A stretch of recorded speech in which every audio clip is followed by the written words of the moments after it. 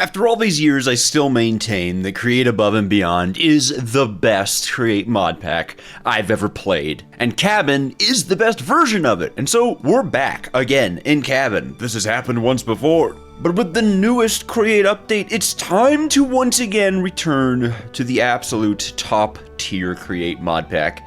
I did a 100 days video on this a little while back, but I never actually finished it in that 100 days. And I had a lot of people, they said, DJojo, come on man, finish the pack. And so I am coming in for my second completion. And I mean, what better pack to play than Half Trees? That's interesting. Thank you, Biomes Aplenty. Oh, the Biomes You'll Go? Which mod are you from? Biomes Aplenty. I was right. Needless to say, I'm quite excited to be here. I love this pack. I would say this is a decent mod pack to actually start off with the Create mod. It does have a lot of altered recipes and stuff like that, so, you know, if you're just gonna play the vanilla Create mod, then just play the vanilla Create mod, but I love Above and Beyond, and I am really excited to get into Create 6.0, right? Is that the version we're on now, 6.0? My goodness, my gracious. And yes, of course, this pack was updated to include all the delicious new things. And this video, as you may surmise from the running length of it, is gonna be the entire pack. That's my goal, is to do all of it, 100%. And I'm gonna chop a cow. There we go. That's part of it, right? That's a quest. Or perhaps the quest is to chop 2 cows. Probably not. We should probably just go ahead and make sure to click all the check marks and stuff like that. This is all a little bit of an intro. I'm gonna read it myself just to make sure it doesn't contain anything new. Alright, everything looks about the same. And also, did I mention we're going to space? Of course we're going to space. It's a Create mod pack. Everyone wants to go to space from cogs. From gears and cogs all the way up to space. That's how we like to do it here. That's right. I always forget. The first thing I do when playing Above and Beyond is forget the entirely revamped metallurgy system. It is in my nature. Such is the way of the DJojo the Awesome. Nevertheless, we should be able to see all of our lovely little overviews and unlock Chapter 1.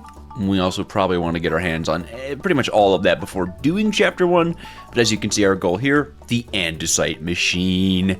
It is the basis for all things, all wonderful things, and we can actually craft them by hand.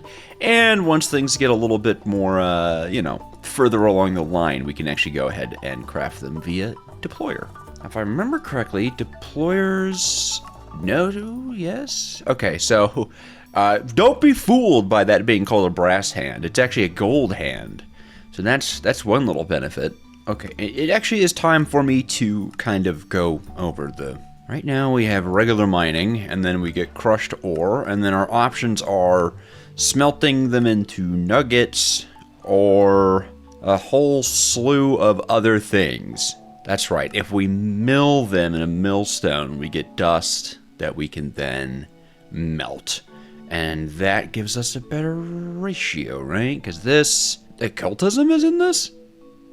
Well, anyways, crushed turns into 3 copper dust, melts down. Each one of these melts down into 3 nuggets. So all we need to do is get ourselves a millstone, and then we'll actually be able to get a regular amount of metal from our ores. And I think that is going to be priority number 1. We're going to need a ton of metal. So priority number 1 is a millstone, and that's going to be pretty easy.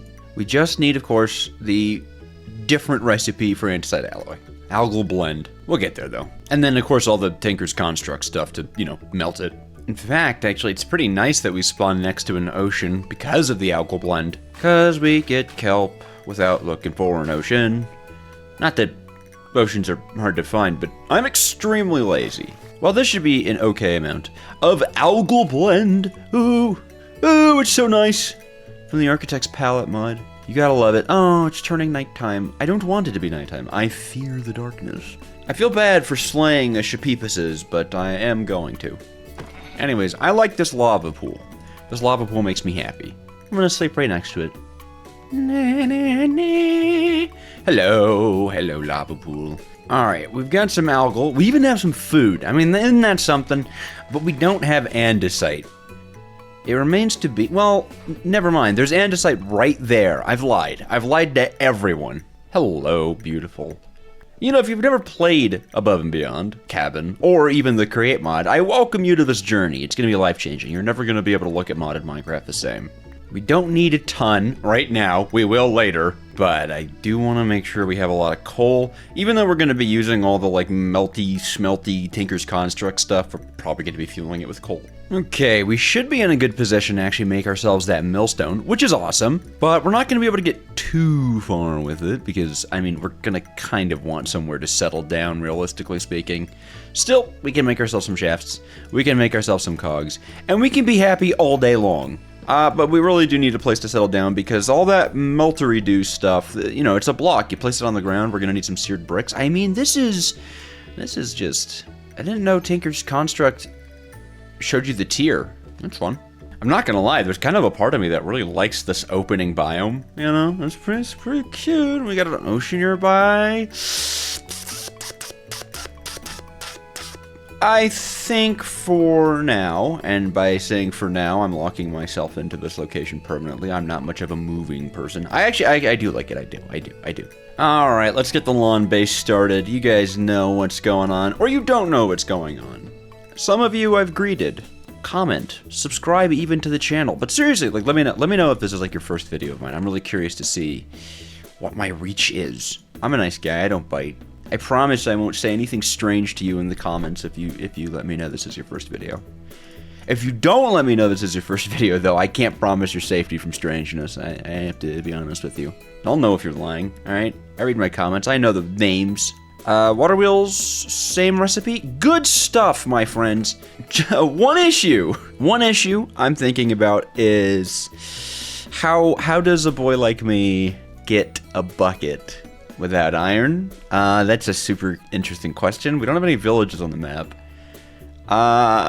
Okay, well, we'll upgrade to automatic processing. I guess for now we're using a crank. So yeah, this is all manual. That's okay, whatever, man. I mean, we have 6 raw iron here, or crushed raw iron. So it's not like, you know, once we get every single thing set up that is required to be set up for this, right? We're chilling. We're absolutely chilling. Until that point, we are not chilling, and I have to use manual labor. This is the Create mod. Okay, well, that's the step 1. Step 2 is going to be, I think, getting ourselves some grout. Yeah, grout, regular recipe, smelts into seared bricks. Yep. Well, we already have an okay amount of clay. Just need some sand and some gravel. And eventually we're going to have a big, giant smelter. It's going to be so nice. Any gravel hanging out around here? Wow, not really. Okay, well, that's what the ocean biome is for. It's the only reason it was ever added into Minecraft, if you didn't know that. They said to themselves, not enough gravel. Oh, wait, this cave has gravel in it. And now the ocean's useless. Wow. Wow, that was a pitiful amount of gravel. Never mind. I'm friends with the ocean again.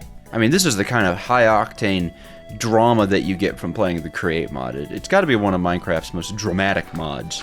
And you think I'm joking, but that's only if you haven't played it, okay? If you've played the Create mod, nothing can recreate the drama as adding that last machine you need to your factory and then watching everything overstress. You think you know anger? Try overstressing a factory. Any hoozles. Grout! We're gonna need some glass, probably more than that. Actually, probably not. But we are gonna need sand. Wait, we have sand. I don't know why no, we don't have sand. I'm cooking it all. We need sand to make sand casts, because we don't really have gold right now. You can't get gold until you get iron. I mean, technically, you know, I could just smelt the crushed ores normal and, you know, just take the loss and then make the components of the things that I need. But also I could just bum rush it, and I'm gonna do that. Let us begin with a seared fuel gauge into a melter. This is our smelter, at least for the time being. I do think early on I'm going to pursue getting a large smelter. I typically wait really long for that in this that's why I wait. Shoot. Okay, well, we'll still get one just when we can. How about that? We'll get one when we can. Anyways, we can go ahead and make ourselves a casting table. It's all coming together.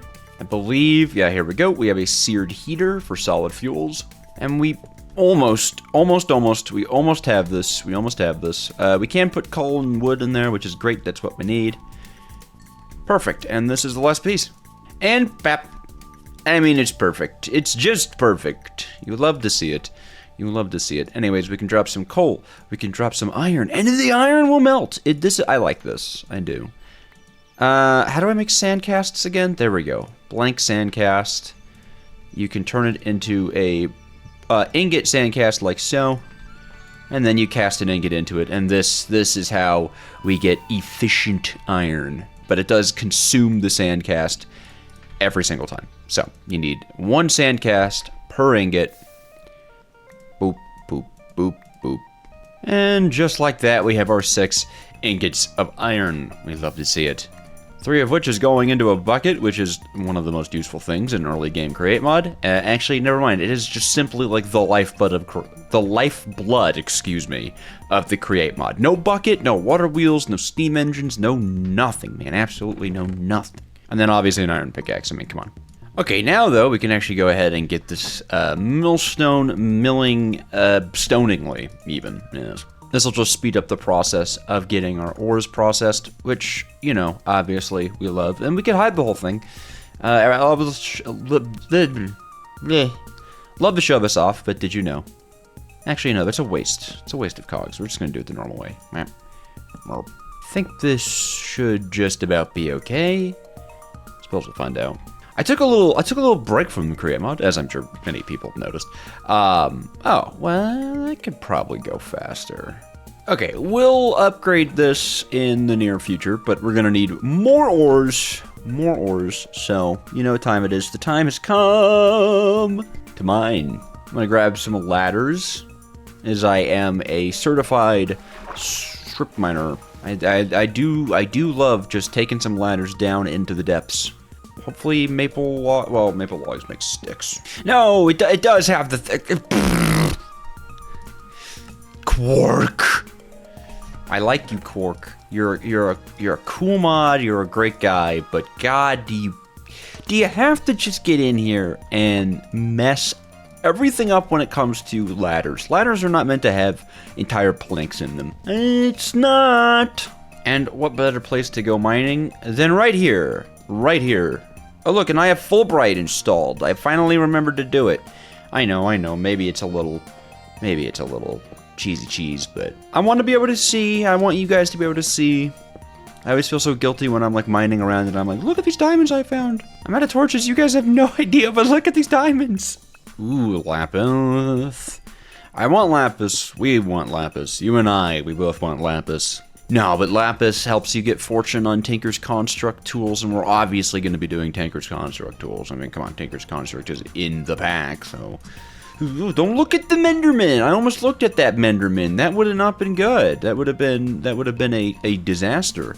Oh, and a dungeon. Okay, lots going on all of a sudden. Please don't slay me. I'm a nice guy. You don't have to slay me. I mean, I should probably be lighting the area up. See, that's my thing, though. I'm not good at playing Fulbright.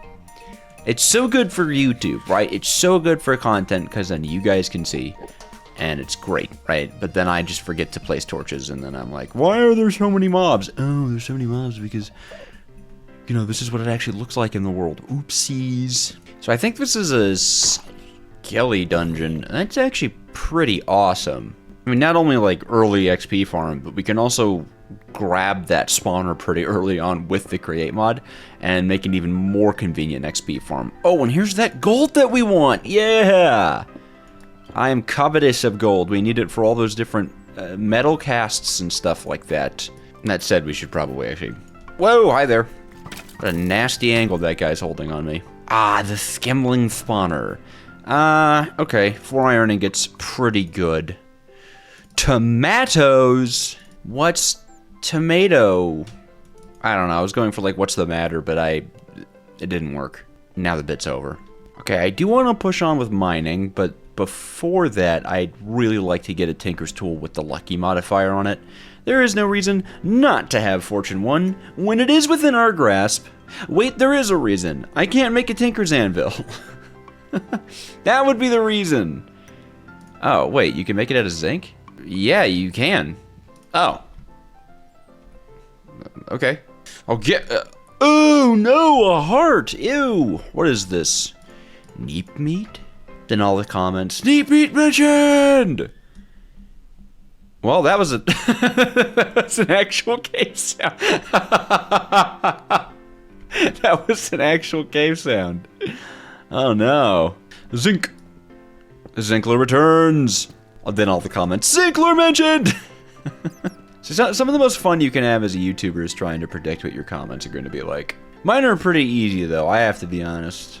Like, I know for a fact there are already people who've typed, "Where's Star Technology?" They haven't even gotten to this part of the video, they just typed, "Where's Star Technology?" I don't know, man. I don't know. I lost it. I did. I can't find Star Tech anymore. I walked away. So to ebb the flow of the Star Tech comments, I need people to, again, bring out the Zinkler comments. Chat, bring out the Zinkler. No! No! I was reading an email from my apartment complex that they sent in a cursive font, and then I got blown up by a creeper. Is there a more frustrating thing, like a more frustrating series of events? Why would my apartment complex do that? Wait, this is not a joke. They actually sent, like, a completely illegible email. Why would they do that? I've never done that before. This is a completely new thing. Thank you, my landlords. I always forget aquaculture is in this. I was like, what do you mean there's a carp and a minnow? Of course. I'm playing modded Minecraft. Oh, how could I forget? What, I can't cook a minnow, but I can cook a carp? Oh, I can't cook either. Why? What do I... Huh! Summon Cthulhu? What? But I want to eat the fish, so... What do you do with minnows? Can I do anything with it? What am I looking at? What do you mean an unbreaking minnow? What is happening? Why does the minnow have durability? I'm really confused. Anyways, I'm just gonna cook some raw fish fillet. What's happening, man? Why minnow durability? How about that? That's a question. Why minnow durability? Anyway, I wanna make this go faster. I said to myself, I said out loud even, I'll upgrade this later, and later it has become right now because it's slow, and I don't want it to be. This is gonna be quite foundational to the, to our general progression in this pack, so I probably should treat it as such. And gear ratios cost nobody no thing, so I shall do them. That said, this is definitely going to be way too fast for one water wheel, right? Yeah. So we shall have 2. Perfect, 2 works, and that is much faster. We like much faster. I guess we can start with the gold. That makes the most sense to a guy like me. Let's get that melted down, and then we can just use one of the bricks we made earlier as the actual ingot mold cast, because we can cast an ingot of gold over an ingot-like object, and then that means that we have an ingot cast that's permanent. It's a permanent ingot cast. No more goofing. I guess we'll do zinc next, because I want to make that zinc anvil. I suppose, because I'm going to be making blocks, we can go ahead and switch ourselves to a casting basin, which allows you to cast out entire blocks at once. And we'll need 3 blocks of zinc. Yes, 3 zinky zinc blocks. This is probably going to be one of the first things that we get like a little automated processing line for, because ore processing is it's important. I should also start growing food. So I'm don't starve. Don't starve! One of the best games. One of the best games there is, by the way, if you're looking for a really fun survival game, play Don't Starve. Obviously, this is not sponsored. Just thinking about it. And that's a whole block. I am just gonna go ahead and actually start smelting up some iron. I'll get a block of iron too, might as well. Because this should have a hopper. I don't know why I didn't start off with getting a hopper for this. But that's one block. And sweet, man. You love to see it. Okay, now we can get this thing hoppered. It's Game Changer. Wow. Cool. Alrighty, there we go. Blocks of zinc acquired. I'm gonna go back to ingots. And actually, we're gonna grab copper now. Alright, let's get ourselves a tinker station and a part builder, I think it is. Right there. Ba-boom. I guess I can have this around our little ore processing setup. Hooray! And I should be able to make just an entirely copper pickaxe from this. You know, that might not be the, like, most of depth protection. Wait, did they... Oh. Oh, no, there we go. Dwarven. Okay. I was like, did they remove Dwarven? Like, that's the only reason I was going to make an entirely copper pickaxe. I mean, it's kind of funny for a pickaxe to be just incredibly orange and have basically no durability, none at all really, but that's why we have the ability to make repair kits. For those of you who don't know, Dwarven means that the deeper I go, the faster this pickaxe mines. Super nice. Go ahead and just make a bunch of repair kits from that, which is great. We're not going to run out of those, at least not for a small while. And looking at it, we actually need more grout before we can do anything. Although, come to think of it, does this have the doubling effect when melted? That it does. So we'll get this out, and then we'll grout. There we are, seared stone bricks. You have to see it, you really do. Alright, we should be able to make our 4 bricks like that, and my god, we actually just immediately are starting out with a Tinker's Anvil. This is awesome. This is a really good time. And we'll be able to put luckier on this, except for the fact that I just realized we don't have 2 copper ingots. We have 3. Never mind, we're good. And I need lapis, and then we're gonna need to go out and find a blue flower. Yeah, that's the last ingredient. A blue flower. Like a corn flower, or... That might even be the hardest part of all this. Right? There's a huge possibility that the most difficult part of all this is getting a blue flower. You just never know with these things. Especially with biomes of plenty. That tends to mess up quite a lot. Do we have a nature's compass in those? Oh, okay, we do. I could try to locate a flower forest. I'm gonna go for that, actually. I believe we looted a single piece of redstone earlier, so we do have enough to make it. And I mean, that's just the power of good planning, really. Yeah, look at that. Oh, and we can even eat an entire raw tomato.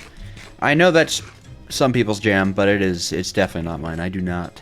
I'm not a tomato liker. I am not a tomato liker. And the people who eat tomatoes and like salt, they scare me. Those people just frighten me in general. Okay, so let's say I was to look for a flower forest. Not terrible, but how about a swamp? Because I can also have one of the oh, that's worse. I mean, I guess we just head towards the flower forest? Always a good sign seeing a structure in a create pack. There's goodies afoot. Oh, potatoes. Yes. Oh, blaze burner. Very nice. Very nice. That's a handy tool that'll come in useful later. Like once we are in the nether, that's when it will come in handy. As we pass into the realm of the night, I shall toggle my full bright. That way, if I get exploded, then you guys can see it in full resolution colors. We approacheth the flower forest. Ooh, and a buried treasure map, maybe. I don't see any blue flowers over there. Do cornflowers not spawn in flower? Why wouldn't they? How about that? Why wouldn't they? Ooh, hi. There's a tree in this boat.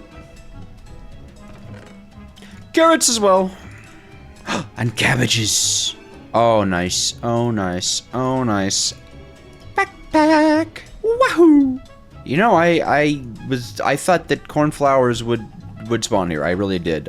What were cornflowers out of the budget? We're making the flower forest? Where do cornflowers spawn? But actually, where do they spawn? Oh, right there. They spawn right there. Oh, more structures, more goodies. Looks like this one actually has some components in it. Very nice. Oh, chain drives. Yes, they're my favorite thing ever. Oh my god, and a whole mechanical press? Don't mind if I do. What? Hello? Yes, please. Oh, yeah. Ooh, yeah. Ooh, ooh, ooh, yes, yes. Any day I'll take a diamond. Ah, and a stove, yes. You might be useful. Okay, well, we're doing great. Hello, clay slime.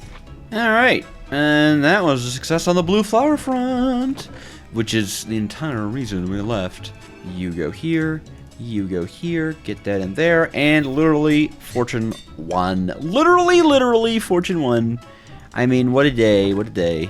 Oh, and you know what, while we're at it, I may as well just buff the boodles off of this copper pickaxe by giving it the diamond tier upgrade. It only costs 1 diamond, so we still have another one. I don't think this is going to be our final incarnation of a pickaxe. Actually, in fact, I can probably tell you confidently it won't be. But it is going to be extremely helpful for quite a while. Something I've been meaning to try for quite a while now is actually what the skillet does. I think you put like a skillet on a stove, and then I think you could put like a big chunk of food in it. Yeah, that's so cute. I love you, Farmer's Delight. Ah! Look at it go. Oh my god, that's so cute. Yay! Okay, whoa, pretty good pickaxe, squared away. Not bad at all. Not bad at all. Do you want to expand the farm, though, even though I did just put my hoe away? That's going to be really important. Well, at least it's important to me. I don't necessarily know if we're going to need to do that much farming going into this. It is actually a way to make money, and that is a feature, of course, in Above and Beyond. You need some cash, man. You need some cash, okay? You don't want to run out of cash in this one. So making food, growing food, and turning said food into wonderful little bits and bobs. Get out of here, man. That is actually a pretty decent and lucrative method of money making. In fact, we should probably look into what we can do with farming in order to actually get that money. That would be, is that bulletin board? Yes, it is bulletin board. So eventually we are going to be able to choose a profession. Probably going to go for farmer. We do need 30 silver in order to be able to buy a profession farming, and then we'll need the little cell boy. I think we get a cell boy, don't we? Ah, they will if we get our hands on 30 silver. Okay, that's not too bad. That's not too bad. And then we can buy all these things, which is awesome once we have a bunch of money. So the market. The market. That's what we buy from. Bulletin board is what we sell to. So if we get a music disc, we can sell it. Nice big groupings of crops, that sells for a decent amount. That's going to be a really good way. If we have a ton of dirt, man, sometimes you just need a ton of dirt. So there's a lot of different ways for us to make some early game money. Apparently if I jump a lot, I'll get money, so that's cool. And then killing enough mobs and stuff like that. Oh, and breeding 10 animals. Okay. So yeah, there's just a lot. There's a lot we can do here. It's going to be awesome. And this right here is going to be of a big help to that. All that said, we still have a lot of mining to do before I feel 100% comfortable moving on with things. I guess not a lot of mining. Technically, we have a ton of the iron supply that we're realistically going to need. But maybe not. I mean, iron can be a major sink in the create mod. So perhaps not. Perhaps not indeed. Not too bad of a haul whatsoever, but it definitely is time for us to get this system kind of automated because, yeah, we now have a ton of ores, and it's just going to be super annoying if we don't. So, I don't know, to make it pretty, we'll go ahead and use some polished deep slate. But yeah, essentially with just another hopper, we're going to be in the good graces, in the absolute good graces of automated ingot production, and we like that. Here we have input, and here we have output. It's as simple as that. There, And then all we need is a lever, and there we go. That'll power the faucet, which will just automatically begin spitting out everything that goes inside of it. So from this point onwards, we can just crush everything up, drop it into this chest, and everything is going to be handled for us passively in the background, so that while we're working, so too is our ore processing, and we like that, okay? We're very happy with that here on the D-Judge of the Awesome Super Show. Let's get our gold going. I think gold is the thing that I want going right now, since it's going to be used for all of our deployers. And eventually we'll have this, handled by a big smelter, maybe even really soon, as we're going to start getting into at least embettering the production of our machines. I mean andesite machines specifically, like the automation target of Chapter 1. We're going to start with that, obviously. It's Chapter 1. To make an andesite machine, we need, of course, an andesite casing, as well as a kinetic mechanism, and that's going to be a log, a cog, and an andesite alloy. But once we go ahead and get ourselves access to the deployers, which will be happening pretty soon, come to think of it, we'll be able to just do 2 andesite alloy and tap it with a saw. Not too bad whatsoever. I'm also going to make sure I'm keeping up on the farm as much as possible, because I do want to get that trade station up and running pretty early. It's pretty lucrative. But we kind of have a choice to make here. We need power, stress units, of course, and there's a lot of ways to go about doing it, and if you know me, it's gonna be a lot of water wheels. We're just gonna water wheels, okay? Sometimes you just gotta water wheels. Me, I'm kind of a maniac when it comes to it. I like going for like a stack of large water wheels.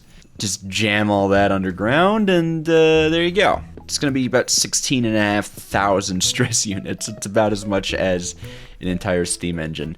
And we can't really do steam engines until we're in the brass age. I don't think, at least. I think in order to get ourselves precision mechanisms, we have to do a considerable amount of, the electron tubes, molten iron over rose quartz, which is redstone, sky solution, yeah. So I'm just gonna go around chopping trees, and we're gonna make far too many water wheels. See how the world cries? It weeps at the thought of what I am about to do. This machine here is far from the end of our water wheel stack, but it is going to allow us to get a few machines set up early on to make the crafting of stuff like shafts just a little bit more efficient.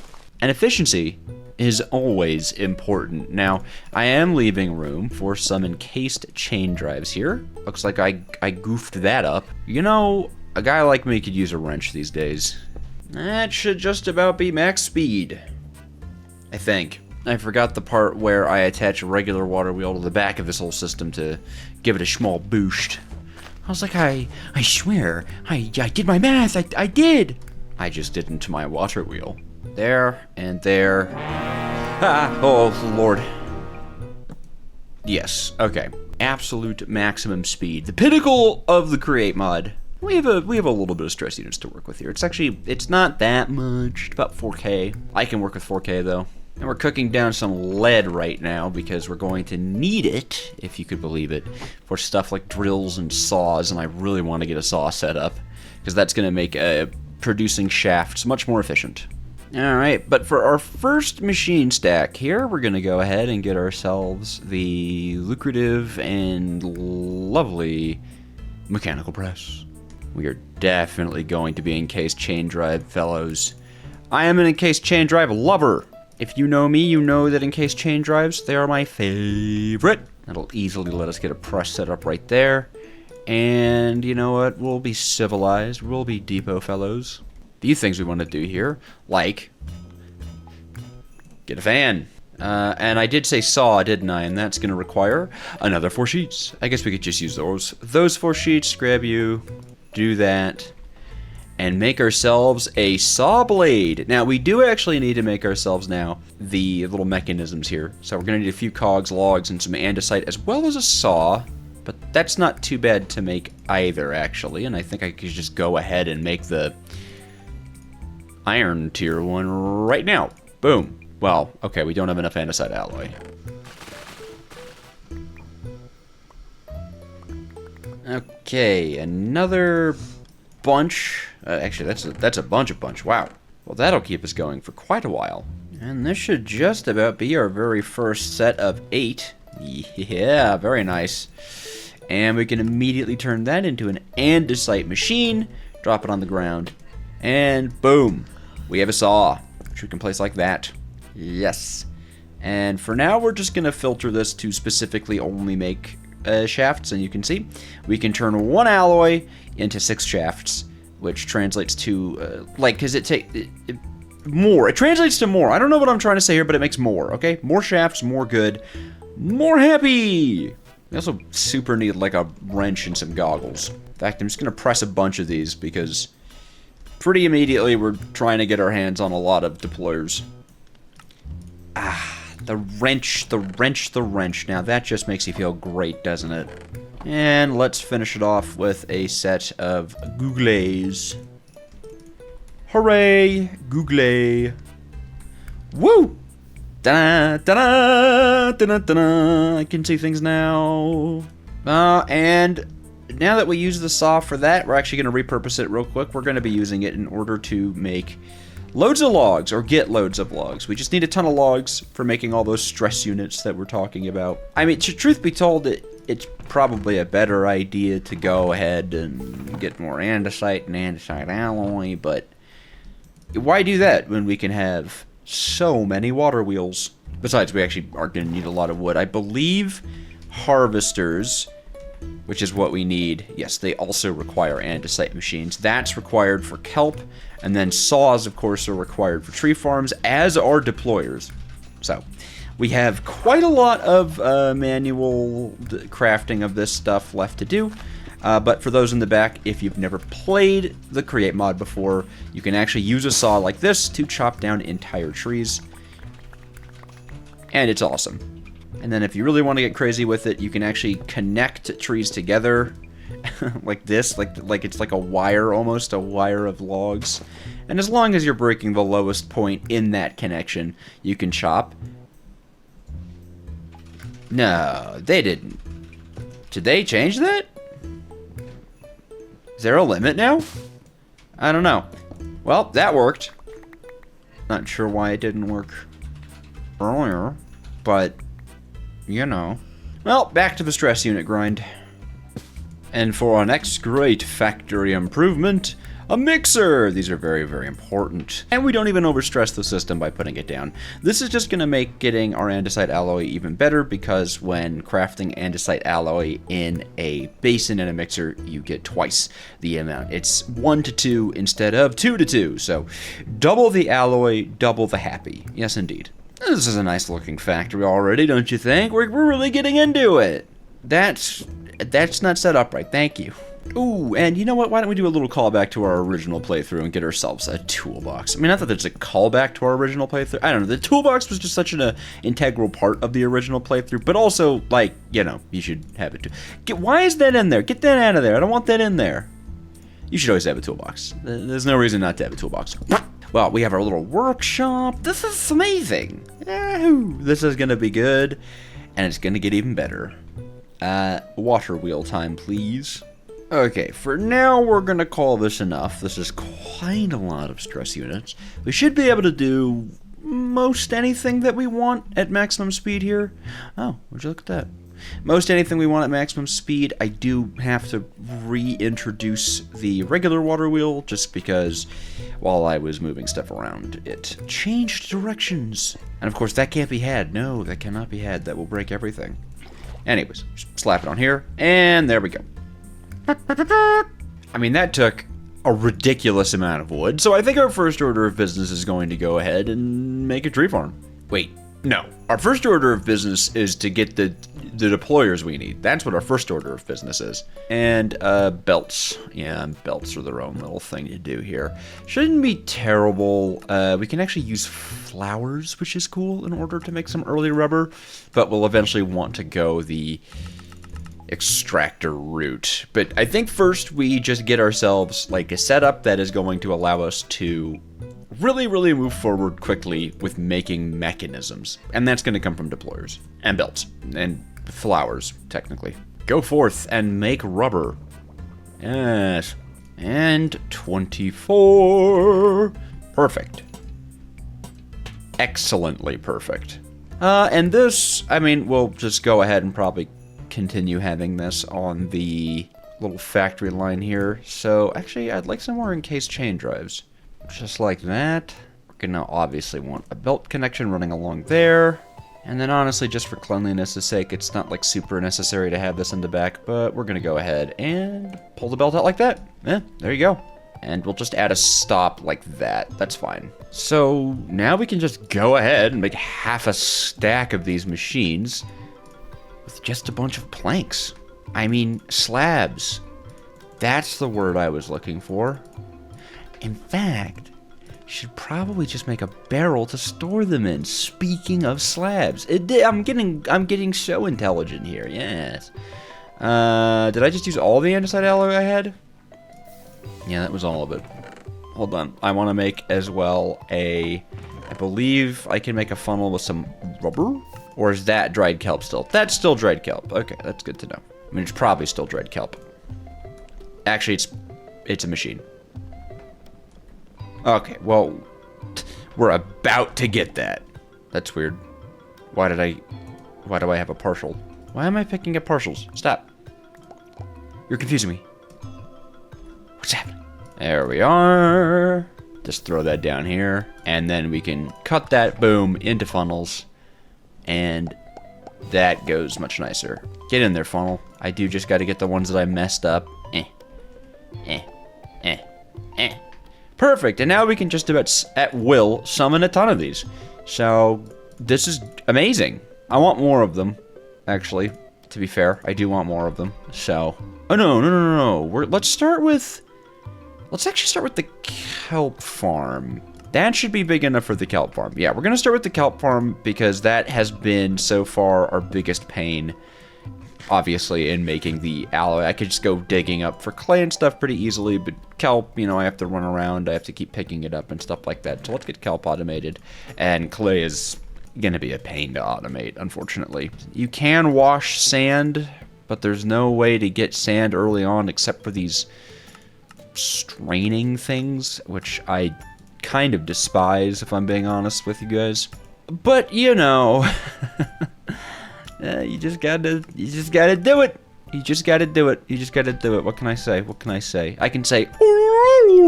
Anyways, kelp farms though are super simple. We're going to need a mechanical bearing, which we make normal. Let's see. We need chutes for a portable interface. That's awesome. It's just pretty normal. So let's go ahead and get some iron pressed. I'll just press 16. Pressed iron is... It's not called pressed iron. It's called iron sheets. But you get what I'm saying. It's really important, this thing right here. These guys, yeah, we're going to be using them a lot. Shoot. And then we can make 2. Oh no, our portable storage interface is a machine thing. Aha! Yes, they are. Would you look at that? Wow. Okay. Go forth, my mechanisms. Yeah, that one's a good idea to get set up pretty early on. All right, chop. There we go. And aside from the kelp and some water, that should be everything that we need for the time being. I think I'm gonna put it over here. This feels like a good spot. Can we make drawers early on? I don't remember. Oh my god, yes we can. Okay, perfect. Drawers are going to be one of the premier ways of filtering for the early game. Without such things as, you know, actual filtering, drawers are the way to do it. We love drawers. They're very nice. And drawers are also gonna just act as a generally amazing buffer for us. All right, let's get started on this. We have 6 harvesters, and we're gonna use them. Okay, our farm is gonna start right about here, and we're going to have a big area. This is going to be a little overkill, don't get me wrong, but kelp has its uses. Even outside of making andesite alloy, you know, you can use the dry kelp blocks for car alarms. You can use them for car alarms. It's April 1st today, so I'm assuming this is just another part of my apartment complex's April Fool's joke on me. Alright, I think the car alarm is done. So, what I was saying, I don't remember. Let's just be honest with you guys. This is gonna be a good farm, though. Hooray! We have a big hole in the ground. That's what we want. We want a big hole in the ground. This is where the kelp is gonna go. And additionally, we also want to make sure that we have a water wheel. We're going to want to dig this one down a little bit more. Obviously, we need to water one block into the ground because, you know, this whole pit is going to be filled with water. It's kelp. And then that'll all spin this way. We can take our linear chassis. These are really cool because they don't actually need to be glued together. Just make sure you have a wrench and tell them to only stick to one block. Only one block. Test it. Love it. Perfect. Last thing we have to do is make sure this thing has storage and the ability to offload said storage. So I need chests and glue. I always forget the glue part of this. You know, the whole slimy bit. Oh, wait a minute. You know what? We found earth slime earlier. Where was that? There it is. Right there. That kind of green splotch on the map. I wonder if I can find another one closer to me. Doesn't look like it. Okay, hold on. Let's go grab the slime from that. We are very much going to need it. Hello. I kind of want this tree. This tree... Does this tree drop slime, actually, come to think of it? Does slime come from leaves? It does. Oh, it did not drop even... Oh, I thought I was going to say, it didn't even drop a sapling. It did drop a sapling. Can I pick up earth? No. Can I make earth slime dirt? No. But these, yeah, these turn into a ton of slime. Okay, well, in a perfect world, we'd actually be able to make our tree farm out of slime. In fact, that still might be a really interesting angle to take for a slime farm. So, curious. I wonder if we can reprocess any of this into slime. I'm not sure. That we can. Very interesting. Okay, well, we'll have to work on that, but we'll need Silk Touch to pick up all this earth slime stuff before we could ever even think of that. So for now, we return. Oh, and actually, you know, we can make earth slime dirt. We don't need the grass. We can make the dirt just as easy. Now we're talking. I actually think we might go ahead and make our tree farm, at least a tree farm with the green heart trees, right? I don't know if green heart logs are going to be good for everything, but we can turn them into planks, and those planks turn into bookshelves, chests. I mean, it's an option. Glue! We have glue! We have made glue. Not really. We've kind of looted glue from, like, a tree, but the point is we can glue a chest to this, and that's all that you need, actually, to get storage on something. We are also going to require getting a portable storage interface attached to this thing, and actually, that said, I want this chest on the other side. We're gonna do this, and then not that, and then this, and not that. What are we doing here? Thank you. Fun fact: if you right-click that, yeah, just turns into that. Now, how do you get it off? There's a way to. There is a way. Well, there's a way, but I don't know it. And I don't want that glue there. That glue upsets me. So, you have to glue on the darker side. Alright, let's get ourselves a beautiful little oak drawer. Perfect. I mean, just look at that. And this thing is just about ready to go. In fact, let's make sure. Yeah, I mean, look at that. This is a big kelp farm. Do we need it to be this large? No, not really. But it sure is fun to have it this large. Now, of course, though, is the time of filling. Is the time of making this thing have water inside of it, because right now that's not the case. Now, we don't have to do a thing with, like, making everything water sources, but I believe water sources can form as, like, long as there's a water source underneath of it. So I just want to make sure that we can get a water source on this upper level. That should be it, yeah. And then we can just kind of go around, refilling from there. Filling in the water. As long as we can place the kelp in, like, the flowing water, the more the kelp grows, the more this place will actually fill in. Or not the more the... I don't know, man. Look, I'm just a DJojo, right? This is not my profession. I'm not a professional. Ow. Ow, my head. Oh, no. Free me, please.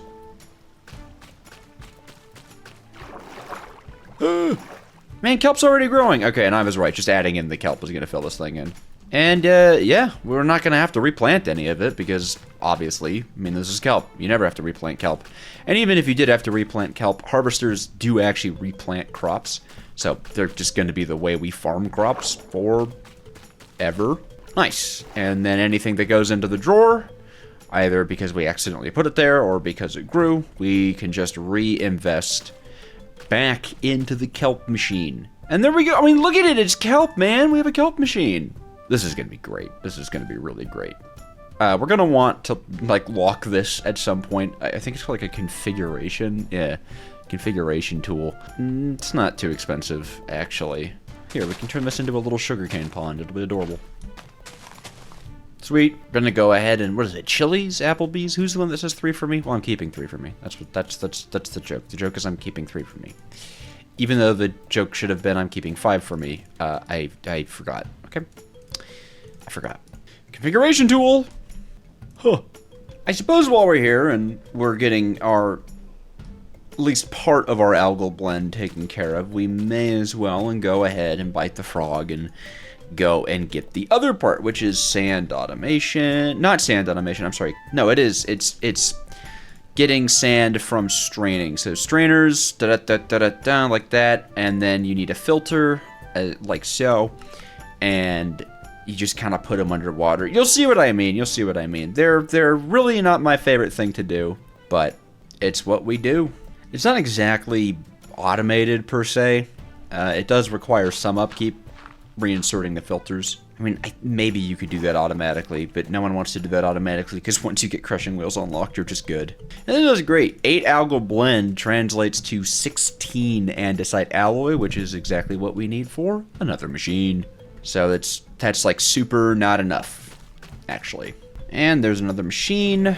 Let's go grab those iron bars for a strainer. It's not going to be ideal with only one, and until we get more machines, we actually can't even do the automation part of it. So we are going to need some more kelp and clay in the background, but basically, oh right, sediment strainer.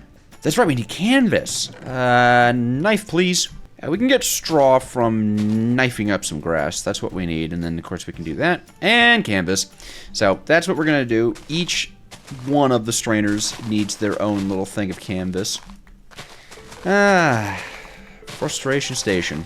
I think I'm gonna wait to fully automate these machines, by the way, until the brass age where we have like crushing wheels and filtering and stuff like that, because in order to like sit down and call this stuff automated, you just have to go through all this tedium. And I don't want to go through all this tedium. I want crushing wheels. And besides, the only part I'm actually skipping of the automation is just sticking it all together into one coherent machine. Like, that's the automation part that I'm skipping. Okay, I have a few of these. Hooray. I don't really know where I really want to set these up. I mean, I guess over here is kind of where we're doing this. Eventually I want to have like at least 3 of them. And then there needs to be water above you. Isn't that the case? I'm running out of... Not running out of, I'm out of wood. I really do need to go make that tree farm, but I can't make the tree farm until I have enough andesite alloy. And I don't want to go digging for clay. Well, I'm going to have to go digging for clay, but I'd at least like to initially have some slight clay automation. There's no, like, scientific reason for using trapdoors to do this. I just think it looks nice. Boop. Boop. Boop. Boop. Water. And then now we can put a filter in it, and it will, at a terrifically slow rate, generate sand. Yeah. Sand and clay. A little bit of clay. Yeah. That's great, man. Oh, yeah. No, yeah. So, I mean, we do have to go mining. They're mining. Digging. We do have to go digging for clay. There's no way around that. That thing's not fast enough. I'm not going to sit here and wait for that. As much as I am a lazy fellow, I am really not going to sit there and wait for that. So hark, the clay doth call to me. That and probably getting my hands on more andesite. Main objective, honestly, probably get like 2 stacks of andesite alloy as a minimum so that we can make loads of machines and do whatever we want. That's kind of the goal of this pack, right? You want to get to somewhere in your technology that lets you do whatever you want. Alright, the great creation of andesite alloy is beginning. We have lots of bricks, lots of andesite. It's beautiful. I also accidentally learned you can throw these, so that's a fun way to waste them. Great. But it's beautiful, really, and we're just using the base and output method in order to just spit everything out into a beautiful chest. I mean, isn't the world just great? Look at all this kelp we have, even after all this crafting. I am... this is nice. Ignore the big red column of death. I didn't die. I didn't die. Cool. This is enough for a stack. Oh yeah, a stack of the good stuff. I barely have the the wood required for it, but this should make us a stack of the mechanisms we need. Nice. And that's going to be, what, 8 machines? So, not a huge amount of machines, but definitely enough to continue. Oh, and if you want to see how slow this thing is, oh, God, compare that to, oh, very nice. Oh, God, ooh, very nice. I haven't been checking the quests off, have I? Oh, man. Oh, me, oh, man. Oh, me, oh, man. Okay, hold on. I've got some quest stuff to check off here. You don't really get quest rewards, but in order to actually get the next, like, part of the quest book, you do kind of have to touch all the buttons. Yes. Okay, there we go. So I got through all the bits, and then once we get this, we even get some rewards. And bap. Okay, cool. Back to it. I want 4 of these to turn into more of the ding-dang strainers. Wop, wop, wop, wop. And then I'll just keep these 4 on hand right now. It will come to me in a vision what I want done with those. It will come to me in a vision, I'm sure. But for the time being, I just want to get these strainers out of the way, man. Freaking strainers. Okay, we have 5 strainers. This is good. This is good for many reasons. Actually, quite simply speaking, we need to make a mechanical fan. I've already made a mechanical fan over here. I kind of forgot to show it off. This is an auto smelter. Basically anything within this jet of fire, it gets smelted. Even myself. But we're gonna do that again. One more, but this time we're gonna use water and wash out all those clay particles. Yep, right there. Haha. May I have some leaves, please? I do love playing in versions where I can use leaves to hold water because you know, it's just so much more space efficient and it makes me happy. It just does. It's my happy place. Anyways, this is going to need to be sped up ever so slightly. I'm hoping just 1 gear ratio is everything that we need for it, but I suppose we'll find out. In fact, actually, we should that should be the first thing we do. The first thing we should do is find out. What we're looking for here is to make sure that the actual current of the fan blows all the way down. And it doesn't, so we need more speed. First try. 2 of these we're gonna cut into funnels, and then we need ourselves a drawer. Remember how I said drawers were gonna be like the ultimate filtering? Well, this is gonna be part of it. This drawer is going to be our little buddy. We're gonna have the items going into it from this, right? But we obviously only want to make clay go into that, otherwise we're just gonna pick up the sand immediately because there's no filtering. And as you might have guessed, we're just gonna do what we did before and create a clay drawer and then lock it to clay. It'll only be able to accept clay, so even if sand is on the ground, as it is about to be, as we're going to have these guys drop everything onto the floor, see? The sand can't go into it. Only the clay can go into it. And so the clay that is also generated in there will just immediately go inside. So this is just going to sit here.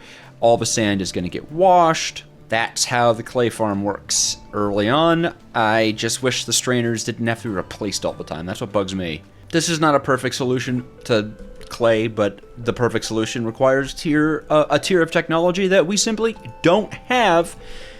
But what this means is we do have the algal blend components automated. The next thing that we would need to automate is the andesite aspect of things. I still have a little bit of andesite left, so I think I'm going to go ahead and we're going to pivot to the tree farm part of this because that's what we need the most right now. We're so, like, hilariously out of wood all the time, and I want to change that. Here's a quick little tip about tree farms. By the way, speaking of tree farms, saws, chest, interface, deployers. These where we plant the trees, these will cut them down. But if you're like me and you always forget which way the water, or If you're like me and you always forget how much dirt and where it needs to go, just put dirt in the system and have the deployers place it down for you. That way, you know exactly where it's all going. I didn't glue these on. And the deployers are in the wrong spot. Well, no, they're not in the wrong spot.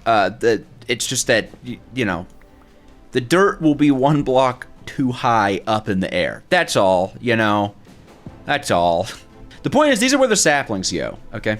Behold, tree farm. Obviously, the item stuff has to be just a little bit different than normal because there's multiple outputs, and I want to store our logs in a big one, and we can put the sticks and the maple trees in a little one. And yeah, we've got just enough andesite funnels. Just like that, everything's working, probably. I've got the system loaded up and filtered up with the saplings, so it should just be as easy as not doing what I just did. You need an empty hand. Yeah, there we go. Tree. Farm. Farming. Tree farm farming. Tree farm farming. This is great. I mean, look at everything we've got. We've got so much kelp. We've got so much clay. We will have a lot of wood. We have a large amount of andesite alloy. I mean, we are in an extremely good spot. The only thing we don't have automated right now is andesite. Andesite is kind of a weird one to do. It will sometimes generate when lava and water collide over bedrock. And it will be a very long time until we can actually go ahead and get another way of doing it. If we go into overview, we don't get the igneous extruder until I think there? Yeah, zinc machinery. So we have a few options. We can just mine andesite until the next age of technology, and I think we're gonna do that. I think I'm going to take that absolutely pitiful coward's way out of a regular cobblestone gen. But hey, look at that, logs. Let me just get a locking tool on that, and then we're ready to go. I mean, look at us. Ha! The next thing we're gonna do is progress right on into making the brass machines. I know, maybe not the most best option, like we can automate andesite, but I also made this giant mining hammer, and I can smash andesite to bits with it. So I'm gonna take that option over a bedrock generator any day. And I recognize that this stuff is all still very, you know, I have to put it together myself using my own hands and all that, but it honestly shouldn't be that big of a deal. And once we do get into our brass mechanisms from the electron tubes, things are going to go really well. We also actually do want to get into our sealed mechanisms as well. I said next task, we're going to go and do this. No, I lied. That is not the next task. Not the next task at all, man. Next task is this, our boreal extractors. I am actually going to go ahead and make 8 of these extractors. We're going to want a decent amount of rubber. And yes, this is expensive. That was quite a lot. It was quite a lot of resources, especially in iron just to do all that. But we'll have an iron farm soon enough, all that goodness. Okay, let's clear some ground here. Yes, I know that putting multiple extractors on a single tree reduces the amount of sap that it produces. It makes them slower, right? But 4 extractors on 4 trees is slower than 4 extractors on 1 tree. So I don't want to see a single comment being like, okay, just stop it. Everyone has that little freak out every time I do this. It's faster the way I'm doing it. I'm the video game boy. You know, I'm not 100% sure. Ooh, that's a big one. I'm not 100% sure where I want to put this. I mean, I suppose somewhere nearby. Yeah, somewhere over here, I think. We'll just fill this in the third. We want it nearby our stress unit generation because we are going to be using a little bit of stress units in order to, I think it's press resin into our rubber. I should probably check that before I start setting up a machine. Yep. Tree here, tree there. Bop, bop, bop, bop, bop, boop, boop. Come on. I know. You don't like growing next to another tree. Whatever, man. So we're just going to go ahead, get all of our boreal extractors hooked up and ready. And I promise you guys, this is a decent and efficient way of generating some resin. We do now need a pipe network. There we go. I think we'll only need 1 pump for this. Actually, I know we're only going to need 1 pump for this. That'd be crazy if we needed more. And what we can do, so that covers that. Hook them all together. Hook them all together like so. And bop. It's a lot of pipes. I do get that. I do get that this, you know, just kind of turns into a ton of pipes for some reason, but it's all worth it in the end. Then we're just going to pump it out right here. There's no reason not to. And we just need a basin and a press. Hilariously, I've never made a press because we looted our one, but I'm pretty sure it's base recipe, because like you couldn't. No, it's not base recipe. Was that an iron block? Yep. Okay, well, at least it still costs that, right? Whoop. Yeah, I mean, there you go. Rubber. Done. Cooked rubber. Let's bring it over here. Mine. Or cured rubber. Excuse me. How uncouth of me to call it cooked rubber, right? And we can go ahead and make shield mechanism. I think it wants us to make an entire machine. Yep. In the meantime, I'm just going to set up another chest output like that one. Last thing you want is to only have 16 rubber sitting around. Now that's an embarrassment. This is not the fastest thing in the world, but we could always grow more trees, add more extractors, and do a little dance, you know? Now pretend like you can't hear someone doing their lawn out in the back, but I want to get the smelter. That's what we're doing. That's why I want the sealed mechanisms. That's why we do what we do. So basically it's grout time. It's grouting time. We're going to make a big old smelter, because what I want as well is this guy, the vein hammer. Yes, I want a vein hammer. I think that's going to be one of my main mining tools for a while. And I want to craft it out of rose gold, because rose gold gives you enhanced, which gives you just a little bit more of an upgrade slot. And then I think we can just slowly replace. I think we could just like slowly go and replace the rose gold. It's going to be the vein hammer of Theseus. Wait, no. We make rose gold in a mixer. No alloying that then, huh? Well, slightly unfortunate. I would have liked to be able to alloy it in the big smelter, but I suppose we don't have to worry too much now. I do think we should get an alloying mixer. That should be a part of our workshop. And, I mean, it's as simple as that. We have ourselves a melter that we pipe through a series of pipes and a pump up into this basin, so anything that we melt in here is going to end up in the basin, and that's perfect. We can use spouts right off of basins, and now we just need to make all of the casting molds that we're going to actually require for the vein hammer. And that's 4 of them, so we actually do have to melt down 4 ingots of gold just to start with. Isn't that strange? Why? Hello? Is the pump in the wrong direction? Oh, I just simply didn't connect it. I didn't even. It works now. Anyways, we've got the gold in there, and we can spill it right on out. That's our handle. That's going to be a large plate. We need a collar and a hammerhead. Cool. Now I need to check how much. Okay, 3, 11, 15. We're going to need 18 ingots of rose gold, and as far as I can tell, you get rose gold at 2 and 2 makes 2. Okay, so we'll need 18 gold and 18 copper. Actually, you know what? We can represent that in blocks. That's gonna make it a lot nicer, because you can melt things by the block. Yes! Actually, maybe we should do 1 and 1. Just in case, just in case. But this should be a vein hammer, so that's gonna be exciting, isn't it? Also, look at that. Yeah. In the time it took me to do that, we have all these resources built up. It's absolutely ridiculous. Even more andesite alloy, because why not? And even this little thing is producing. But the reason we're making this vein hammer is because I do want this thing to be way faster. I just don't have all the iron needed for a ton of buckets. I'm going to hopefully slay some endermen, too, because we could get luckier if we, you know, have enough endermen.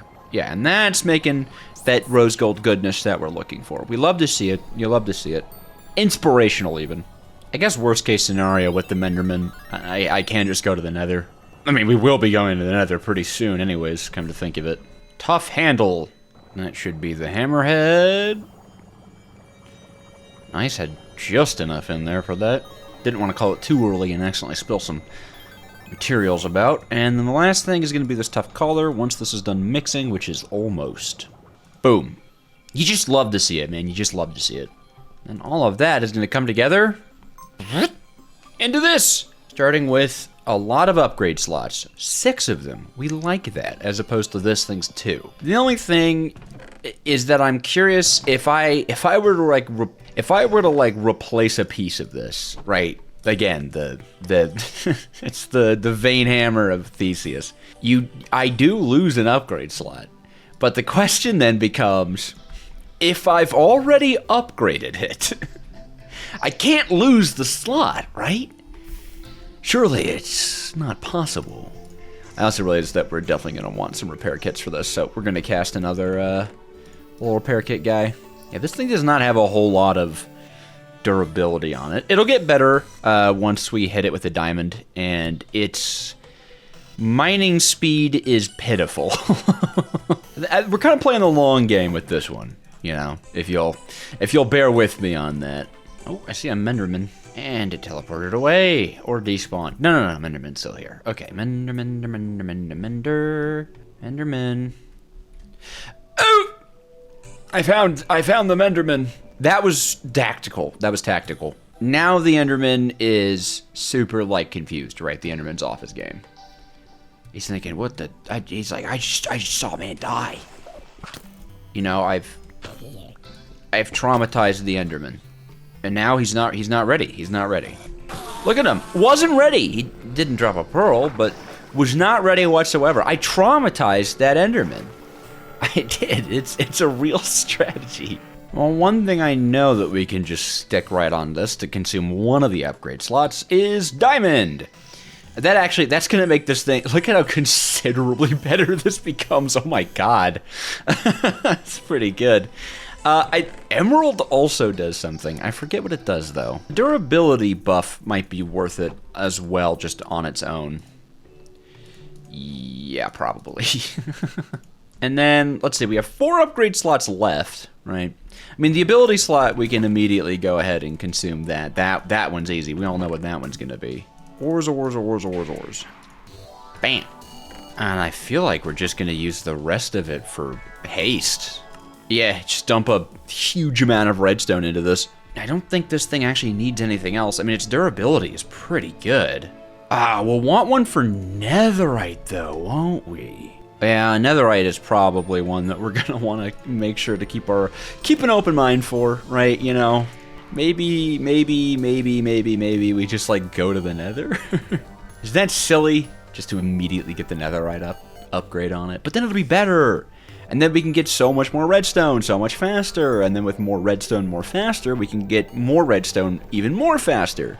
You see where I'm going with this? I think you guys do. The more fortune we have, the more ores we have. And I've always said, you guys can quote me on saying, technically, right, efficiency is like fortune. Does this work on obsidian, though? That's the question. Am I gonna, smash apart this obsidian? Here, just in case, I'm gonna sit down here. Am I gonna, smash apart this obsidian and then it's not gonna, mine it like a vein? I hope that's not true. I hope it will mine it like a vein, because look how slow that is. Wow. I mean, that's just magically slow. Okay, that's pretty nice. It does look like it takes durability for each block broken, though. So it'll still consume its durability pretty quickly, but once we no longer get the debuff from removing the pieces of it, once we're fully upgrade slotted out, then I can go ahead and we can put some copper on it for deep mining. And this is going to be really fun. I think this is fun. Obviously we're here to beat the game. Right, we're here to make it to space. This is starting to get ridiculous. But there's no reason why we can't have fun along the way and make a cool vein mining hammer, right? There's no reason at all. In fact, I argue that doing these kind of side mission stuff is kind of integral to getting enjoyment out of this pack, especially if it's going to be your first time playing it. There is so much fun that you can have, even just outside the create mod aspect of this. So, make sure you're having fun, because if you're not having fun, you're not playing it right. Tell you what, alright? There's no wrong way to play Minecraft or the create mod except for the way that isn't fun. Yeah, it's true. That's the only way. And that's the way. People play it that way. Any hoozles. Hopefully, we have a really wonderful nether spawn. Right next to like a bastion and a fortress and a warped forest. Right? That's just the kind of spawn that I'm kind of expecting out of this world. Oh! It's right next to a fortress! It actually is right next to a fortress and a... Oh my god, wait! Whoa! It is actually next to a fortress and a warped forest. What the... Okay. And a bastion! Are you kidding? Are you kidding me? I actually just got everything I asked for. Oh my god. Oh, I did not expect that. Oh my god. And actually, Cobalt is one of those things that I want to get my hands on too. Cobalt is lightweight, is what that's called. It increases the mining speed. Cobalt everything, and then one piece copper, probably copper on like the collar. So I don't really want copper's stats. I want copper's ability. Oh my god. Well, okay, that was that looks very scripted. That looks so scripted. Oh my god. That's so funny. You'll just have to believe me. You'll just have to believe me, okay? All right, I want to get to the bastion, but before actually infiltrating it, I'm gonna go grab a boat. I learned about that in my short stint during the Just Create server. I didn't know about the boat strat. I didn't know piglins just struggled so deeply with boats. It's not that I know how to sail either, right? So I can't exactly judge them. But I did used to know how to sail, and that's a fact. So I at least have a leg up on that, you know what I mean? God, you know, thinking about it, that would be absolute S-tier rage bait. Right, if you can bait someone into being like, you think you know more about this than me? I know you don't know how to do this, and then just go, I used to, I forgot, as like evidence that you know more than them. Oh, take that into the world with you. Take that into the world with you. That will get you very far, I think. Or, well, you know, it depends in what direction, but... Okay. We have uncovered it, and so now I will go ahead and grab the boat of protection. Actually, I'll probably grab a few boats of protection, because otherwise I am quite prone to becoming deceased. This is gonna go super well. I am a professional, okay? I am the most professional of professionals at getting netherite templates. Hello. Ignore that. That was a part of the plan. They say that the boats, they're drawn to the netherite. Yeah, we're alright. We're alright. You and I are friends, right? Of course we are. Is this whole bastion gonna be, like, absolutely buried under lava? That would be upsetting. Unless this is the main loot structure. It might be. It might be. Ow! You startled me. You want to give me ouchies, right? You want to give me boo-boos. Nope, you're the one getting the boo-boos. Oh, hi there. I've certainly made everybody angry with me. I don't have any food. No one's up here to get mad at me when I open that chest, right? Perhaps they are. Ooh, that would be bad. Whoa! Fortune 3 diamond pickaxe? Well, what did I just make all that cool tinker stuff for then, huh? I didn't think we'd be getting a Fortune 3 diamond pickaxe this early. Well, there you go. Life is ever full of surprises. Is this one of the bastions that, like, can't have a template in it? Are there bastions that can't have a template in it? I suppose the only thing left to do is to try to climb a little bit higher, see if I can't identify more little chests. I guess I could put the boots on and then maybe these guys would be chill with me. You guys chill with me? Yeah, we're friends? Okay. Thank you. I'm just gonna take a peek into your establishment here. Okay, no, this is the top. Do you have any brutes down here? They're so rude. I'm here on diplomatic immunity. Is there loot in this part of it? I don't know. Ah, there's loot down here. I'll take a block of iron. You fool! That's the wrong kind of template, man. Scrap and netherite. That's not bad. That's not bad. That's not good, but it's not bad. I'm here on diplomatic immunity. Diplomatic. Diplomatic. Meh. What the me? How about that? Me. May I please have a netherite template? May I please have a netherite template? I don't want to be down here anymore. Template. I'm sure anyone who knows like 3 things about speedrunning is watching this and being like, my god, how does he not know? But I feel like as a casual Minecraft player, these things are just miserable to traverse through, right? Am I just complaining? I actually like the feature of needing to go out and find like a netherite smithing template. I think that's cool. You're not gonna want me to do this, but I'm gonna do it. Come on! Come on! We could give me what I want. And honestly, I say, why don't we? Like, the ancient debris is cool, the netherite scrap is cool, right? Let's not pretend like we don't like those things.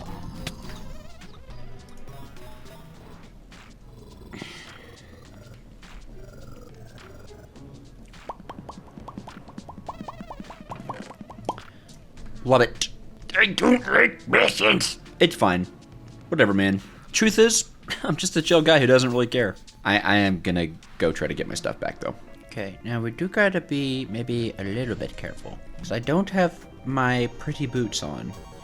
And piglins, I mean, if they're about anything, they're about drip. Can you imagine? It's just a shirt. It says no drip, no life on it, and then a piglin. Oh my god, that would be very funny. Come on! I just want another right template. Oh, that didn't feel good in my body at all. Ooh. Boo.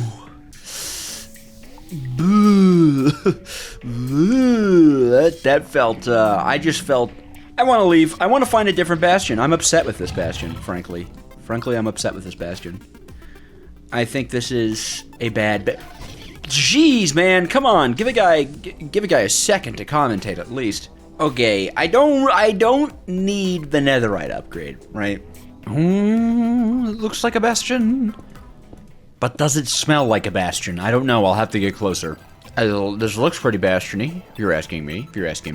Now, the question is, will this be good bastion or bad bastion? So many of these blood crystals. Why do I remember there being a pack? Maybe arcane engineering? Where these were actually also just referred to as rose quartz. And you could just mine them up. My brain is being... I've played too many create packs. Far too many times as well. Okay, there's a few brutes. And they want me. They do. They don't respect me, even. You don't mind being in there, right? Are all your friends going to come and try to, like, annihilate me if I do that? No, they can't see me hurting you. Sorry, man.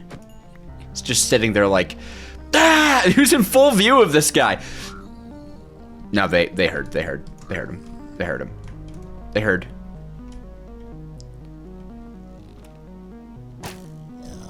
Oh, please don't. Don't let him out. Please don't let him out. Oh my god, that was terrifying. I was like, haha, you can't hit me. What do you mean it's strategizing? Okay, surely we find a template, right? Oh my god, okay. Now we can avoid duping it if we just find, well, I mean, we'll still have to, oh, hi. We'll still have to dupe it eventually, but it would be preferable to just find another one so I don't have to go mining for diamonds. I didn't make that sound. I didn't actually make that sound. That's not a real sound that I made in response to a piglin brute. I'm not. Am I really more scared of Bastion than I am horror mods? That's somehow more embarrassing than anything. Okay, we got one. Fine, we just gotta get diamonds. Whatever, I wanna get out of here. I can't look, man, we're all scared of different things. Alright. What are these things hanging on to? This is a nightmare realm. Get me out of here. Okay, home safe, template locked in, bam.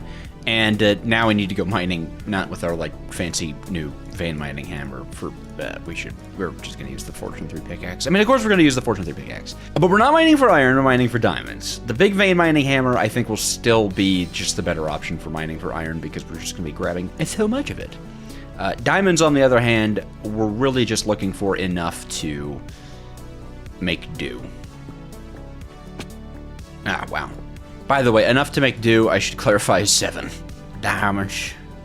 Found some damage. Yeah. Damage. Yeah. Now, our very essential mission is coming to an end, at least on the netherite front of things. We definitely got enough ancient debris and netherite scrap. This is great, man. The factory's doing fine, too, by the way. You know, it's okay to get a little bit of a distraction in every once in a while.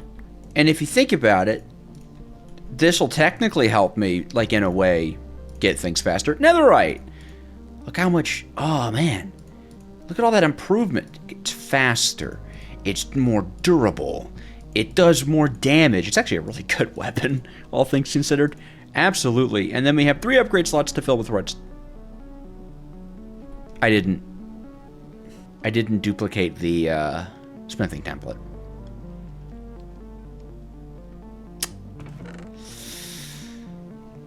Okay. It had... Shoot! Dang it! Oh, I'm so... I got too excited. I got too excited. Oh, no. No. Oh, no. Oh, please tell me that netherite isn't, like, used for anything. Oh, but what if I wanted cool gear? Bwah. Okay, well, you know, it's cool, man. I'm marginally upset. You know, just a bit. It's fine. I want redstone to make this thing fast. Yeah. I haven't seen a lot of redstone, which is weird, by the way. But I think I found out that you can actually use this to... Holy... Why did I leave that there? You could use this to mine in like a 3x3, I think. Let's see if I'm right about that, right? It looks like it. Oh. Even better. Yeah. Yeah, look at that. I guess for now, though, I'll use the Fortune 3 pickaxe on the, you know, on the ores. Because, yeah, no. Wait, no. It's not redstone, is it? It's not redstone. Redstone ore doesn't generate. You make it from something, don't you? You make going... Cinnabar! Y level 16. Oh, you know, I wonder if this will also mine the... No. Okay, maybe I don't know how the vein hammer works sometimes, because... Oh, there's Cinnabar. I think that's it right there. Because I think sometimes it mines the way I want it to, and sometimes it doesn't. Also, like I said, this is a good weapon. That's weird. Why not just mine that one, too? Whatever. I want this. I've sunk too much into it at this point, okay? I've gone way too deep into it. Should I have just used the mining hammer? I think so. Alright, I think we're at that point where what I really wanted was the 3x3 mining hammer. And it's too late. I voided my only smithing template, and I don't want to get more. And I'm upset. And... Cope. This is fine. No, this is actually really good. I mean, look at how well it can mine this iron. See? Ignore that it missed that for no reason. Is there like a... Wait a minute. Is there like a config where I can just make it mine in like a 3x3? It's just like straight copium. Can I do that? Hold on. Wait, now I'm curious. Ah!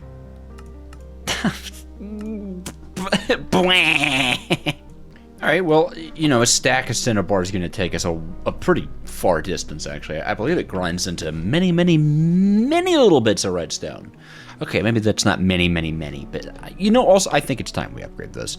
I think that this thing has been running at this speed for so long, it no longer needs to. Anyways, look how much faster it is. It's faster. This recipe's a little slow, but this is faster. Nice, and we're building up a decent supply of rubber, which is great because I have a plan to have infinite fuel pretty soon. I mean, it's not like a big secret like I'm making it out to be.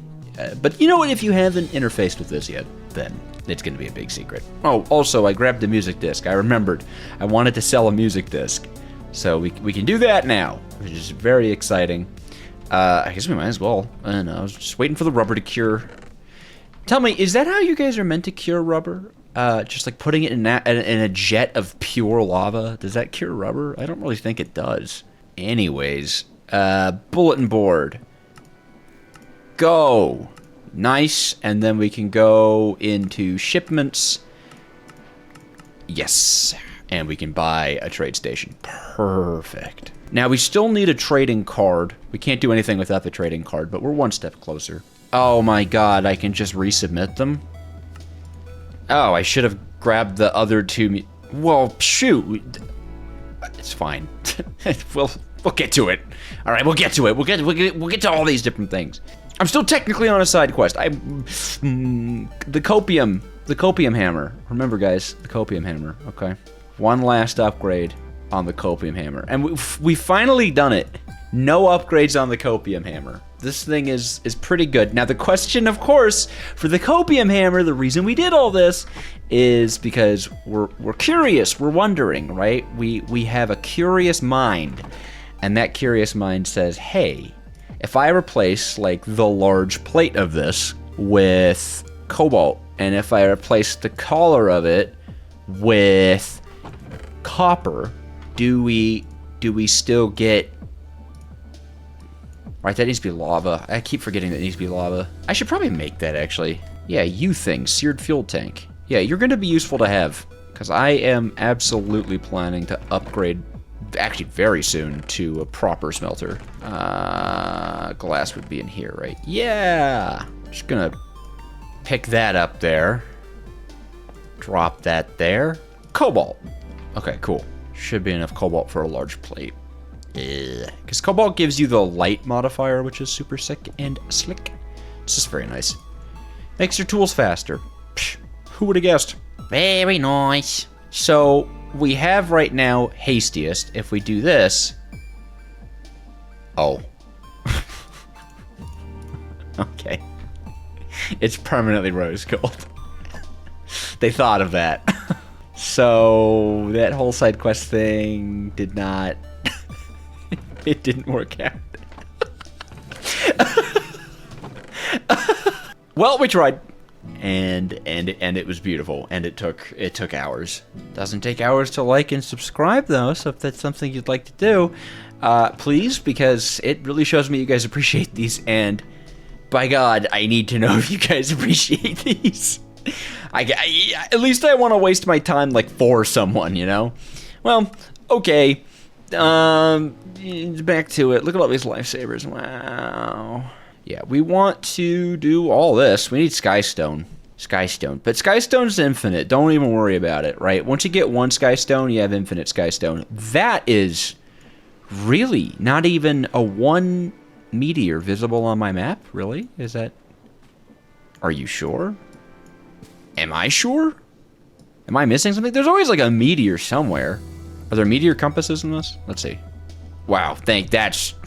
Come on, really? You're gonna make me fork over an entire machine and a compass? Rude. Like, sure, I have kind of infinite resources for all of this stuff, but is it kind? No. Anyways, okay, so there's one... Oh, I like that it's pointing in a different direction in my inventory than it is in my hand. Which is... Oh, wait, is that the meteorite? I don't know, maybe. That's so deeply confusing. I'm gonna trust what it looks like in my hand? I guess? I wonder if luckier on a, like, non-weapon apply. That actually seems like it does. Look, man, if I don't cope with the fact that I blew it, I'm gonna end up on the news, man. I did all that. I did all of it. Nope. We're not thinking about it, actually. No, I'm gonna choose instead to think about making a Tiamat deck in Magic the Gathering. Tiamat. Dracogenesis. Yes. Oh, no, okay, so this one's right. I mean, I figured, right? But there was I had that feeling in me, you know? I had that feeling in my heart that said to me, maybe it is lying to you. I'm gonna try to grab maybe a stack or even 2 of this stuff. Oh, and I should probably grab the mysterious cube as well. Oh, are these all Certus Quartz blocks? Oh, yeah, I guess the pack has a way that they want us to generate it, not through the applied energistics way. All right, mystery cube. I will take the Certus Quartz, though. Well, look at that cup is going nutty. But only right when I'm in the center. Things are about to get pretty strange now. So, weirdly enough, Skystone Dust, it's got this property, right? Allow me to show it to you. You take a Skystone block, you put it into the millstone, and it grinds into a Skystone block and a Skystone Dust.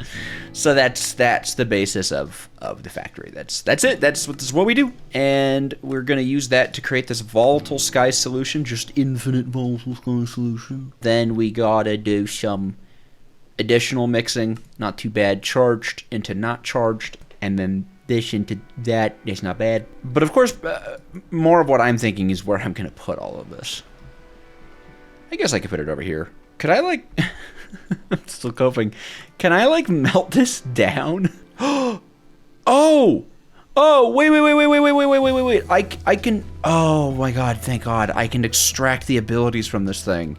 Oh, okay. Alright, so we can fix our mistake. That'll be a later side quest, though. I actually am going to grab my 3x3 hammer.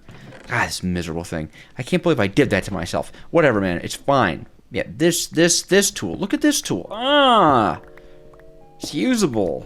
Now, more millstones does equal more faster, but I don't care. I don't care. One millstone has always served me well enough. One thing I need to make, because we're going to work a little bit backwards from this, because this is all going to end in a basin with a mixer. Alright, so volatile skystone solution is going to be mixed up into here. And we need to infinitely be inputting skystone dust. And pretty easily we can go ahead, have this little contraption here. Okay, so we can do millstone, funnel out, and then basically this is going to exist as a check for skystone. We'll lock this drawer to skystone like that, so only skystone can pass into this. And it'll never fill up because we're never going to be making more skystone in the system. So I don't actually have to necessarily, like, worry about any kind of filtering like that. What I do have to worry about, of course, is making sure... Where are my funnels? There we go. Is a weird little, like, extra belt right here. Like that. And more funnels. Hold on, let me cut those. Just like that. And then we can shorten that, pull that out, call it aesthetics. And that should mean that we're kind of okay. Yeah, we should be kind of okay to deal with this stuff. And if I'm not crazy, and I tend to be, but if I'm not, I'm gonna make 2 gearboxes, and we're gonna get some more of my favorite machine. For those of you who don't know, there is a cog connection on the bottom of millstone. It's pretty fun. And then this. And that should actually result in these belts going in opposite directions, which is what we want. And then we have a loop with only andesite belts, or andesite tier technology. So this loop should be that the skystone goes into the millstone, comes out as skystone dust and the skystone blocks, and then we just maneuver it on over there. That should be it. We should probably hook this up to something to make sure it works. I did, admittedly, run this way far away from our main power, but it's not too late to start setting up a kind of power stations. Actually, come to think of it, we're playing in the newest version of Create! Oh, what are they called? Oh my god, what are they called? It's not really been that long, I just can't... Oh, they're there. Chain conveyors! Oh my god. Oh, and they're actually normal recipe to craft. That is not what I was expecting. There we go. Oh, I almost forgot about these absolute beauties of an addition to the Create mod. I mean, how could I do that? Bam. They do take stress, don't get me wrong, they do take stress, but they're so perfect for setting up power stations. I mean, they're deliciously perfect even. And I think for this power station, we'll just take it right here. Oh, that's, yes! And the belts are spinning in opposite directions, just opposite directions in the wrong way. Okay, we need to reverse the speed. Really easy to do with the gearbox. We also want to just hook some cogs into it like this. And then we just need a gearbox. I know there are other ways to reverse speed. I don't know, I'm just kind of a gearbox guy. It looks like this is working though, right? Yeah, loop, loop, loop, loop, skystone, skystone, skystone. Cool. And then once we have crushing wheels, this will also be easier to loop around too. So we'll have to rebuild this. This is not exactly built for crushing wheels, unfortunately, but we can take that off for now. And then I guess real quick, let's just get the water part of this set up. Well, real quick, let's get the water part of this set up. I say as if that's not like finishing this particular leg of the automation cycle. Oh, that's where my food went. Cool. And that will give us our volatile sky solution. Nice and easy. It does take 4 at a time to make it, but I don't think that's too bad. And now we can work on processing this. And of course, in order to do that, we need a way to loop a charged Service Quartz crystal. Again, actually shouldn't be too hard. Also, just to note, I don't think destabilized redstone ever turns into redstone. Yeah, it's too bad. Oh, you can in a blast chiller.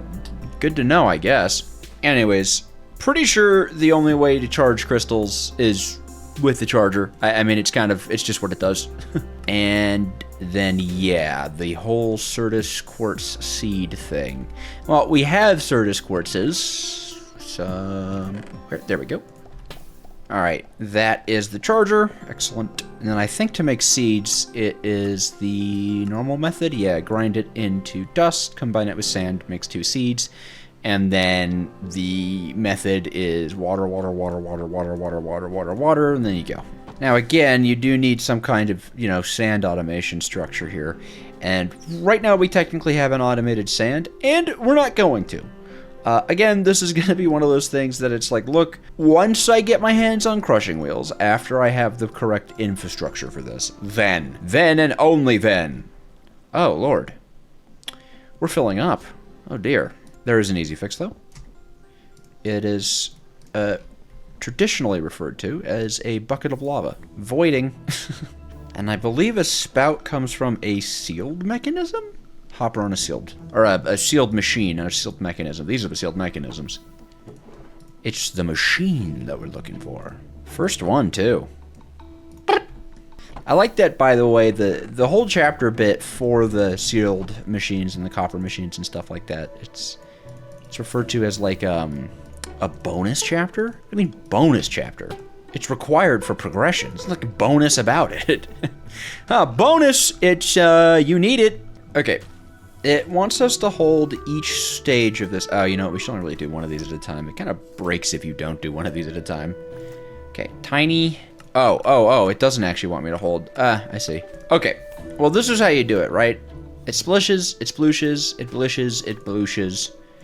It turns on into a crystal eventually. The biggest issue with it, though, is if you have 2 of them on one depot, it just does not work. It freaks out completely. So we're gonna have to figure that out. And if you're wondering, yeah, my plan for the system as well, by the way, is just to have a sand input that we will manually fill until we have crushing wheels. And then we can go ahead and just set up a sand generator. At least I remember it breaking down entirely. I mean, things might have changed.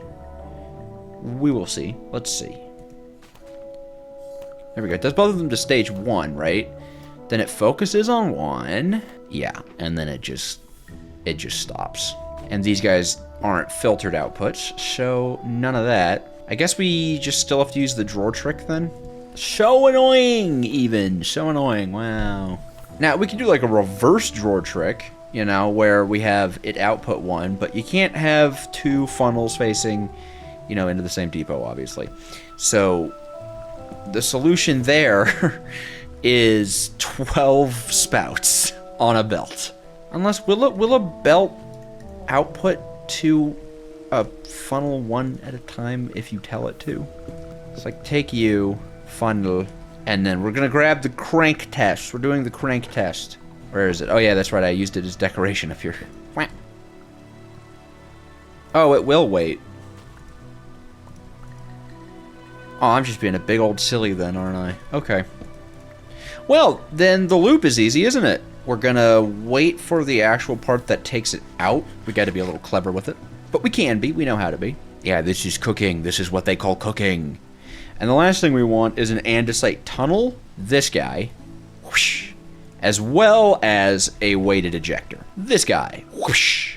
The weighted ejector is the key to this entire machine's functioning, if you can believe it. Andesite tunnels, weighted ejectors, these two things together are kind of overpowered in a way. Not overpowered necessarily, I wouldn't call them overpowered, but they're very, very strong. It's actually what is going to allow us to split Certus quartz crystals into processing for sand, or for seeds, and processing for combining with the volatile redstone solution, which the more we add to this system, the less space we have to do so.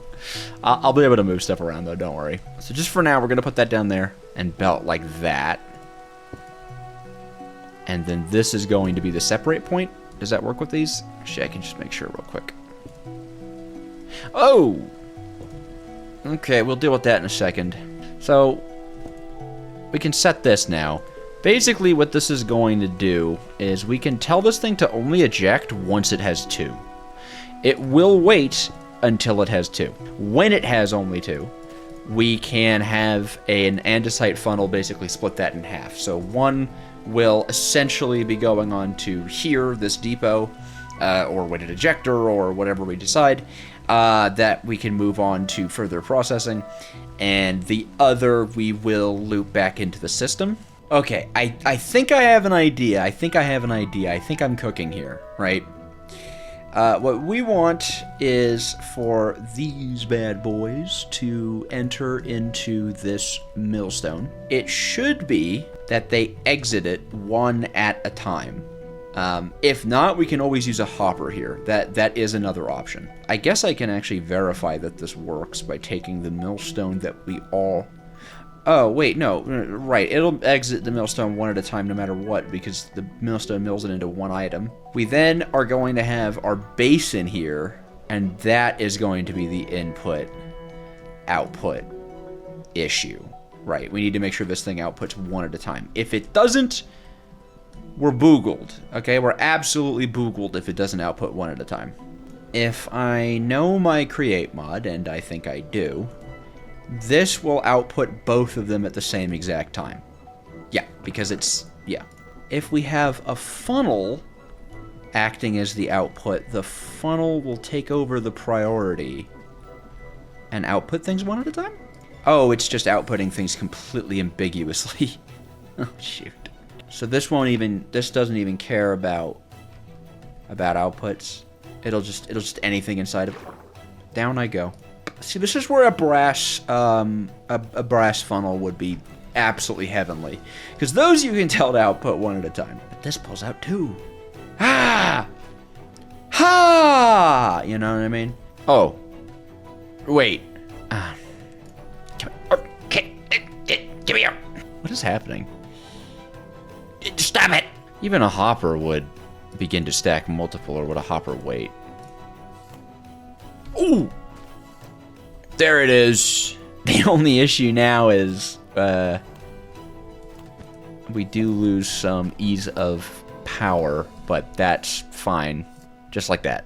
Though these belts are going to be moving pretty fast, and that does worry me that we're just going to be like absolutely firing things out. So what we could do instead is just have 2 hoppers. Alright, we just have 2 hoppers. The reason I do this to myself, making these tiny machines, is because I've already played this pack. I've beat this pack before. I kind of want to see what I can do. You know, it's really fun. It genuinely, this is extremely fun. And that doesn't. Okay. It's fun. It's fun, okay? This is fun. I mean, a weighted ejector would work. Wait, this whole time. Wait. Whoops. I already saw this issue for the other part of the machine. Yeah, that just does it. Because it'll only take whatever you set it to take. I've already made this machine, I say to myself. Yeah, I'm so good at this game. Wait, next issue, the shafts are clashing. These shafts are gonna clash. Oh, easy fix. We need a shoot. We need a shoot. A shoot! See, now I can't tell if I've just been playing... How long have I been recording today? Oh, that's a cool 5.5 hours straight. Okay, so maybe I've been playing Minecraft for 5.5 hours straight. Or maybe I am being, like, super cerebral with all of this. The question, though, is does this even work? I mean, it'll put the items onto the guy. Is it just gonna bounce it up into the chute and then we lose everything? The answer is surprisingly no. Okay, well there you go. That's how you do it. Yeah, that's the loop. Yeah, it'll wait for 2. It won't take any more. It'll and then go around, and then we can pull 1 off for processing with Lay Depot. I very much want to make sure this works, right? I super want to make sure this works. The problem being that we overstress when this thing turns on. Not so good, not ideal. Let us try to repair this. Try to repair. I'm just gonna add a bunch more water wheels. What do you mean try to repair? There's no trying. It's just more water wheels. Oh my god, I've been paused. For a while. I just realized that. So I tested everything. I redid a lot of connections. Oh, this is a little hard to go through, but all right. Right now what we have, source quartz, 2 of them, whoosh, come onto here. 1 gets spat out here. This is going to be used for processing into polished rose quartz. The other moves into this millstone, powered by this little gearbox. It spits out the little dust. That takes it into, you can't really tell, but there's a basin there, and then this is going to be our sand input into the basin. That'll mix that into the seeds, spitting it out onto this depot that we pick up into a chute that goes into a hopper to make sure we only ever put 1 at a time on there. That's everything I did, and I talked through my whole thought process, and it was super great, and I wasn't recording, so that's okay. And now we're just going to go ahead. We have a filtered output on this liquid here. We're going to pull out volatile skystone solution into a basin, and that's what we're up to now. Yes, it's time to begin the loop of charging a Certus quartz crystal. It's going to be super cool. And then I need another mixer, I think, right? It's just endless barrage of mixers, this one machine. And what's great is that this isn't even like the final incarnation. We're going to be replacing this. I don't know why I'm working so hard to make this thing so impressive, because pretty much the second it's like done, we won't need it anymore. So this is going to fill with the volatile sky solution. And then what we have 2 goals here, twofold goals. Polished rose quartzification. Oh, wait, no, we make the destabilized redstone. And then we'll probably pump that over here for polished rose quartzification. Okay, so we can leave that for a second. This is just going to be for destabilized redstone. So, we'll have an output pump on it, stuff like that. Actually, I think we can do a little bit. Yeah, there we go. This is actually, hold on. We can actually do something a little bit cool here. If we put a depot right here, you can't see it because we're just not looking at it, but that will actually output its items right onto that depot. And the only item this thing is going to output does happen to be the uncharged Certus quartz. I'm flooding myself. So that's exciting. So the uncharged Certus quartz will end up here, and then we need to get it back into this thing, and then we're going to need a whole lot more chutes. Yeah, and then we'll just use the chute fan method to blow it up. No, to blow it upwards. I'm not exploding anything, okay? Let's not get crazy here, all right? I'm not going silly mode. So one of these is going to be used to make our fan, and the other of these we're going to use to make the chutes. If you don't know, you can stack chutes on top of each other, obviously. But if a fan is blowing upwards underneath of them, items that go into those chutes will actually be blown upwards. It's super fancy, super cool. So what we do is that, and then just checking, that should... Right, it needs power. We can make a block of charcoal real easy. What with all the wood that we have? We're getting it, it's a little tricky to build on the scale that I'm building. Did I talk about why I was doing that? I don't even know what I said while I was... Well, I'm building it tiny because it's fun. And you should believe me on that. I'm building it tiny because I find it lots of fun. I do. I really do. I think it's real fun to build a machine more compact than you need to. And I think it'll look really cool.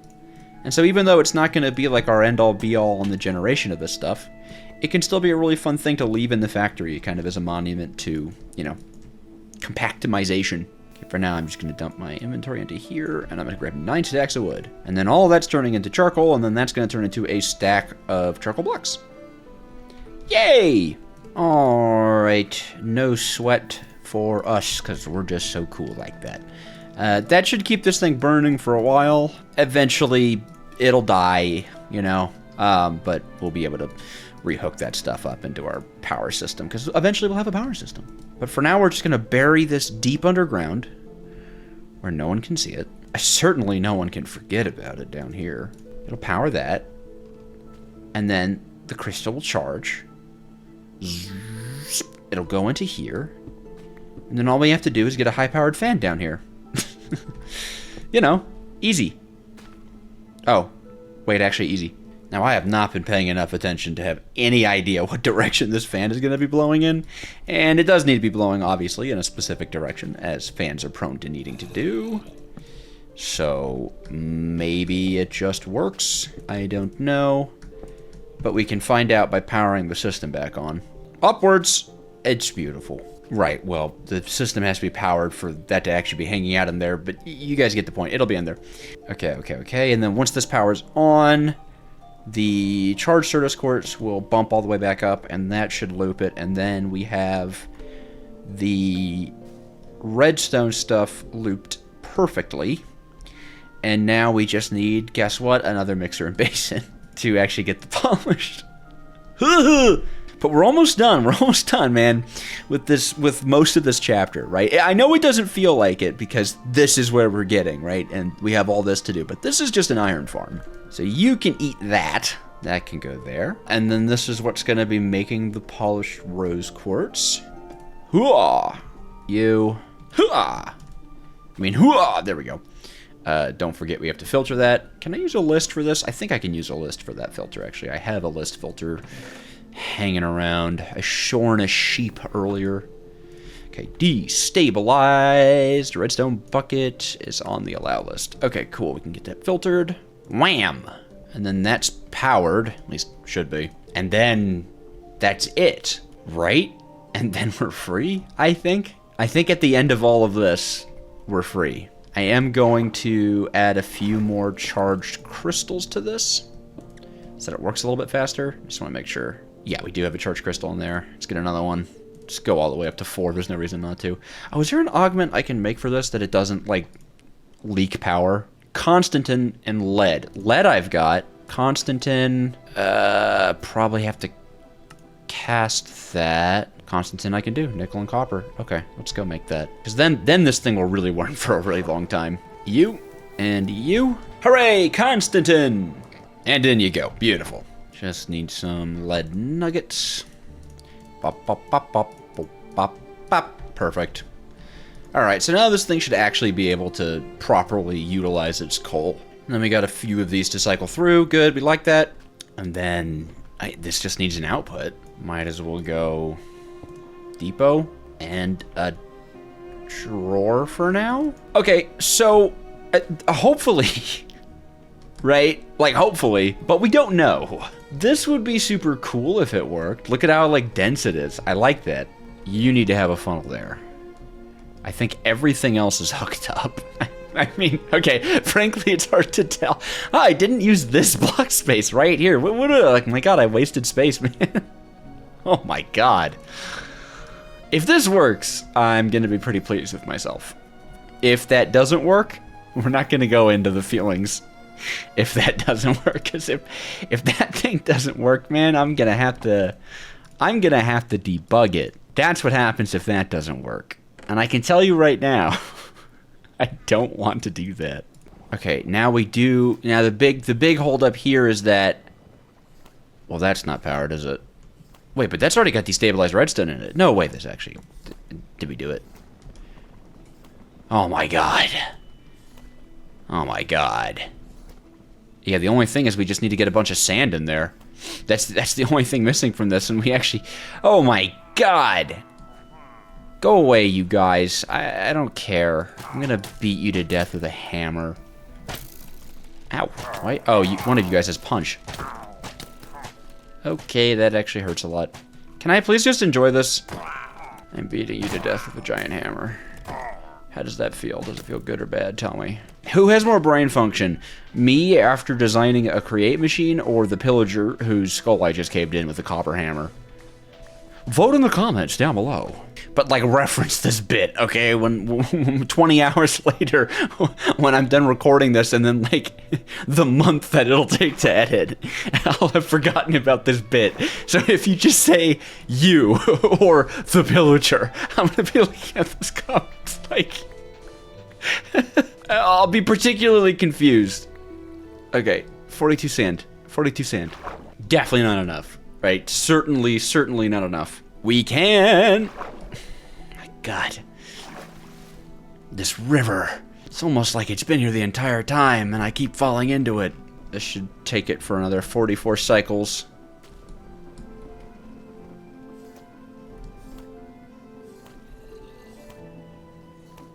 Yeah. Oh my God. Oh my God. It actually all works. I can't believe it. The big limitation is, of course, we don't have any sand automated, and that's what's gonna hold us back from everything. Oh my!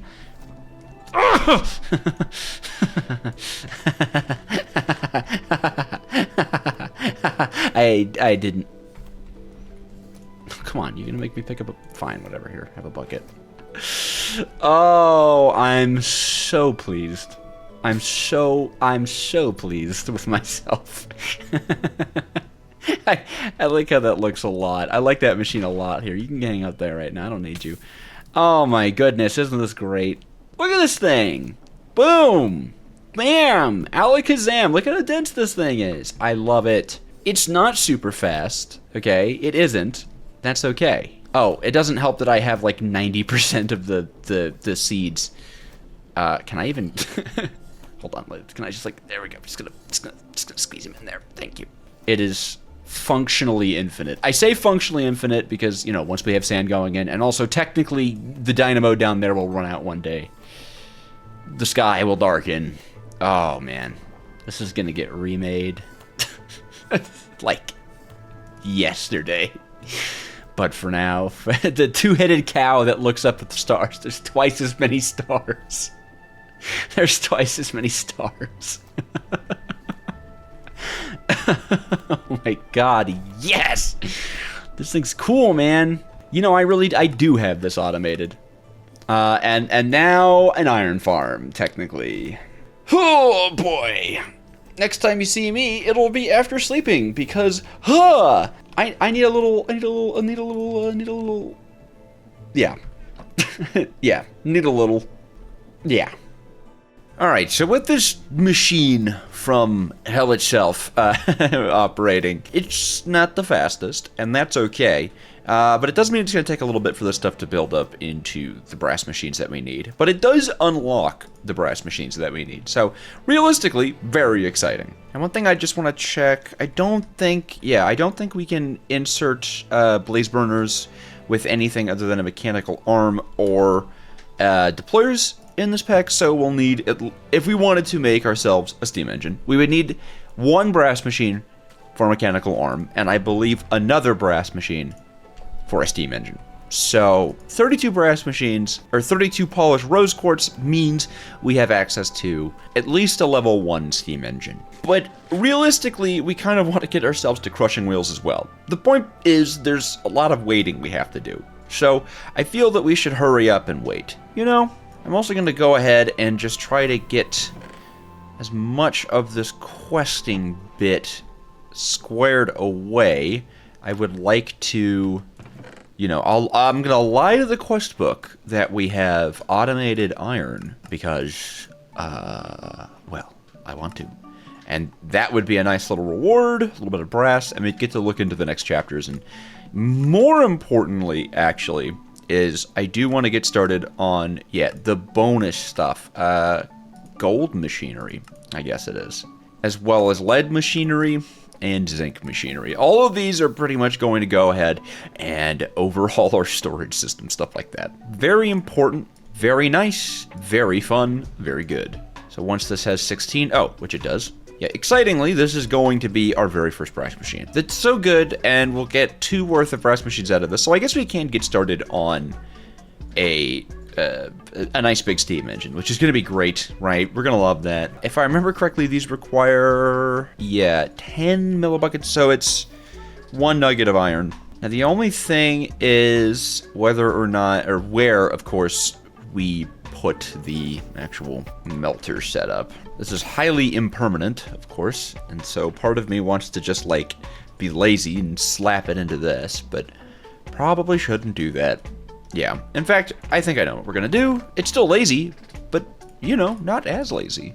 Now, who doesn't love some temporary solutions to permanent problems? I think really it's the mark of a good engineer, if you're asking me. Anyways, just gotta put all the iron into it. This is not a permanent solution. This is so very much not a permanent solution, but, hooray. Electron tubes. Yes, the screwdriver. The most important resource of this chapter. Honestly, though, this one's annoying. You really want to make sure you can automate those or get the unbreakable one from the shop. Otherwise, it's a real royal pain. And I believe these now go on and get upgraded into the precision mechanisms. I mean, what bliss. Oh, that's so very nice. That is so very nice. And then all we have to do is make ourselves a brass machine. Again, super easy. Brass we can generate with our, what have I been calling this mixer? I don't know. Our special little alloy mixer. This is our special little alloy mixer, and it's how we make brass. Go forth, special alloy mixer. Make me some brass. Oh, please. Oh, please make me some brass. Ooh, yes, thank you. Brass casings are exactly as easy to make as all the other ones. Boop, boop, beep, bop, bop, yay. Brass age acquired. Do a little spinny spin. Brass machine. Technically, we completed chapter 2 in a technical sense of the word. Hooray! Wop, wop, wop. And now, of course, we can hop on into the great overview. Oh, gold machinery is trains. I don't know why I got confused about that. I'm sorry. All right, so we want to be able to look at both of the zinc and the lead machines, and I'll unlock the Catharsis chapter. This one, things get a little silly here. I'm gonna be honest, we get a little silly here, but that's fine. Really, what I'm interested in is around this area. The Soul Distillery is quite a big deal because zinc machines are going to lead us directly to the igneous extruder, which is extremely, extremely powerful. And this is an entirely new processing line of lead machinery, which is going to unlock the logistical age for us. Yeah, packagers, redstone requesters, all of those new and amazing things, frog ports. Very exciting, and I want them. I covet them. It's odd looking. It's kind of odd looking. So it looks like we need to brew potions of haste from glowberries. And then what is this? Liquid pulp. Pulp, water, heated blaze burner. Okay, I see. And then all of this is haste, liquid pulp, logistics mechanism. 4 times! Wow. Oh my god. It is interesting that we can make potions of haste in this pack, though. I don't quite remember that being in Minecraft. Yeah, but this is all going to do a lot better once we actually have, again, a big stockpile of the brass machines. That's what we need. Truth is, while we're waiting, we need to be doing something. And I'm thinking, if we go to the shipments tab, right, there's a lot of good stuff that we can buy here. A lot of actually really helpful stuff that we can buy here. We can't buy any components, of course, which is unfortunate, but we can do stuff like, you know, import glowberries, importing blaze cakes. That's pretty great. And then I think in the market, there might be... Yeah, the market has, of course, the unbreakable versions of the tools that are very expensive, and we definitely want those. Aha! Okay, well... I mean, now we're super incentivized, right? Now we're super incentivized. So I think it's time we actually do something with our trade station. I believe in the bulletin board, I completed you. Oh, I have to submit the ominous banner. That's fine. I have 2 of them even. Okay. I might be able to do this, actually. We just need a little bit more silver so we can unlock the farmer's trade. And we are going to need to automate trading. Like, this isn't just a superfluous thing. It is very much a required aspect of this pack because it is how we get silver, which is used in later processing. I guess barring the cabbage. We just don't have that much cabbage. More cabbage, please. Maybe I have a cabbage lying around? I do have a cabbage lying around, so I should be able to actually get this. Boop, boop, boop, boop, boop, boop. Ta-da! And that gives me 35 silver, which is exactly what I need, I believe. So I guess we have to choose between farmer and chef, since I think both of those were kind of in line to be doing. So I suppose I'm just going to look at the trades here. Yeah, I think cabbage rolls are actually going to be the way to go here with the cooking profession. 16 of them sells for 5 silver, but, you know, you just need 2 crops, and then that's totally done. But this would be so much easier to do if we had the storage components unlocked, so maybe... Alright, let's see. We're at a total of 3. We need 7 for crushing wheels, which will optimize this system somewhat. No, because I really want that storage stuff. Okay, so I think we start automating the haste potions while that builds up. And then by the time the haste potions are hopefully by the time the haste potions are all done and ready, then we'll have enough machines to make ourselves a crushing wheel setup.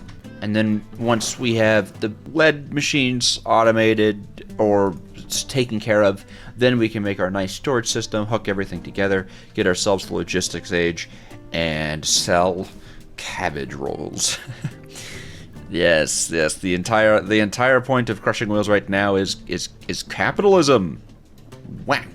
Now, if I remember correctly, glowberries can just be haunted out of sweet berries, or harvested regularly, I guess, or we could import them through silver, but no. I think we're going to take the sweet berry into glowberry root. That's just got to be so much faster, right? There's no way that isn't so much faster. Sweet berries are so easy to automate. They just exist, and then you just set them down, and they go, you know? Show me a taiga. Any taiga, really.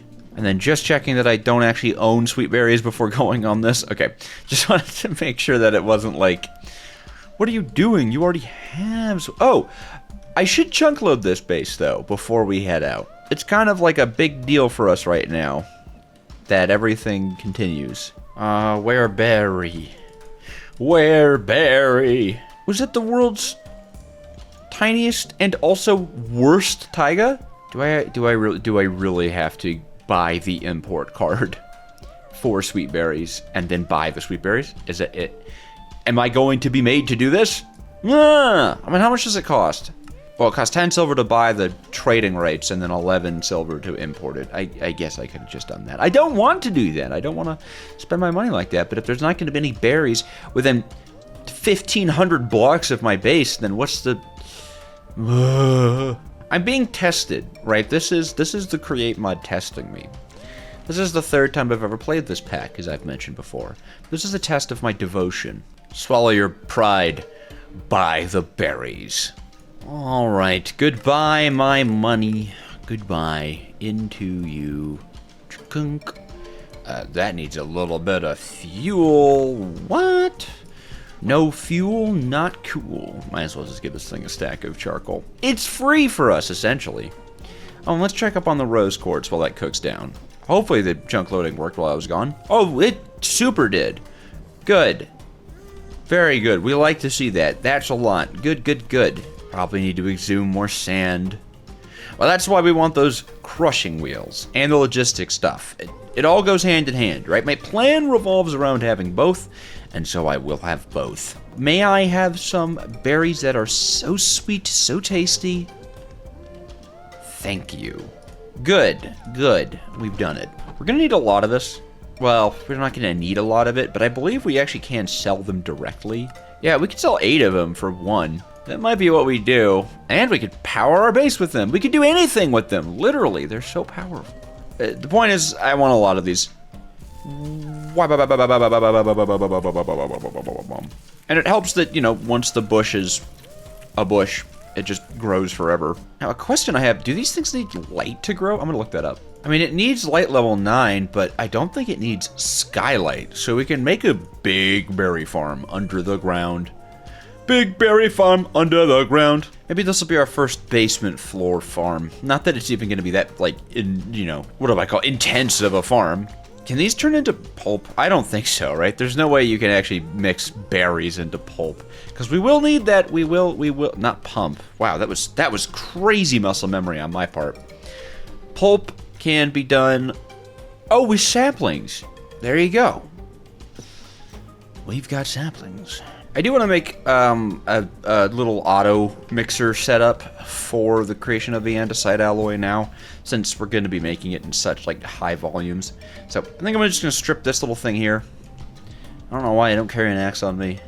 I'm that kind of guy, you know? Who needs axes? Not me. Just going to keep this one simple. I'm not interested in doing anything in the realm of high complexity here. I do just have to figure out where I want to put this thing. Here. Yes, this is the only thing that's actually going to require any amount of stress units. The rest of this we're just going to be handling with belts, just so that we can ensure, you know, an even distribution of both of the items entering into the basin. We love it, we want it, we need it. In you go, in you go. That is just going to output into these double chests here. The cog gives it character, if you think about it. And if you think about it and it doesn't give it character, think about it some more. You're not thinking about it enough, I don't think. But this is just going to make it a little bit nicer to generate large amounts of andesite alloy. Oh boy, we're getting to that point that we get to in every pack that I play, where my hubris begins catching up with me. I swear, things are going to go, they're going to move so fast, so soon. And don't point out that I said that as well in the 100 days attempt at this that I failed. I almost beat it. I did. You should watch that after if you're enjoying this video. You should watch all my videos after if you're enjoying this video. Even watch all of them. Every single one of them. Please? That goes there. There. Rotate. Yeah, it's beautiful, man. I am... I am a pedigree above the average in the Create mod, okay? Yeah. In any case, I can now just take, you know, a nice big chunk of all the ingredients for this and just dump them into the barrels, and this thing will go ahead and process everything to my exact specifications and likings. So I'm just going to go ahead and make a bunch more of algal blend, and then we're not going to have to worry about andesite alloy for quite a while. Alright, good. Andesite alloy is back on the menu. Very important. Oh, let's go ahead and sell the gooblyoobs. The gooblyoobs? Music discs. I'm selling music discs.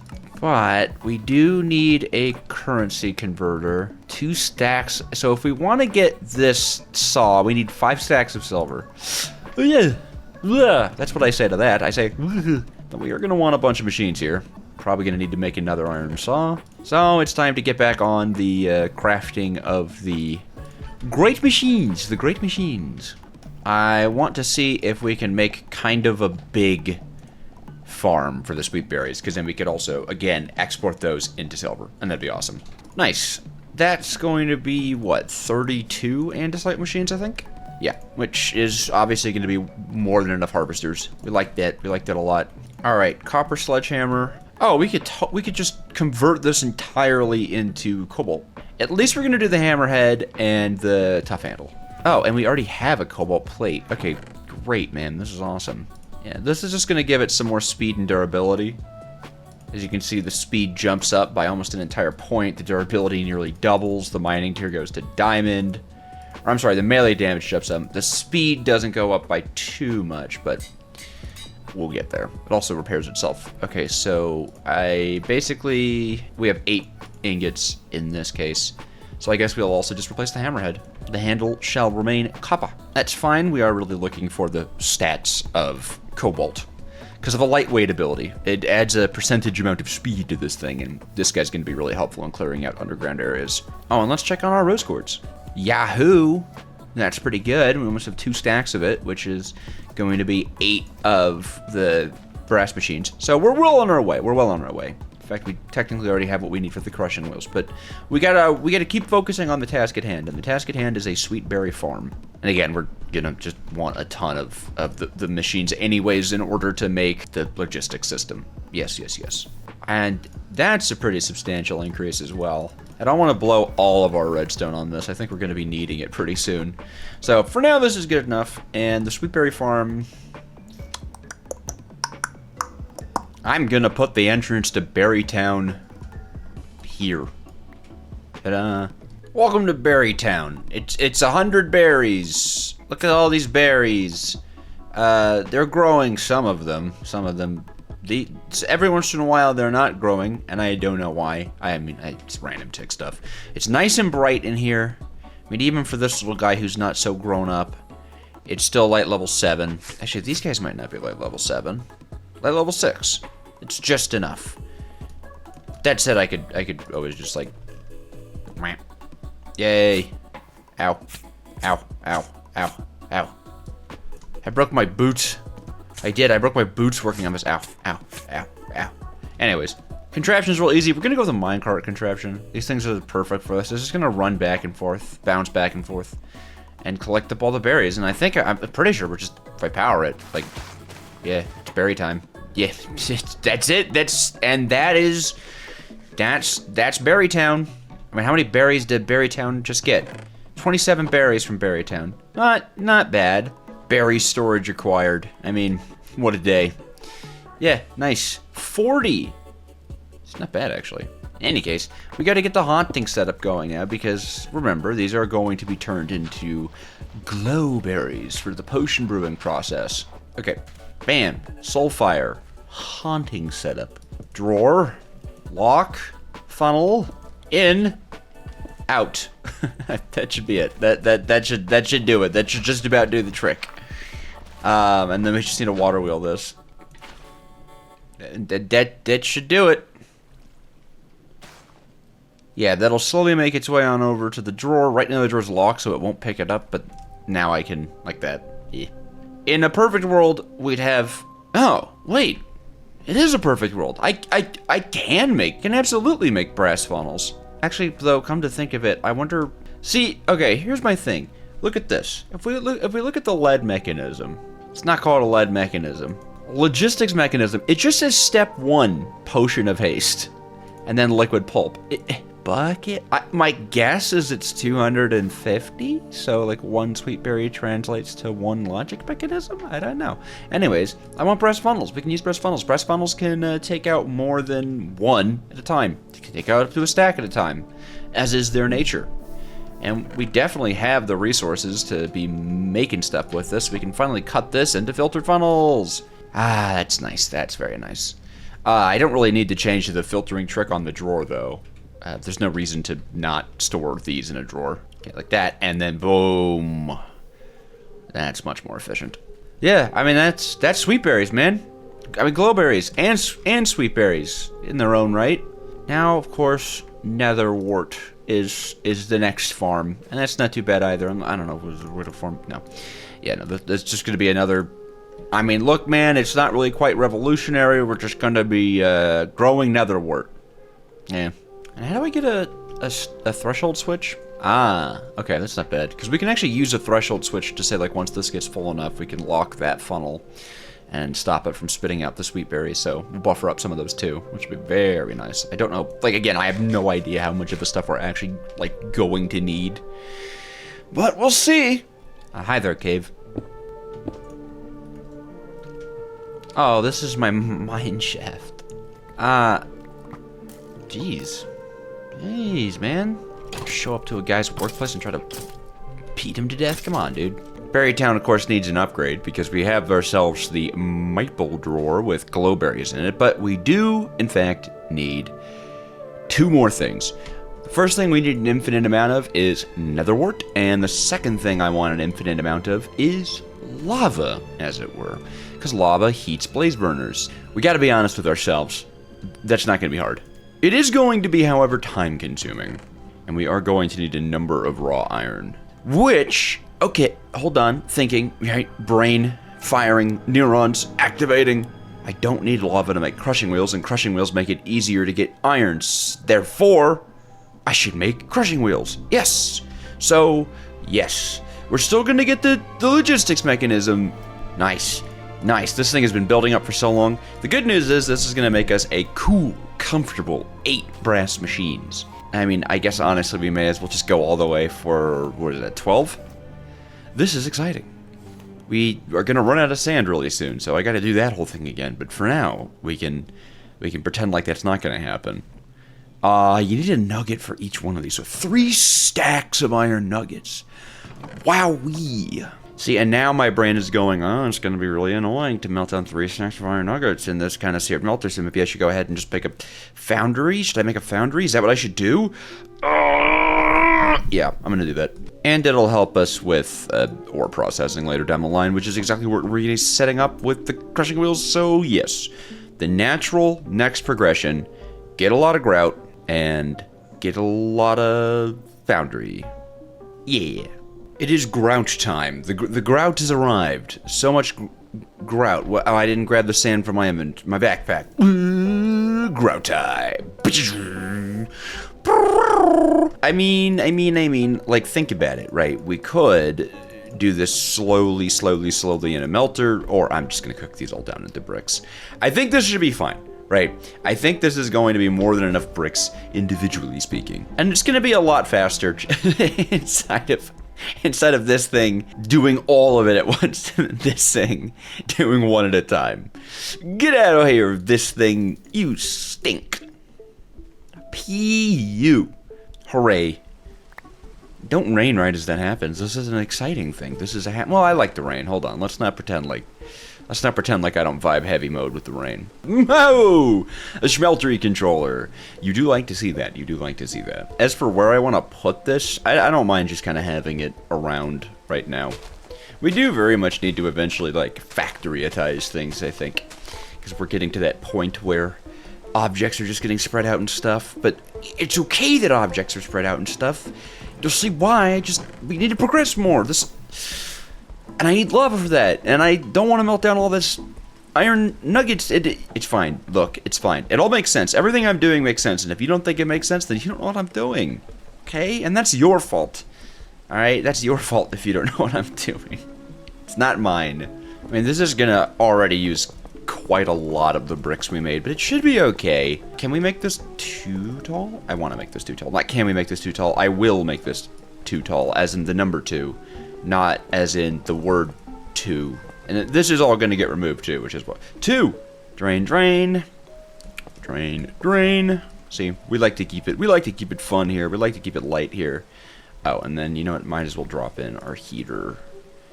That's where the heater will go. I probably should fill it with lava before putting it down, don't you think? There, it's beautiful, it's beautiful, it's lovely, it's beautiful. Alright, this goes right here, and that should form it. Oh my god. Look at all those slots. I think I'm gonna make it even one more. I'm gonna make it one more. Yeah, that's right. That's the kind of wacko that I am. We're gonna have a big old... This is gonna be our personal smelter. Right, this is gonna be a little personal smelter. Yeah, a lot of people don't know this, but personal smelters, they're becoming all the rage. Like, if you don't have a personal smelter, do you really have anything? Okay, that's the question. Boop. And then we can get rid of all this nonsense. Alright, the chef is in the building, and he is cooking. Absolutely. At this point, I think we can probably smelt all of the... No, okay. So we can smelt a little over a stack of items at once in this. That's great. that's fantastic. I mean, oh my god, it's so much. It's so good. Oh, with the dusts and stuff we're about to get. Happy, happy, happy, happy, happy. And of course we did all that so that we can pull everything into a spout, which for now I'm just going to put right here. Go forth, my spout. Go forth. Yeah. Wow, holding a stack of these, that feels nice. Actually, we're going to want to make another few chunks of the components, and we're already just gone of andesite alloy. Remember, it's fine, okay? It's fine. These problems will be solved very, very soon, okay? And if you think they're not going to be solved very, very soon, then you're wrong, all right? I understand that I'm manually making stuff, and I really shouldn't be, but it's my Create Mod playthrough, and you're just in it. Marple logs. What if they were called that instead? Think about that while you're pondering. Awesome. And now let's go ahead and upgrade our first stack at once. These tasty little mechanisms. Look at them go, man. So many precision mechanisms. And what's there to be upset about? Absolutely nothing. The answer is absolutely nothing. I'm going to go ahead and grab the extra 32 that we get just as a little treat for ourselves. Just as a little treat because we did so good. All right? We did so good. That's just beautiful. That's enough to make me cry. A boo-hoo. A boo-hoo. Mechanisms. And even more mechanisms. Show me mechanisms. This is exciting for a guy like me. I believe, yeah, Mechanical Crafters is... What are you? An item terminal. Oh, from Pretty Pipes. I was like, what? Anyways, crafting table. Brass machine. And... Hoo. Ha. He. Ha. Hoo. Ha. No! I messed it up! No! Wah! 21 mechanical crafters. 21 mechanical crafters. I'm guessing if I try to hook all this up to the system right now, it'll just die. I don't think we have that much. I guess we could check with the stressometer or a stressometer. I'm actually not sure how it's intended to. I feel like it's like, you know, speedometer, because I guess there is a speedometer. I don't think we have enough stress to put the crafting wheels on that. It's okay.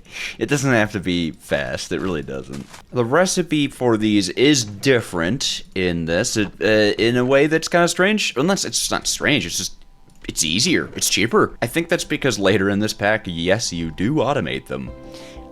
So this is the actual recipe. I didn't grab a cog. Is it because of the fan? No. It's just too much. How ghoulish. How ghoulish. Maybe 2 water wheels shall be our savior. Aw. There, see? Look how fast that is. I mean, come on. Look at it go. It's mind-blowing, really. And crushing wheels. Yeah, it's a big deal, man. That is a big, big, big deal. We can do a lot with that. So, rejoice.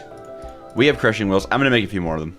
I suppose in the meantime, let's add some more large water wheels to the system, because if we do want to run these delectable and even delicious little machines here, we're going to need them. Yeah, no option but to add more water wheels. I've been getting a lot of water wheel fan art, actually, in the Discord recently. So if you want to see that and you're not in the Discord, join the Discord.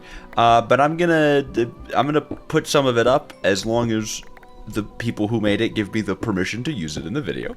So if you're seeing it right now, a thank you to the artists, the water wheel artists. They don't even know. They don't even know this video is happening. I can't tell them because, you know, it'd be spoilers, and that would be wrong. It'd be evil of me. Okay, that should at least be enough to support some crushing wheels running at an acceptable speed. Okay, that's part of it too, right? We want our crushing wheels to run at a speed that we deem to be highly acceptable. And huzzah, the wheels of crushing, they now exist, they live. They hunger. For humans, so don't let them crush you. And of course, the big benefit is in ore processing. The reason being, when you crush ores in the little millstone, you always get 3 dust, but if you crush them in crushing wheels, you have a chance of getting extra. And extra dust is better, and also crushing wheels process things a full stack at a time. Or, well, in our case, it's 16 at a time since these guys can only move 16. But the point is, that's a lot faster. That's much faster. And we're happy. And we have even more iron than we would have had before. And everything in the world is right and good. And since these guys really don't take a long time to melt, especially at lava temperatures, we can just be clicking them in, man, and observe that's so much iron, man. This is good. I mean, observe this. This is great. We like to see this. I'm so happy. Of course, casting everything by the block makes it go much faster, and if we wanted to be able to melt and store more at a time in this, again, we could go ahead and make it taller. The size of the foundry does correspond to how much you can melt at once. So if we ever get tired of smelting, this amount at once, oh my god, look at that. All we have to do is just make it bigger. Wow, 11 blocks more than what we have, as well as 4 ingots. So one of these I should probably convert into at least an ingot cast. I think we're going to be able to get most of our casts done with blocks and stuff, but for now, where's my ingot gold? Where's my ingot cast? Oh, it's right here. Whoop! I do love a big, kind of late stage construct foundry. These things are so cool. The other thing I actually am going to want a lot of too here is lead. Lead. And we do want to be careful not to activate multiple drains at once, since it does drain like, an ingot or an amount at a time. So if you activate too much of them at once and you don't have enough like to spread it evenly, it'll just half fill up a basin and then it's gone. It's all gone. Look at all that iron though.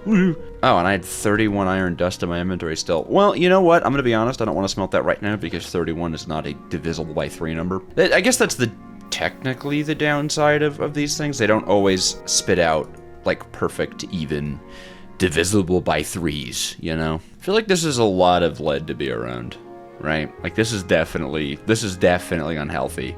And that's all of lead out of the way too. Googly moogly. What a good day. What a good day to be me. And we're just going to be prepping the final resources for this, including another big crafting of more andesite alloy, more better, as they say. And that is a good thing that we just unlocked crushing wheels, because the clay farm, obviously, is quite disabled right now. But these are going to help us a lot, since, they can make sand in a not horribly annoying way. What a novelty. I love you, machine.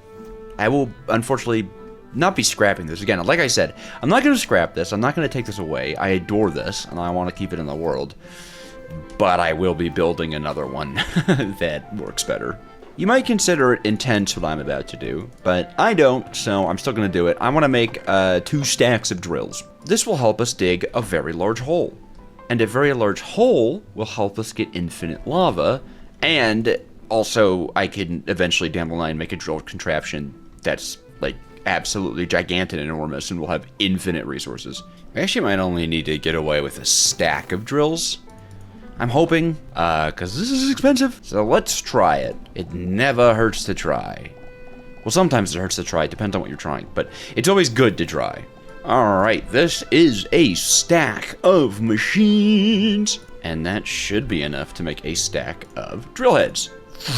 And might as well just go ahead, give them to this guy. Yeah, and then he can do it for us. Yeah! Dude, we're so back. Now, of course, we need to establish where the great pit of lava will go. And I think, honestly, we're going to put it on top of this mountain. I think that's what makes the DJojo like myself feel very happy, feel very nice, feel very good. Welcome to Drill Town. We have a lot of drills here. This is because I want a big hole in the ground. And typically I use like a rope pulley and all that stuff, but I've seen this method that I really want to try that uses a minecart contraption? Question mark. So I want to try it out. So I think the way that this works is we have, well, I'll probably do this closer to the center. That seems like it makes more sense to me. So we want our minecart contraption to assemble up in the air. This, we're going to lock its rotation, as is my custom. I didn't actually grab a minecart, as is my custom. So like this, and then we obviously need to connect it to the rest of the contraption, like this. Put a block there so that nothing else happens. So the idea here, I think, is that, you know, we form the contraption, and when I break this block, it will fall. And because then the minecart has nothing to go on, it'll just keep trying to go down, right? It'll just keep falling. So... Oh my god! Huh?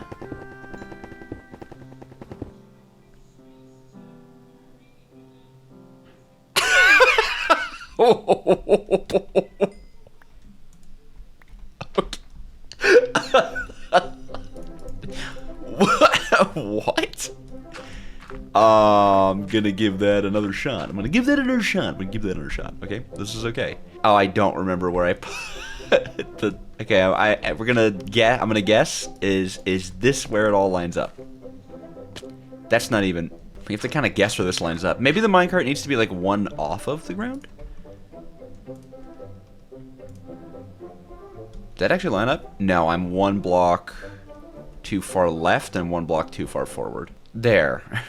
Now placing it in the correct orientation. Now we try.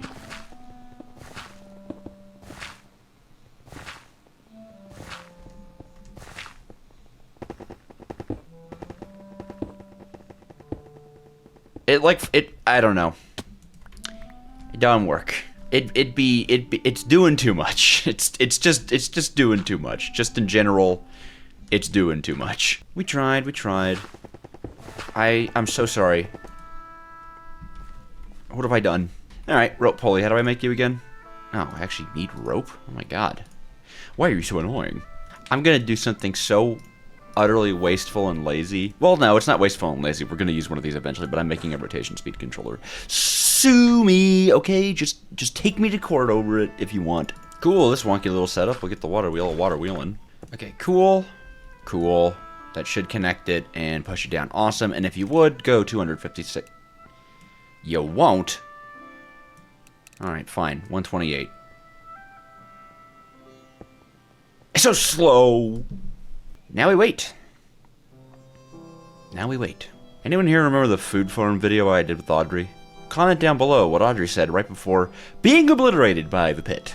And if you don't know the food farm video, literally, what are you doing? It's one of the best videos I've ever made. Get on it, now!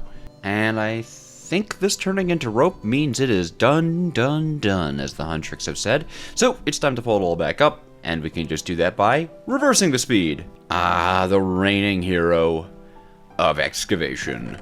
Let's see what we got. Oh, got a little bit of copper. Let's see what we got. Oh, this one's got all the juice in it. Ooh, diamonds and zinc and copper and niter and I guess ash. I don't know how that got there. And here we got a little bit more goodies. This is good. This is great. Now it's time to go ahead and just pick up all of it. I really don't need any of the stones and stuff inside of it. So I'm just gonna go ahead, chop all of it up and send it into the pit. And even the chests aren't valuable. Impurities shall be burned away by the lava. Now, we have all this glue left over, and that's actually an important tool that will help us right now. Not even just later, right now. We're gonna make sure this thing is lined. We obviously do not want our lava to be flowing in all sorts of crazy directions. And I just need to grab some cobblestone, which, of course, I tossed all of it down into the deep evil pit, so that's fun. Cool beans. These are all gonna get added to the glue. Huzzah, huzzah, huzzah. I already had a stack. Whatever, man. Whatever. We need lava. Decent amount of it at the least. I think we have one of them special one. Yeah. So we can start with just getting that. Oh, hold on. Just a wee bit more set. Just a little bit more setup real quick. Just like that. I think you guys know what we're gonna do here, but I'm gonna keep it a secret for those of you who don't know. For those in the back. Okay, now we're all set. We have a big old happy lava pit, a pit full of lava. We do like to see that. And typically I go around and get myself all burned up and stuff while mining things, but it's occurred to me that all I really need to do is just turn the floor into a contraption. So all I really should do is now all that lava's flowing. Yeah. It wasn't glued, so that's cool. Why wasn't it glued? Is it glued now? Yes. That seems to do the trick. Oh, that's fun. Do I have free cam? Hold on, I'm gonna quickly cheat into spectator just to show you. That lava be flowing, my guys, I think, most likely. Yeah, look at it. Here it comes. That's such a fun way of doing it. Glad to see it works. Glad to see it works. My infinite lava's on the horizon. Alright, we've got the kit that we need for infinite lava indeed. Hose pulley time. Waited long enough, and this thing should be all the way down. And, yeah, right there. Perfect. We're just going to get ourselves a fluid tank. Yes, very nice. Obviously, we're going to need a little pump for that guy, and I think we want a pipe here, and then this guy there. We want it over a source block. I always like to do it over a source block. I don't know if that actually matters. I guess I just have this, like, superstition. Oh dear, I didn't bring a crank or even any water wheels to get this thing powered. Oh dear. It's going to be in our best interest to have this thing running fairly quickly, because we're going to be using a lot of that lava. In any case, though, let's at least get this thing started. And that's going to involve me sitting here. I think I could gear ratio this real quick. Yeah. I think you can only do one gear ratio with this, though. I think this does consume 256 stress for whatever reason. Might as well go ahead and get a fun little hidden achievement in the create mod. Don't know if you guys knew this, but obviously the crank, you know, there you go. If you crank yourself all the way down to no hunger, you get a secret achievement. We'd love to see that. There we go. We're all the way on the bottom. And just as a little tester, we should be able to now activate this pump. And, gonna pull this up a little bit.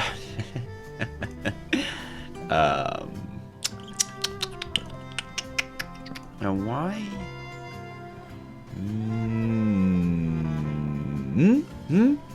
What's that? Hello? You didn't change anything, did you? What, is this not considered an infinite? Hold on. This is 64. And then it's from 76 down to bedrock, which is probably about negative 60. So to be safe, we'll go 76 plus, we'll call it 59, right? It's 135 blocks tall and 64 blocks wide. No, that's only 8,640. It not big enough. It not big enough. I messed up. Uh-oh.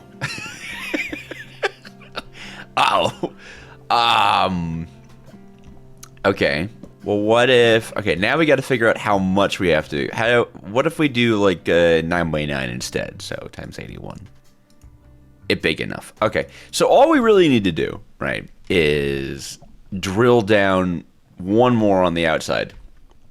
And maybe even the lava would flow down that and we'd be fine. You know, it's gonna be okay. It's gonna be okay. It's gonna be okay. It's gonna be okay. So lesson learned, 8 by 8 is not enough unless you're way high up in the world. And so don't be like me. Don't be like me. Be better. I can never remember where toolboxes go, and I hate that too. Now I'm gonna say this without knowing whether or not there's any in stock left. So if this is the first time you're hearing about these, sorry.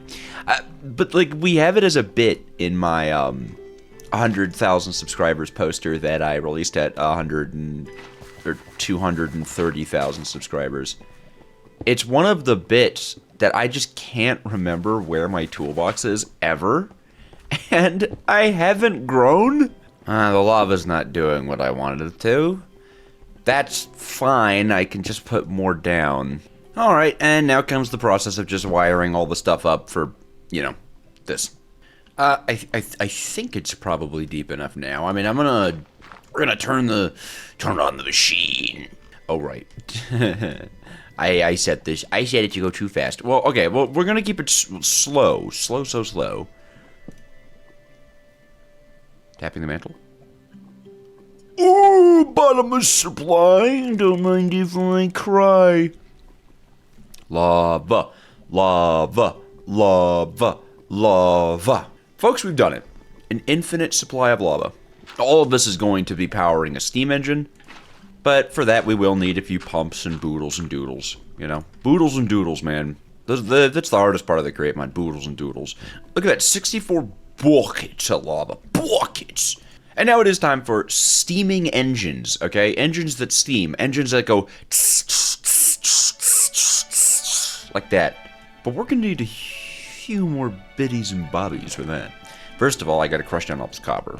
Second of all, boy, do I have to clear out my inventory here. Next off, we're going to obviously need some brass machines to actually turn into steam engines, and one of them one of them is going to become a mechanical arm, whew, expensive, and one of them is going to become more brass funnels, whew, expensive. And then I guess we can just start with the level 4 steam engine. I don't want to do that at all, actually. I'd rather start with a level big steam engine. I mean, we could. I mean, we just have to make more. I think that's okay, though. I think we have enough. Like, obviously, we can support a level 5 steam engine at this point. Alright, here's our electron tubes. But we are out of the mechanisms to actually upgrade. You guys know the deal. I know anyone who's ever played this pack is watching me and going, why can't this guy just stay focused and actually, you know, just automate it. I will. I like to do it this way. People, they get mad at me. They say, you play these mods so weirdly. It's how I like to do it. One of the most passive-aggressive comments I've ever received in my life was, it's really interesting to see the way that you approach GregTech. What do you mean by that? What's that mean? What's that mean? What do you mean it's interesting? What am I, some kind of menagerie? Perfect, that's 5 more steam engines, and that means level 9 steam engine. We do, however, have to have enough fluid tanks. We need fluid tanks, and we need blaze burners. Blaze burners actually kind of being the more pressing one, since we only have 2, and we need 9. The barrel part of making fluid tanks is really not going to be an issue. We have a pretty nice tree farm going on. And already a lot of these folks. What, 40? Nice, 40's good. We only need 36, so I can actually add another 4 to our storage stack here.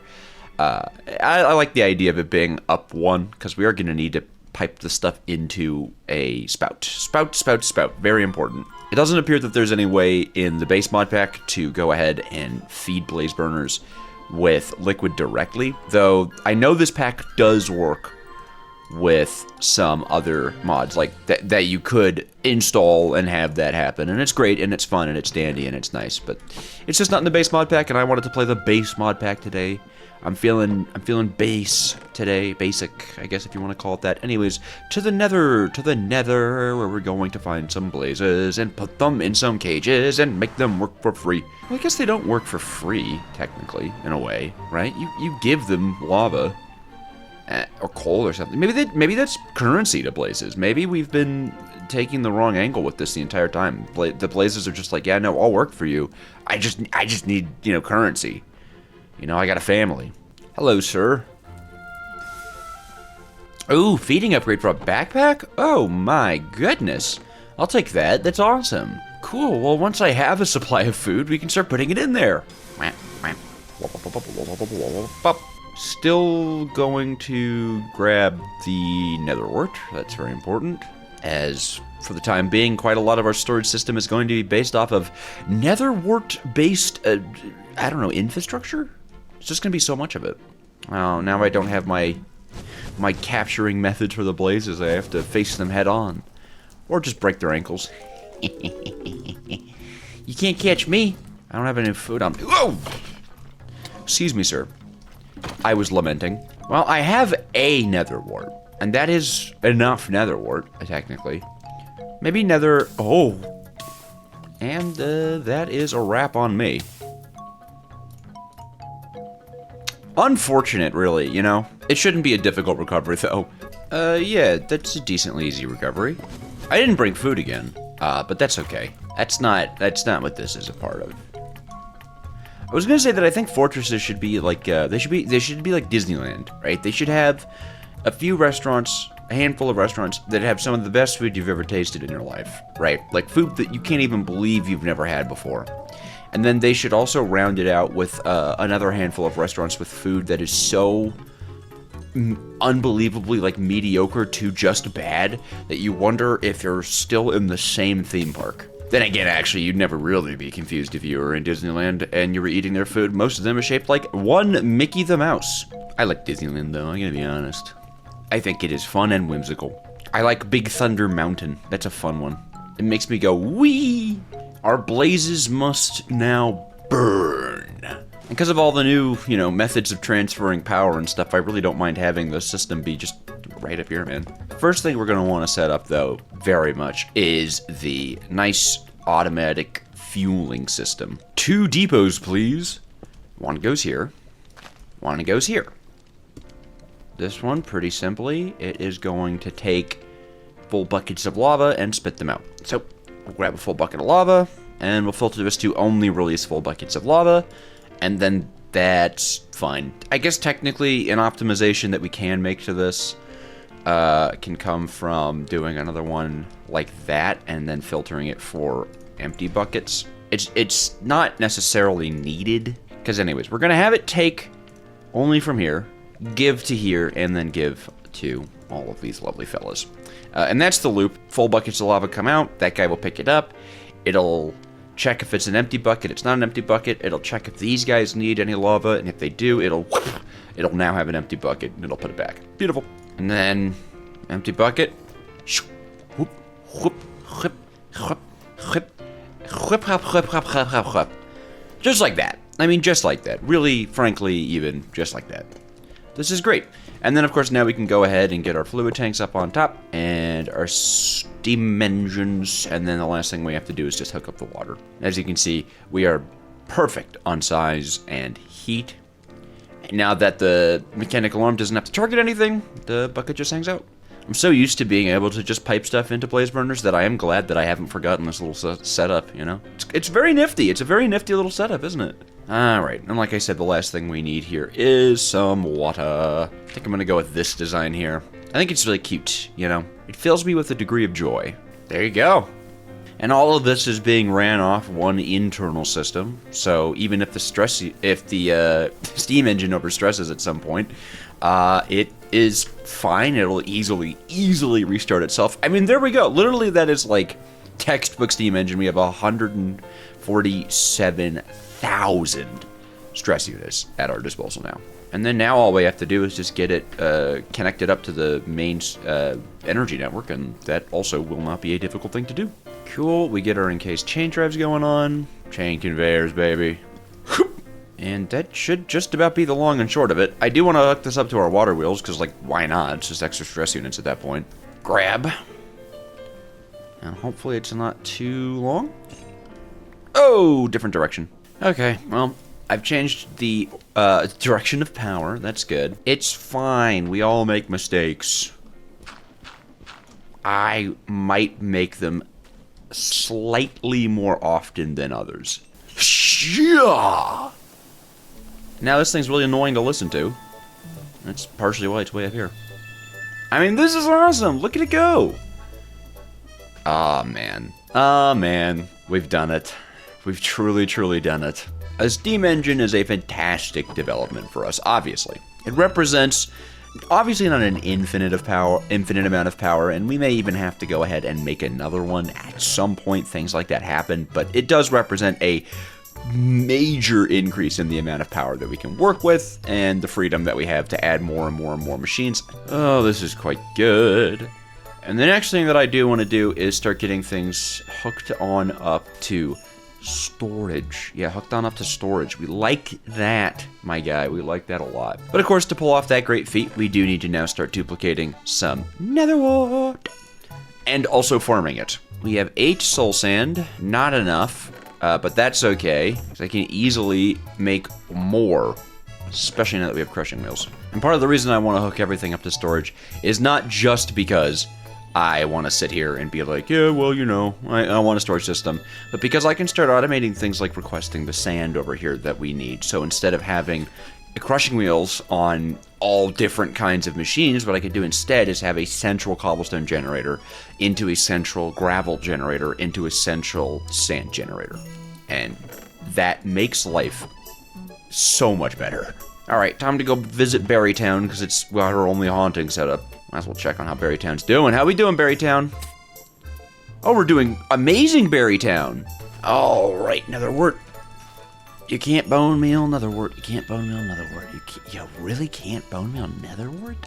Of all things? Ugh, is there a way to make it? Oh. Oh, well, that's easy. Okay.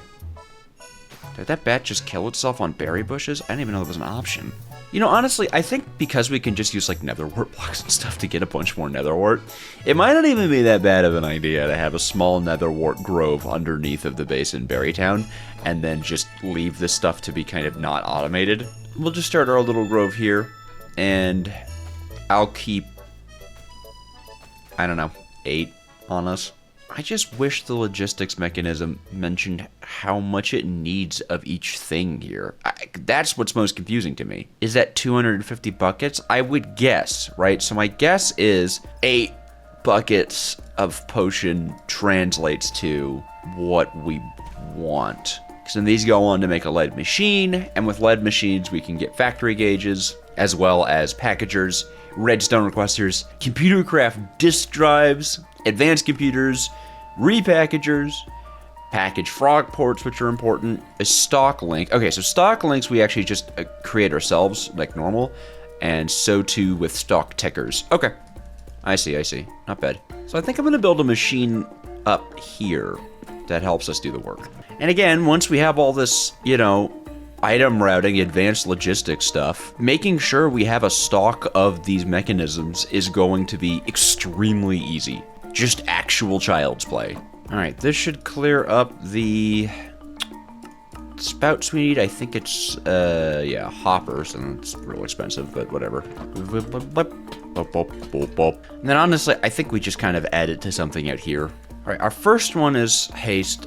The second one is pulp. We will need a few heated blaze burners here, actually, one for each.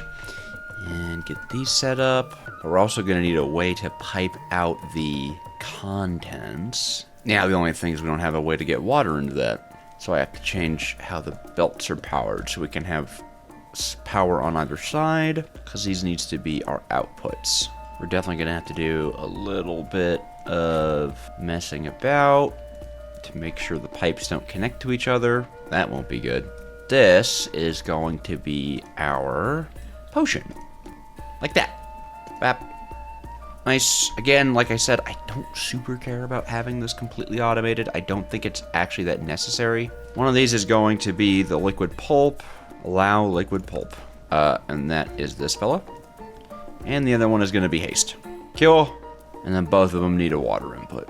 Cool. Both of them got their water. Both of them got the water. Give me some access to the blaze burners, just like that. Excellent, excellent. Lemon, excellent. And there shouldn't actually be a lot of filtering we have to do here. I'm pretty sure we could take our organics and literally just drop it into this guy here. And it should start making pulp. And then when it runs out of pulp to make, it should then just start making it into the pulp liquid, which should get pumped out. Yeah, no water's coming into these. Perfect. We do need it to be heated. For now, I don't mind using just some wood.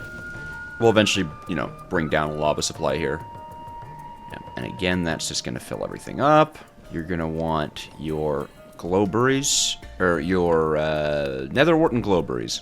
And glowberries can't make a mundane or a thick or any potion like that, so this isn't going to need any filtering, which is nice. It should just mix in order until it creates haste. It pulled out awkward potion. Why did it pull out awkward potion?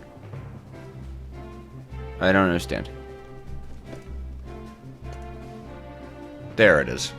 Alright, now it's time to make a few machines. Only going to be able to make 4 machines right now with what we have access to, but I think that should, at the very least, allow us to jumpstart a basic storage system. And hopefully get our centralized, like, stuff going on. Yeah. Stuff. So...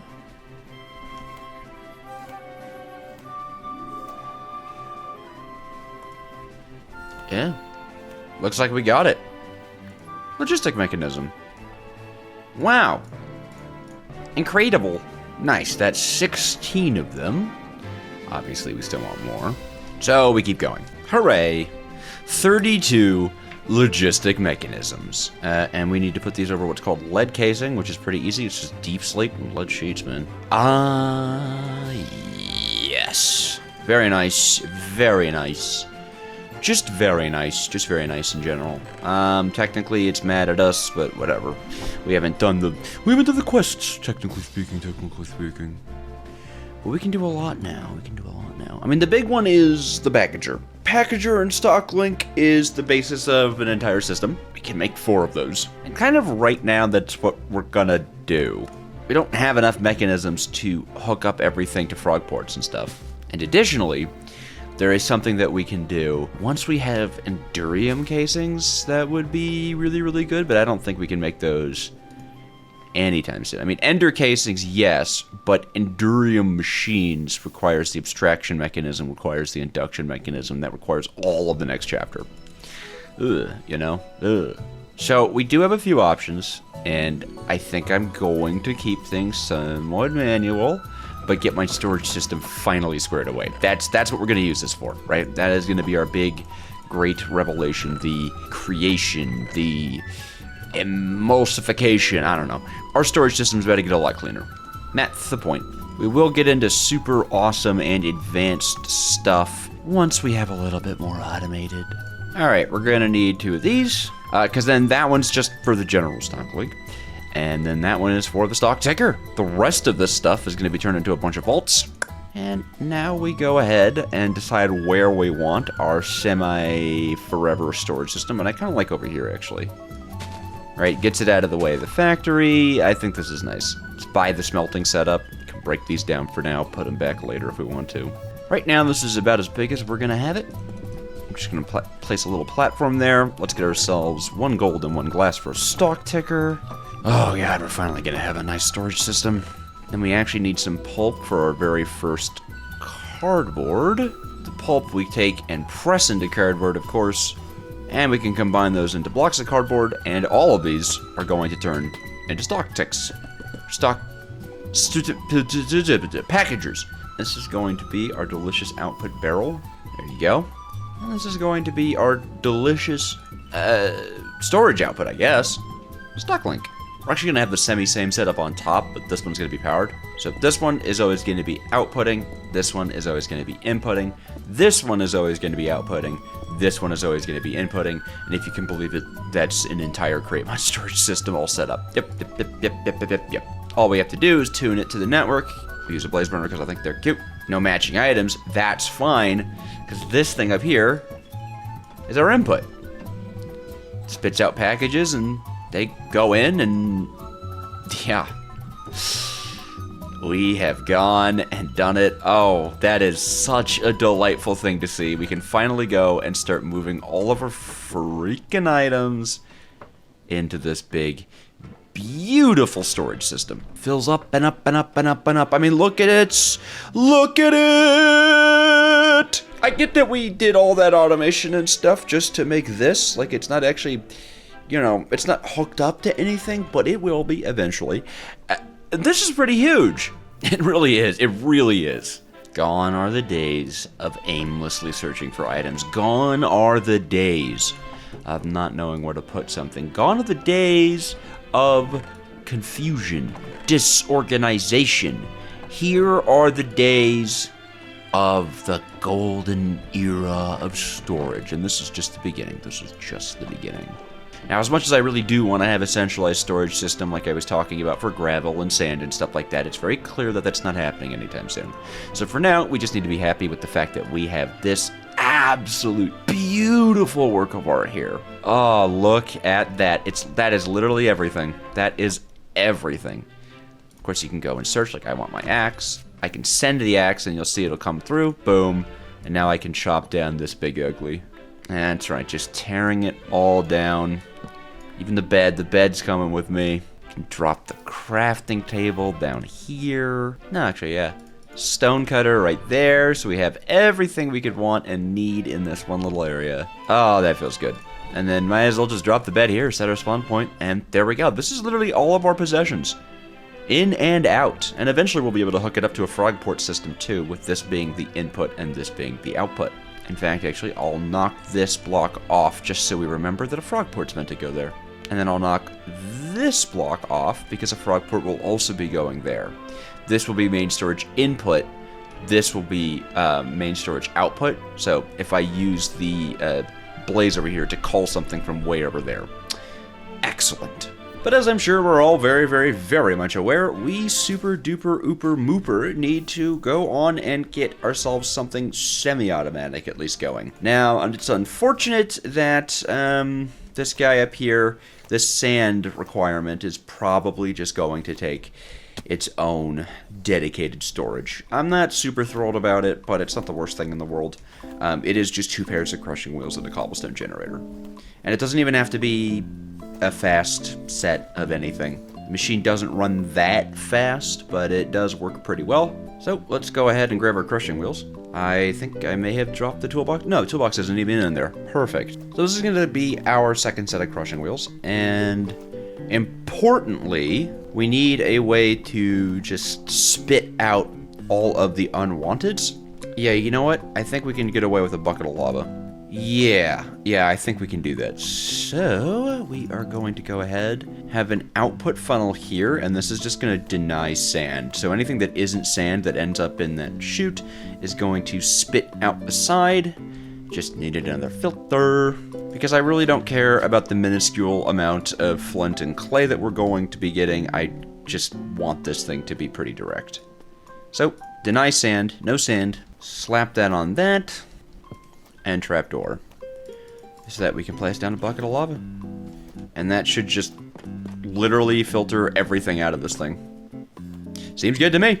And I have managed to not remember to grab the chute crafting ingredients like I said I would. I'm out of builds! Oh, something else fun you can do with this actually is if you want like certain items, you can send them to you, like from JEI. It's really cool. You can't craft out of it, of course, but that's okay. And we're just going to be doing a little bit of redstoning with this machine. I kind of have an idea on how to make it very, very, very silly and fun and goofy. We're going to be using a little clutching mechanism. Ow. As I was saying, we're going to be using a little clutching mechanism here. You know, I know that this is a weird question, but do you think I can... No way. Oh, okay. Wow, you can actually place redstone components on crushing wheels. What? I guess the next question is, can you even take a comparator output from a chute? I would hope so. Because that's what I want to try to use to clutch the drills, so that we don't actually have to deal with a lot going on. But this isn't giving off a comparator signal. No, that idea don't work. Because I want to be able to lock this thing. I guess I could just put it on a timer. I don't want to be spewing cobblestone everywhere, but I also don't want to make this thing taller than I need to be. Right, taller than it needs to be, rather. I'd rather it be semi-compact. I bet a stock link would do the trick. Sometimes you just gotta link it up, man. Whoa, whoa, whoa, whoa, whoa. Back it way up, my brother. Back it way up from that. You are simply not allowed. Okay, and then threshold switches, which we actually get 2 of, which is very nice. Oh, and that means I can put one in Berrytown. Hold on. There. And now for this, I want to see if we can set it up so that it basically checks if this chute has any amount of items. Literally at or above 1, on. At or below 0, off. Cool. Like it, love it, want it, need it. This needs water, and then we just need to drop a lava source right there. And then everything should be able to be powered up, and we can run away smiling and happy. Nice. Nice. Yeah. That should be just, yeah, there we go. That's it. Of course, in order to make it any viably quicker, it's the spout that's the issue. This is the slowest part. So I think what we can probably do here is, because we're very much out of space up top, is drop down underground and have a big like spouting factory. But the big issue with that is we're like out of resources. We're out of iron and copper and stuff like that. And we need, you know, those in quite a lot in order to actually be able to continue making this thing. So it's time we go on quite a large mining operation. One that I believe we should automate. Not like automate, but like, well, we're gonna make a big drill. minus 1 because I don't think I have enough resources to make a drill head. So it'll be a little wonky looking, but it's fine. I think I want to build this up top, and then we can go down and make it all nice. And make it go. Always want to have a little bit of distance from the rail to the plow, and a little bit of distance from the cart to the deployers. This guy is going to be facing downwards like that, and actually I'm going to grab a list filter for him. And he's going to be placing down cobblestone and cobble deep slate. This is going to allow it to just place a track in front of it in case it's going over a hole. Really, really important for these. And then, of course, we need our deployer here. That is going to be placing down rails. And now it is time. I want to make this 9 tall. 1, 2, 3, 4, 5. And we're just going to fill in this enormous wall of drills. And I mean, let's be honest, this is not bad. This is not a bad area of connection, that's for sure. And we just need to get everything glued together. And that should be everything hooked together. We can tell by powering this on and then picking it up. And because it's attached to a furnace minecart, we won't even need to deal with any kind of silliness. We just put coal into it and it goes. Yeah, there we go. I mean, look at that. I mean, that is a mining machine. That is a mining machine. Problem is, we kind of need more rails for it.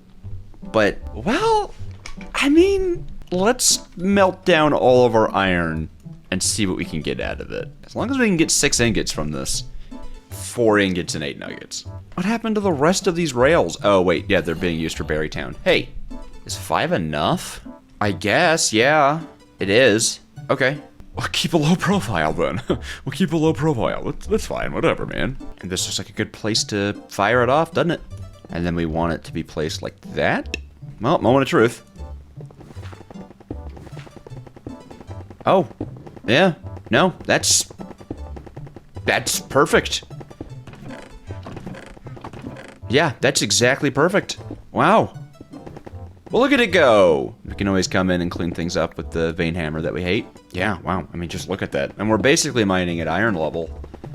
So, how fruitful is this, huh? Oh, that's amazing. Look at that. We get redstone, lead, zinc, copper, all of it's already coming in. And we can just leave this running. All we have to do is be on top of the coal. That's not hard. And boy, look at all the things it's uncovering. This is just beautiful. This is just beautiful. So I think I'm going to leave this running for a little while, and we're going to try to build up as much resources as possible. Hopefully it actually starts mining iron. Something I've noticed is it hasn't actually picked up a single bit of iron. It's just barely missed it over and over and over. It's kind of lovely. It's kind of wonderful in a way. The nickel is going to be really important soon, too. And obviously, water does not defeat this thing. It's more powerful than that. Okay, I ran this thing for a good little while, and let's see the haul. Nice, nice, nice, nice. Yeah, no, definitely going to be multiple and many stacks of goodnesses coming in here. This is great. Oh, yes.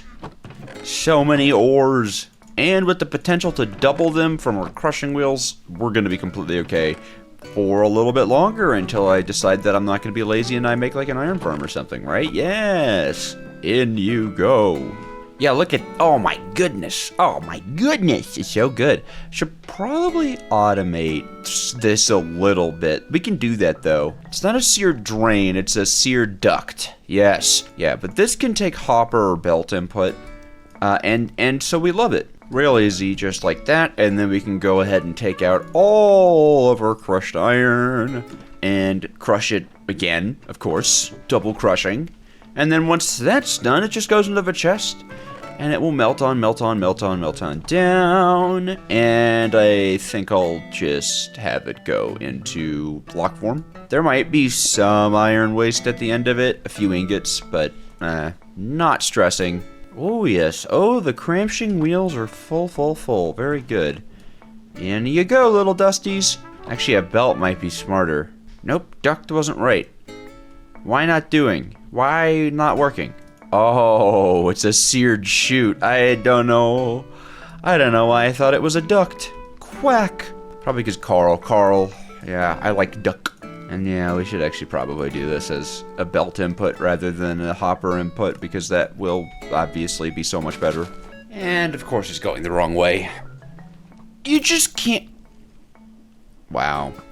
Wow. I was expositing. Wow. And you trampled the cabbage. Oh, wow. Mature. Ka-chow. Anyways, now that we're done goofing off, that's how I feel about it. There we go. Hooray! Need more lava in this guy. Holy moly. Cool. And then that should just run forever, slowly spitting out blocks of iron. We love to see it. Woo! And probably after iron, we'll go get copper, because we're actually super in need of it, come to think of it. And I think actually, now that I'm looking at it, that was what we were trying to get, so that we could upgrade this factory over here. So, you know, obviously instead of doing that, I started smelting up copper. Yeah, because we need all these spouts. I mean, it's still running pretty good, all things considered. We like that. But I think we actually should go ahead and automate the turning of these into the electron tubes, which of course requires us to go ahead and make an iron farm. And iron farms, man, they are just the same as they ever are. All we need to do is wash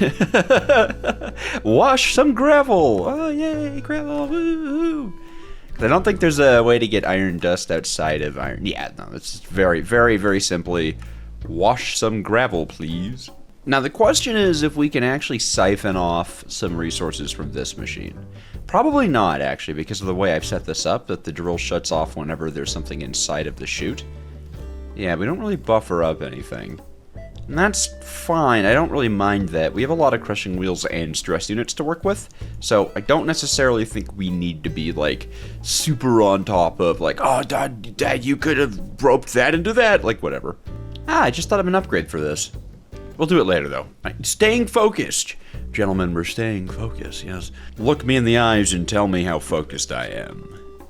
Rah. I think we're just going to do another single drill setup. I don't think we really need that much cobblestone input for this, but we are going to have it go properly into an item vault. That way it can kind of build up a little bit more. You're just checking. How do I make smart chutes? Oh, like actually the recipe. Okay. Oh, smart chutes, my smart chutes, my beloved. Ignore how long it took me to craft that. You know, sometimes it happens, okay? Do we have any encased fans, please? No. You ever do that thing where you're like, yeah, I don't think anyone can tell that I just woke up from a nap. Like, yeah, I think I'm holding it together. Not me, brother. So in a perfect world, we'd have the depot go here, this there, and the spout above it. I think we can do that even. Yeah, do we have an extra spout or do I have to go make one? Spouts are about to become our, like, largest automation target or something. We need just so many of them, man. Sealed mechanisms? We do have one, actually. Have them come out a stack at a time, because literally why not? And then, obviously, now we have to ask the question, how do we get them off the depot? So, actually, this will probably become a belt. Yeah, that'll probably be a belt. Because we have the perfect hookup for it, too, actually. Yeah, belt. It should still hang, though, yeah, under the spout. So as long as we don't get stupid and move the spout on accident, we should be fine. Perfect. Now the spout just needs some molten iron. That's easy. The drawer is going to go there. So we'll need a pipeline from this fellow for the molten iron, which we can store right next to the drawer. So we can have something like this, right? This will have a lava line into it. This is going to obviously take in the iron. And then we just run a pipe connection like that. And all we have to do is pull a cog somewhere, probably this one being the pump. And then there you go. The only thing that we have to do now is just hook this up to a regular iron farm, which probably won't be difficult. We just don't want the flint to go inside of it. We just need some way to trash the flint. But we still actually have some... Oh, that's smart chute. Smart chutes are great for this. I'm gonna go make another one. I like the idea of having the iron farm, like, back here. I feel like it's kind of cute. Easy peasy, though. You there, filtering only iron nuggets. And then we have a smart chute beneath of it, filtering only flint. And a bucket of lava will seal the deal. Just so the items don't stack up, because you get way more flint than you do iron. Perfect. Then we just need chute, crushing wheels, chute, vault, chute. And this is where the cobblestone goes. I mean, realistically, though, there's got to be a way to steal the cobblestone from this drill. I know I made this whole thing about not doing it, but Seems a little silly to... Ooh, ooh, ooh. I'm part of the machine. Ah! Definitely not going to forget that that's there. I just wouldn't. Probably want to bring this chute out one like that. That hooks that up perfect. Nice. And then funnel on you.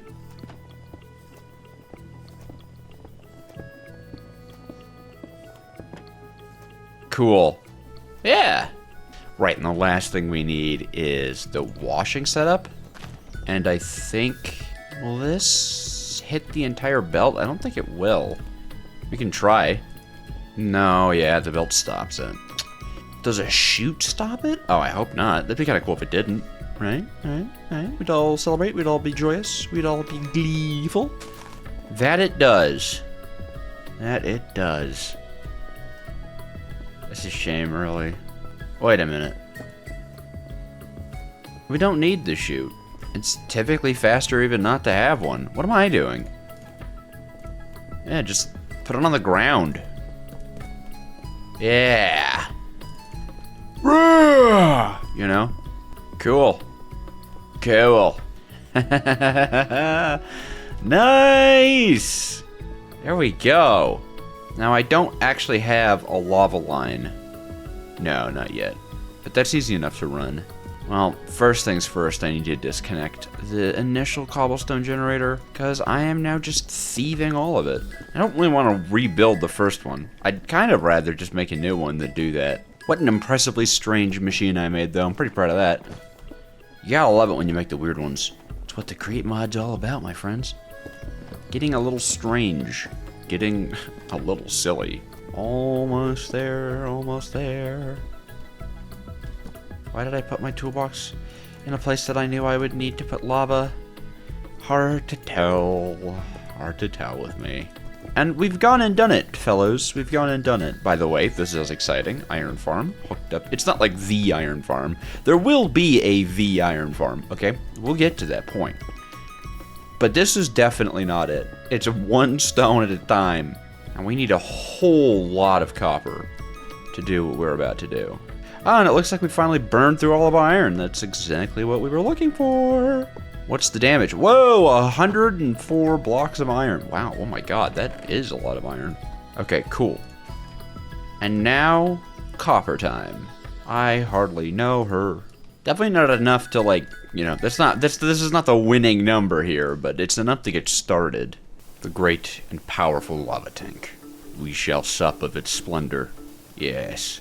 I'm out of cogs. That's pretty bad. You need those for pumps. Gotta make more cogs now. Because then we're gonna have a pump.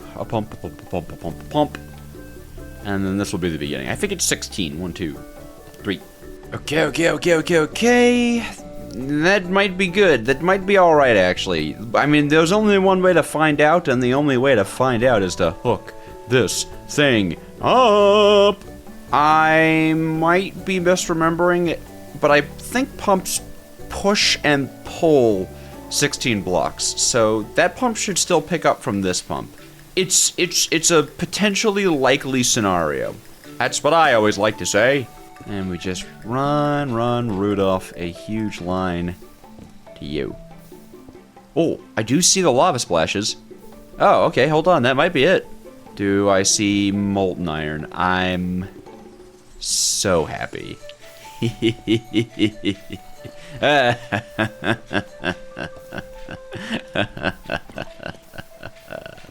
This is very good. This is very good, my zombie friend. And literally there you go. The power of iron nuggets compels you. You know, second order of lava line, probably going to be this thing at some point, but for now, I suppose I can continue. You know, come to think of it, can I just put this under a spout? Will this fill up like a bucket? That's beautiful, man.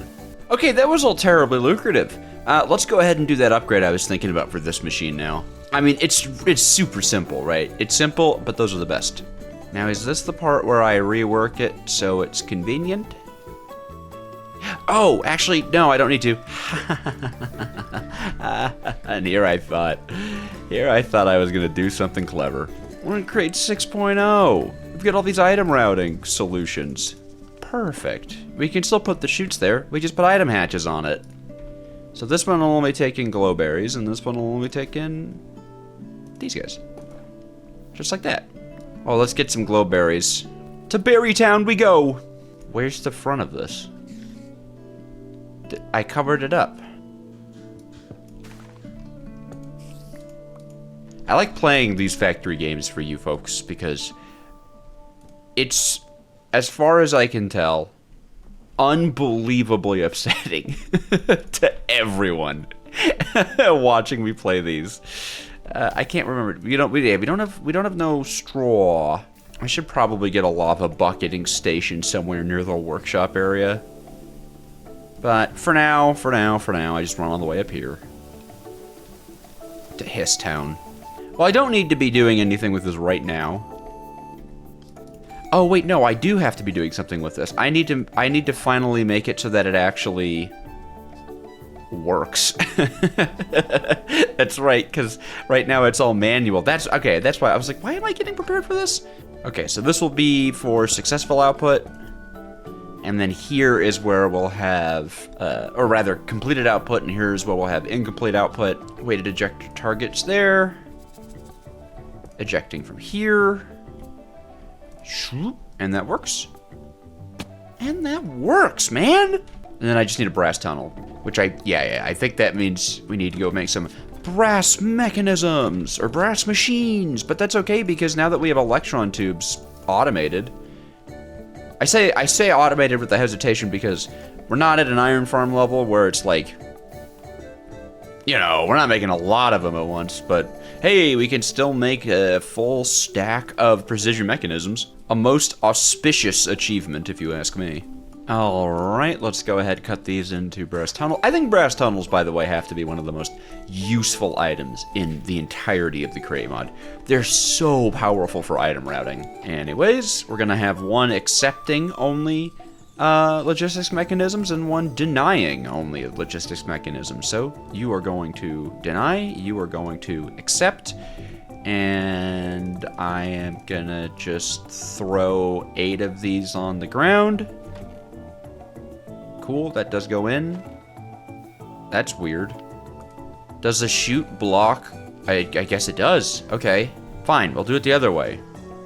I didn't want it to do it that way, but you forced my hand. Domain expansion. Elevated depot. Ah! Have I already made that joke this video? I might have already made that joke this video. I'm sorry. I've got JJK on the mind. Alright, retarget that, and we're gonna try this again. There we go. Cool, and let's lock and load the blaze burners. Oh yeah, that's still my issue with the precision mechanisms, isn't it? Or with the depot method. It can't hold a lot. Solutions abound. Yeah. Grab. You. Why is only one of these? Oh, are you serious? These break it? Goodness gracious, man. Fine, we'll do it like that. Ugh, good lord. Frustrating me, man. That should have fixed it. Yeah, because now this can hold multiple of them. There we go, that's what we like to hear. Ooh, ran out of potion. Oh yeah, netherwort. Oh my goodness, I forgot about that whole, part of it. Netherwort, huh? Cool, I like how that worked. Alright, time to make a bunch more. Excellent. And we need just one more bolt. We're not going for pretty, at least not yet. Maybe we will go for pretty. I don't know. I don't know yet. I don't know how I want to do this. I mean, I've never actually done a whole mod pack in one video, So there's a lot of experimenting that we have to do here, okay? There's a lot of experimenting. Anyways, I'm gonna be very happy once this is done. So I suppose what I should start working on now is a lot of spouts. Yeah, a lot of spouts. Okay, we got to get that system going. So, reminding myself, 12 spouts. Wow, that's heartbreaking. That's a heartbreaking amount of spouts, if you're asking me. And hopefully we can make some more precision mechanisms. Yeah, perfect. Oh, nice. We can make a whole other stack of them. Good lord. Wow. Okay, I'm going to say it out loud so I don't forget and destroy all the rubber, but the rubber's cooking. And then on over here, let's get these guys going. Yeah, I want a mechanical arm for what we're about to do. I think that should be the easiest way to handle this. Actually, I want 2 mechanical arms. Rubber. Yay! A boy like me can never forget rubber. Not after the incident. Okay, there's our other stack of precision mechanisms that we want. And then, of course, we need more regular mechanisms to make into sealed mechanisms. Everything's gonna be okay, don't worry. We're going to get to the promised land of centralized storage systems. It's just gonna take a second, that's all. Okay, this should account for both of the mechanical arms I want. And you know what, we should probably go ahead and actually make ourselves another set of... I was gonna do the big reveal, but then we're gonna do more filtering stuff. What are they called? Funnels! The great brass funnels. I do love being in the age of brass, where you're like, okay, I'm just gonna use brass for everything now, because I need to filter this and funnel that. It's just a good time. And now we need 10 hoppers. Ugh. Blech. That would be my feeling surrounding that. And excellent. We should be able to at least sketch out the idea that I have for this, which is going to be turning this one water spout into an entire network of 12 that mechanical hands feed and then take from and feed back into wherever they go, which is you. So this is going to now be where the mechanical arms grab from. I'm starting to think that maybe we literally just do this either above or below. Actually, below is probably the best. Yeah, I think having a subterranean system for this is going to be what we want. Well, then let's see if we can fit it in this blueprint, right? Hopefully these guys can reach out all the way to the edge here. Whoops. I think they can. I feel like they should be able to, right? Like, reach. Yes. Okay, perfect. Then we're good. Cool. That's all 12 of them. Very nice. Now, there's nothing here. Yeah, there is nothing here that pipes can connect to, I believe. Except for these. Perfect. And then I need a filter for that. Easy peasy just to say that will only accept Certus quartz. Actually, in fact, it's really important that it says it'll only accept Certus quartz because the mechanical arms won't know otherwise. Now, you will take from here and distribute to the depots. Like that. And you're set on round robin. Perfect. You will take from the depots and distribute to the drawer, filtered style. Excellent. Now all I have to do is power everything. Whoop.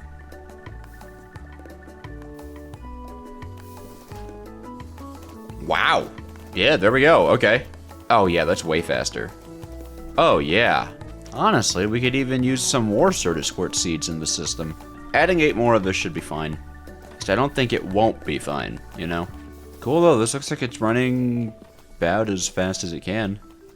I mean, I guess there could be more spouts, but yeah. That's awesome! Well, there we go. Electron tubes actually automated. Nice and quick, you could hear it going and going and going. I love you, mechanical arms. Okay. Our next problem is nether wart. We just don't have enough of it. And we need a lot of it right now. You know, it's just like we need a lot of it right now, but once we have what we need, we won't need a lot of nether, you know what I'm saying? Like, I don't want to make it faster if it doesn't need to be faster. Although I feel like we'll have to end up farming nether wart for something down the line. Just don't know what. I don't know what other potions might be necessary. It might even be necessary for a redstone farm, all things considered. I don't know. Maybe not. Maybe I'm wrong. Oh, yeah. So, because for every frog port, right, we also need a packager for it to be attached to. So, we need 2 for each node of this. So to send things to our inventory from somewhere else, we would need 2.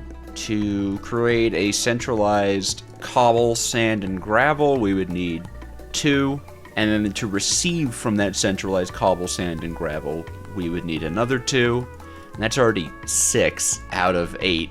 I suppose there is some comfort in the fact that we might be able to... we'll be okay? You know, the point is, though, that cobble, gravel, sand is usually one of the great eliminators of any automation within the Create mod. So being able to create a centralized storage system that we can route around through package frog ports and chain conveyors, that should give us what we need, because we could, like, you know, all this infrastructure goes away and we just have a frog port attached to a chain drive, or a chain, what are they called, conveyor, and it pulls in gravel for here and it pulls in sand for here. I mean, you may even hook it up to a centralized iron farm, come to think of it, so we can send the iron nuggets around where they need to go. Although that might not be so necessary. We might just be able to take gravel into this. Certainly could use the speed boost. The point is, we're going to need a lot. We're going to need more than that. Yeah, I'm just going to go ahead and get to work on getting more of that. Alright, I made a lot of them. I did. I couldn't help myself. I'm too excited. I really, really, really want to get this new storage system off of the ground. Get this thing off of the ground as well, and fix everything. Now we just need a bunch of lead machines, or rather lead casings, which, yeah, deep slate. Okay, that's what I had to remember. Deep slate. I mean, we don't necessarily need, you know, a million of these, so I probably shouldn't make 2 stacks of lead casings, unless, of course, we were going to build with it. But, you know, like I said, we're not sure if it's getting pretty here yet. We're not sure. A lot is about to change in the factory. 19 packagers, 19 package frog ports, and that's kind of all I'm really gonna do with it. Well, hold on, redstone requesters, I think I need those, right? I need to remember, actually, what redstone requesters do. Alright, let's go ahead and start things off by making that centralized cobblework system. That's what you sound like, dude. Seriously. We are going to need a pretty decent amount of vaults. 35-ish should be fine.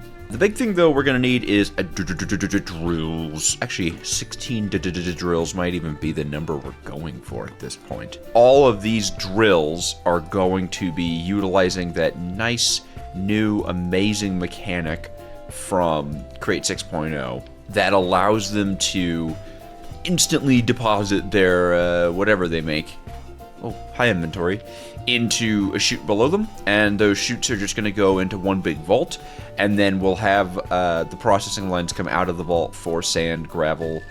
It's going to be great. And of course we're going to need some drawers for sand and gravel, and then we're also going to be getting byproduct, so I'll grab these for byproduct. And by the way, this is functional storage. And if we wanted the storage controller, because I'm sure a lot of you guys have been going, why isn't he using storage controllers? It's because they're way out of our reach right now, because they require Enderium modules, which requires inductive mechanisms, which requires us to complete the entirety of the next chapter. There's just a lot going on with it. We will get to that, we will optimize, but for now, I think this is prudent enough that we're just going to go for it. Now the question is where I actually want to put this thing. Well, we're going to want it at least somewhere nearby the chain conveyor network. And I've kind of liked the look of the verticality here, so I'm thinking back here. Yeah, let's just clear this area out. You know what, and I was thinking just now, looking at this, I might not actually go and hook this into a centralized storage system of, like, gravel and stuff, just because it is already, like, working fine. And what is going on here? You're too slow. Oh, no! That's unfortunate, because the only other option is crushing wheels. That said, I'm not quite in the mood for bottlenecks, so let's see what we can do. My likely solution here is having the crushing wheels vertically and somehow getting the loop to insert back into those wheels. So this is basically just going to disable it. Now we gotta figure out how and where and why and what. Yeah, in a perfect world, I could put the crushing wheels like here, you know? Because I could do crushing wheels like so, and I still think the items can actually pass under the crushing wheels like that. I don't actually think that's an issue for them. So here and here works. But now, of course, how do we move any of this over? Because I'm going to assume that gearbox is kind of necessary. You know? It's kind of a cheap out, but we could use some mechanical arm. They are the rulers of everything. Unless we do something real silly. Hold on. Unless we do something real silly here. I need to get a void upgrade for that. Do I have obsidian? That kelp farm is plaguing me, man. What is the voiding upgrade? Is it just like around a drawer like that? Oh, thank God. Get out of here, man. How is it that I go to work on a Cobbleworks and I end up working on the electron tube farm again? That farm, it's always the electron tubes, man. What was I getting over here? You. Thought process. Funnel here. And then shoot there. Crushing wheels. Okay. Now the question becomes, and I know this needs to be smart shoot, but I just wanted to test.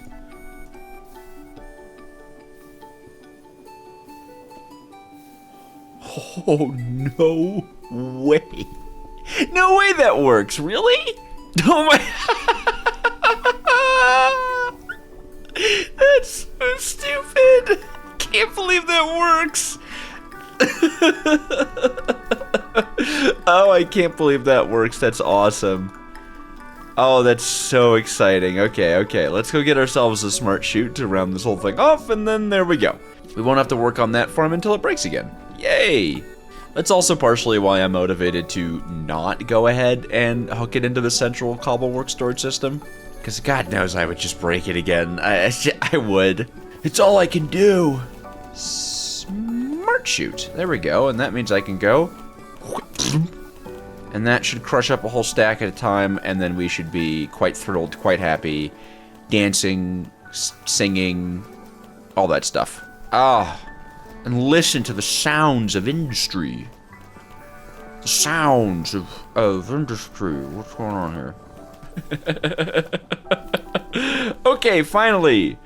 I didn't even end up grabbing a shovel. I noticed it wasn't working because I was going to grab a shovel. And I was like, oh, how's the farm doing? And then the farm was like, I'm not doing good, father. Papa, I do not feel well. Okay, this should obviously be way more than enough space. What we'll do is probably mess things up, but whatever. That's pretty... I don't have crushing wheels. I'm out of crushing wheels. Let's not get started here. Hold on, we're stopping the starting. We're stopping the starting, and I am going to hook this up to main power so that it doesn't take me 8 years to get the crushing wheels. But the starting has been stopped, okay? You know, eventually we're going to have to automate this. Above and Beyond has some silly recipes, but I think they're real fun. Okay, thank you. I don't know what sound I just made, I'm going to be honest with y'all.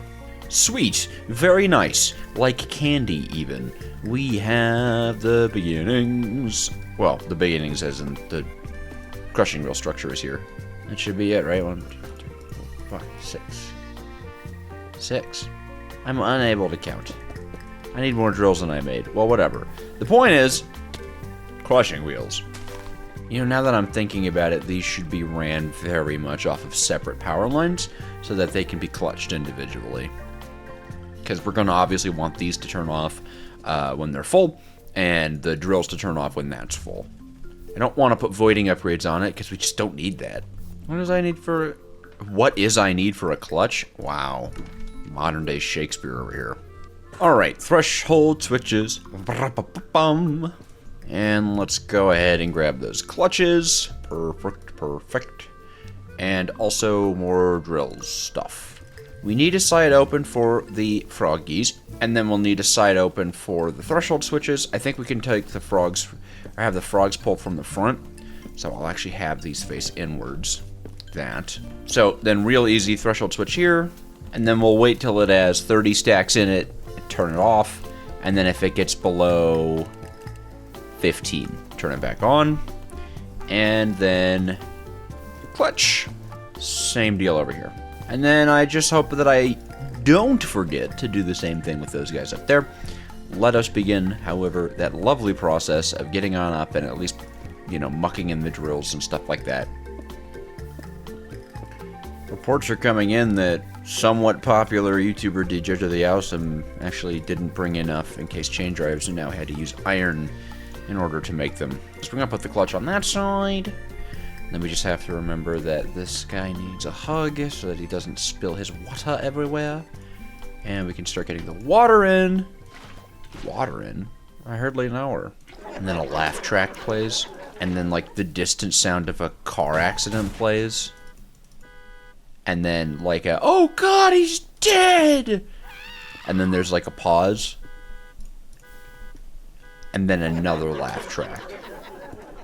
And there you go, folks. I've just invented the funniest joke. That's right, you just saw it live. Well, you didn't see it live. No one's seen it live. I'm alone in this room. But hey, if you're the first person to watch this video, you've kind of technically seen it, like, live. You know what I mean? Like, one of you has seen it live. Now 90% of the comments are going to be, I was first, I was first, I was first. I do love, by the way, those comments. Genuinely, because YouTube obviously reports to me the actual time that the comments are put on the channel. So I can see who was actually first.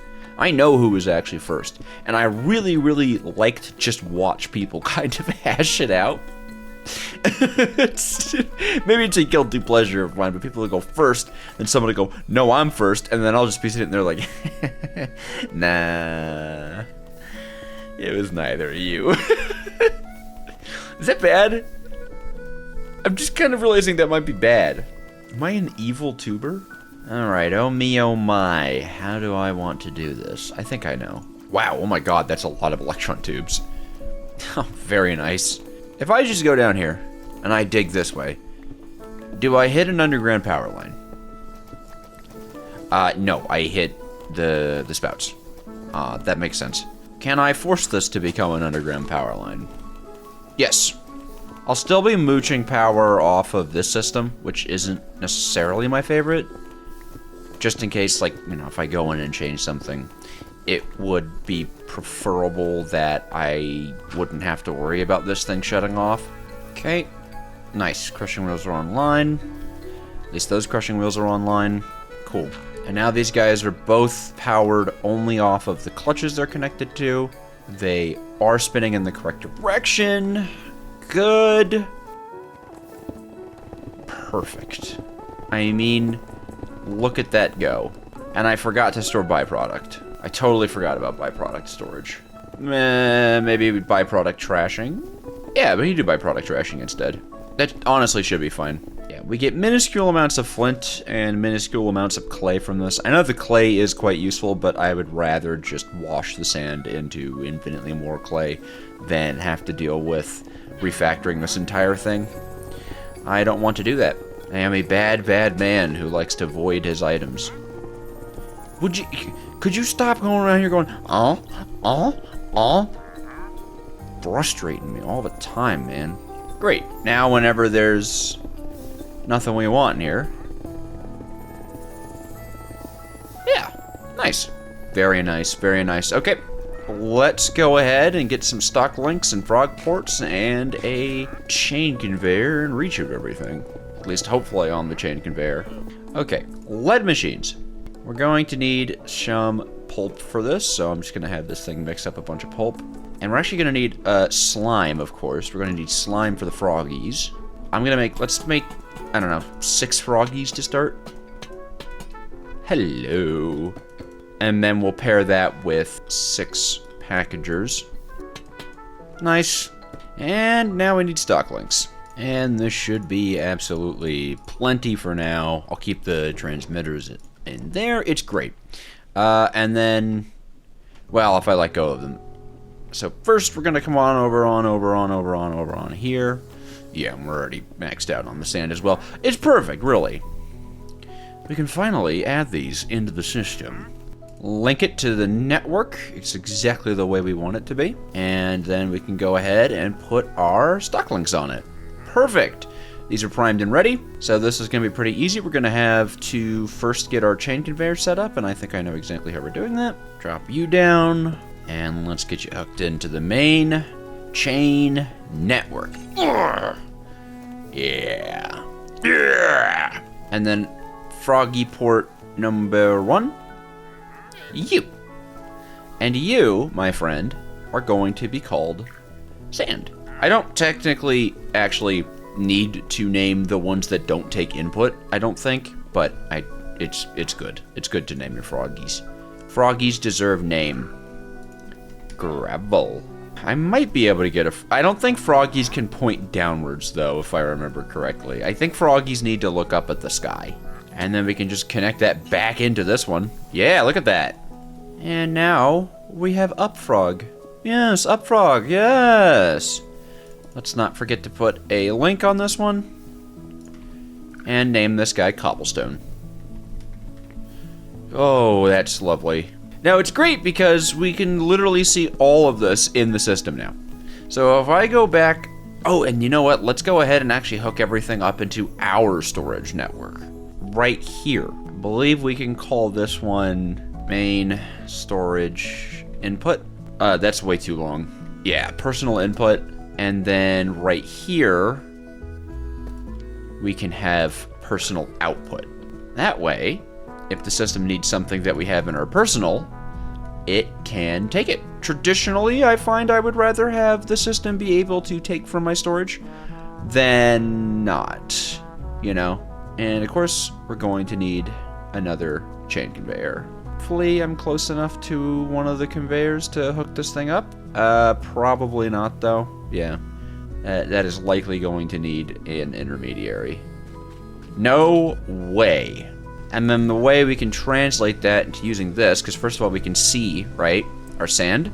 So if I wanted to bring it over here, yeah, if I wanted to bring it over here, I can ask it for personal, or input, rather. And that should send a sand package on over here. Yes. Rather, that puts it in our system, and then I can request it out of our system like that.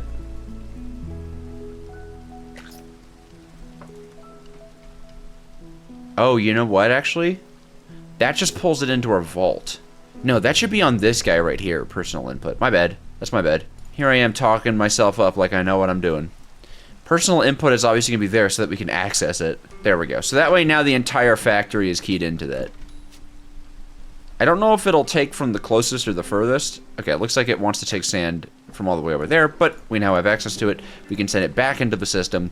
This is still stock linked on personal output, so the system can take from this personal storage here. So anything that ends up into here is still accessible by the entire system, and that's the way we want it and like it.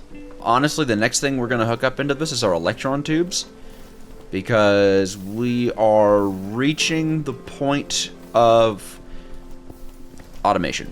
So I think this even means we'll now be able to see that we have electron tubes in our system, but we won't actually be able to access them. There's just no path. Yeah, you can see it, but you can't access it. It's unfortunate, but of course, we can just add more chains. And this stuff is pretty much going to be managing the entire factory. Like, as much as we can have it manage the entire factory, at least. And that's just about the last of my iron again. But yeah, in a perfect world, we have just about as much as possible hooked up to the chain conveyors and the frog ports and everything like that. I don't even think it's like that unrealistic to say that that's really going to be possible, you know? I think we'll be okay for it.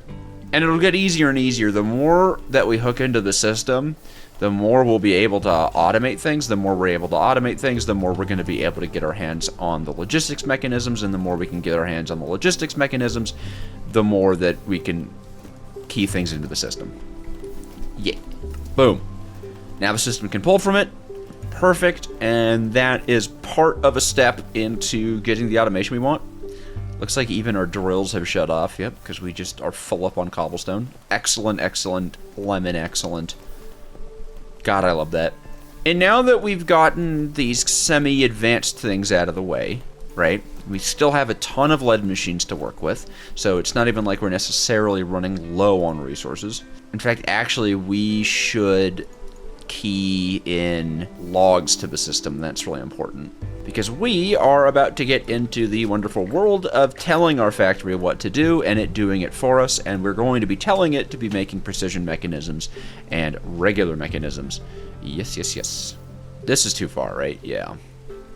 And so, another chain conveyor is needed. This pattern is going to continue for a very long time.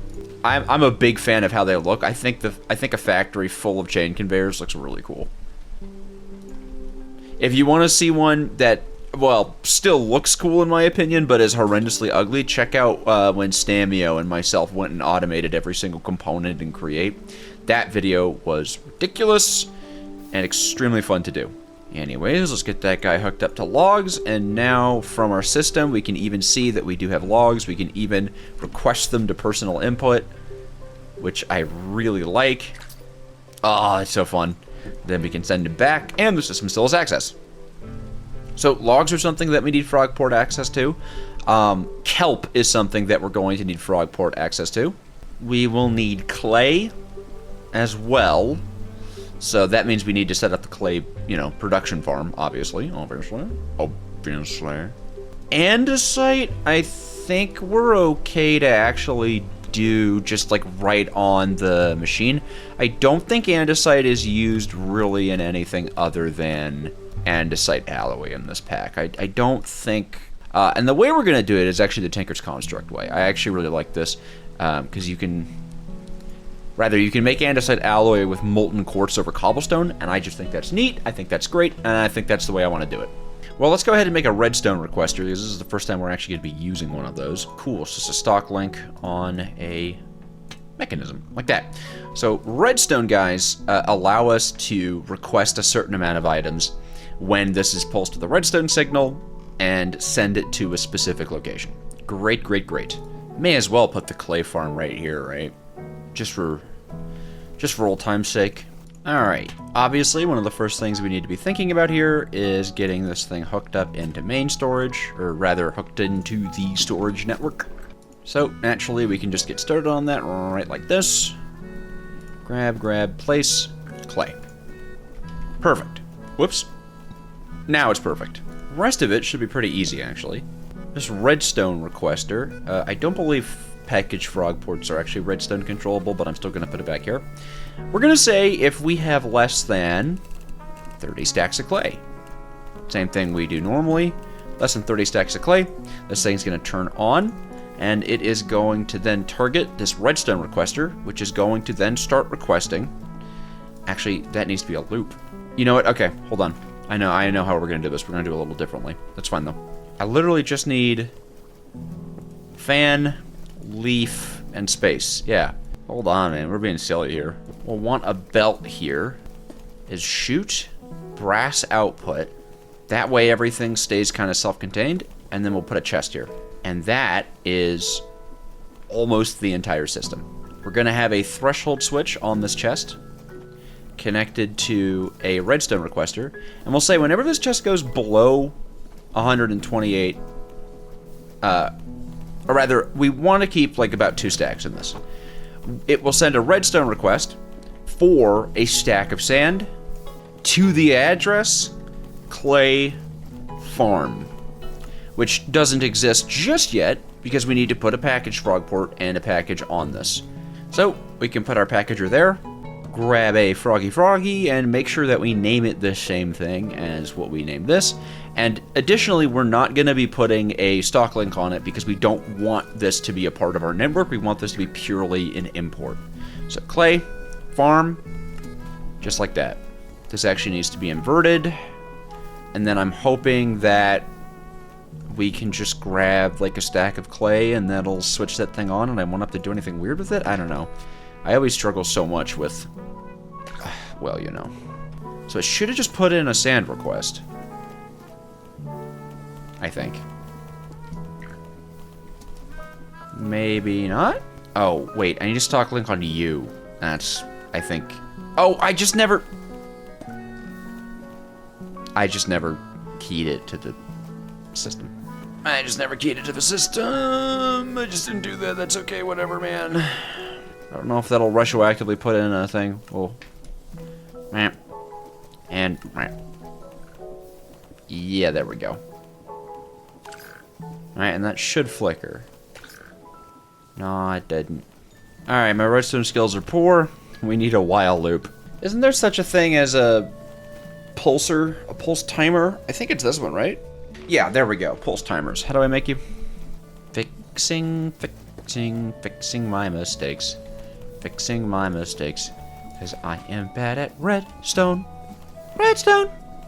Not so very good at redstone. Yeah, there we go. That's what we're talking about. That's exactly what we're talking about. Woohoo! Okay, well, there you go. That's clay squared away and into the system. And we're dancing around because we like that there's clay in the system. And now we got to think about what we're doing here. We're trying to, of course, initially automate the andesite machines. So we need an andesite farm to route out having andesite alloy. Once we do that, we'll still have to make it manually at the moment, but we're getting way closer to not having to do that. Quartz is really easy to get our hands on, of course. We all know how to do it. Soul Sand Farm, honestly, going to be really easy. That said, I am so low on iron. Probably also want to get an iron farm going, which honestly I think we can just do in the same breath as getting this farm set up. And yes, I like to use blaze burners for it. It's just so clean. Do I have fans in here? No. But I do have enough iron sheets to make them, so that's fine. So let's see. We need iron, sand to soul sand to gravel. Perfect. We have just enough. Oh, you know, the only issue is that, this is awkward. I don't have any of the mechanisms. Are we out of lead machines? Okay, so that's what I gotta do. Okay, lead machines. Gotta go make some lead machines. I don't have a lot of andesite alloy, but we can finally start requesting the components to make it a lot easier. Cool, that's our kelp package. And our clay package. Oh, that's so fun. Alright, that's precision mechanisms, which is becoming so much more easier to just do. Oh, I'm loving it. I'm adoring it even. And now these go on that. Cool. And more pulp juice. Obviously more pulp juice, always more pulp juice. I do love watching this machine function. I don't mind how ugly I made it. At least not too much. And while that's going, actually, let's go ahead and make a bunch of grout. Ton of grout. Which is awesome because we literally have everything that we need for it now. So 4 stacks of gravel, 4 stacks of sand, 4 stacks of clay balls. The reason we're doing this is because, again, like I said, I want to go ahead and use the Tinker's Construct method of getting everything that we're looking for from, what is it called? I'm forgetting. Andesite alloy. So we're going to want a smeltery so we can have multiple outputs and like a larger smelting space. So instead of just one melter and like 4 outputs, I'm not really looking forward to that idea. It's always good to have a lot of this on hand, and of course we can cast it directly into its block forms, so we barely have to... Oh my god, I am not out of iron. Wow. I mean, seriously, give it up for me, right? Ooh, that's a lot of andesite alloy. Good. I am absolutely thrilled at having a backlog of that stuff. You know, this would be a whole lot faster if it was grounded. So I'm kind of thinking of removing the belt, placing this with just blocks on the bottom, and then we can threshold switch into the brass belt funnel so that once this has enough clay in it, this locks up. That seems reasonable. I guess I'm just worried because this requests clay a lot, or sand a lot faster than this can make sand, but our ceiling for clay would be a lot lower. We'll take care of it later, and certainly I'll remember to do it. Oh my god, wow, it just like ran out of the liquid pulp right as we got our 64. Perfect. I mean, perfect, right? Cool. Even more logistics mechanisms. Yes, very good. Gollum seems to think so, at least. Okay, andesite farm. Well, we can start with the quartz. We do need a redstone requester, though. That is, I think, partially why I went and did this. We're gonna need more sand. More sand! I do want a proper basin and a press, because I saw in the recipes that it is way nicer to use a block of quartz than just a gem of quartz. It takes up way less time. I think I want to continue moving stuff back this way. Alrighty, we're going to line this up right with the chain conveyor, of course. Which naturally I don't have one on me, but that's okay. I can always make one because I'm so cool like that. No, it won't be hooked up to anything, but we'll deal with that now because, you know, probably should. Because, you know, when I forget to do things, I leave over a stack of iron blocks in a chest and believe I don't have any iron left. So, yeah.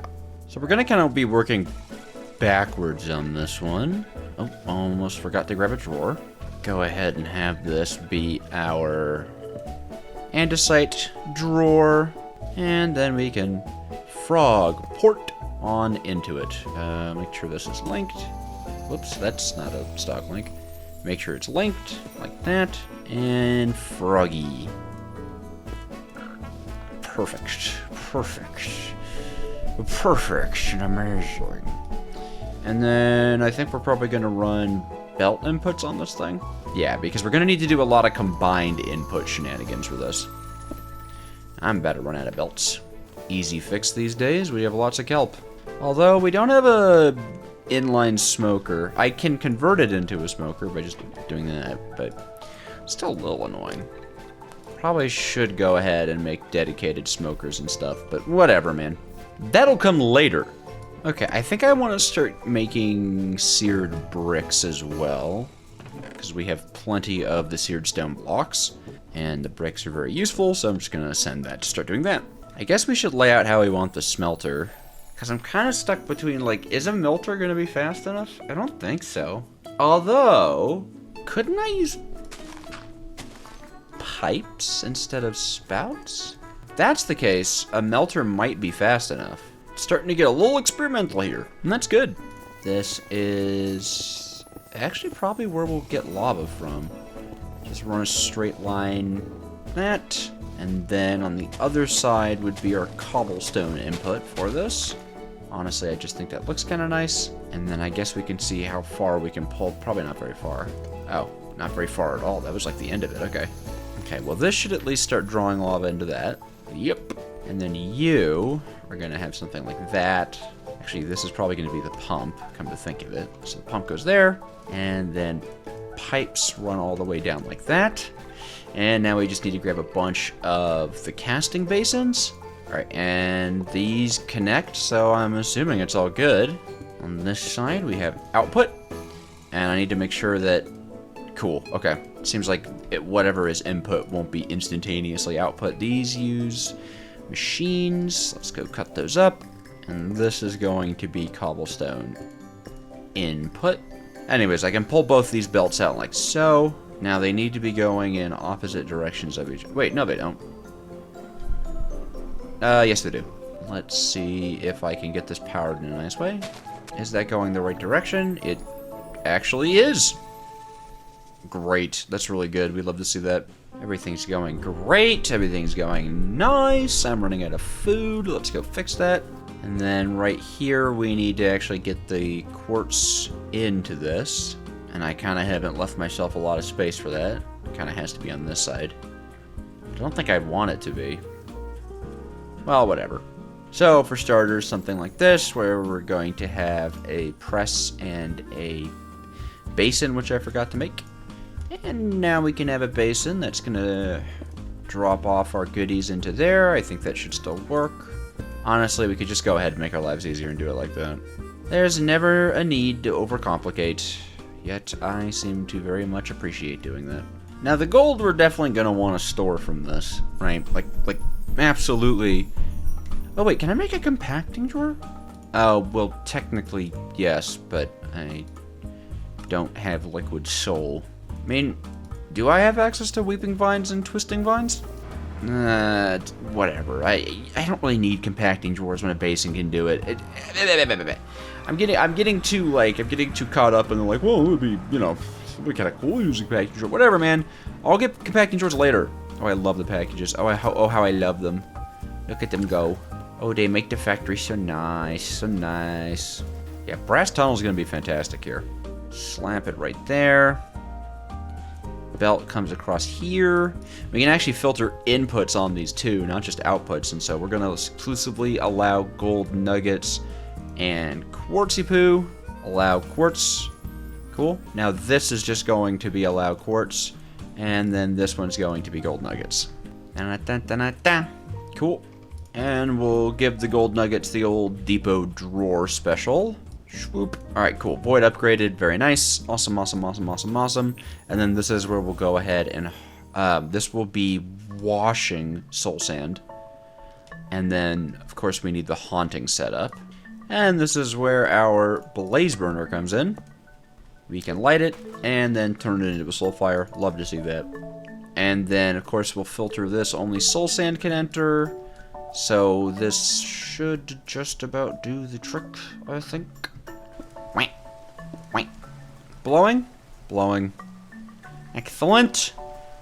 Let me grab some leaves. Cool. Alright, let's grab a stack of sand just to make sure this thing kind of does what we want it to. Those can't go in until they've haunted, I believe. Is that going to spin them out one at a time? That would suck. I think it will, yeah. Because they can intake more than one at a time, but the outtake that's the issue. Something is telling me I might need another brass machine. Yeah, this now contains soul sand, and like that. Oh, yeah. Excellent. That is excellent. Okay, cool, great. That works exactly the way we wanted to. Now what we need to do is have requesters for cobblestone as well as requesters for sand. Now, we don't necessarily... Yeah, like at that, it all fills up with the quartz too. Awesome. And then I suppose I should make sure that I can put cobblestone in it. Okay, yeah, you can. Oh, but... Okay. I just think I messed up by having their fluids in them first. Okay, that's fine. Quartz is literally an infinite resource for us right now, so I don't mind breaking these. Okay, well, let's get the cobblestone requester set up first, then. Just a chest like that. Send a stack of cobblestone to this guy. And we'll call this andesite cobble in.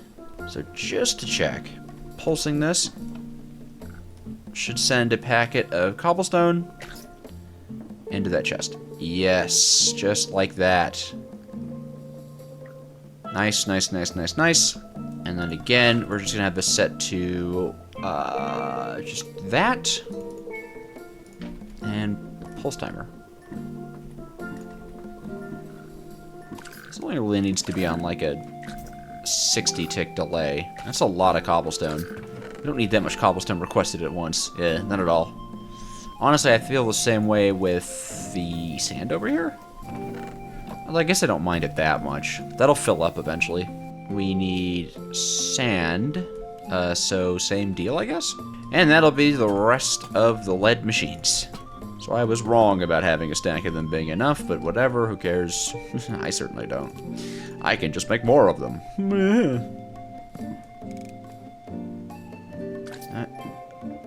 Nice. Nice. Nice. This should kick things off. Why are you here? It'll take just a second for everything to loop around, which is great because I just realized, yeah, where's the items gonna go, huh? All that andesite, where's it going, huh? Well, I don't want to change the footprint of this farm right after making all of it, so I think I'll just go ahead and do something foolish. Here, let's check. Yep, nice and foolish, just the way we like it. Oh, it's working. Oh, yeah. Awesome. Awesome. We finally have andesite automated. That means andesite alloy is not far away. We should get quartz in relatively large batches. We should always have quartz on the ready. Yeah. Yep. And I think we already should have an okay amount of andesite alloy, honestly. Yeah, look at that. Andesite alloy, it's building up. I guess the only thing I'm worried about is that this is a little slow. I guess it's not horrible, though. Because every 27 seconds, we melt 3 blocks of quartz, which is 12 quartz gems, which is 24 andesite. So 24 andesite every 30 seconds. How? Did these fill up? It's not working. Okay. That sucks.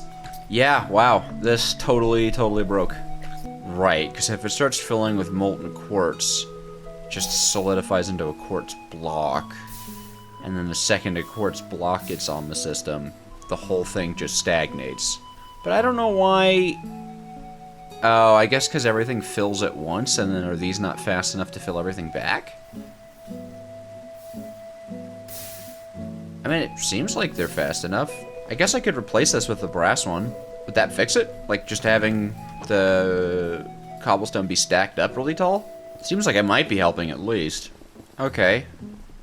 How about this? That should be okay. We'll leave that for a second, and we'll take the blocks of quartz with us. Whatever, we might use it for something. I just don't want to do the igneous extruder route, just because I've done it in every other playthrough of Above and Beyond. It's not difficult, it's not like it's an issue, but I like this solution. I think it's cool. I do understand that it is slower than the igneous extruder. It's definitely not like the efficient way of doing it, but I've never done it this way. Okay, this at least seems to be more functional. Does everything screw up once it eats through the cobblestone? I don't know, because they all have different amounts of I'm gonna babysit this for... Well, maybe I shouldn't. Well, okay, we can leave it for a bit and then come back to it later. The point is, we now have all of the raw components for andesite alloy and actually the mechanisms completely automated. All of the raw components, literally all of them, because over here, of course, we have access to logs that we can then send over into a stripper, planker, and then slabber. We have the clay and the kelp and the andesite, and that is literally all of it. In order to hook it up all together, though, we're probably gonna want another snack or so of the mechanism. So it's back to making more of them. And I really should make an automatic nether wart farm. Maybe that should even be my priority right now. Who can say? Well, actually, no, my priority should definitely be getting all the andesite machines and stuff, because if I want to make an automatic nether wart farm, I'll need a lot of the andesite machine components. So I'm going with need andesite automation, then we do nether wart automation. Okay, I'm just gonna set up this little bit of a berry trade right here. I think it's probably a really nice, really good idea to just go ahead and start getting some silver trading going. And I guess we could go and make it a little bit faster with components, but this should be fine for the background, because we're also done with more logistics mechanisms. What is there in life except for logistics mechanisms? There just must be logistics mechanisms. There's no other way. Also, I guess I can check. It looks like we're building up a lot of andesite, so maybe I fixed the issue? I suppose we should probably go and check on them real quick. But first, mechanisms. Ooh, yay! Okay, let's see here. Did I mess up, and how badly? Yes, I messed up, and quite badly. So it still goofs it, huh? Looks like it just recently goofed it. Yeah. Ah, man. Ugh. I do have an idea of how we could repair this with just a little bit of moving stuff around. It's going to be needlessly expensive, but isn't that kind of the fun of it, right? Brass machines, of which we're going to be using the majority of on more brass tunnels, like that. Oh, wait, no, it's 4 at a time? Okay, never mind. That's much better. Okay. Oh, did I put my toolbox in there? No, so I just left it somewhere. Cool, classy. Yeah, I figured it was somewhere over here. But where?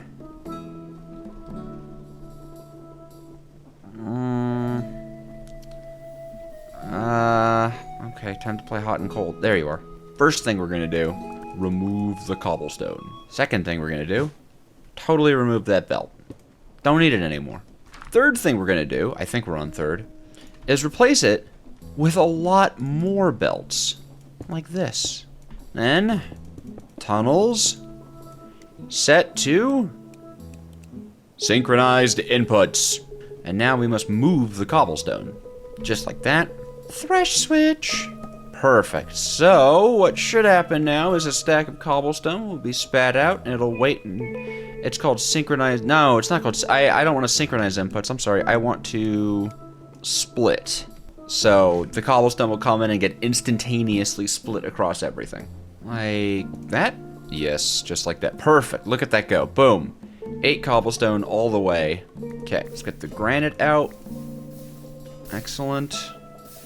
And that. And that should mean that there will always be cobblestone available, because these will always split that 64 cobblestone. Wow, I couldn't have been more wrong. Oh, wait, no, there's just... I see. There was undesirables on the belt. Or, like, is what I did just really not working? Okay, yeah. Yeah, so even when it runs out, it all just gets refreshed with cobble. That should lock this in as actually working. I suppose we'll see. Back to the task at hand. We're going to need to cut these into factory gauges. Excellent. We will deal with that later. How's this doing? All sold out? Nice. Cool. Well over 2 stacks. Perfect. It's exactly what we want, because we want to go into the market and get ourselves 2 golden coins and our diamond saw and get us an unbreakable saw.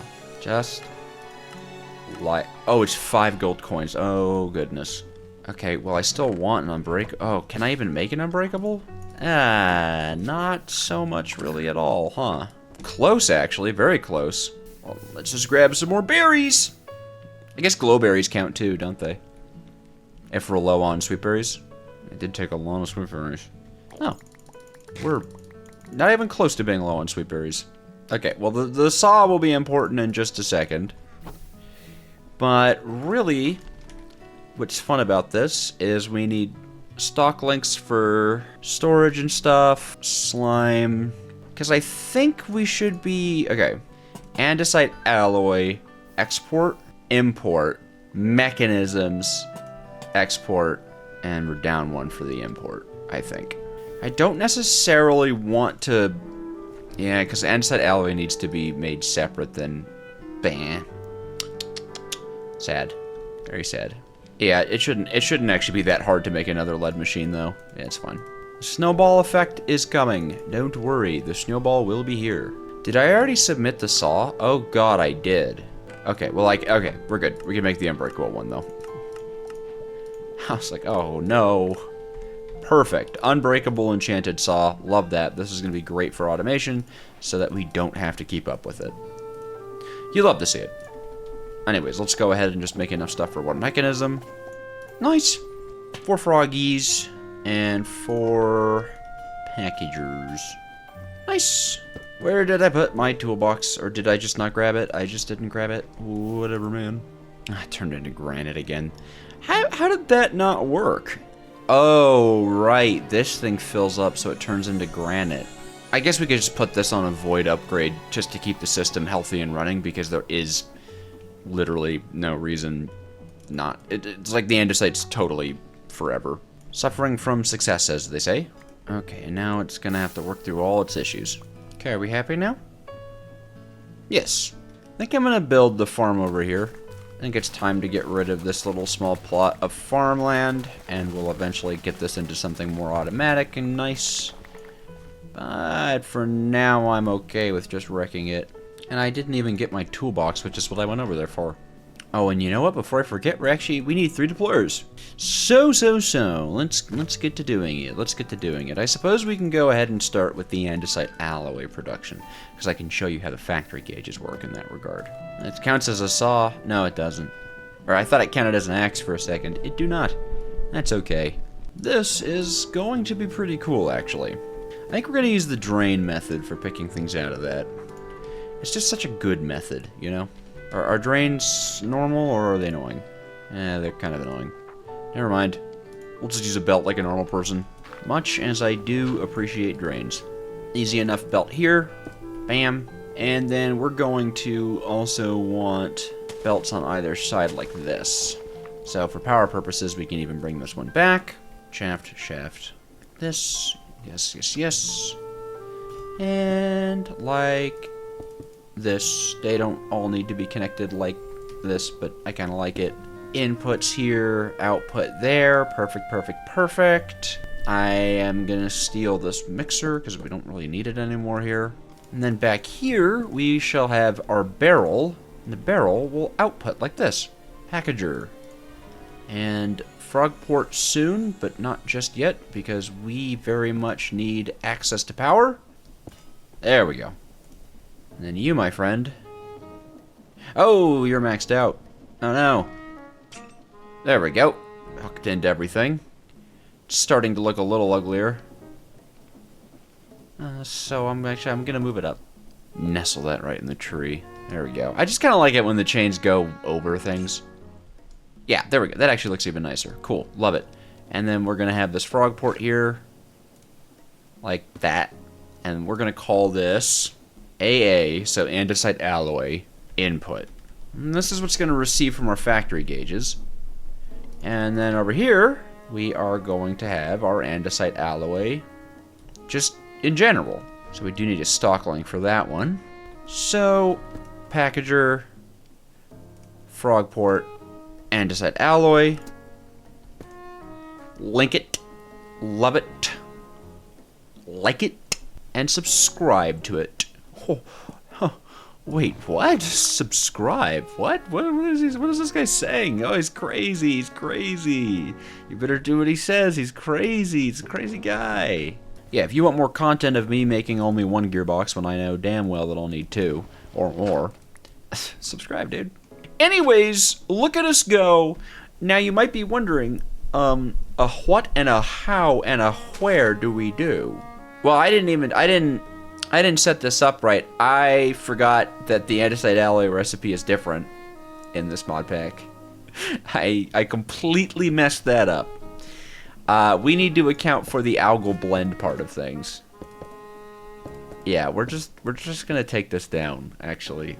That's, you know, it happens, right, guys? Yeah, we need to account for the whole algal blend thing. Okay, so that's fine. It's just another mixer and then a smelter. Cool. So this will intake the clay and the, what do you call it? the kelp. Kelp. I remembered. Need a bucket of lava. Novel idea. Novel idea. There we go. Cog spam. Cog spam. Everybody likes cog spam. See? It works every time. It works every time. Cog spam is the best. Oh, you know mechanical arms will do it. I was gonna be like, why him and why ha when you could just use mechanical arms? Well, there's a reason. There is actually a genuine reason not to use mechanical arms for this, and it's actually an okay, good reason. Because I'm trying to have it so that our intake doesn't get messed up. But I think we can do intake here. More brass like that. Belt like that. This will take andesite into it. And then quick filter. The other one is, of course, only going to accept kelp and clay. Just like that. Ignore that this needs to be one back. Okay. That'll do it. I think, at least. There we go. That's what andesite alloy looks like when you're, you know, automating it. Now comes the gearboxing. A little bit of item routing. Or rather, this is stress units. You're moving in the right direction. I'm on fire. Everything's going great. Preferably, I can just put a gearbox down here. That's not how it works, though. So what I can do instead is a gearbox here. And a gearbox here. And that.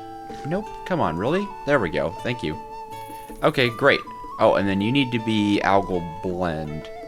Or algal bricks. Do I have any algal bricks laying around? Probably not, but maybe. No. Okay. Algae and clay. I'm just going to make some real quick for a filter. Okay.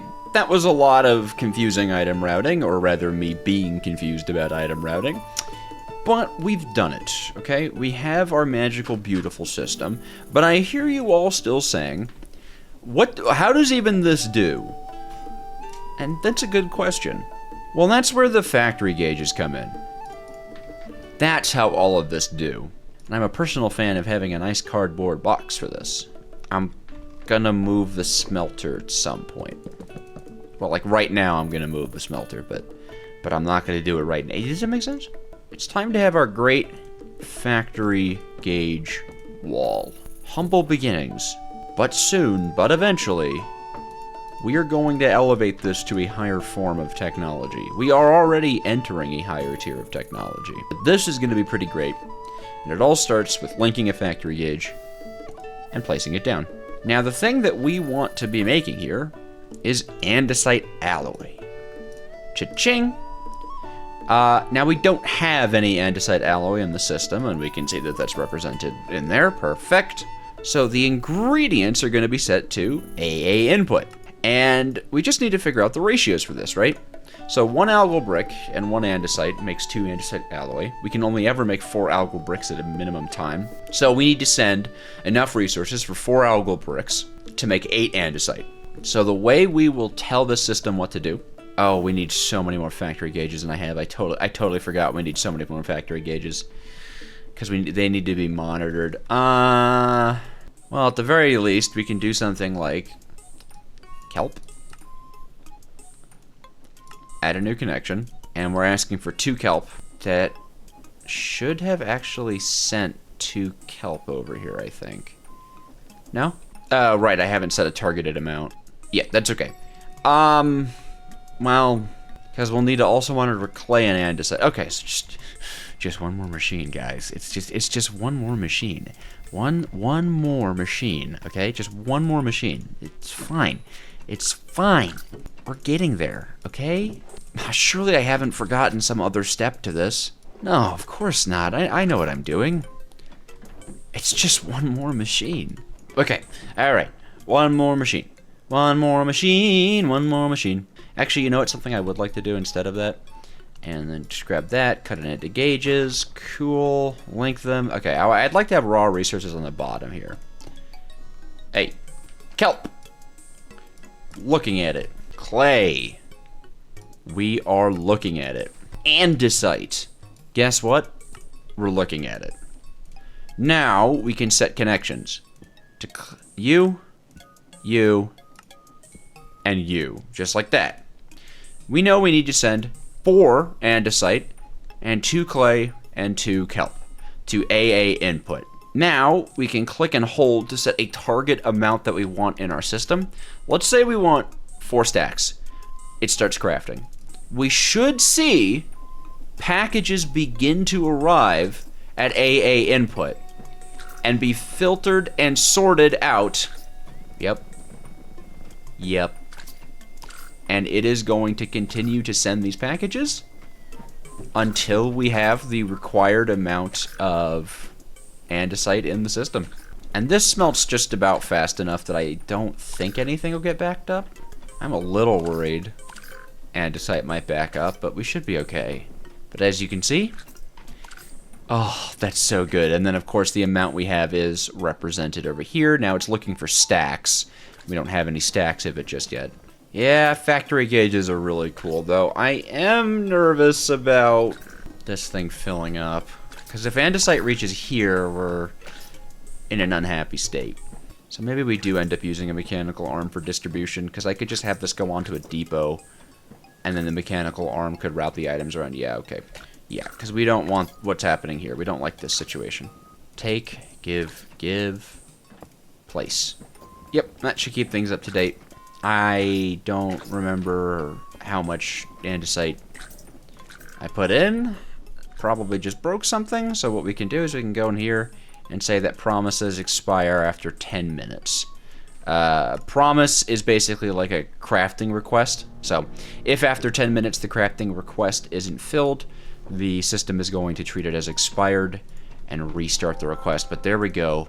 That is andesite alloy being completely managed by our system. truth is that this would probably do better if it could output more than one of these at a time. But, you know, I don't think it's too bad. No, even this isn't really working. I mean, that is, of course, the tricky part of this whole situation, is making sure that your items are going into the right place. Sometimes there's a little bit of trial and or error that you need to do for these things, and that's okay. I honestly don't mind it. I think it's actually real fun to figure out what works, how you can put this factory together. You know, how much you want to passive and how much you want to have more active crafting requests over. But, like I said, we're going to move this up 1 block. So, basin's actually going to go here. And then we're going to filter, of course, the algal blend, which I've somehow managed to not have any on. That's fine. This way it'll drop stuff onto the ground for it to be processed easier. Mixer, grab, and then we will just dedicate this one to andesite, which, come to think of it, I could just use a belt, but I've got the mechanical arms, so I'm going to use them.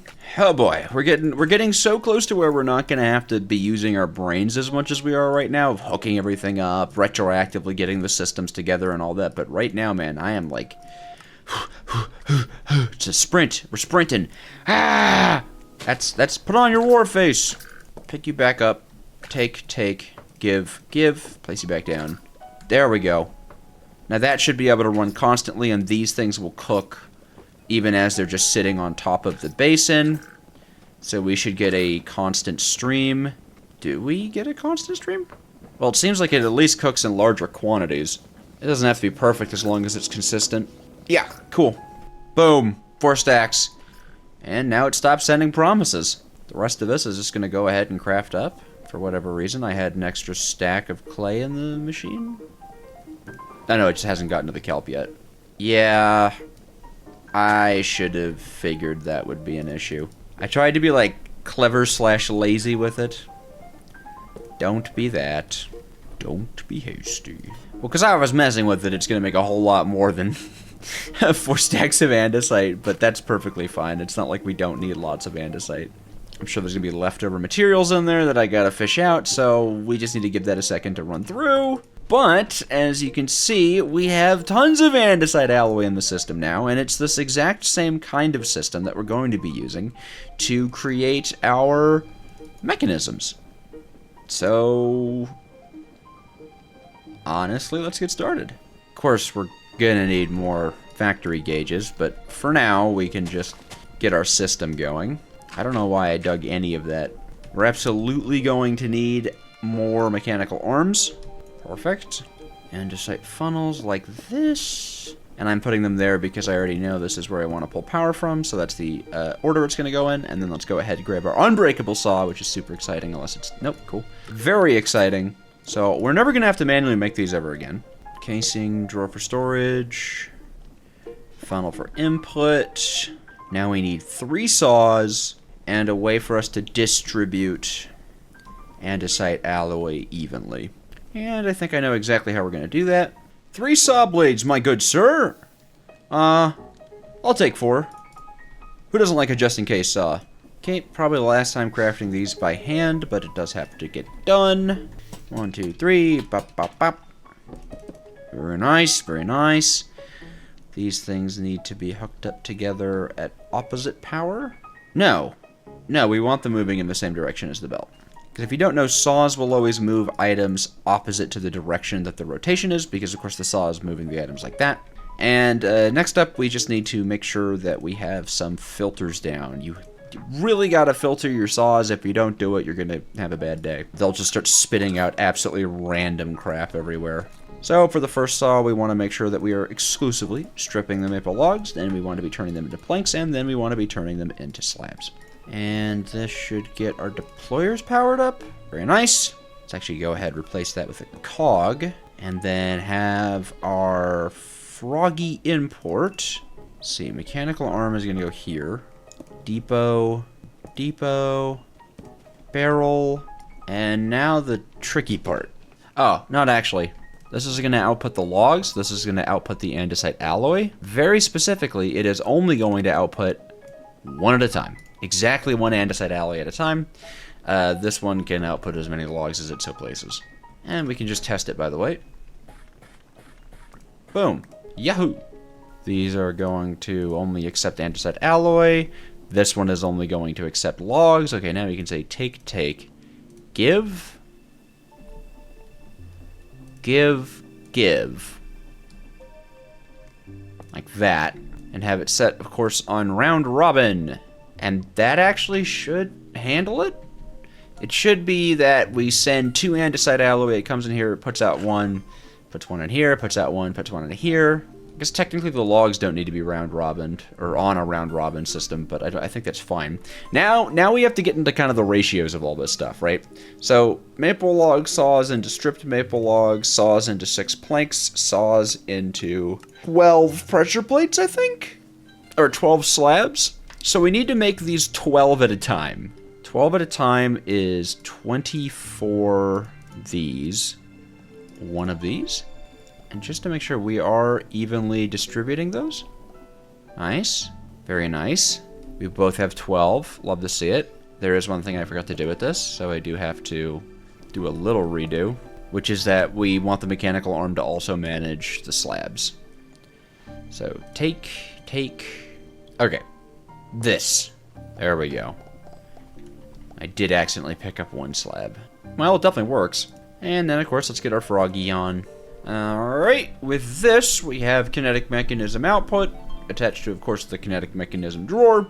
And we have our KM input for once we have the factory gauges, because we don't have factory gauges right now.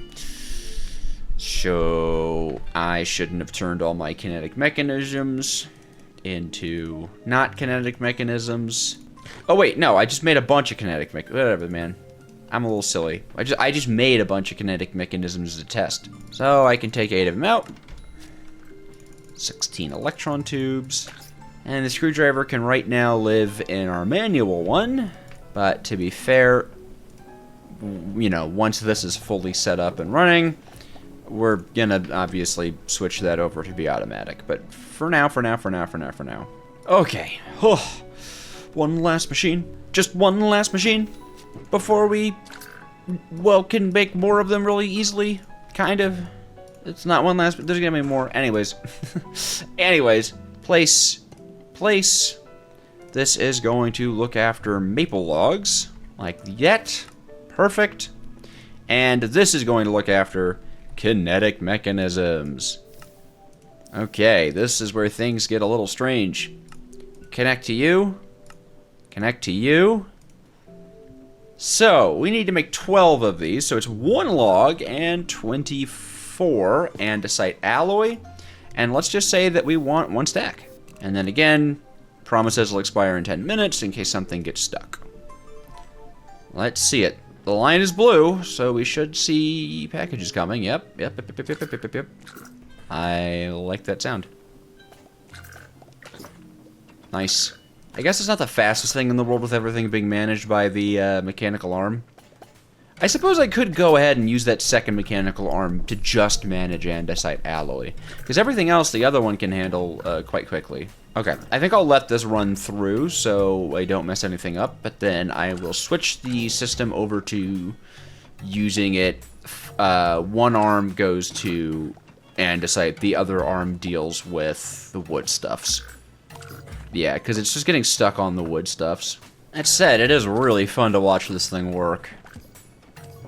Ah, it's so cool. Oh, what the hell? Yeah, this needs to be way more automatic. Now this thing's cooking up again, because it sucked out every single piece of andesite alloy from the system. Why did it do that? Well, I know why. Okay, maybe the repair needs to be made right now. Okay. Should stop sending promises now. Thank God. I didn't tell it that it made 12. That's what happened. I didn't tell it that what I was asking it to do was to make 12. And that's something. Well, the andesite's recovering pretty well. And we finally have kinetic mechanisms automated. See? Look at them. Next step is kind of easy. It's just doing the same thing, but with precision mechanisms. And this time we don't even have to do all this andesite alloy or sawing BS. We just need to move kinetic mechanisms over to precision mechanisms. So I'm just going to go ahead and get the resources up for that. We're just going to need some more logistics, of course. We can't go without logistics. You know, I could speed this up by a lot because once again, the system has worked through everything. We know that we're sending 24 at a time, so I can actually have this thing take 12 out at once to round robin between the two, which will speed things up considerably. But again, just kind of waiting for this thing to work through the fit that I may have caused myself. Alright, again, we actually only need 2 factory gauges. One down here tracking electron tubes, and one here tracking precision mechanisms. We can add a connection to you and to you. Say that 2 electron tubes and 1 kinetic mechanism makes 1 precision mechanism. Excellent! Now I can go take from our manual setup, like so. Let's check on how we're doing money-wise. 1, 2, 3, 4, 5. Perfect. My dear viewers, the factory is coming together. Boom! Mechanical arm, and we're just going to get the same setup as before.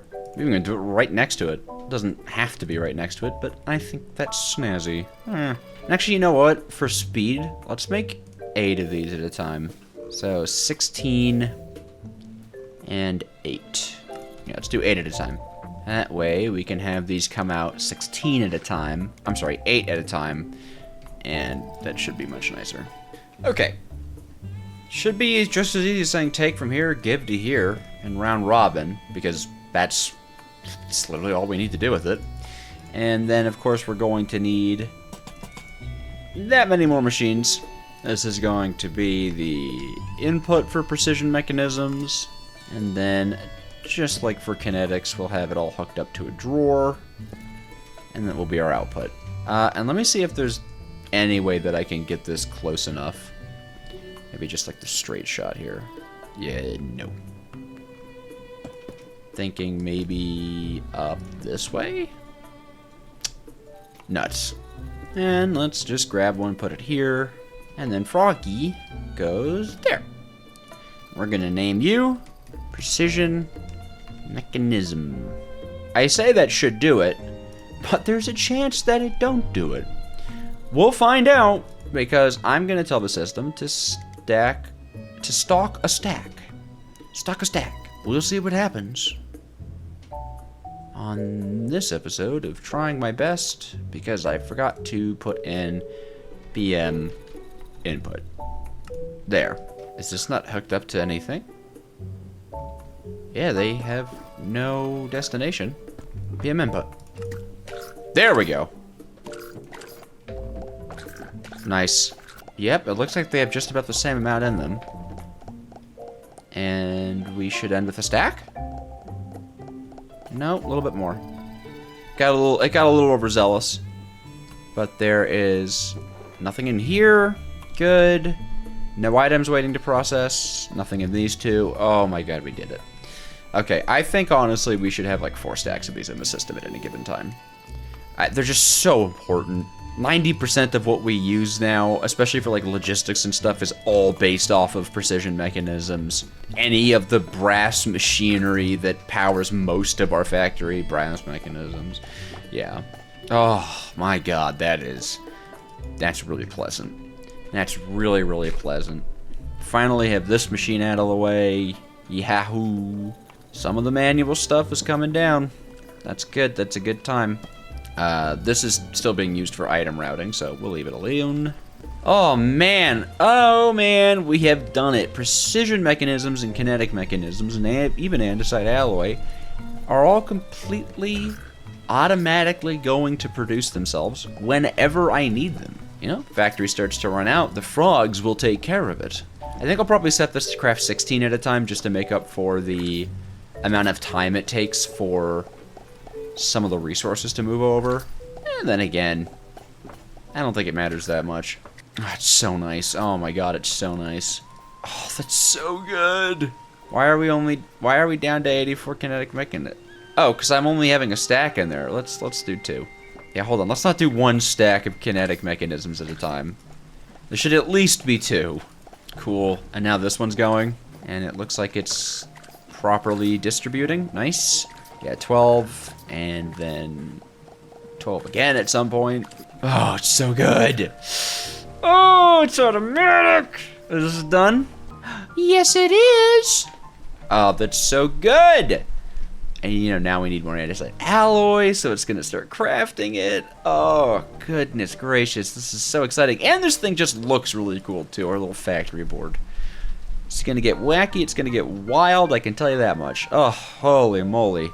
Okay, it's been a second. I just did some stuff behind the scenes, crafting, you know, reorganizing our froggies so they're a little faster, and I did not burn down my factory wall, and you can't prove anything.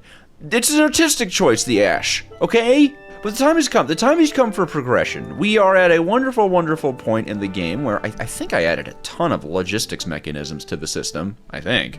Where did I put them? I thought I made a bunch of logistics. What did I do? Maybe I didn't do anything. Maybe I'm just crazy. Well, whatever.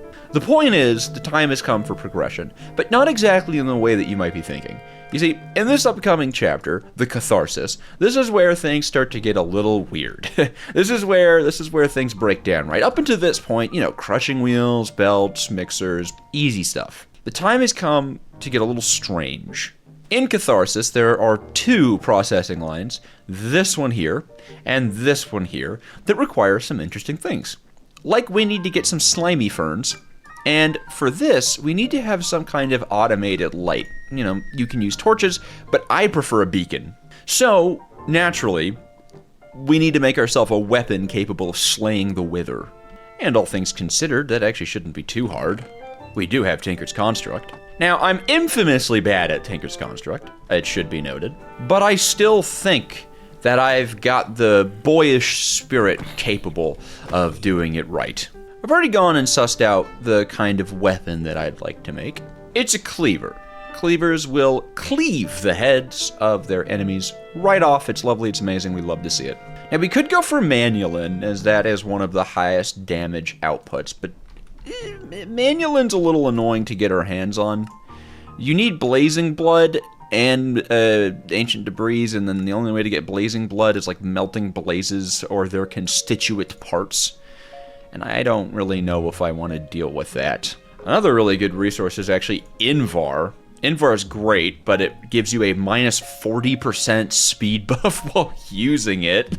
So maybe not that. So instead, we're going to go with Steel. Steel's got a lot of good damage, it's very nice, and then we're also going to go with Silver Handles because it adds smiting, and we want to be, you know, killing Wither skeletons and the Wither, so we want smite. But to start all of this off, we need a Tinker's Anvil. Now I think, yeah, we can make it out of blocks of zinc because we're Create Mod fellows, and that's just very cool, of course. Honestly, I really like how the zinc anvil looks. I think it's very pretty, Yes, look at that, ooh. How stylish, Where do I want to put my Tinker stuff now? This isn't really a base at the moment, is it? It's a collection of resources. That's okay, though. Like I said, will it pretty, will it not pretty? We're just gonna have to wait and see. Even I don't know what's behind the door. Anvil. Perfect. Alright, so, steel and silver. Not too bad, considering we have actually already got silver. That's right, silver coins is silver. I mean, that's what we do. One coin is one nugget, so we want to make 2 tough handles. I believe each one takes 3, so we need 3 ingots of silver, and we actually have that. Look at that. We're also going to need some casts, but we do have the tough handle and the large plate, so all we actually need, and we do need a part builder for that, and we do need a pattern for that. But yes, we just need to actually get our hands on the broad blade. And a broad blade, my good sir. Thank you. Thankfully, steel is painfully easy to get our hands on, actually. Iron and coal, just like the way it should be. Primitive blast furnace who? Pipe down. Yeah, steel! Quite a lot of it, way more than we need, but that's okay. One of my favorite things about this blade that we're making is we have all the materials at home, but we are actually going to be pairing it with a particular set of armor, so there is more to do. We're not out of the woods just yet. There we go. 1 steel silver cleaver, please. And you can see this thing rips pretty hard already. It's got almost, it's 10.5 damage. Its melee speed is obviously slow because it's a big old cleaver. It's got Severing 2, Smite 2, Ductile 2, and plus 6 undead damage. So for our purposes, this thing is going to be swinging for 16 damage. Ooh, that's good, but it could be better. For one, it's very slow to use, so I'd actually like to make Amethyst Bronze Armor. It gives you Crystal Strike. And Crystal Strike 2, at least, gives you 5% additional attack speed, which is amazing. And as far as, you know, Molten Amethyst Bronze goes, it might surprise you that it's Amethyst and Copper. It's literally an Amethyst Bronze. So I'm going to make up all the necessary patterns and all that, and then we'll go ahead and get this party started. Man, I need food. I really need to solve our food issues, too. Probably should before going into the Nether and, you know, fighting the Wither and all that. Might be a little overconfident of me to be starving to death while fighting the Wither, you know? Oh, we have carrots. Never mind, we do have a food source. Mademoiselle, gild my carrots. Now, do I have any amethyst? Oh, wait, I do. Hold on, that might just about do it. Let's melt down some copper. So as far as I can tell, it's 1 to 1. An ingot and a gem makes 1. And for a set of armor, it's 3, 9, 14, 16, plus 4, 20. The plus 4 because you need mail for each one. So I should just be able to throw all that in there and get all the amethyst bronze that we need. 2 blocks, 2 ingots. Look at that go. 2 blocks, 2 ingots. And we cast it. You know, I forgot these take 2 ingots, not 1. Embarrassing, how embarrassing. But look at this. Armor's coming together. It's gonna be, and it's perfect, like, color for me too. I love pink. Woo! Well, let's get melee. Helmet, chestplate, pants, boots. And it's actually, by the way, not bad. It has some armor toughness and stuff. You can see while we're wearing it, we get about iron armor's worth of protection. The durability leaves a little bit to be desired, but each one of these has Crystal Strike 2, giving us a 5% attack speed boost, and you can see we are swinging. Like, look how fast we can... Here, comparison. Ready? Right? Boo, boo, hua, hia, hua. It's pretty good. I like it. But there is more we can do with this, and there's more I'd like to do with this. We do have some little nummies to do with upgrades, which is very nice. I don't really care much for the abilities right now, aside from something like Gilded, you know. Gilded's actually pretty nice for 2 upgrade slots, but I think, yeah, Fire Protection, Seared Reinforcements, which is super easy. That's awesome. Yeah, so I just think we get some Fire Protection. We have 3 defense slots on the chest plate. That seems like a really good deal to use. Just gonna make a bunch of these. No reason not to. I think 15 of these should max out the chest plate. I think that should be okay. Fire protection is pretty strong. Maybe I'll put it on my booties. No, that's probably where feather falling would go, actually, come to think of it. Yeah, maybe don't do that. I won't lie, I'm also really wanting a jetpack. Like, do we just play the game for a second? Is that what we do for just a sec? I don't know that I necessarily want to do the Ender Dragon fight. It's boring! Well, let's see how fast we can get these Wither Skeleton Skulls. And if I do end up going for the Ender Dragon, I am probably just going to do most of it off camera. It's the Ender Dragon. Who cares? Okay. 15, like that, plus 10% fire resistance, plus 20% fire resistance, and plus 30% fire resistance. Cool. That should make the Nether far, far nicer. I'm curious what the other reinforcements do. An iron reinforcement. Gold is used in magic, cobalt is used in melee, and obsidian is used in blast. That's not too bad now, is it? I mean, general protection wouldn't actually be that bad. We do have the ability slots for it, but eh. Alright, food, a weapon, but the weapon's not ready, right? We've got upgrades and ability slots that we can put on this, and a few things that I want, right? I want more Severing, obviously. We've already got Severing 2, but let's just go ahead and get Severing. Oh, it's an upgrade slot.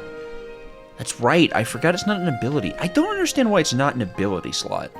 I don't know if there's any ability on this thing that I would actually want, aside from melting, I guess. We could get Blazing Blood that way. And it's not really that expensive. Do I have Blaze Rods right now? No, so we need Blaze Rods, but then we could do that. Sure, melting it is.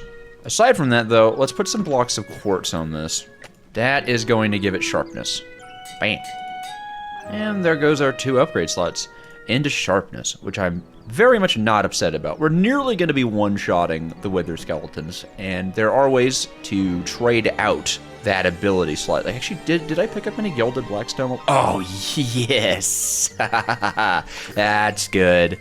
Because we can actually use this Gilded Blackstone here to give it 2 more upgrade slots. So, there you go. I'm going to go steal some quartz from the processor over here, which turned to andesite, to granite.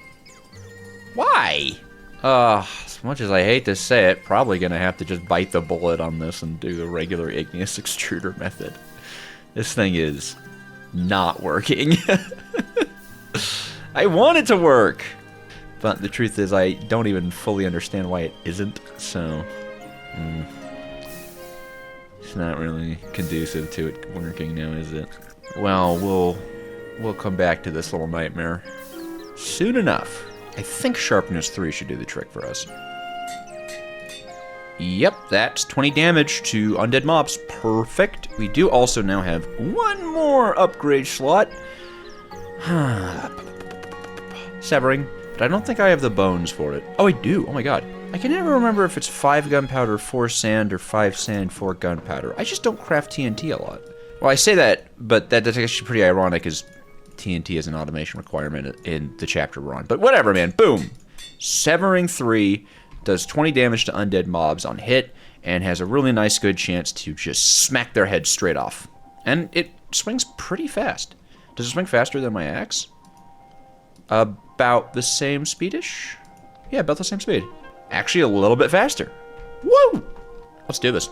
This is going to be a genuinely massive boost to the factory. The beacon method of doing refined radiance is, in my opinion, astronomically better than the torch method. And I do like astronomy. I guess I could also put lucky on this. That might be better than melting. Yeah, look at that. Oh, yeah. Oh, and the first skull already. Yes, very nice. It's not going to be as effective against the blazes, but I think on a critical hit it should actually still hurt. Yep. And that's our second skull immediately. No time passed, literally 0 time. Okay, I at least want to grab some blaze rods, because I think we are going to go ahead and... Who did that? Where? Wait, oh, you did that. Well, can I just get blazes down here and then you can just take a vacation? Oh, and I guess I may as well take on some Endermen too, huh? I'm sorry, Enderman. I want a jetpack, and you guys are just a requirement of that. Oh.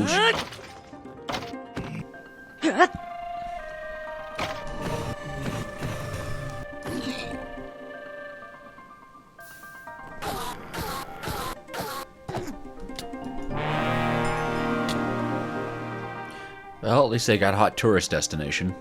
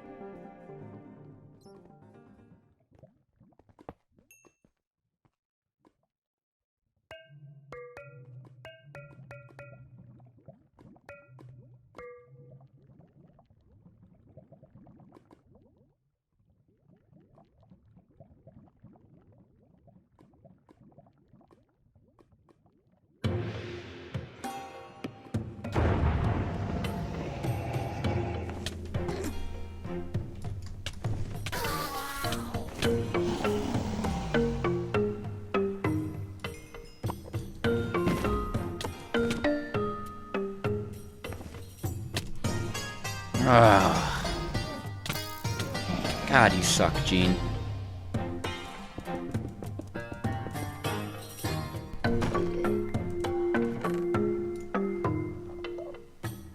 We can finally get a jetpack. Thank God. That experience was miserable. I don't like the end very much, I have to say. But hey, we even got a spare elytra, so, you know, who can be mad? Oh, wait, I can be mad. I'm so mad. Don't make me go to the end for jetpack, please. I don't like it. I don't like it at all. I should be able to jetpack without end. M Smart Create Boy. M can jetpack. I think that's it. Let's see. Jetpack, please. That's better. That's good. Okay. Makes everything worth it. Makes it all worth it in the end. I missed. Go! 15 minutes of jetpacking. There we go. There we go. That's what we like to see. Now I can upgrade you. Ooh, very nice. It does need netherite and a smithing template. Do I have netherite? No. Do I have debris? 1. That's fine. I don't think it actually upgrades its capacity. The only way to do that is through the capacity upgrade. I guess we could go for an enchanting table setup. But I died a few times. And I guess I also just realized I neglected to pick up any of the dragon's experience loot. Ah, well. We're here to wither. Might as well wither in the nether. It seems like a safer place to wither, you know? All this for a jetpack and a beacon. And genuinely worth it. No one cares about you, Java Wither. We never actually beat the Bedrock Wither. Perhaps I should. Perhaps I should try that. Better understand my Bedrock fellows. Oh, and see, you're just so annoying. Why did I take so much damage? I must have been standing right in the blast radius of that. No, the Wither doesn't seem too interested in me right now, so I'm gonna sit here and heal up. What, did I somehow spawn you neutral to me? Oh, he's beating me up. Wow. And here I am talking all this smack about the Wither. You see, Wither, I possess the power of modded Minecraft. You were nothing to me, Wither. Finally, this segment's over. I'm one of those people. I don't really like killing the Ender Dragon or the Wither in a tech mod pack, but it just makes it so much easier. I don't know if people would agree with me on them being boring, though. I just think they are. Anywho, we've got that for later. We're not necessarily going to be using it right now, as we have more pressing things to deal with. Like the Slimies. We do need the Slimy Slimes. Can I... does this go in a... No body slot for this? Okay, that's fine. So, slimy ferns. And shears. Don't forget the shears part. We need them, the slimy ferns. I don't think they can be transmuted into each other. I can't remember. Yeah, I mean, you can... Oh, they can be. They can be transmuted into each other if you find enough of them. Now, I think we know where a slimy locale is right off the rip. Right there. That's a slimy. Hopefully it's got the earth ferns in it. And then we just need to find the other slimy slimes. The jetpack's gonna make this easier. Off we go. You make it a goal, though. Let's pin it on our goals list that we really should get a capacity enchantment for this thing. But for now, I'm just a flying purple people eater. Hello. Thank you. Oh, and thank you. Ooh, thank you. Oh, thank you. Wow, that's interesting. Where blue slimy? It's the Sky Slime Islands, isn't it? That's kind of why I have this jetpack here. Prithee blue slimy ferns? Come on, give me something. Ender slime right there. Boom. I didn't think I'd find the Ender slime one before I found the Sky Slime one, but whatever. As long as we have 2 of them. Oh, and it's such a tiny patch, too. Oh my goodness. What a little baby patch. Alright, this should be enough. We can duplicate them now. Let's do this! Love the jetpack. Just an absolute freaking delight. Ow, my feet. I've harmed them. Anyways, time for you to charge back up. God damn it. I can't keep doing that. Anywho's, let's go ahead and get these things squared. We're gonna need a cutting board. We're gonna need a knife. Looks like we're going to also need Devil's Dream. Okay, we don't have any. I thought I picked that up. Did I like get a seed drop of it and go, I don't need that right now, and then just leave it? Well, whatever. We can cut our ferns, and I'm gonna keep one safety. Same thing with you. But we can cut our ferns into, I guess, cuttings, and then using the power of the Devil's Dream, we can duplicate them. And also transmute them with the diamond, which is great. Still need to find a Devil's Dream fruit, so I'm gonna go punch grass. Till. Plant. Grow. Love to see it. And now we can do this kind of wherever we want. So for now, because this is just going to be our little personal one, right? Eventually this is going to turn into quite the ridiculous, well, eventually I say, like really soon. But we can toss that into the wrong way. Has to be, yep, I did that wrong. First Devil's Dream, then fire? Yeah, there we go. Okay, cool. This is an occultism fire. And when you toss stuff in, it happens. Things happen. And as you can see, we can toss one fern leaf in to get an entire fern back. And considering it only takes one fern to make 2 leaves, we have an infinite loop here. And this is what we're going to be using to automate all of the good lovelies that we need. And it looks like what I can do here is this. Yeah, for the last one. Perfect. And then, of course, we just throw that into the Devil's Dream fire. Boom. Slimy Fern. A highly important progression point, actually. And a particularly fun one, too, actually. I really like the machines that are coming up. Part of what makes Create Above and Beyond so cool to me is it gets wacky. Alrighty, 8 of these guys is going to be great, and now we need to go ahead and make a system that I've made before. It's really easy. We just need them to drop into the Spirit Fire, and then get converted. And typically, you know, a chute above the Spirit Fire, a fan, it's great. These things are going to be duplicated, and the reason we're doing this is because if we take these Slimy Fern leaves, right, one of them is going to go back to making a Slimy Fern, and the other gets ground up into the Slimy Fern blend, and then depending on which one it is, we'll get certain things like bone meal. I'm expositing. The different types, you know, bone meal, gunpowder, and ender dust. All of these very, very, very important. These are needed for the singularities. We need singularities. And also ender dust is actually used in Endurium, which is another actually. Oh, I didn't grab a chorus flower. Okay, well, that's a problem that we'll save for later, I guess.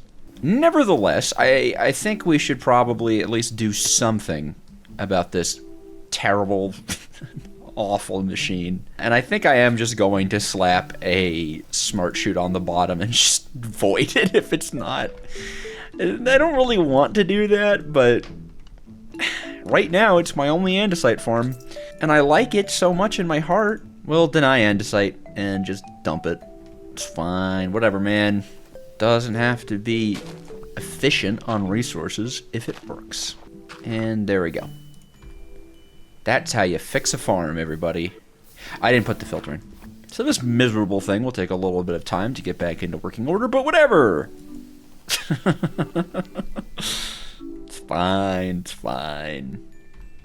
We've got bigger and better things to do here now, don't we? Before we get to building these machines, I am just going to take some time to rebuild up our construction resources because these machines are strange, they're weird, it's going to take kind of a strange arrangement of components and parts and all that stuff to really get these going. So, I want to make sure that we can basically just have free reign, do whatever we want. Obviously, I have an idea of how to do them, but I find every time I build these machines, something goes wrong with them. But today I've got new ideas. New ideas indeed. And that should scare you. That's a lot of gearboxes. That should be good, right? That should be awesome. And look at all these shafts and stuff. In fact, too many shafts. I need more cogs. And that's fine by me. And we'll double down with the encased chain drives. Yes. And we have extra good shafts to work with. Last thing we need to do is just cook down some of our uncured rubber and get our hands on some tasty, tasty belts. Now I also actually, well, no. What I actually have to do is put the smelter back in somewhere where it won't allegedly burn down my automation board. Not that it happened.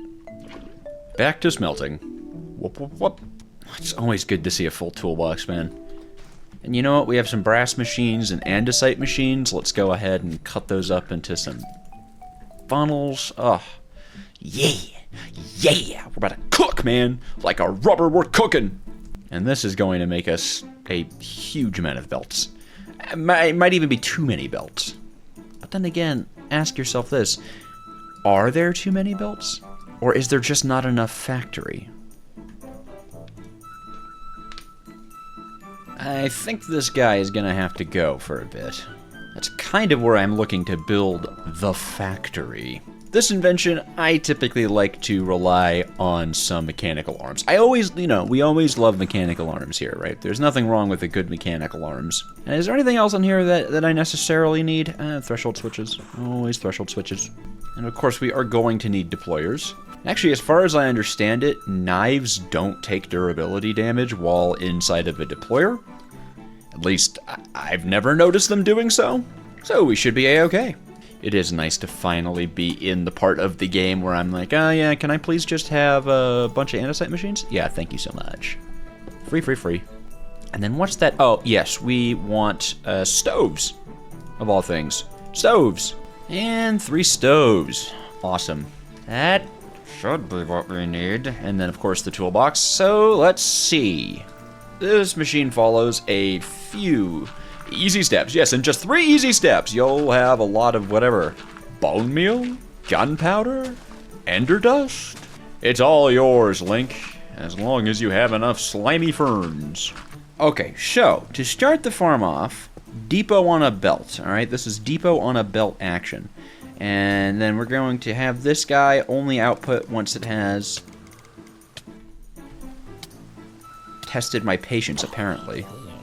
Anyways, once it has exactly 16 of the good fellas, and they're immediately going to go into this brass tunnel, which is going to split them in half. This should always have room for them, so we shouldn't have to worry about this kind of extending past like that. Pull that outward so the belts aren't actually touching each other at any point, and then this is going to split them, I think, as long as this one's moving, right? No, that's right.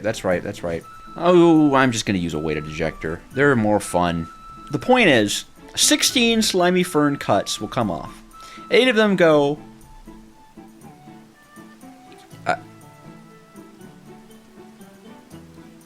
something's wrong with me today, man.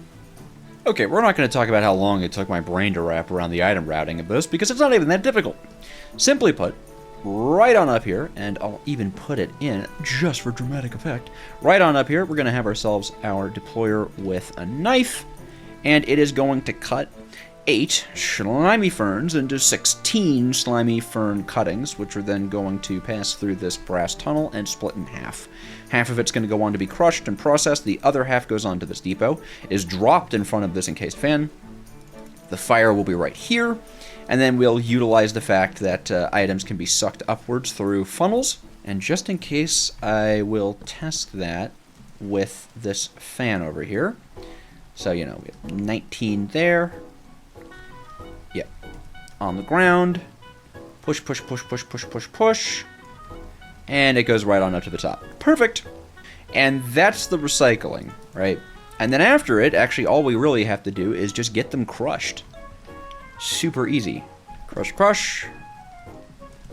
They'll come out there.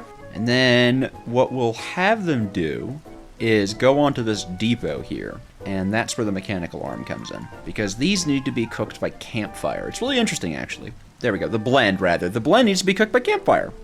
And we can actually have a mechanical arm sitting here. And they will take from there and give to there. Delightful. If you don't know, items on stoves pop up when they're done.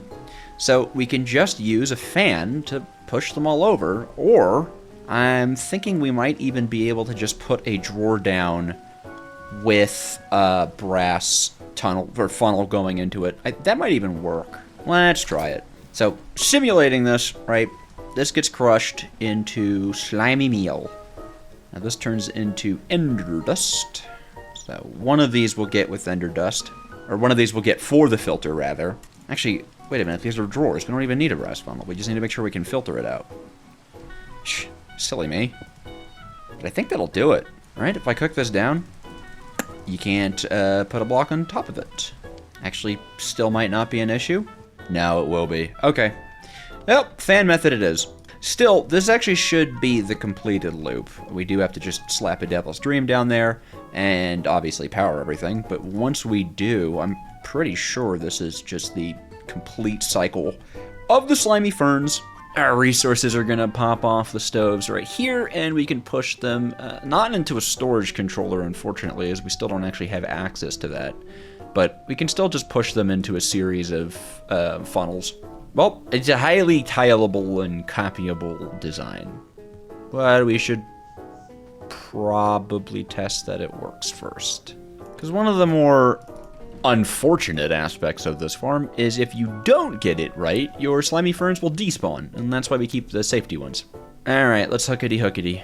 Okay, now we're just going to check that we have an emergency one, right? Because if this goes wrong, we are probably going to want it. Cool. We do have an emergency fern. Perfect. Always keep an emergency fern, seriously. No reason not to. Anyways.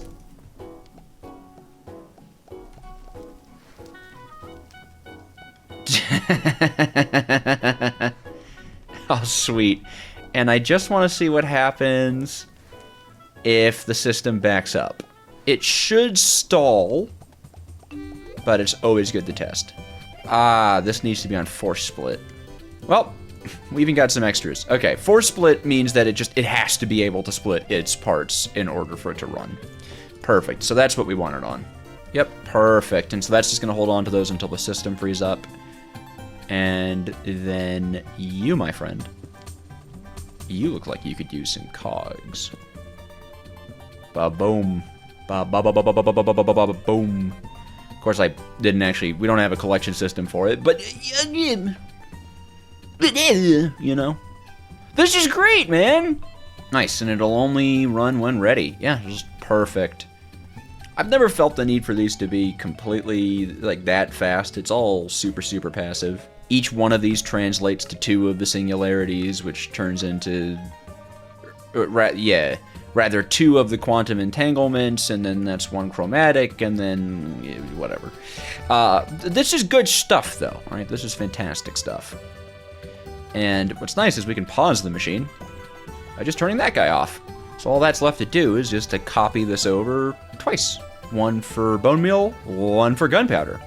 And there you go, folks. We've got 3 identical farms lined right up on next to each other. Purple, a blue, a green, and with amazing throughput. I mean, pretty good throughput. I think this should translate to kind of consistent-ish throughput. Kind of, maybe a little?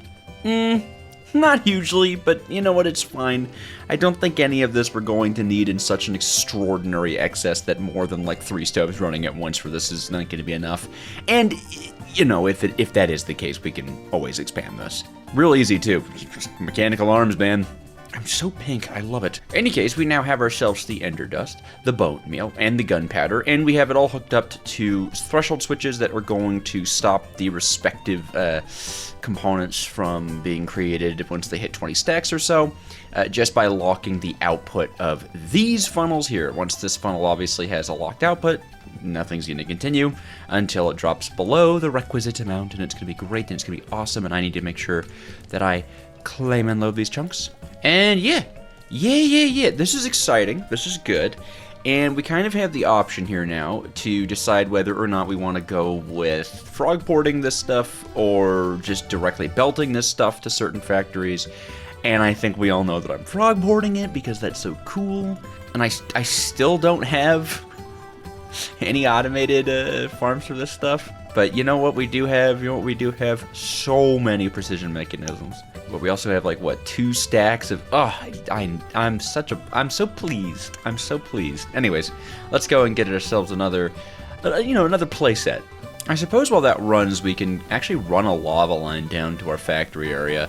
It is kind of annoying to have to go up to the hissy boys up top here just to, grab some lava. But then again, maybe I don't care. I'm just happy to have these farms running. That's always such a good time. I do actually have a reason for frog porting these. I mean, I guess technically gunpowder is not actually something that we will use in any recipes going forward. Gunpowder is not exactly useful to us. But the bone meal and the ender dust are. These are going to be used for Enderium casings, and I mean, that's just bone meal. Why wouldn't we want that? Enderium is really big. Oh, also, apply energistic stuff. Yeah, Enderium we can start getting once we beat this chapter. And I will tell you what, man. I will tell you what. These are the good ones. This is also, I believe, how we're going to gain access to controllers. Yes. As well as the illustrious Ender Tanks. Ooh, Ender Tanks. Ooh. So yeah, pretty important stuff. Also important stuff is continuing automation. So I'm just going to clear out the area over on yonder this way. And I think we're just going to keep going. I think right now we've got everything we kind of need to just zip right through the third chapter. I know. Jetpacks and withers and stuff. It takes up a lot of time. But once you have it, I think chapter 3 is one of the quicker ones to get through. Because we've already like torn through a big chunk of it. Right? Now we just need a TNT generator. Easy. And a crushing wheel generator. Just as easy. Actually, they're both exactly as easy as each other. What's a little bit less easy is getting the TNT timings down, but, we'll work on that. Why is there a cow in the water over there? I don't have a zoom, but zoom in on that cow. Oh. But yeah, while these guys get set up, we can go ahead and get a little bit into what we want to be doing here. You know what, actually, as well, I should probably make that nice 3x3 shovelly, spadey fellow. That would be pretty nice, just to clear out this mountainous area. Yes, no more mountainous area, please. But focus. First, let's get a frogport station up here. There we go. I hear villagers somewhere. I don't know where, but I heard them. Well, whatever. Oh, they're just in my factory. Okay, well, get chopped. Get chopped. Ow, I'm on fire. I'm being harmed. Ow, owie, ow. Ugh, I hope their bits don't fall onto my machines and break their inputs and stuff. It's happened to me so many times. Drives me nuts. And I mean specifically the illagers. What happened? Don't do that. Do not the bone meal. Now, you might be wondering what we're going to be doing with all three of these things for, like, the actual factory. I think I went on and explained what I want to do with them outside of the factory. Well, gunpowder's TNT, bone meal's flowers, and ender dust is breaks in the space-time continuum, I think is what I believe that is. We also need a 2 tall flower, actually, for that bone meal. 2 tall flowers. I'm sure oh, rose bushes, yes. I was about to be like, it's going to be so annoying. To get over this gap is what I actually thought in my mind right there. Jetpack mode engaged. You know what? I may as well just turn all of our resources into more stock links. It's not like we're not going to be using more stock links. But yeah, let's go ahead and get these tuned into the system and get our froggy boys on setup. Boop, boop, boop. I don't like that some of these items are... Oh, is it when I get too close to it and they try to, like... drag to me or something? I don't know. They should not do that. I don't like that. Whatever. And these should be getting close. Yep, getting close-ish to their stack limit. You love to see it. You love to see it. And it's all frog ported into the system now, so if we go over to our terminal, I can request any number of ender dusts and bone meals. Yes, bone meals. Oh, you know what? We also actually want to hook sticks up into this system as well, come to think of it. We're going to need them for crushing wheels. Cool, that's all hooked up now. Very nice. Cool, and there's our second round of logistics mechanisms. So, again, we should be perfectly in the situation where we can kind of do what we want, how we want, when we want it. I mean, I don't know why the items keep getting stuck, but they also keep going in, so I'm just, whatever, it works. Oh, look at that, and yeah, that's so cool. That's so cool. This is already locked up, so we should see... It's gonna have to work through the backlog of gunpowder, but I think gunpowder is green. Yeah, so this stuff is just hanging out. Yeah, perfect, perfect, perfect, perfect, perfect, perfect, perfect. Okay, let's see if I can make a quick and dirty, nice little shovel spade boy. And then start clearing some stuff out. That's interesting. I just made a request from storage and it didn't come. Well, okay. Is that just for that specific thing? I guess it's MBT stuff. Oh, well, that's lost forever, I suppose. I'm just gonna make this thing totally out of cobalt. I mean, there's kind of no reason to make it out of anything else. It's good. Cobalt's great. It's so fast. It's so nice. And I mean, also, it's a shovel. I'll probably, like, diamond tip it and leave it at that, you know. But for now, an excavator is the guy for me. Now, how fast is this? 2.7. What? Is that... Wait, what? This is what I want, right? It's just a big old shovel. Broad digging tool. Yeah. Oh, okay. I don't know why so it's not as slow as it looked. On paper, I was like, why is it so slow? Anyways, let's just put diamond on this for some durability. And I mean, we'll get a little bit of mining increase too. And just in case there's diamond tier dirt to dig. I mean, diamond tier dirt, it's a real problem. The mining speed even jumps up quite a lot, so there you go. Oh, I actually like how that looks diamond tipped. That's beautiful. Area clearing time. And you know what, actually, before I totally get immersed into continuing our mechanization of this world, probably should do a stress units check. How are we doing? Fantastic! We're doing fantastic on stress units. Oh my god. Okay. Oh, mechanical crafters. Let's do it. So, well, okay, that's crushing wheels. And then, do I have any brass machines left over? 2 brass machines left over. I need 1 more, please. It's so fun hearing the factory spring to life behind me. Just like, I pull a little bit out of it, and it's like, go, go, go, go!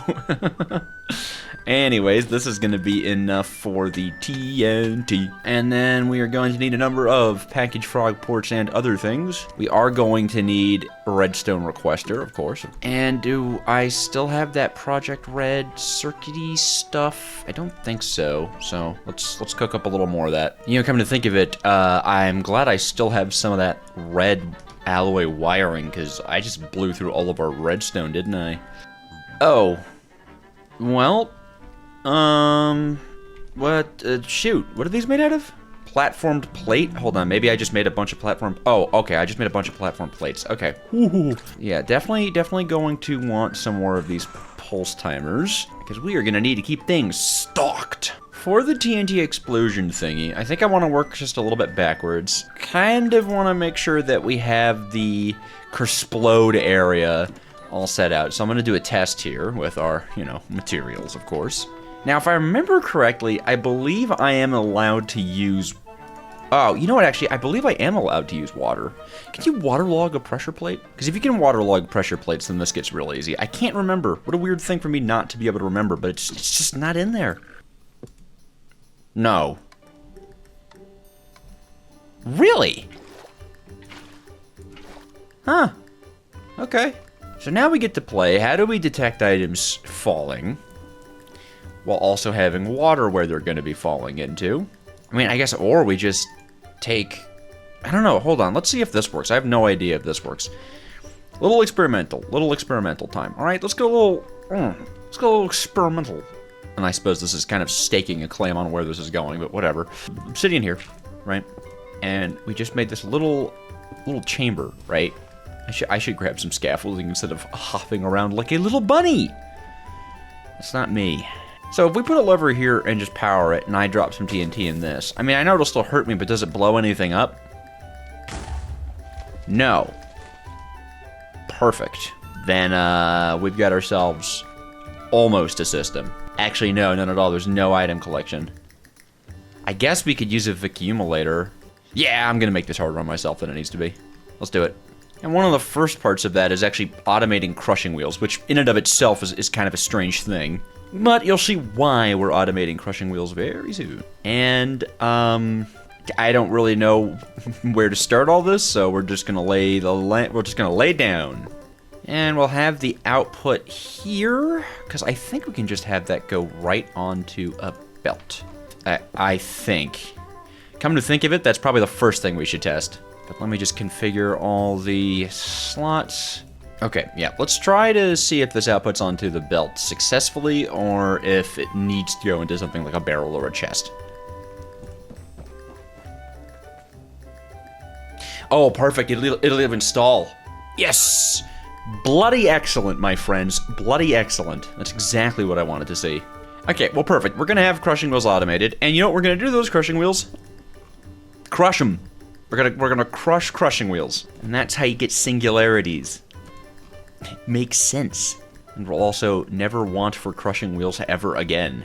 I don't really want to buffer crushing wheels necessarily, but I will buffer the singularities, and then if we ever need extra crushing wheels, we can just take them right off the line.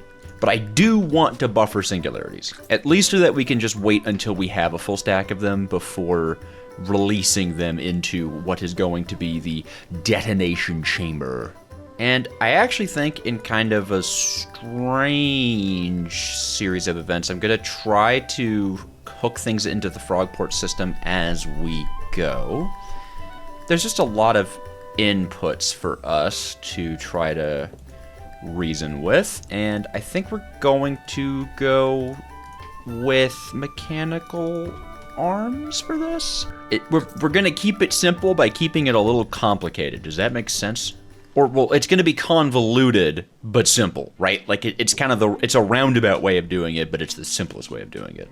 Pretty simply, we're going to go ahead and move the brass output, we're going to move the brass to outputs, right? And this brass output is going to be sticks, this brass output is going to be cobblestone, and then we're going to go ahead and take some threshold switches, and we can actually filter threshold switches, pretty cool, to look specifically for types of items, and these are not facing into the chest. Ah, yeah, they face the drill. Or the belt. Does he know about the BELT? The what? The belt. Oh, wait, I spelled it right. Oh, I ruined the bit. Anyways, this one's going to be looking for sticks, and this one's going to be looking for cobblestone, and in both cases, we're just going to keep it to a stack, and in both cases, of course, we are going to go ahead and invert the signal so that these only activate when they go out of their respective allotted zones. We need 2 redstone requesters. And let's get our Frogport Packager combo. You guys know the drill by now, pretty much.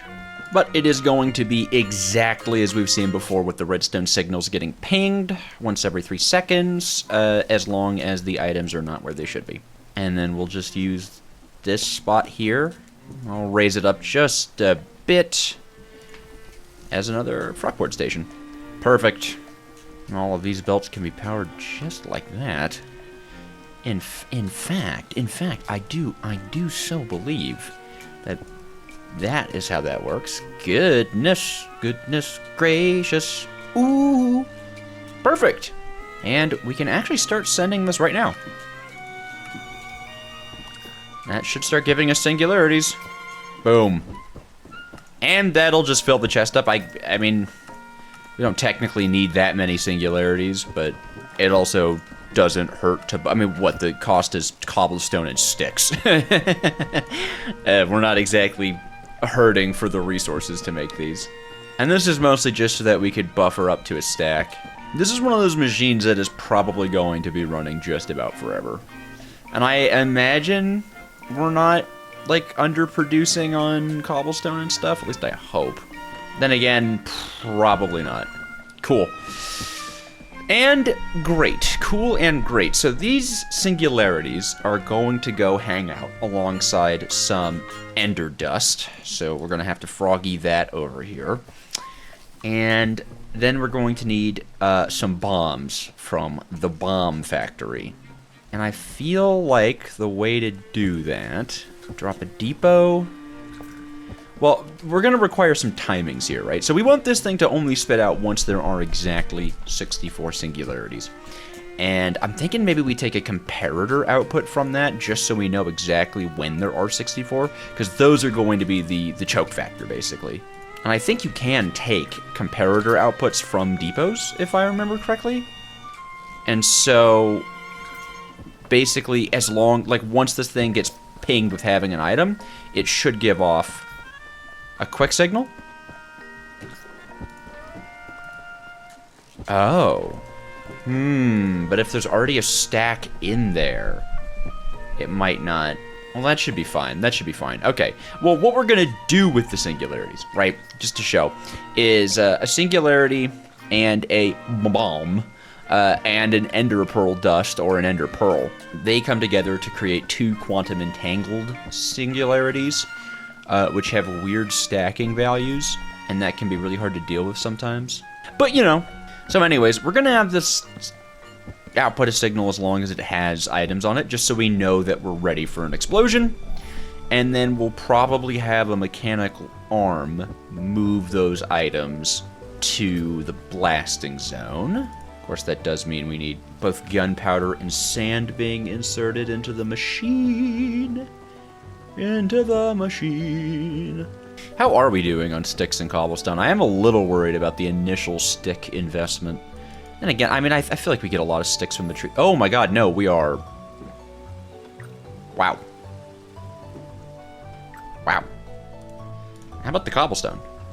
Okay, well, cobblestone's fine. Cobblestone, we're not going to have an issue. Sticks, huh? This should be fine.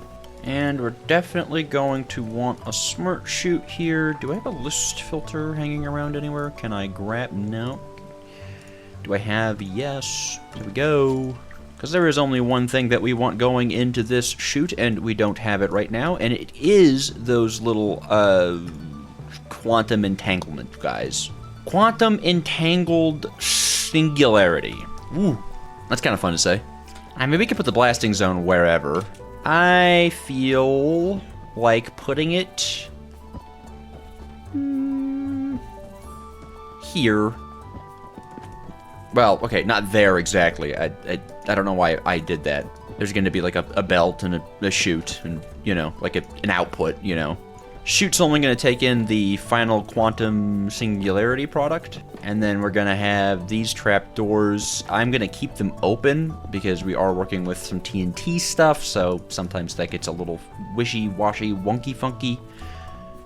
Ooh, I kind of like the way that sounds. Wishy-washy, wonky-funky. Anyways, we need to get both items and TNT onto this thing. Really easy to do so.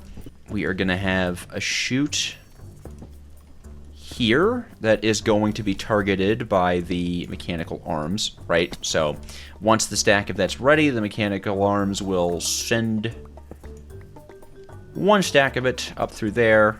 Actually, then maybe that's the thing that we want to take an output from. It probably is, come to think of it. Well, except for the fact that we also have to get ender dust in there, too. Oh, I know how to do it. Yeah, no, we got this. Oh, yeah, we got this. Okay, that's fine. I had to think about it for a second. I had to think. But I've got it. We need a deployer and TNT. I'm seeing it, okay? I know you guys might not be seeing it, but I'm seeing it. Oh, wait, does items passing through it not, like, flash on the signal at all? Kinda need it to. Maybe we could try Threshold Switch. We know Threshold Switch at least kind of works in these. Kind of sucks that we're running out of redstone, though. We're kind of, like, not really running out of redstone, more so are out of redstone, but I'll think positively and we'll see what happens. So, hopefully the redstone torch turns on when I toss something through this. Oh. Okay, alright. Sadness. I know how we know when.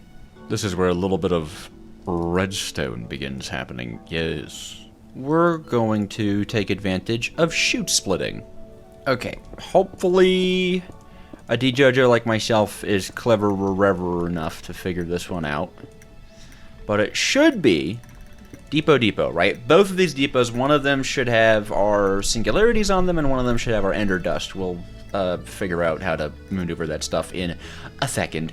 But for now, we're just going to want both of these to contain at least one item. Because the assumption is that if they contain one item, they contain a stack of items. We will make sure there is no scenario where that isn't the case.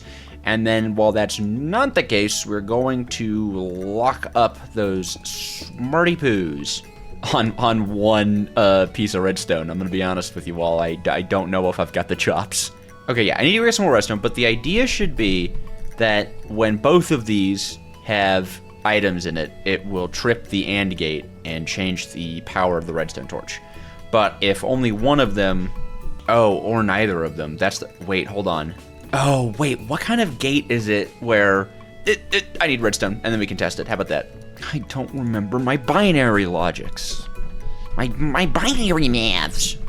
In any case, that's right, I forget I can't change the ingredients on this thing because of foolishness. Wow, those repair kits are awful. I did nothing. Oh! Well, it's a good thing I claimed the chunks, so that didn't do anything. But maybe that might have been publicly embarrassing. If I was gonna pick like a word for it, right? That's what I might use. But otherwise, no harm done. So to complete the AND gate, it should be as easy as this: item will not pass through until both of them have items. Oh. Yes! Yes! Okay, cool. Cool. So if this is on, it's not ready. Great. I remembered my basic binary maths, and we now have a system that will drop both stacks of items at a time, and we also have a redstone signal that we can extract. This is good, because then we're going to have a deployer planting our TNT, placing it for the ba-ba-boom. Although, come to think of it, there needs to be some kind of timer on this, right? You know what, we can put the distribution of the ender dust on a timer. So that way we're always sure that there's not going to be a TNT still kind of exploding. Yeah. Something like this, where the deployer goes here, so it's facing into this, and then we'll just have a redstone torch right there. And so it should be the deployer places the TNT, and the TNT is ignited instantaneously. We wait for it to do a boom. It'll be in the water, so nothing actually blows up. It'll create loads of items. They'll go through the belt. The timer will kind of... And then we'll just have a system that's like, if we're full up on the quantum singularity bilarities, we'll stop the regular singularities for being distributed to the system, which will just completely lock the system. Yeah. There's a lot more like redstone timing in this particular machine. It's a kind of a step up from like, Mixertis quartz. How will you deal with the TNT? How will you deal with it? In fact, I think we are going to just be extremely careful and just say that if there are items. Oh, you know what? Oh, wait, that'll be easy because I know what to do. I know what to do. So here, with the funnel going in, and then threshold switch on top, like that. And then if there is any item in this drawer whatsoever, that will instantaneously not turn the redstone torch off. What, you don't output signal upwards? Come on, man. Well, I mean, I guess we could just make a redstone link and have it attached. Oh, man, that's annoying and weird, and I don't like it, but whatever. Well, yeah, we do want to be very careful with this, because obviously if we get the timings wrong, we're just blowing items up, and that sucks. Okay. We're cooking. And we could even power this in kind of a fun way, right? Cog there. Then draw power into that however we want. Yay. Very nice. And this should work. And then we are going to need brass funnels on every single one of these, because that is the way to do it. I fear that is the way to do it. Not that that's actually expensive for us at this stage of the game, but I guess it's annoying. Boop, boop, boop, boop, boop, boop, boop, boop. And we're going to go ahead and do something very similar, to what we have going on over here. 2 threshold switches facing upwards into a delightful and lovely chest, which will output onto the depots. This will output gunpowder, And this will output sand, just so we keep things honest and even. And then, of course, we're going to have this one looking for sand, and this one over here, I can just get it looking for gunpowder. Perfect. Easy spot to put the mechanical arm, right? Just right on that. And we can just have it say, take from here, give, give, give, give, give, give, give, give, give. And that would be how to make TNT automatically. This is going to need to have some redstone control attached to it, though, isn't it? Yeah, we're going to have to get real clever with this one. Or real stupid. We'll figure it out. Well, in any case, this is going to need itself a package frog port. So we need another frog port station over here. I actually think I'll attach it to the spinning cog just because I think that's cute. Hopefully this won't be... We won't get too far away from this. I don't think we will, but... Well, I guess just in case. Might look nicer there anyways. Cool, everything's on the package route system now, which is nice. Should be able to hook these up.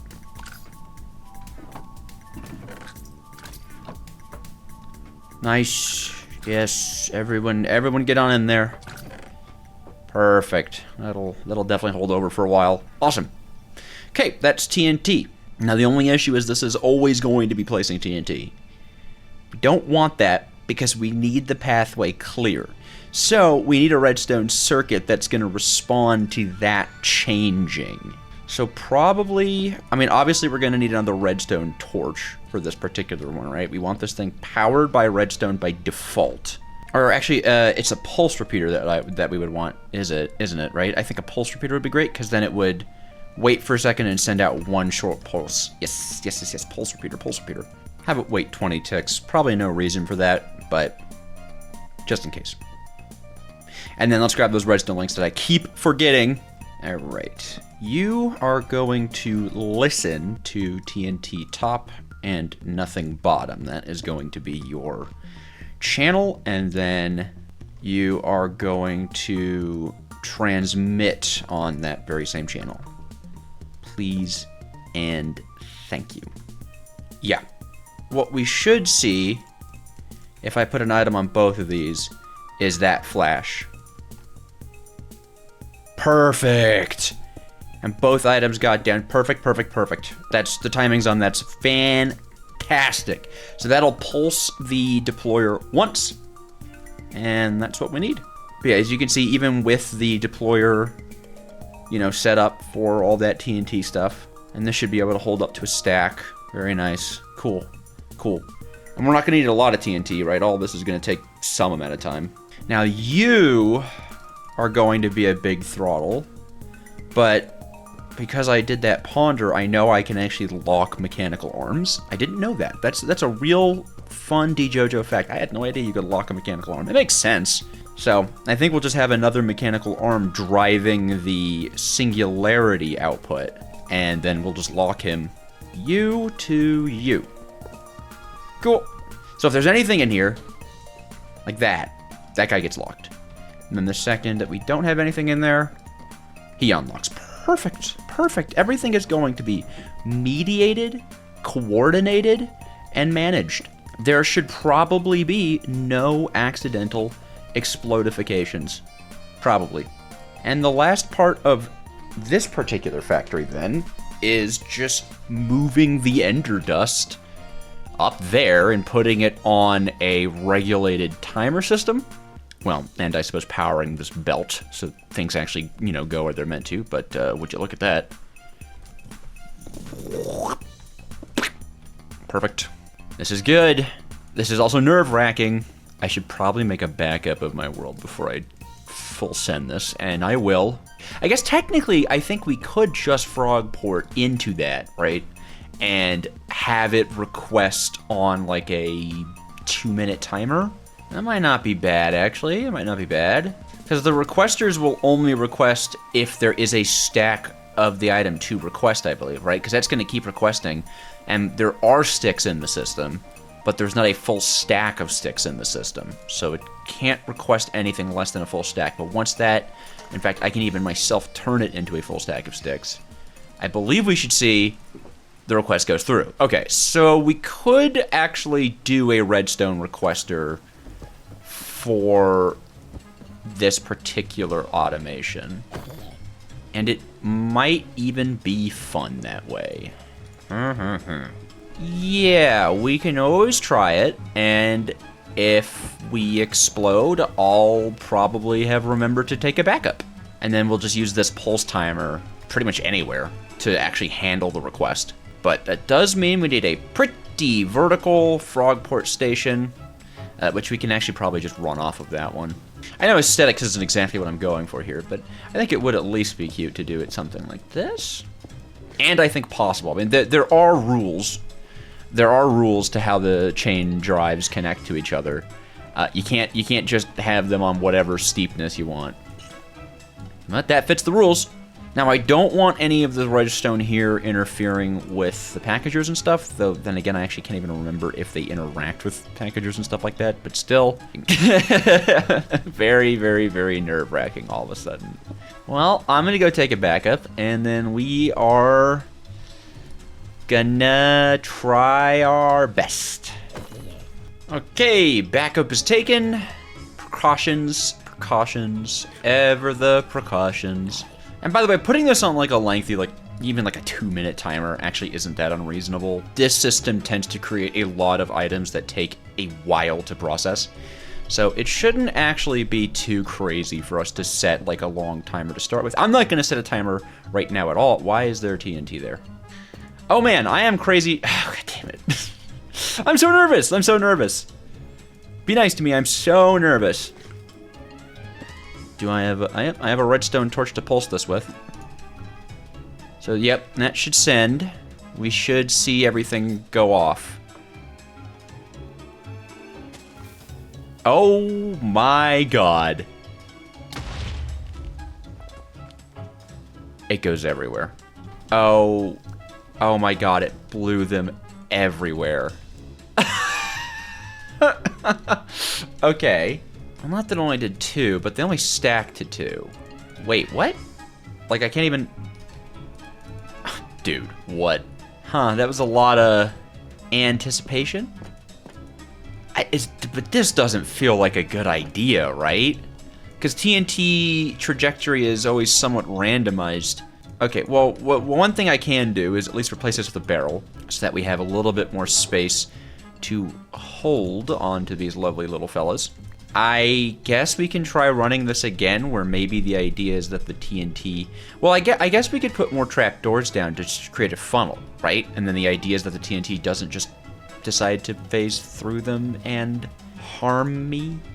Trying again. Ugh, what a horrible feeling. Items go in. Oh, wait, that looks clean.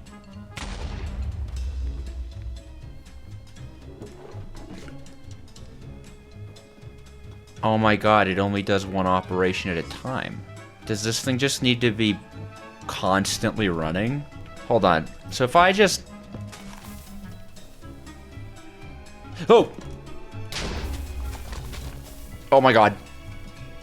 Bad.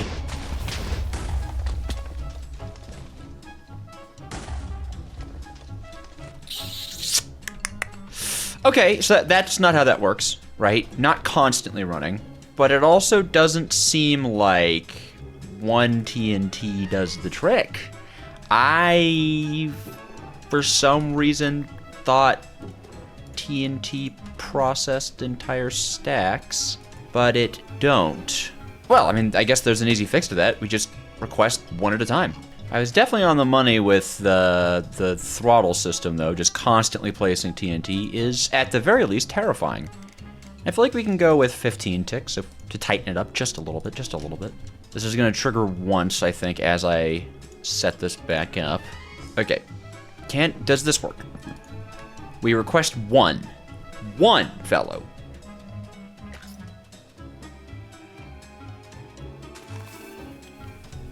TNT sits on it, explode.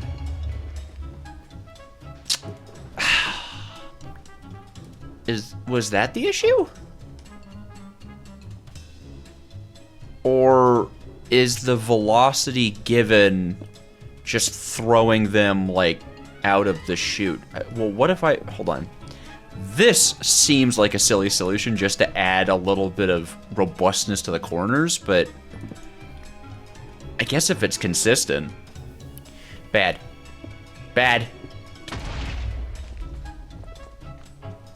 Wait, that worked, though. Oh, slabs. Slabs. Why? Slabs. Yeah, slabs. Slabs. Comment slabs. This is always the scariest machine of Above and Beyond. I know I have the chunks claimed, and I forgot that also works against TNT explosions, so I had no reason to take a backup, right? It's not even like I needed that. I just felt, I honestly, even with knowing, okay? Even with knowing, I still feel better about having made that backup. This machine freaks me out, man. Hopefully this provides enough velocity capture. Let's do another test. Because now our items are nestled so sweetly, but the TNT is still in the water. Did that work, or are there quantum sync? Wait, the chunks are claimed. Wait, does that mean I could just blow stuff up? That's probably what that means. Have I been worrying about blowing up my base? This is what, my third, fourth playthrough of Above and Beyond? Was the secret all this time to just claim the chunks and TNT can't... Okay, I'm just gonna test it, like, here. Not next to my toolbox.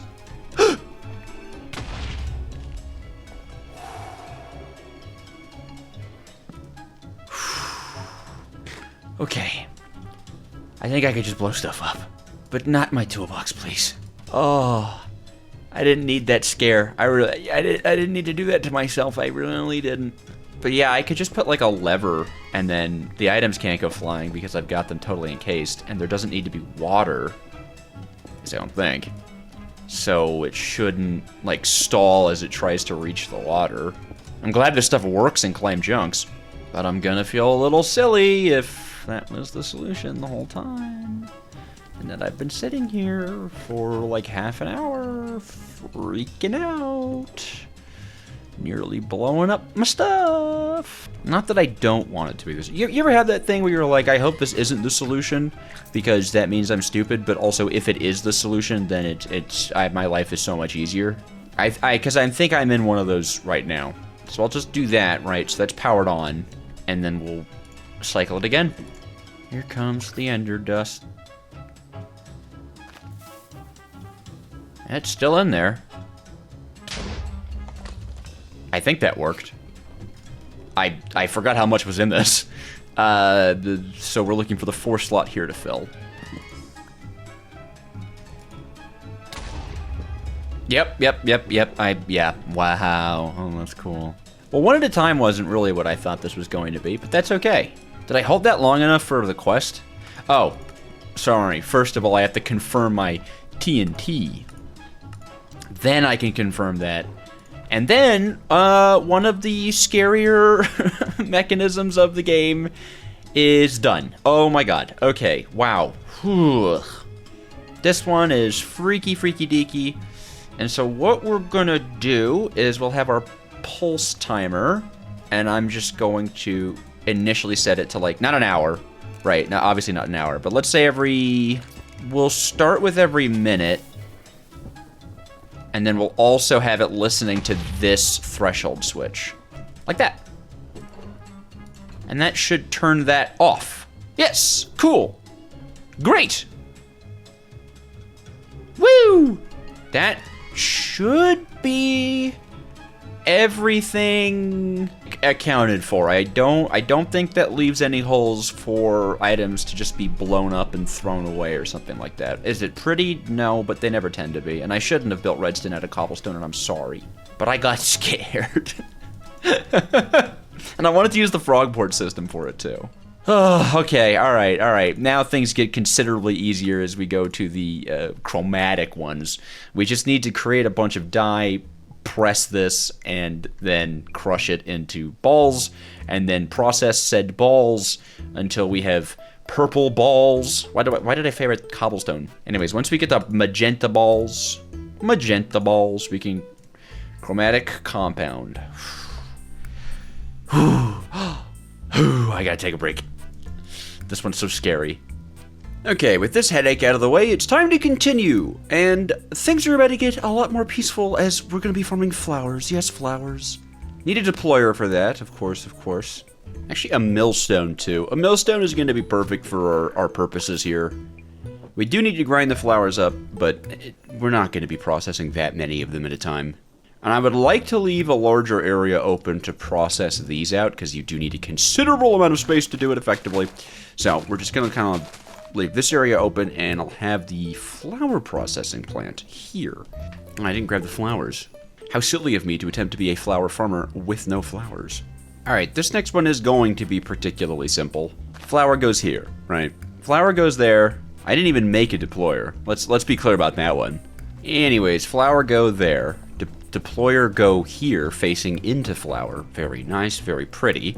And then I want flower drawer, flower funnel, and actually, I'm sorry, excuse me, powered off of, there we go, like that, boom.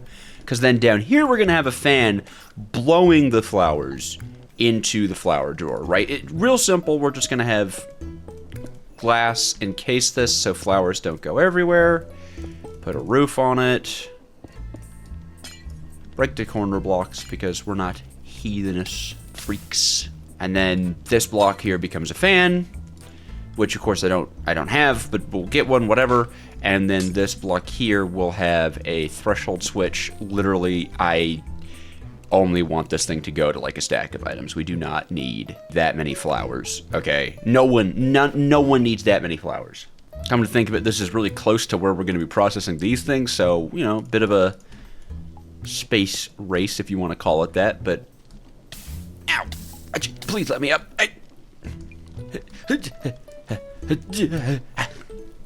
There we go. Just run a redstone line over to this, like that. I think that works. That should. Yeah, that should. I mean, I guess I could, you know, put a stack of items in there and find out, huh? Does that just turn it off? What? Why? Why is your redstone signal so weak? How in the world? How do we go from... Wait. Do I not know something about redstone? What if I just... Okay. We'll do it like that. I guess. Why did the redstone not go down? Yep, that should do it. I mean, not too much of a complicated machine, and then of course all we have to do is actually get the bone meal from over there to over here into our lovely deployer. Come to think of it, we could just use redstone links, whatever. I know I know it's a bit like, we don't need to use an entire redstone link for this, but I'm gonna. Is it excessive? A little. But I love it with all my heart. And it keeps things looking nice and clean and crispy. And again, this needs to not be on the top of the deployer.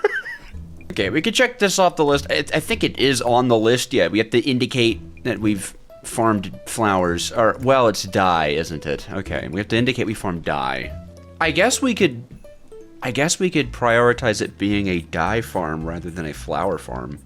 I don't mind because we're probably going to process this stuff underground anyways. I'm still counting it. Yeah, any dye, click it, good. And then the next thing we have to do is we have to combine it in a press with the chromatic singularities. And for that, I want to drag this one forward, and then we're going to have a basin and then our press. And then I'm thinking what we'll do is have underground processing for this. Millstone, a chute into the millstone. Makes a lot of sense, obviously. And then we'll use our good friend, the fan under a chute method, I think, in order to blast it back up. Though we do obviously have to get this into said chute.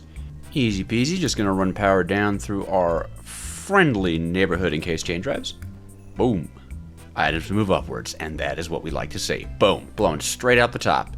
Hoo, ha! Love it. Absolutely love it. We're almost there. We just need a basin. Well, and a press. A basin and a press. It's not just a basin. All right, there we go. Let's see, where's our closest power supply that's reasonable to take? It's probably going to be this. There. Now the press is powered. And actually, I like this on the ground, and you'll see why in a minute. For now, this should process some of these fellows, which I can actually now have move like that. Something tells me if I give this thing a stack of bone meal, right, we're not going to see any dye going into this. Yeah. And so a change of plans has to occur. Kind of a simple one, though, as far as I see it. Whoa. Oh, there we go. Oh, we did get the quantum entangly boost. What we're going to do here is have a second belt that we're going to power just off of a water wheel. We're just going to power it nice and slow. That's it. That is how it's going to work. It is just going to be nice and slow. And so that way we don't flood this thing with the quantum entangle singularities. And for this guy, pretty simply, honestly, try to keep it really simple with the frog port scenario, actually. I think we can just do a system where this will redstone request once it runs out of items. That's what I'd like to do. Should put in a request. Yeah, and then as it moves through the system, it'll... Nice! Yeah, we don't need it to constantly be requesting. Because, right, it's holding bone meal, and the second it stops holding bone meal, it'll just request it again. Yeah. Boom. Machine! Yeah, it's not too big. That one's not too big of a deal. That one's not too big of a deal. Let's go ahead and get these oogly goos in a little little crushing wheel setup. Actually, is what we want these oogly goos to be hanging out in. I don't know why I'm calling them oogly goos. The little chromatic orby warbies. These guys. This water wheel system should hopefully just keep it so that there's no way at all that the system will fill up with the quantum singularities before it can put any kind of dye inside of the system. There should always be a slot for red dye. Maybe it stops working later down the line. Who knows? Anyways, these need to be crushed. I think even preferably one at a time. Do they even stack? Do these things stack? Yeah, no, they don't stack. Okay. Just wanted to make sure that doing them one at a time wasn't, like, crazy wacky of me. Come on, the belt. What?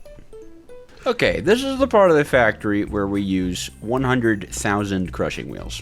Or not 100,000 crushing wheels, excuse me. 100,000 drains. So pretty much, these guys will crush into any one of the paintballs. And if they crush into red, you'll see we'll need to drain them into a yellow, and then drain the yellow into a green, and then drain the green into a blue, and then drain the blue into a magenta, and then the magenta can go ahead and turn into chromatic compound. But because it can turn into any one of them, that means we need to have drain systems for each one of them as an input. So right here is where the great beltification will begin. We're going to be using these handy dandy doos in order to do our item sorting for us. Yes, our bidding shall be done through brass tunnels. And there are 1, 2, 3, 4, 5 possible colors, so we of course need 1, 2, 3, 4, 5 belts and tunnels. First up though, what we kind of want to do is actually get our hands on each of the little fellas. So let's see if we can't grab ourselves some nice power to work with here. We have forgotten to set up the crushing wheels? Ah, I see. Okay, hello red paintball. We need you for filtering. Hello there yellow paintball. We need you for filtering. Hello there green paintball. We need you for filtering. Red, no, no, no, no. Blue, we need you for filtering. And purple, we need you for filtering. Excellent. Turning this off. So, 1, 2, 3, 4, and let's get a fifth one. I should have made a regular shovel alongside my epic, ultra awesome, amazing shovel. Alright, all the belts are going to be at least this long. And the brass tunnelage shall begin right here. That's only 4 belts. Isn't that crazy? What a world we live in. God, I have a sneeze in my face right now, and I want to get it out. I'm so upset. Please unsneeze me. Come on, just sneeze. Hachoo, hacha, like that. Hachoo. Anyways, the direction I want these to go is this way.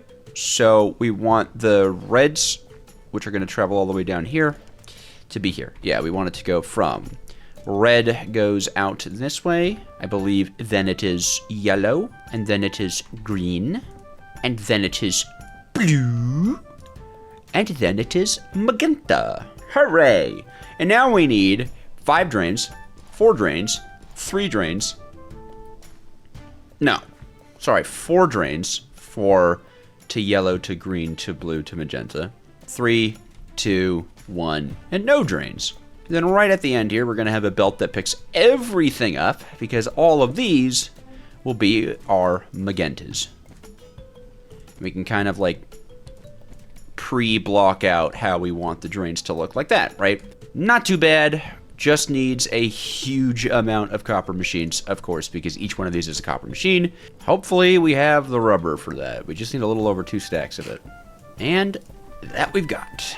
It's actually not a bad deal on these little Mechy Mechs. We got 12 of them. Love to see it. How many iron bars do we have? Iron bars. 2 iron bars. That's not going to do it. And then real simple, we can actually just put our machines down like this and then convert them in real time. Boop, boop, boop, boop, boop, boop, boop, boop, boop, boop. Ta-da! Right? That's pretty cool. We're not done yet because, as I'm sure you've all noticed, you get this chromatic waste stuff, which does not really do anything. I mean, you can make pretty blocks out of it. You can make some building blocks and stuff, which, you know, I mean, but that only needs 1 bucket of it, right? It doesn't actually turn into anything. So we need some way to get rid of it, to make it go away. And I don't believe we have access to trash cans. But there is a way with a sponge. I don't know if we have access, though, to a sponge. Oh, no, we can trade station for a sponge. Okay, yeah, perfect. Yeah, it's pretty easy. I'll show you in a second. You guys are going to figure it out. You guys are smart. You'll go, oh, I get it. Okay, we have no money. Okay, wow, in terms of money, there is no money. That is honestly fine. Easy to make magmatic dynamos for us. Ooh, yes. I guess for now, we'll just slap this onto a lava line. Yeah, why not? Cool. Profession farming, and sell some sweet berries. And I guess we could even make an integrated or hardened integral components to speed the process up. That's an option. And I thought I could sell glowberries. You know, I really thought I could sell glowberries, and I can't. And I can't. And I'm so sad about that. Actually, do I have access to tier 2 integral? Technically with the zinc machine, but I kind of want to avoid making zinc machines in this one. I'm trying to play this playthrough differently than I do my other ones. And typically I rely heavily on zinc machines when I play Above and Beyond. So I want to see if I can just avoid them entirely. Especially with the new create mechanics. Anyways, this will speed this guy up. By, like, a lot. Sponge, please, from the market. Not from the market, from the shipment. Sponge, please. 1 sponge. Yay! Alright, let's get a little wacky, spongy, and wild in here. And not even that wacky, honestly. This is pretty standard stuff. All of these, of course, are gonna get a pipe hooked up to them. I think here we're gonna slap a vertical gearbox. Like that. And that's where we're going to grab our rotational power for this thing from. It's gonna all go into this tank here. And a deployer right here is just going to be right-clicking that tank with a sponge, and I believe that's just how you void fluids. That's the magic way to do it. Yep. So, if we hook this up... Yeah. Look at it go. All those magentas. Perfect. And it's self-throttling as well. It'll hold itself, right, once it has no outputs. And it's not looking like it's working. Cool. Darn. Shoot. Well, there's another more annoying way of doing it. Yeah, instead we're just going to use a piston. You go there. Break you. Oh, let's make sure the system can actually run so we get the chromatic waste. Cool. Once that gets down there, we're going to put a smart observer looking into it.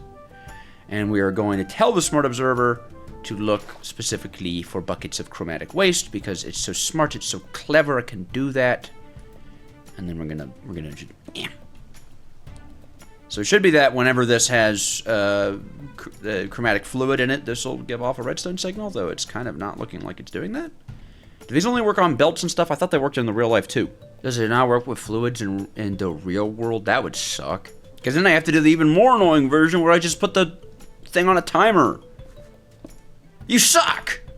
This thing sucks! Why do you hate me? Okay, fine. Timer it is. I think that's a little too fast. No, that actually might be timed perfect. Just in case, we'll drop it by 2 ticks. On both sides. Just give it some time to actually get the thing down, and now we get to listen to that. No, we don't. I'm muting that. I'm absolutely muting that. Get out of here. I don't want to listen to any of that. Ugh. Well, there you go. The purple balls. Automated purple balls. What a thing to be excited about. Yeah! Now we craft them into the chromatic compound inside of crafters. We're going to have the crafters just running straight off of a clutch, I think. I think that's how I want to do it. Yeah. Actually, no, we can have the crafter input running off of the redstone signal. Yeah, let's do that instead, because obviously we want to, again, keep stock of the amount of these crazy, wacky items, lest we overfill our lovely machine here. And I think it is quite time, actually, for a beacon. Yes, I believe it is quite the time for us to acquire beaconage. And, of course, the Zinkler. The Zinkler is here. Do not fret. Do not fret, fans of the channel. I have not abandoned thee. The Zinkler arrives. Because we don't actually really care about throttling chromatic compound, but I do want just one in my hand for the quest book. Ta-da! Chromatic compound. We have it. The next thing we need to get is refined radiance. Ah, refined radiance. This is where things get a little crazy. We want to drop chromatic compound on the ground. And I believe we can do so and then just have the beacon right here. I think. As long as the beacon beam is active, that should hit the chromatic compound and turn it into refined radiance. Right? And that's just the beacon beam. Yes. Yeah, that does it. Oh, come back here. You're faster than I remember. Shoot, man. Come back. Anyways, I don't think depots count as a full block for the purpose of blocking beacon beams. Nope. So just as easily, we do that. And that should be, come back. I can't get it. So again, if we go ahead and craft up one of these bad boys, it should turn into refined radiance and end up on the depot. Oh. There we go. There we go. And it's the refined radiance. It's the refined radiance that we want to buffer, right? Or I guess, well, technically it's the induction coils. So I guess we can do that. But I'd rather buffer refined, like raw refined radiance. So go ahead. That goes on to the depot. Now we got to be careful with refined radiance because I think it floats no matter what, right? Like if I were to, oh, no, okay. We might even be able to step this down with depots, actually. Yeah, let's do that. We can step this down with depots real quick. And then we'll have a belt running opposite to this one here. Do not have dirt. You know the amount of times that dirt has destroyed this particular machine for me? I guess you could if you wanted to go back and watch the original series. Don't. I wouldn't say it's very good. But, you know, I can't stop you from doing so. Yeah, we'll just put a chute there. Gets pressed. Beautiful. And then you, my friend, my mechanical crafter friend, you will imbibe it. You will imbibe it, of course, as you must, as you must.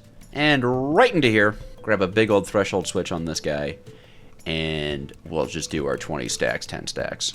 And I will just cut this thing off after, yeah, once this thing hits 20 stacks, what we'll do is power this andesite funnel to stop it from continuing. And I'll just use refined radiance. Sure, whatever. We can use that as a filter now. We're basically done with chapter 3, which is awesome, by the way. I mean, this is like basically the end of it. I'm pretty excited. I don't know if you guys can tell. I'm a little excited. That should cut things off, and we'll store the chromatic compound, which will probably be useful later. Now we just need to get this belt powered, which should not be difficult. I believe That'll do it. Yeah, just like that. I mean, this should be. I think he this do. Well, either this do or I have royally messed something up. We're gonna find out. Go forth.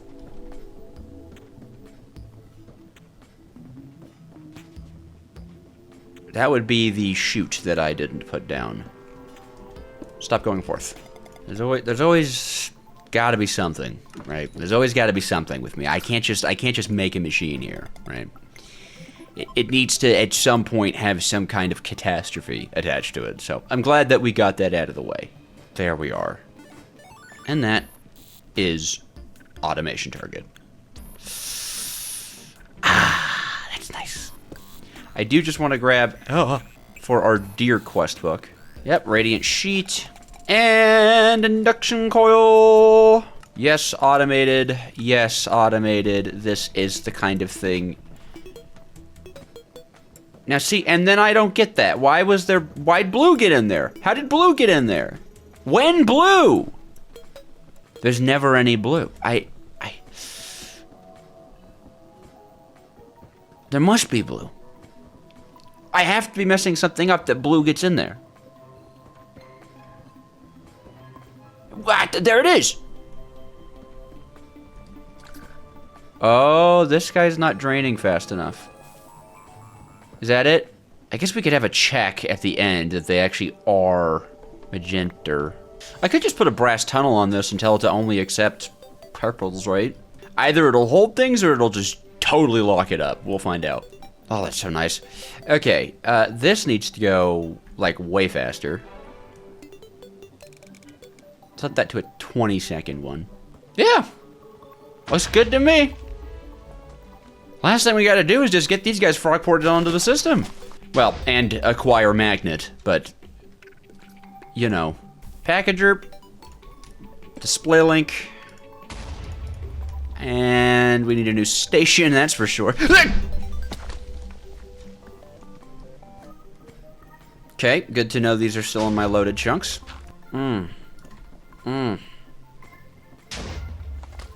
It's good for the soul, right there. What just happened right there, that's... keeps you healthy, keeps you healthy. Ooh.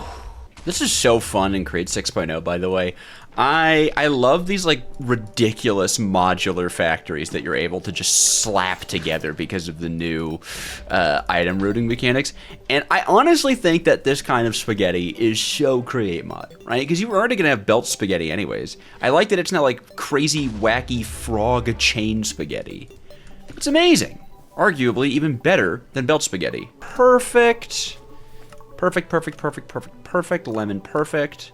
Now this is actually where the Invar comes in, so don't think we're done, right? We still have to actually get Invar production up and running, but for the time being, the greater part of this chapter is finally done. We do need the magnet, but we may as well go into overview. What?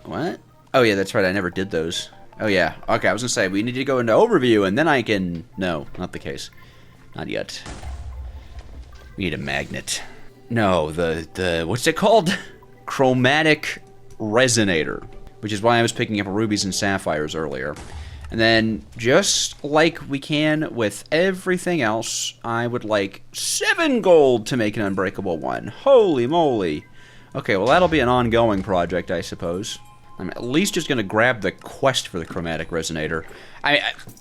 We're not setting this stuff up manual anymore, right? No more manual. And I really just want to get this out of the way, so... And I think, if I know my thermal machines, I should be able to auto-input this thing, right? Yeah, it looks like it. So we should be able to just throw crops and berries and stuff into that. Now we have infinite bone meal, so... I guess if we could find a crop that's worth a lot of money that's bone mealable, that's another way to farm it. For now, it is easy to just grab a bunch of sweet berries and throw them in the system. Yeah, I was right. I was right. I was right. It does just block the system up. Then maybe we attach that one specific part to it. Of course we're not done. Of course we're not done. Of course there's this one little tiny optimization messing with us. First, at least, let's get these guys moving. How about that? Yeah, there we go. So this chromatic annoyance is the waste. Yeah, because that just doesn't empty fast enough when it's running like full speed. Because this has no way of knowing it needs to wait, I don't think. Which is annoying. Wait, it does seem to... Hold on, it does seem to wait to do... Wait, why is it getting stuck sometimes? It seems like it waits. Yeah, wait, it waited right there. What? Huh? How did a green one... Huh? Wait, that's what's happening? A green one? I'm just gonna increase the speed of the piston. Maybe that's it. Or maybe I'm going to decrease the speed of the piston. I want to see the fluid each time, right? There we go. There we go. Okay, I think that's right. I think we were just one tick off of it running consistently. Is that draining it faster? I think so. Because it's able to drain a bucket each time instead of like getting stuck every once in a while. That seems better. And I can pull this back by about 2 seconds too. Give things a little bit more leeway on the functionality. And I guess if blues make it, you know what? Blues making it in actually doesn't block up the system. But this andesite, or this brass tunnel does, so I'll just remove it, and worst case scenario, every once in a while a blue gets through, and we're sad. But this is like done, man. Look at that. Boom! Radiant induction coils. And then, of course, remember, we can throttle this whole system, and it's gonna be great. Oh, Chapter 3. A very, very strange one. Wow, that just ate through a lot and did not give a lot. Okay, hold on. What can we sell with the farmer profession? Oh, kelp. Well, that's helpful. But a stack of it? Ew! Can you sell crates of beetroot? Yeah, because beetroot has less growing stages than most other crops, doesn't it? Am I crazy for that? I guess we could test it by putting it up against wheat, since both of those are a single output crop. So we'll do a stack of bone meal for wheat and a stack of bone meal for beetroot, and we'll see if we get a significantly greater amount of beetroot or wheat. Let the competition begin. Whoops, okay, that was one extra on the wheat. We should be, okay, we got 27 wheat. This is definitely taking more bone meal. Is it because the water isn't, like it didn't irrigate? Should I have waited for it to irrigate? Maybe. Well, wheat seemed way better, and we can process wheat into flour and then dough and then bread. 8 bread. Which is realistically not that much wheat. But we need to be able to wash it, which we can. What other professions are there? Carpentry? Oh. Mining. Oh, that's useful. What? Wait, what? I could just sell diamonds for tons of coins? Why haven't I been doing that? Mossy cobblestone. Seared bricks. Wow. Wow, wow, wowee. The point is, I think I should buy a mining profession card. I have diamonds, don't I? Yeah, 19. 19 diamond Fortnite card. Who wants it? This is definitely an expensive one. I guess it's because you can profit so greatly from it. I might as well just sell all of them. I don't need them. At least not right now, and if I do need them, I can get them later with my giant mining machine. I'd certainly rather have an infinite resonator. I think that's just about 7 stacks. Perfect. 7 gold, magnet, bam, a resonator. But you guys know the deal. We're going to be using frogports. This is going to be inductive mechanism. This is going to be radiant induction coil. And an induction mechanism is as the others 2 radiant induction coils into 1 inductive mechanism. And we may as well just do them 8 at a time. And 16 promises expire after 10 minutes. And the items are going to be sent into IM input. And that's of course what we'll have the frog on. And then we need our 2 lead machines. Although, you know what? I think we're out of gold completely. So before we do anything, we got to get some gold. You guys really know the deal about how this all works by now.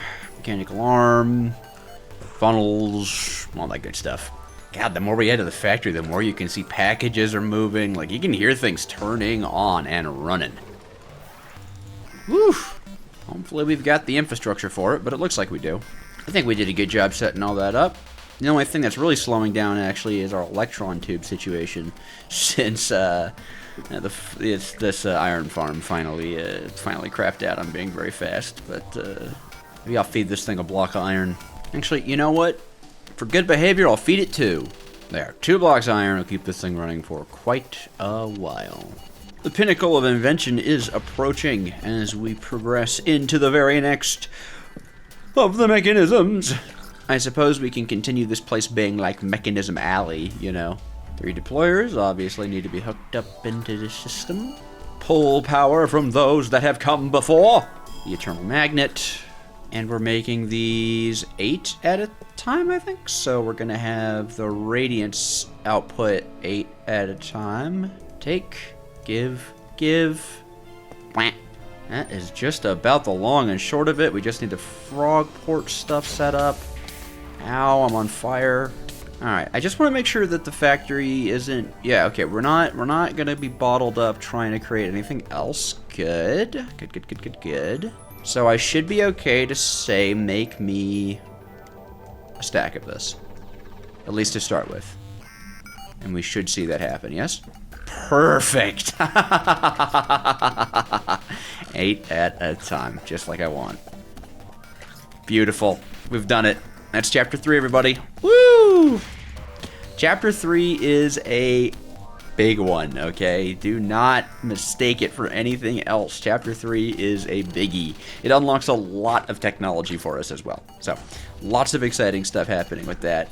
That is inductive mechanisms. We are not quite done with Chapter 3 quest book wise, just because we need to actually get ourselves an Invar machine, which we can get with the Invar casing, which we of course need Invar for, which we of course need Invar blend for, or rather the Invar thingy moo, what's it called?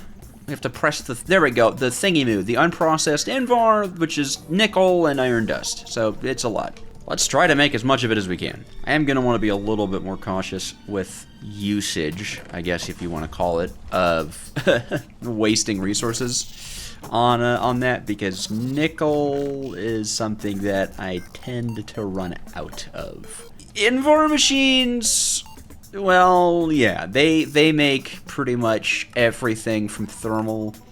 You can use them for compression dynamos, for oil-based power. And then there's this insane recipe, which I think we're going to be avoiding in this playthrough. We'll see. But let's get some nickel. Oh, this is a big one. This is a big one. A lot of technology is about to be ours. A lot of new tech that we both get to use and have to worry about. So we actually shouldn't have to do this too much, because we can, I believe, use an induction smelter to get our hands on the... Yeah, exactly. This right here is the incredibly better recipe inside of an induction smelter, which of course does take a bunch of Invar to make, but that's probably going to be the first Invar machine that we do make, considering the major expense of Invar outside of it, because we still have to crush up a bunch of iron. This should make me iron dust, right? I'm not crazy for that. Yes. I think it's, is it 3-in-1? No, it's 4-in-1. Which is stupidly expensive. And now we have these nickel compounds that we literally just have to set under a press. Like this. What? Oh no, do we smelty? Smelty. Okay, gotta be real careful with these. Gotta be real careful smelting these. They get very angry. I could not tell you why, okay? But they get super angry. They love to disappear on you. At least in former experiences of this pack, that's what I have noticed. They just love vanishing. I've kind of started doing them one at a time, because if I, you know, in the days I didn't do that, gone. Stolen. Okay, so, you know, being careful that our Invar was not gone or stolen, now we can just set them under a press and watch the press go bang, bang, bang, bang, bang, bang, bang, bang, bang for a little while, and then we'll have Invar.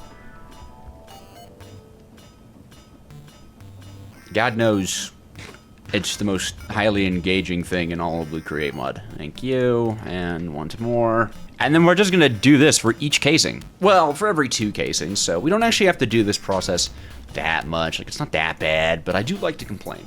Huzzoo! And then it's just stone, right? Yeah, I think so. Invar casings, turn that into Invar machine.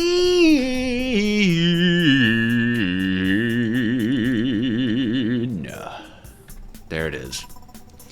Now that's a good day. We can turn it into Invar pipe modules, and that's the only thing it cuts into, and this is the only thing it compresses into. Everything else is just actual crafting recipes, and we're probably going to be seeing some of these guys a lot, actually, depending on how we go about these. Oh, that's very exciting, though. And as you can see, finally, we can claim this completion. Whew. Whew. Then in the overview, we've got some weird options. Right. Now, of course, there is, turning money and ender dust into the extraordinarily useful Endurium machines. Endurium machines, of course, turning into ender drawers, fluid drawers, quantum ME things, resonant induction chambers, ender stuff. Yeah, so we definitely want these guys because they're going to be integral in a lot of different ways of hooking stuff up. We can also get gravity normalizers if we want to play in the post game of all of this. Yeah, so very useful and made of induction mechanisms. And of course, we also unlock the next chapter. Kind of. Because there's two paths that we can decide to take. There's either into the box, which I've done in all my playthroughs, or chaotic alchemy. Behind a bit of science and experimentation lies a way to transmute seemingly unrelated materials between another. Chaotic alchemy. I have never gone this path, but apparently it is an alternative way forward. We do still need the alchemical laser. It's not like we just avoid that. And we'll also need fluid encapsulators, reagent extractors, and centrifugal separators. But apparently, what we're trying to do is guess how to make silicon. Because if we go into chapter 4, all of chapter 4, all of this up top here, is just to create silicon. So if we can figure out how to create the silicon reagent, which is of course randomized, then we don't have to do chapter 4. Kind of. So yeah, I think we're gonna try this one. There's all these different, reagents, right? And they can come together until the final code, I think. And then we want silicon. Of course, there's a random chance that the silicon, transmutation reagent is actually going to suck really bad for us. And then I think we start to kind of play Wordle. We kind of start to play Wordle with this. So there's a lot going on here. But for now, let's just revel in the fact that we now have ourselves a stack of induction mechanisms just sitting in the system. In fact, and let's just go ahead and turn all of those into proper machines now. So we're going to have 9 Invar machines to work with. Yes. We could use these for so many things. Exciting. Very exciting. But yeah, we want the Chaos Catalyst. So I guess we're going to start gathering regents, huh? We'll even be able to get silver ingots, actually, which can be kind of nice. I think we can use those for making Endurium? Yes? No? Maybe? What the... Yeah, okay, cool. So, useful, lemon, useful. Oh, I suppose we should get cracking. We're going to be using lava, obviously, to make our power. I mean, duh. The magmatics are quite simply the just most accessible thing that we have. There are other ways. There are, like the compressions, right? We can make a compression dynamo, which does burn things like oil for a lot of resources, right? Like refined fuel is pretty nice. Even creosote, well, not creosote. Tree oil is the better one, but that requires us fractioning sills, resins. Yeah, it's just gonna burn magma. I think we can make a numismatic dynamo if we wanted to. Numismatics, of course, burning our money, and then we can upgrade that into eventually a lapidary dynamo. But we don't really have a supply of gemstones outside of quartz, and quartz is, of course, the absolutely least efficient way to produce energy. So I think we just go with lava. To me, it makes the most sense. It will take us some rubber, but if we don't have enough, and we kind of don't have enough, that's okay. We can make it ourselves. I'm pretty sure you can just make raw rubber, or rubber, just called rubber. Yeah, just called rubber. You could just make it with flowers, and we have flowers. So yep, Then again, I don't actually know how much of this we're going to need, but we're probably going to want an okay amount of it. The integral components are going to make things run faster, so yeah. I guess the only downside of the flower method is it does take 4 flowers to make 1 rubber, so, you know, a stack of rose bushes makes only 16. Well, that's a little annoying, but we can also put them into this mixer, actually. Oh, wait, that's filtered, isn't it? You know, it doesn't really need to be. I've never once messed this up. But yeah, pretty quick way of getting rubber, honestly. So I guess one thing we could do over here as well is make sure our flower farm always has at least a stack in it. And so I guess we can go ahead and change this from stacks, right? So we'll want it to have 2 stacks. We'll go up to 4 stacks, 1 stack. And then this at least means we don't have to farm them ourselves. Because we are lazy. Alas, laziness rewards quite a lot in the Create mod. We just have to be a little careful because this obviously does blow through huge amounts of our bone meal. Our bone meal production is swift-ish. Still, probably shouldn't push it too hard. I think, though, a whole set of 8 should be okay. I don't know if 1 magmatic dynamo is going to be enough. In fact, I can actually tell you why would it be. How about that? How about that? Why would it be? So, I need to figure out how this works. Okay, so I want to make catalysts of each kind. Metallurgic catalyst can be created by a combination of 4 reagents of this category in the alchemical laser. Now, the alchemical laser, by the way, just so you guys know what this is a really weird one with an Invar machine, a cage lamp, a deployer, and then for whatever reason, a hopper minecart. It's pretty cool. Glowstone. Steel. Dye. Waboom. I want to head over to where we have a lava supply, obviously, to run this. It'll just make our lives nicer. In fact, you know what? We can even use this delightful, lovely little platform. Yes, delightful, lovely platform. Where did I leave my toolbox again? Because naturally, I left it somewhere. Now it's time to play hot and cold with my... There you are. Alright, let's get the weirdness started, man. Yep. We are going to want some kind of redstone control on this, though, so we're just not constantly firing off, because those laser beams will kill you. Oh, and then let's at least get the reagent extract... Well, I guess we should get all of these, but... Reagent extractor. Reagent extractor, centrifugal separator, and then the bottler, the fluid encapsulator, rather. Oh my god, did we just run out of copper? I think this is literally the last of our copper. Just about. And we need copper gears for this. Ooh! And how do I make molten glass as well? Here's a good question, because I do need molten glass for this. That would be in a melter. That's fine. Or a magma crucible, but if I remember correctly, these things are painfully slow. I mean, excruciatingly slow. That being said, we should make some flux duct. Flux duct. I don't know why I say it like that. I just have so much trouble saying flux duct. They move power around. So we can do something like this. Give all of them power. And then hook all of them together. And that should move around, you know. Each one of these is going to make, it looks like 80 RF a tick. Very nice. Cool. So we have what? 240 RF per tick to work with here? That's not too bad, is it? But we need more copper. Which means we need to go mining.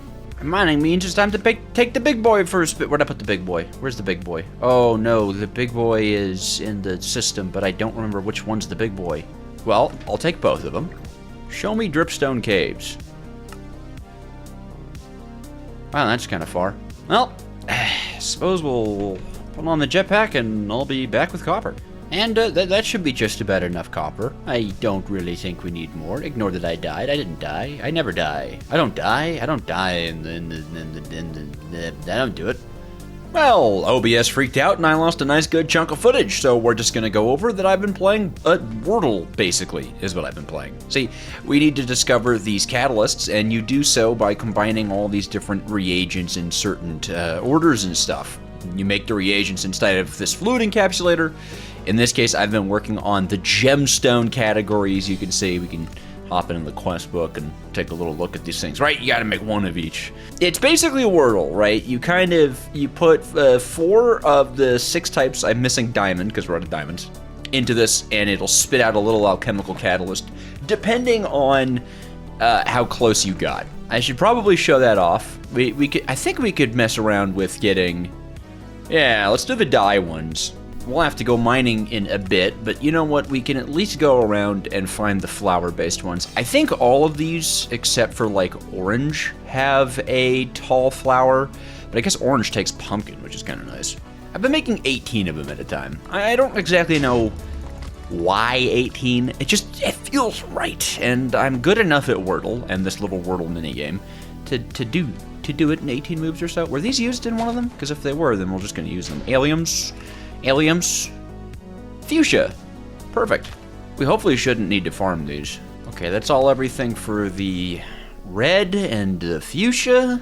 I'm gonna get those started while we look for the other flowers. And I think I'm finally going to mute this freaking backpack, man. Ah, that's much nicer. Okay.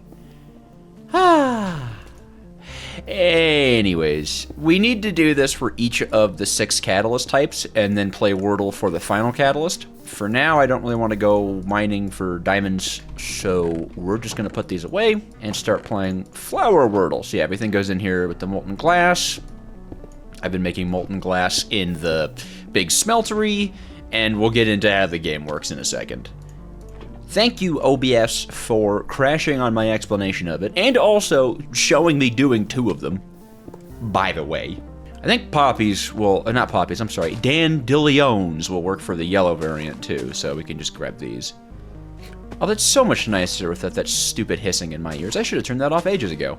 Though the one I'm worried about is definitely the blue. I don't know why, but I always need blue flowers, and I always struggle to find them. See, do I have... I have a pumpkin. That's very much the start of having more than a pumpkin. Can I make green with... okay, green's easy. Green, I just need shears, and then blue is all just hydrangeas. Okay, that's fine. Whatever. Pumpkins, please. Unless I find orange tulips. I guess I could go looking for a flower forest, but that only really finds me the orange tulips. I don't think the blue flowers actually spawn in a flower forest, counterintuitively, might I add. And then we're definitely going to want shears for the ferns, or we'll find cactus, whichever one, who knows. Hard to tell. Do we have a desert even mapped? I guess we get close with the savanna. Oh, and there's a swamp up north. Okay, so let's head north and then see what we see. Actually, first off, let's charge the... Oh my god, look at all the chains. She's going everywhere. That looks so silly, I love it. And I see ferns, so we've got that covered. Now it's just the blue and the orange. And technically, orange is not that bad because we can use pumpkins. Why am I hitching? Why is that happening? Oh yeah, pumpkins. You can also just find them in the world. And I don't know if we need to make multiple of the catalysts. Because in the recipes that... Like, the catalysts, like, catalyzing things, right? That makes them not consumed. But for the purposes of the Wordle game, they're probably gonna get consumed. But once I know the recipe for the catalyst, I can make them, right? So hopefully by grabbing 18... Oh, hey, blue flowers. By grabbing 18 of everything, I'll be able to, like, make it fine. Like, both guess the recipe for the individual catalysts and then the chaos catalyst without needing to do too much more research. Because I know that the chaos catalyst, once you make one of them, that's never consumed. And so whichever way that lets us get to silicon, we won't have to go and make more chaos catalysts. The only thing we'll need to automate is whatever random resource is converted into silicon from the catalyst reaction. And if you're wondering, you know, why this all sounds kind of like we're gambling for silicon, it's because we are. This is basically the gambling route. I've never done this route before. It's pretty fun so far. And I guess I hope we don't get something like diamonds as the resource that turns into silicon, because that would not be as funny as my giggling is to lead you on to think. I'd be pretty mad. All right, here are all of the color catalysts, and as you can see in the quest book, it all unlocks, and we have the herbal catalyst. That is what we're looking for, right? And this can go ahead and transmute things, right? You can turn diorite and granite into orange. You know, there's tons of ways of doing it, right? But we're looking to actually create the catalyst, which is random. And basically, we put in an assortment of 4 of these reagents, and we need to catalyze them together, taking note of the order that we put things in. So this is blue, orange, green, and red, which I'm keeping track of on a notes app. And then we're going to have this system, the laser it, and yeah. Technically, we could have gotten the catalyst right there, but that wasn't the right combination. So instead, we get this mundane alchemical blend that we put through the separator, and it's going to give us some information. This means, okay, so the 1 glowstone means one of those reagents was in the right spot. 1 redstone means one of those reagents was in the final combination, but wasn't in the right spot. And 2 ash means that 2 of those reagents aren't in the final combination. Let's just, so we're still guessing. I'm going to say blue is in the right spot, and we'll swap in fuchsia and yellow. So pink and yellow, and then we'll swap out the red's color like that, just so we're not overlapping, except for, actually, I shouldn't even overlap with the blue, to be honest. So let's do this. And this is the whole game. This is the whole game, right? That wasn't it. So we centrifuge it down to get our information. What is it? Wow, okay, bad. So 3 of those guys are not a part of it. And we still have a maybe. And we don't know if it's the same maybe as before, but we do know that, wait. How are 3 of these guys wrong if there's only 6 total? What? Can there be doubles? I guess there can be doubles. I didn't know that. Wait, can you actually have... Will this turn into a catalyst? Or a thing? Uh-oh. I didn't know we were doing doubles. I didn't know we were doing doubles, potentially. Excuse me? Okay. 2 no's, 2 maybes. One has to assume that the blues are the maybes and that these are the no's? Oh, I don't know. Oh, now everything's thrown off. Unless the blues are the no's. Green, orange, yellow, orange? Well, maybe I can't get this in 18 moves. How's green, orange, yellow, orange looking? Much better. Much better. Okay, we're back to having a yes, which I think is one of the oranges. 2 maybes and a no. Well, okay, not a maybe. 2 yeses, then the... I've been...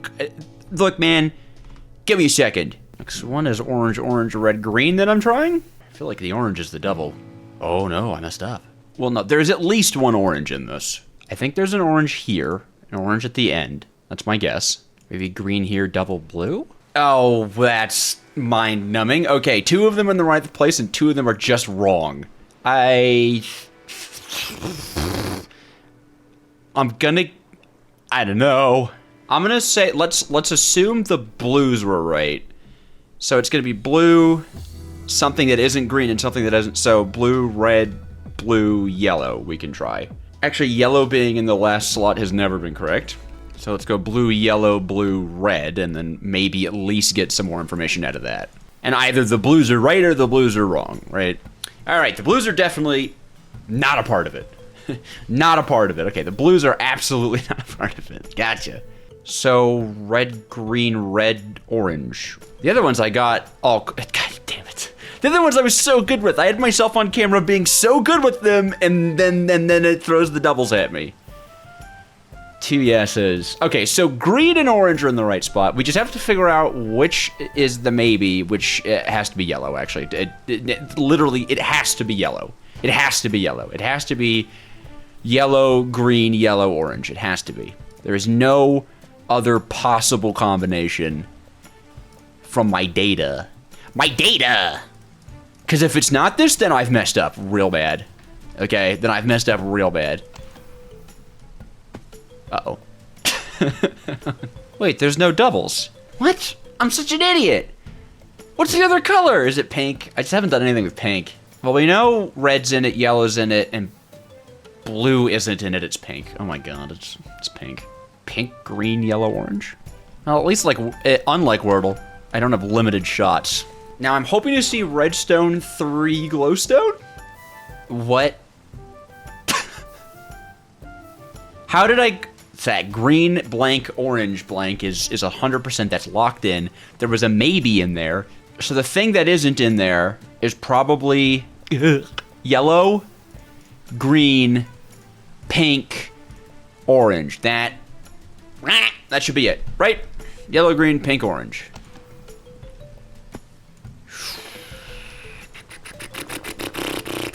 Same deal, right? It's not pink, yellow. It's not pink, green, pink, orange, right?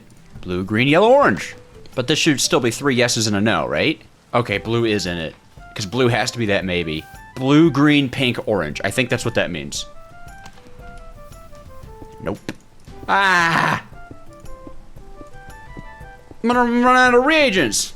So it's green, yellow, orange, something. Yeah, wait a minute. It's green, yellow, orange, something. Well, I've done yellow, green, yellow, orange, pink, green, yellow, orange, red, green, yellow, orange. I could probably figure it out easier, but my brain hurty, right? So, and that should be 3 yeses and a no, right? If this is 3 yeses and a no, I'm at least on to it. What have I done? Okay, maybe I noted something down wrong at some point. I'm looking at my notes and things aren't making sense. Well, okay, at least orange is the one we're lowest on, and I actually do have more pumpkins here. So hold on, let me just retry an old one, which was pink, green, yellow, orange. Make sure that this is 3 yeses and a no, right? I did note something down wrong. Oh, my notes have been off this whole time. Yellow, pinky, yellow, orange. Hopefully I don't have to go out and get more pink flowers, or yellow flowers.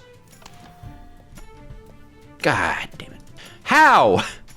What? Yellow, green, pink, orange. My God, that's one I suck at. Shoot! Wait, so that's also 3 in the correct... Oh, the correct spots have to be yellow, green, orange, right? Pink isn't a part of it. Well, okay, I think the assumption is that it definitely starts with yellow, green. Well, this is thoroughly embarrassing after being like, yeah, 18's enough. I can get in that. I can get it in that many moves. You guys are gonna say to me, you guys are gonna say, oh, you know what? You're just lying about how fast you were those last few times. Oh, no. I can't even try the one with diamonds in it because I don't have diamonds. I certainly hope that one goes a lot easier for me, considering the relative cost of resources. I guess we could kind of, for the future ones, somewhat cheese it and just put 4 of one thing, and if we get a maybe, then we know it's in it, you know? Or, well, we'd get a yes if it was in it. One of them would be in the right spot, so I guess maybe that's an option. I feel like I'm pretty confident that yellow, green is the start. Red, orange, yellow, green, red, orange. That was not it, but this should still be 3 yeses? Okay, so it's yellow, green, blue, orange. Because I don't think there are any other colors that I could put in that spot. Nope. Well, oh, maybe it did. Wait, is it actually a double? Or out of green? I'm losing my mind. I'm losing my mind. Is it actually a double? There shouldn't be doubles. That shouldn't be allowed. That's cheating. No one told me about doubles. It said 4 of them. 4 from a category. So 4. I figured out the rock one really fast, too. Well, I'll try yellow, green, green, orange. That was it. Oh my God. Yellow, green, green, orange is the herbal catalyst. No one told me that there could be 2s. I don't like that. Well, okay. In any case, that was a nightmare. Well, we have the metallurgic, the igneous, and the herbal. We're just a few diamonds away from potentially discovering the gemstone. I think it is. Yeah, gemstone. And then the last 2 are crystalline and volatile. I really hope we don't need volatile. These ones are annoying. Lemon annoying. Mostly the prismarine shards. I guess we could haunt lapis. Might as well try. What else is there? Blaze powder? Wow. Oof. Okay, hold on. Go kill some blazes, I guess. You see, I don't want this to be a difficult one to do. We got to get it out of the way, though. We're like, I think to realistically be able to discover, because now that I know that there could be duplicates, because you turn into gunpowder. The slime turns directly into slime, right? Yes. Lapis needs to be haunted for a freaking chance at prismarine. And then that gets turned into the Prismarine one. I didn't mean for that to go on the belt. I didn't know it would. I wonder what the nether reagent is made out of. Probably netherrack, right? Oh, netherwort. How excellent.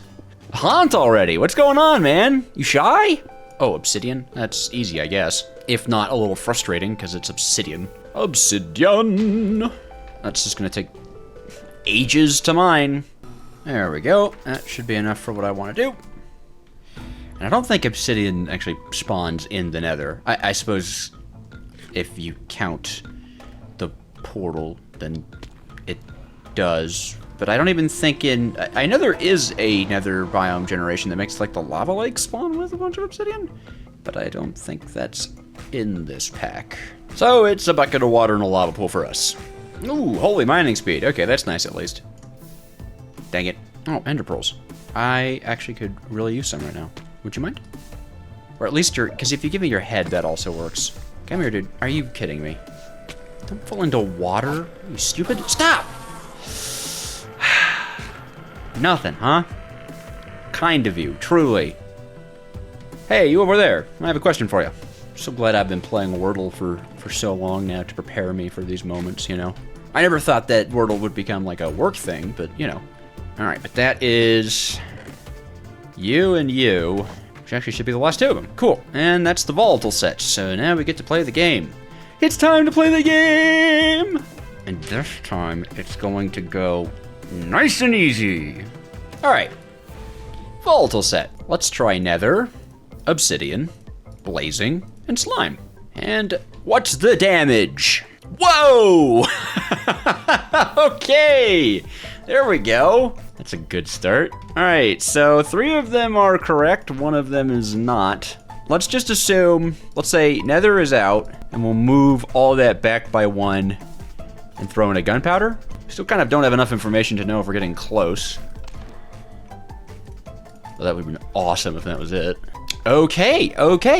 So still 3 that are in it, 1 that isn't, and a 1 that's in the wrong spot. So I'm gonna assume we put maybe obsidian and blaze in the right spot, with slime not being in it, and gunpowder being next to here. So obsidian, blaze, gunpowder, aquatic. Did I take a step backwards on that one? Yes, I did. Slime, blaze, nether, and gunpowder. Slime, blaze, nether, gunpowder. Actually, yeah.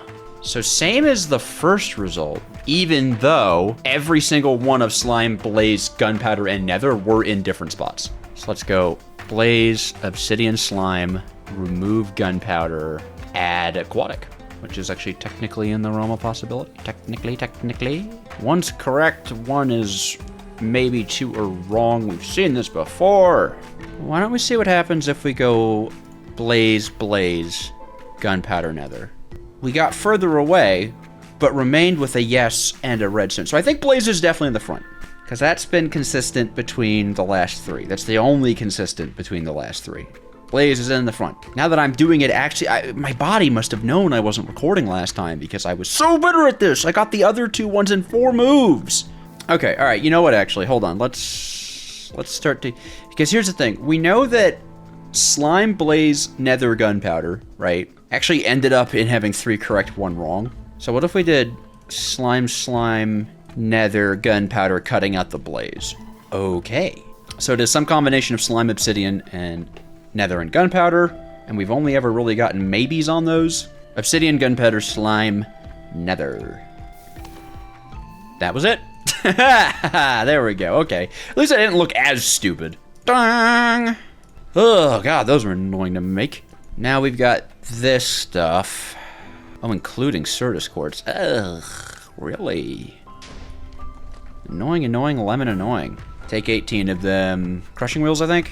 Yep. Actually, I don't even necessarily need to do that. We just have the Certus quartz. How about, is Fluix the normal way? That it is. Yeah, cool. Okay, well, we need 16 nether quartz for the reagent, and yeah, I'm just gonna get this stuff set up. And then I will just dupe all this Certus stuff, because we'll need it for the Fluix.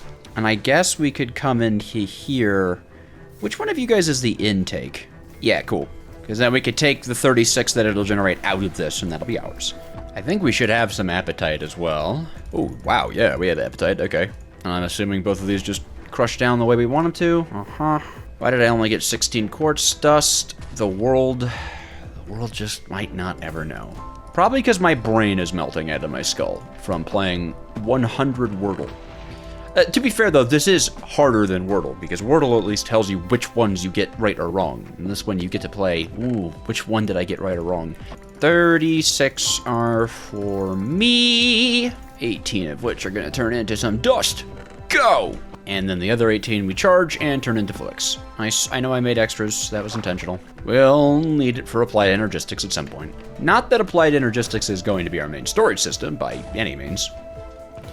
But it should still help us with mapping out some of those crafting requests we need to make. And we are missing nitric, which is niter, which I have just a bit of. Alrighty. I am gonna just go ahead and do this. Should be at least all 4 yes, just in the wrong order. 2 are correct, 2 are not. Let's just switch things up. Appetite. Niter, Flux. That was it. See? Okay. Crystalline Catalyst. Flux. No, Appetite, rather. Niter, Flux. I'm so glad that this takes double niter. I so hope that we don't need to continuously make these. The last one of these that we need to hold in our hands to have created all of them would be the gemstone one, which means I need to go find diamonds. So I'm gonna go find diamonds. I'm just gonna go find diamonds. Okay, diamonds acquired. All 18 of them. Give me diamond dust. Oh, give me diamond. No. Okay. 9 diamonds. We're working with 9 diamonds. Maybe I voided 18. Maybe you just watched me void 18 diamonds. We don't know that. Are there any diamonds left in the big guy? Nope. 9 diamonds. You know, 9 diamonds, I've always said, is quite a lot of diamonds. We're gonna pretend like we already know that diamonds aren't a part of this. How about that, you know? That's what we're gonna do here. Let's pulverize these diamonds, which I knew earlier on was the right way to do it. But let's, you know... No, it's okay. I'm not... It's fine. There really might not be diamond in this, right? I suppose we only need 4 diamonds to know that we need diamonds. So I say it's worth it to spend the 4 diamonds to know if we need to... Well, actually, I'd rather spend 4 of everything else to know that we don't need diamonds. Because the diamond reagent we can just turn back into diamond dust, which we can turn back into diamonds. So let's play the game. Are there sapphires? No sapphires. Are we working with any cinnabar? Yes. How about lapis? No lapis. That doesn't mean that we need diamonds, though. Could be double emerald. Oh, it is actually double emerald. Oh my god, wait, I didn't expect that. And then ruby is the last one? Right? Surely not the diamond reagent. Right, guys? Ruby's the one we need. Oh, thank God it is. Okay. Well, let's try cinnabar, emerald, and ruby. Oh, that's much nicer. And that should at least be 4 corrects. We'll see which are actually in the right spot or not. Only one of those is in the right spot. And so it's probably one of the emeralds, if I know my luck. An emerald here and an emerald here. Ruby and cinnabar. That should be it, right? Yep. Okay. Alright. Ruby, emerald, cinnabar, emerald, gemstone. And now the scary part. We have every single one of the catalysts. I do not want to have to remake any of these catalysts. Crystalline, volatile, herbal, gemstone, igneous, and metallurgic. There is 1 4 combo of this that works. Just in case it consumes it, let's just go crystalline, volatile, herbal, igneous. Like, please don't. Okay, how about that? Just please don't. There's no reason for this to consume it. That wasn't right, but there should just be a mundane potion in the back slot. I am so upset. And 2 of those were wrong, 1 of those were maybe, 1 of those were right. So I don't even know how many we need. Okay, well, we can make 4 of this, so we can just instantly find out if we need to get more of this, right? Actually, I don't know what happens if we craft them multiple at a time. I don't want to find out. I'm gonna do this the coward's way. 1 at a time, baby. Okay. So, crystalline, do we have that? 2 of them. Okay, that's helpful. 2 crystallines. Nice. I can make another 4 of the igniouses. These are all really easy to get my hands on, so let's see what happens if I punch this. Oh. It just won't. Is it, like, do the ratios have to be right, or is it actually just not gonna... Okay, you actually just need to have 1 of each. Cool. Okay, do we have an igneous? Please tell me we do. Igneous is really easy to make. Ah, dang it. Okay, no igneous. So that was one of the wrongs in the first one. Bye-bye, igneous. You're not needed. Thank God we can make so many more of the volatiles. Might as well check. And hopefully we got some volatile. That'd be nice. That would be nice. That would at least give us some more information about our first one. We do! Okay. Which actually means could be like crystal, volatile something. Okay, but we know we have volatile. That's good. We should be able to make more metallurgic, though. Yeah. Well, let's see if we have metallurgic. That was one of the ones that we haven't tested yet. It's been so fun playing Wordle for 3 hours. Okay, I don't actually think... Well, okay, I haven't been playing the game for 3 hours. There's just a lot of resource collection associated with this. All right, just give it to me. Please give it to me. How about that, right? How about you be nice and you just say that it's in it? Ah, it's herbal. Or gemstone. It's herbal or gemstone. No metallurgic. Ah, yeah. All right, let's try for gemstone. Gemstone or herbal? Which one, baby? Gemstone. Okay, so 2 crystal, 1 gemstone, 1 volatile. So a possible one is crystal, volatile, gemstone. That's one that we can do.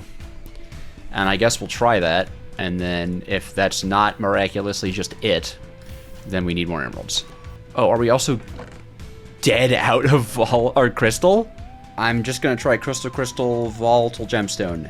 And hope we do it. Oh my god, thank God that was the guess. Whoo! Okay, cool. There it is, the final code. Oh, I've never done that before. Wow.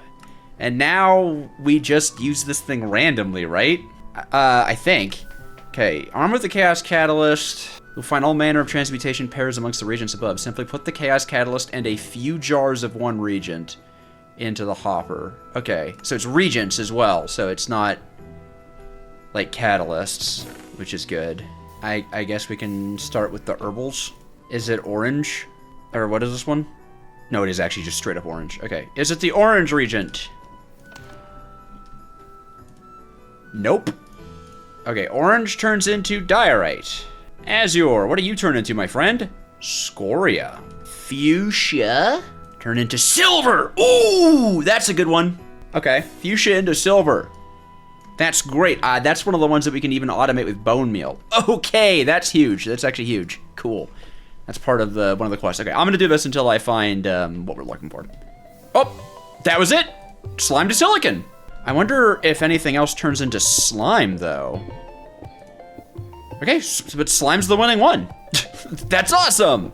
Yeah, and then we can just extract this into silicon, and then we do it. We go away. We fly like an eagle. I'm curious to see if like the cobblestone one, or like what gun. Let's do the stuff that we have already farmed. Gunpowder, you make. Aqua. Okay, gunpowder to aquatic. Well, now the question is, what does aquatic turn into, right? Because we can make a lot of aquatic, because we can make a lot of gunpowder. Aquatic turns into gunpowder. Oh, that makes sense. They just go back and forth. Okay, well, andesite. Granite. stone into nickel. That's actually pretty big. Stone into nickel. Gonna be great for the nickel farm. Yeah, another quartz is easy. What'd you make? Basalt. Okay, no use with that. Oh wait, we could figure out what turns into slime by putting slime in there, right? And then hopefully it comes out the other side something really nice, but I think I've probably... Oh wait, silicon turns into slime. We just established that. Nothing's gonna turn into slime. It's silicon. So, a slime farm. That's it. Now we have all these freaking regents. And I don't think we need any of them. Well, we'll leave this to remember the nightmare. That was crazy. Can we place this on the ground? Oh, that's cute. They are adorable. This is cool, though. I gotta be honest. That's pretty cool. I don't know if I like it, but we do have green heart saplings, and we still have some slime, which means we can begin the great slime tree farm. Oh, well, that's lucky that something like pretty easy to farm, though, turns into silicon. Same thing with silver, actually. That's awesome. We're gonna have Endurium casings with no issue whatsoever. I just want to make sure that, yeah. Okay, we get plenty of saplings, and we get plenty of slime balls. Awesome. This is going to be world's easiest slime farm. So I'm just going to duplicate these for a while, and then build a slime farm for a while, and then there we go. We've actually done the alternative for the chapter. God, could you imagine if it was something like diamonds into silicon? That would have been sad. We would have just had to go back and literally just do chapter 4 regular. This is a weird one. I'm not gonna lie. This is kind of a weird, process. That does skip us to just, being done with this chapter, though. I guess that is pretty cool. And then we get into the ME controller, which is, I believe, our actual machine. Yeah, we can actually turn it into, we craft ME controllers and turn them into things. Weird, right? Well, first we're crafting slime trees. And there we go. A slime tree farm. Yes, a slime tree farm. Look at all this slimy goodness. Oh yes, we're going to be turning all of it into delicious slime catalysts. Very tasty. There is some filtering we have to do, right? The slime balls will go directly into the fluid encapsulator, and the saplings we need to melt, and the wood we just need to store. Shouldn't be too bad. A little bit of bright. No, not bright. Well, sure, we'll use brass here. We're bougie. We're cool like that. Let's see. Well, I need a drawer. One drawer, please. Oh, it has been a hot second since I played this world. I was so focused on other projects. This is what happens when DJojo records like 19 different videos at once. And I will never stop doing so, okay? Pretty easy. Whoop, whoop. And let me grab some green heart logs. Ta-da! Okay, cool. Perfect and even excellent. Everything's all locked up. This just needs itself. Actually, this doesn't even need a brass funnel. Yeah. And then we want to be a little bit smart about how things are like buffered here. So, okay. Fluid encapsulator, right? That is where we must be. So let's say... Or, you know what? Okay, there's no reason not to actually buffer things in a drawer, right? So let's go ahead and make 2 of these bad boys. One of them will buffer our leaves, and the other... Our saplings, and the other will buffer the slime balls, and then, config tools and stuff like that. We could eventually put void upgrades in them. Like, let's think about this critically, okay? Slime balls here, and I like the cardboard for the base. It's so pretty. And then here we'll do the saplings. Yes, very good. Now we just need to transfer the green heart saplings from here into the melter, and then transfer the slime balls that we make into this drawer, and then transfer these slime balls into this, which actually shouldn't be too bad. In fact, can I not just place this here?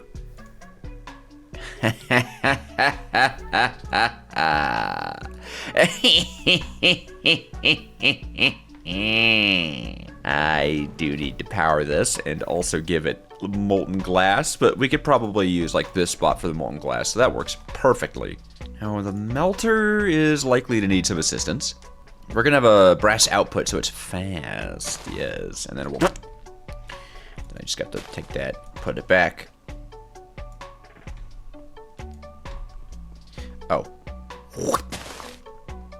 Perfect. It's too cold. We need some lava. And there will be lava. Don't worry. The next thing is this needs to... Hey. Melt into slab balls, then have the slime balls transferred to here. I don't think you need a ball mold to actually make the slime balls anymore.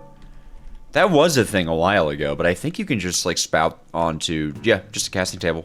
I always back myself into these corners with item routing. Oh, but you know what, actually, hold on. We could be really cute with it, actually. And just pipe the slime into here. Yeah. And then do this. We'll use a pipe underneath of it, right? So then we'll power this from the bottom, and we'll provide it glass from the side, and then we can have it actually output onto this belt. Ooh, that's clever! Right? It'll push onto the belt, and then that's where the reagent will go, and then we can pick it up at the end of the belt. Ew, that's clever. Oh, I'm proud. Ooh, yes. Oh, yes. How deviously delicious.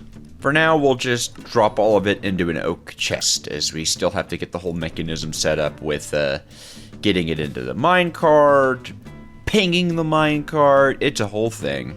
It's a whole thing. But yeah, this is great. This is great. See, I say I back myself into corners, but then I back myself out of those corners. Like a truck. I don't know. Anyways, I'm going to go ahead and get this stuff wired up. Ta-da! Very nice, very nice. The slime track is all perfectly encased so that the lava track does not interact with it. I mean, it's perfect. And then we pull, power downwards into the pump, and we are laughing, people. We are absolutely chuckling, okay? This is going to be fantastic. Last thing we need is making the molten glass, which I think we can actually also do in a melter, come to think of it. That does mean we need to steal some sand, as well as more lava, but that's not an issue, really. Perfect. This will actually hook right up to the lava network, so I think we'll do it one in the ground. Okay, maybe not that far in the ground. Rather, I just want the melter to be there, right? And then we can grab a pipe and hook it up, and now it's on the lava network as well. Da da da da da da. And then we'll have this input off of this fella here, and that should pull in molten glass, and then we just need to supply molten glass with the sand. And I suppose we can go Frogport for that? I suppose we can just completely ensure this will pull molten glass from this, though I think it will. Yes. Yes, it will. And now we're making the slime reagents. But why doth thou not Oh, you do export. Yeah! Thou doths export. Good. I don't know why I made a right there. Let's ignore that. How about that? How do we feel about ignoring that one? Alright, let's get our Frogport connection tower. Hoorah! And also probably what will eventually... Actually, where can I run that? There we go. I'm going to run this right over here, actually, so we can hook it up to power. Remember, kids, don't forget to hook your Frogports up to power. And then I hope this froggy boy can reach. He should be able to. Yay! So I can do this, right? That's fun. That's quite fun. And then we should see items begin to distribute. Oh, yeah. What went in here? Slime balls. Why? Oh. There's no funnel on this one. Silly. Hold on, I'm gonna just replace our slime ball supply. And then I just want to make sure everything works. You never want it to not work, right? Go, my slime balls. There we go. Okay, cool. Perfect! Lovely little system, man. Lovely little system. We just need to get lava and sand rooted into it. And I'm thinking we'll probably take a threshold from this. Yeah, that seems to be kind of the strategy we've been using. Cool. Nice. Not even that bad. And then lava. Well, this is a big old lava pipeline, isn't it? There we go. That's moving it. That's moving it. That's what I like to see. All right. Check things out topside. How are we looking? Okay, so that doesn't work. This does have lava in it. Really? This doesn't work? Okay, fine. That's good, though. Yes, perfect. Okay, cool. So the lava's all working. Are you receiving power? You are receiving power, you beautiful thing. But you are bad, bad, bad thing. I hate you forever now. I know it wants to use hoppers, but I don't want to use hoppers. I guess we could use a mechanical arm. It's a little silly, but it will look cool, right? It will look cool, and I don't mind that. That's got to be one of my favorite parts of the Create mod, is the fact that you can just kind of like, I can't really get this item routing done in a way that I like. Mechanical arm. Okay, so no, are you serious? This doesn't count as an that's what it is. This doesn't count as an inventory. Well, that's dumb. Why would it not? You are an inventory. I know it to be true. Stupid. Stupid dumb. Stupid dumb forever. Hate. Hate and stupid dumb forever. Okay? How about that? It's not the way I wanted it to be done, but it's the way that it must be. I'm sure there is another way, but whatever, man. Let's go get our threshold switch. All right, this should work just fine to check if this thing actually has any stock in it. Actually, come to think of it, I should test that a threshold switch will even work on that guy. I hope it does. Otherwise, we could actually target the frog port. That wouldn't necessarily be wrong, because I think they do work on frog ports. So if this doesn't work, actually, we could just target the frog port, and then if the frog port doesn't have a package in it, we'll request one. It does work. Oh, actually really cool. Okay, and now... No! And now... Ha! Yes! And then that should start getting glass in just a second? Yes? No? Why not? What's happening? Why would it not be? Oh, because I'm directly trying to put the pack. Yeah. I need to move this one back. We do need just a wee buffer. Easy fix though, very easy fix. In fact, what we can do is we can have the packager target the belt, just like that. Yeah, that'll be cool. And our threshold is still set, so it's off right now. We'll put this down for slime. Nope, not slim. Slime sand. For sand. 464 sand. Correct. And there we go. Hopefully we can melt sand faster than this thing can consume it all? Yeah. Yes, we can. And that, my friends, is how you make the slime reagent. Whoa! And I think what we can even do is actually have the mechanism set up so we just have a hopper minecart beneath this. It doesn't even have to be that fancy, does it? Right? Hopper minecart right there. Make sure our chaos catalyst is inside of it, because it always will be. Right? The chaos catalyst will always be inside of it. And then we just set up our redstone system on a nice little clock. Yeah, dude, that's awesome. Cool. We don't want to do it too often. We want to let stuff... Perfect. We want to let stuff build up, right? Oh my god, that's so much silicon. That's awesome. So let me grab... Yeah, pulse timer. We'll say every 5 seconds, and we'll invert this so it's powered on, and then it's powered off like that. Yeah. Every 5 seconds it should. Excellent. And now all we have to do is just make sure that we pull out the silicon reagent into the next step, which is going to be the reagent extractor. And I think we can actually use like a smart chute for that. So just briefly, we're going to... This becomes the smart extractor, targeting silicon reagent. That looks freaky weird. Catalyst, and if I do silicon reagent... No! Why not? Oh, wait, does the... Hold on. Oh. Okay, well, there is something called like a cart unloader. Yeah, we'll just have to make this silica steel stuff. Yeah, that's fine. That's not hard. Alright, so this guy is what we want. The cart unloader from More Minecarts and Rails. I've worked with these before. Actually, you tend to have to work with these when you're doing carts in this case. Okay, so I think this is our filter slot. No, hold on. How do I filter you? Of course. Of course there's no filtering. That's right.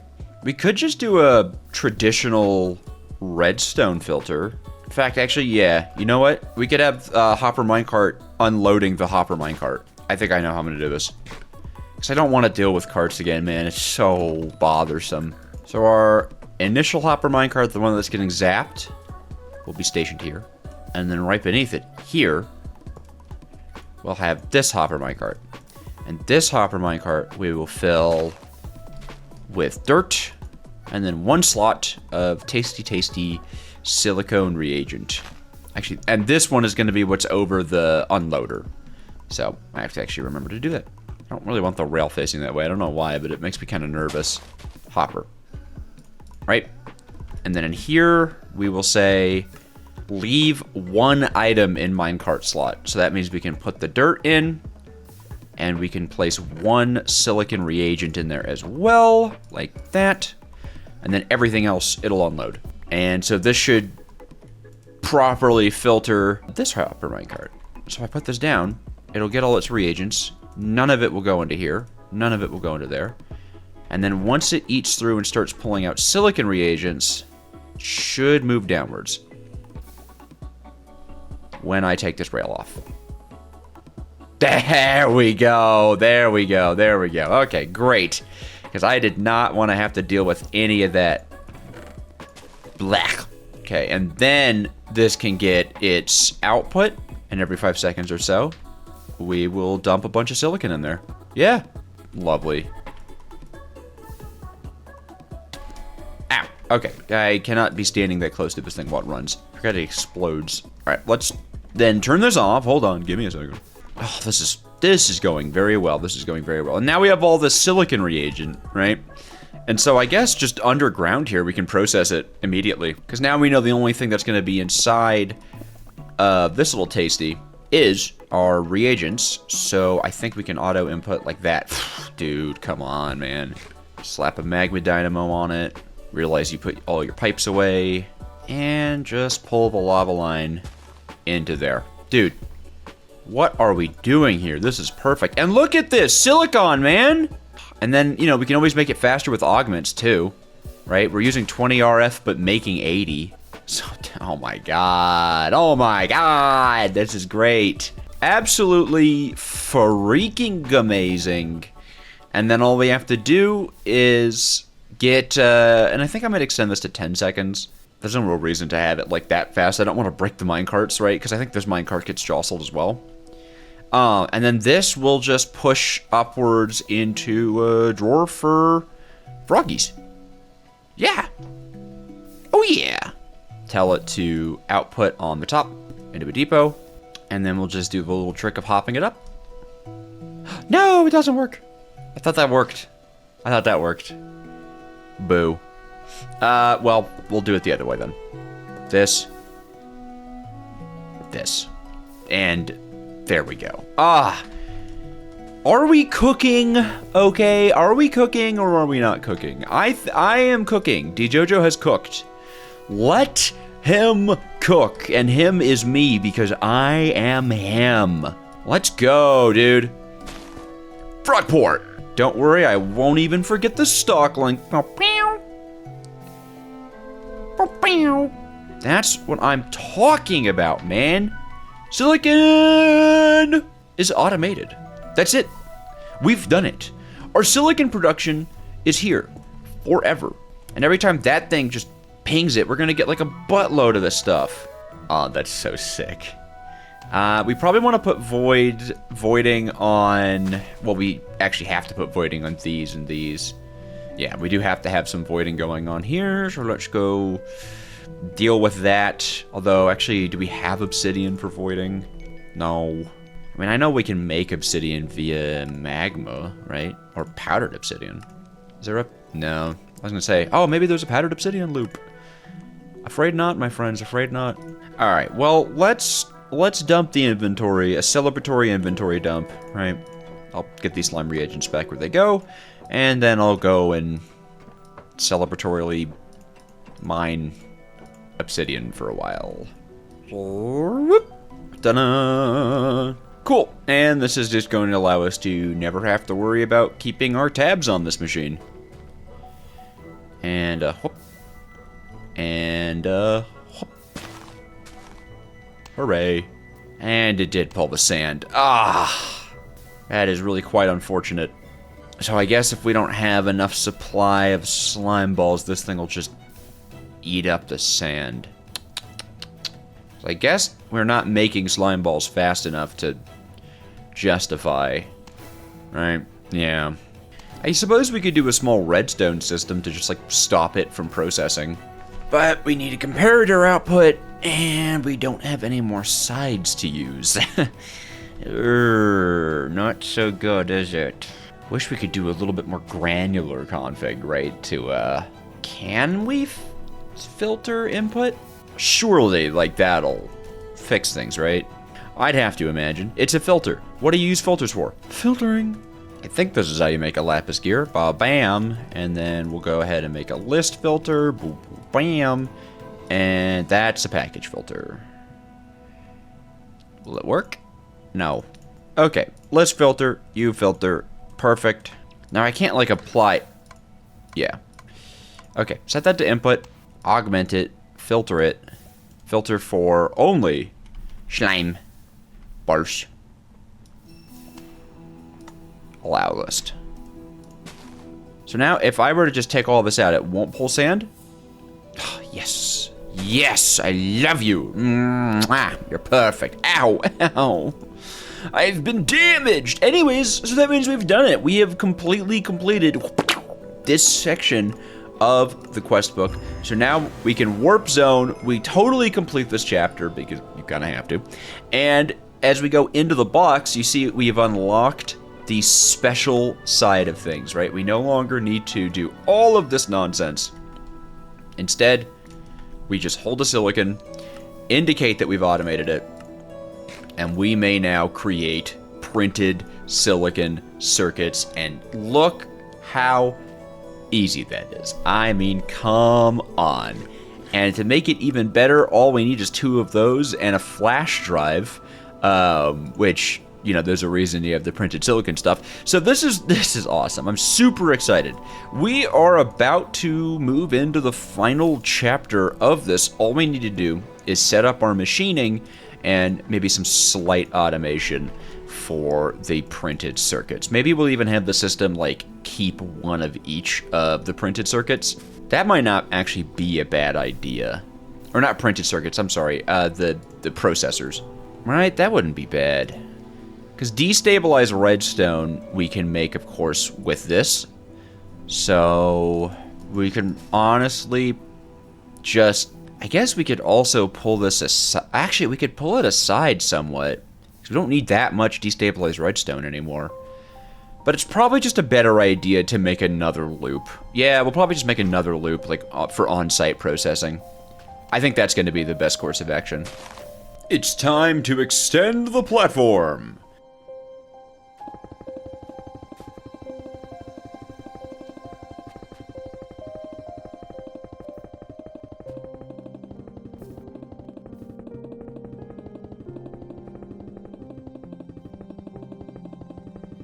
There we go. That should give us a very nice working space. And the time has come. Something I actually realized. Do we actually use silicon for anything other than... No. Okay, so let's just process this immediately into the pressed silicon. There would be no reason at all to not do that. So, sorry, Silicon Froggy. You have to go away.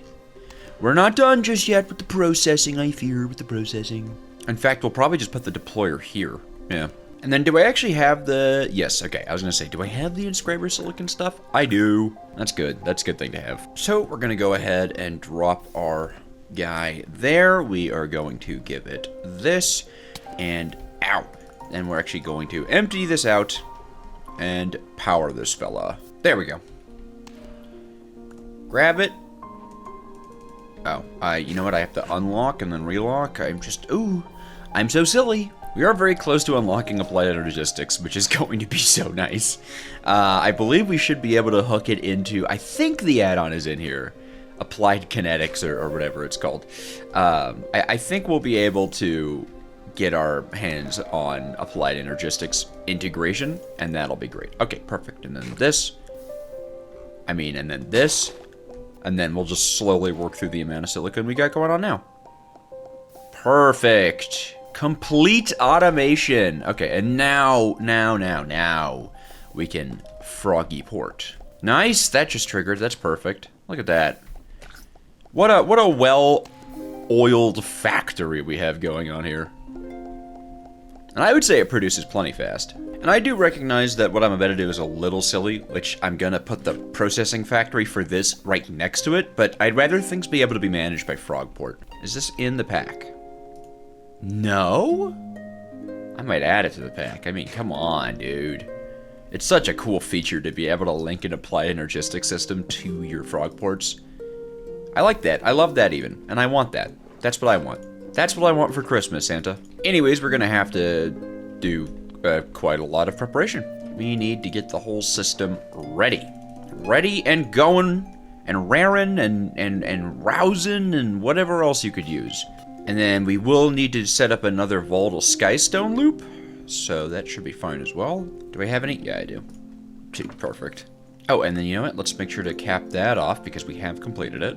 Alright, this should be enough everything that I have, but it probably isn't. So, we'll cross that bridge when the bridge decides to show up. Well, the core is going to be something like this, where we're going to have our deployer facing here. How did I jump? Here, a press right here, and then our spout right here.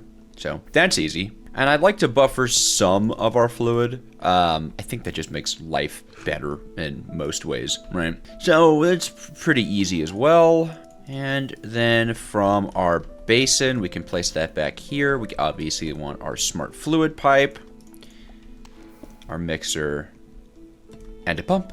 Let's just think about how things are going to be wired. Now, if I remember correctly, this gets crushed into dust, gets mixed with water into volatile, gets mixed with the charged surge quartz into destabilized redstone. Cool. So this will need a water input, and then the loop. Nice, that's water squared away. And let's figure out the charging loop, and then the skystone loop.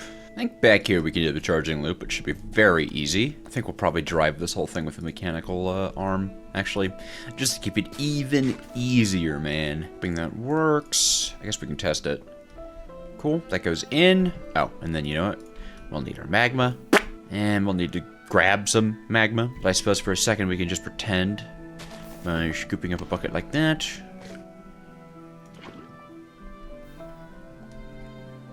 Perfect. And then we'll just make sure that when we have a spot that we know is viable, we'll have our mechanical arm pull from here, give to there.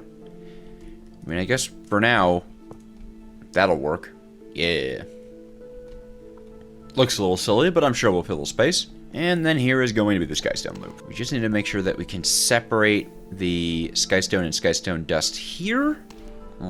So I think that means we can actually put crushing wheels right on this portion. And maybe it's a little overkill to do crushing wheels for this particular redstone farm, but whatever, man. Okay, how about that? How about whatever, man? How about for the love of the game? We of course want to filter that only skystone blocks can come out that. So we'll have a chute drop it down, and then we'll have a belt elevator, a slanted belt. Bring it upwards. Of course, we need these guys spinning in opposite directions, so we're about to have to do a little bit of maneuverabling. And I think that maneuverabling is I'll just extend that by 1. Yeah, perfect. And then we'll just put down like a barrel here. Yeah, that'll do it. This andesite, this brass. There you go. Perfect. That should be it. This will make the infinite skystone, and then the next thing we just have to send over the different presses and stuff that we want to the machine. That will not be difficult, not at all. Routing for this might be a little strange. I want to put force split on this, so this only runs when both outputs can move through the system. So we'll put our skystone blocks there, and then actually I'll grab a skystone dust for filtering, and skystone dust there. Perfect. You love to see it, you really do. And now in the recipes. Okay, so the silicon goes onto the belt, and then the actual like logic circuit and stuff like that go up to here. Now I want this to be managed by our Frogport system, so we're gonna set it up so that it sent the ingot, it casts that ingot, and then that printed logic circuit makes its way into the deployer. It'll also send a printed silicon onto this belt here. So theoretically speaking, we send everything to this barrel. We make sure that only these guys come out through that output. That filter is there, right? Okay, cool. And then all of the ingots we pull out the back into a melter. And I believe what we can do is we can just have one melter for all the ingots. Or I guess we can make them 9 at a time and send a block. That sounds kind of good, actually. Make them 9 at a time. Always kind of have 9 on hand. I like that. I like that. Also, do I have like bread or something? Or am I eating glowberries? I'm eating glowberries. Oh, wait. I'm eating sweet berries. Hey! That's right. I forgot I had that upgrade. I'll put some more berries in the backpack. I'm a very berry boy, you see. Okay, and this will need a list filter. Or I guess actually just a deny. Actually, yeah. I mean, it'll still need a list filter, but, you know.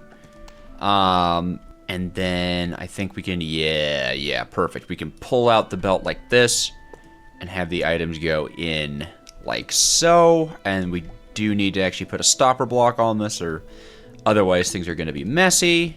I usually don't build two things this close to each other, but they're kind of in the same vein, really. So then this will melt, melt, melt. And the theory is that I don't think the melters and stuff can push objects onto like the wrong slot. So when we put our inscriber presses in here, they all just kind of end up together, right? And then we can instruct some like hoppers and stuff to pull it into a generalized storage area, right? It should be in logic, engineering, calculation, and as long as that's in there, it will sort of self-filter is the hope that I have.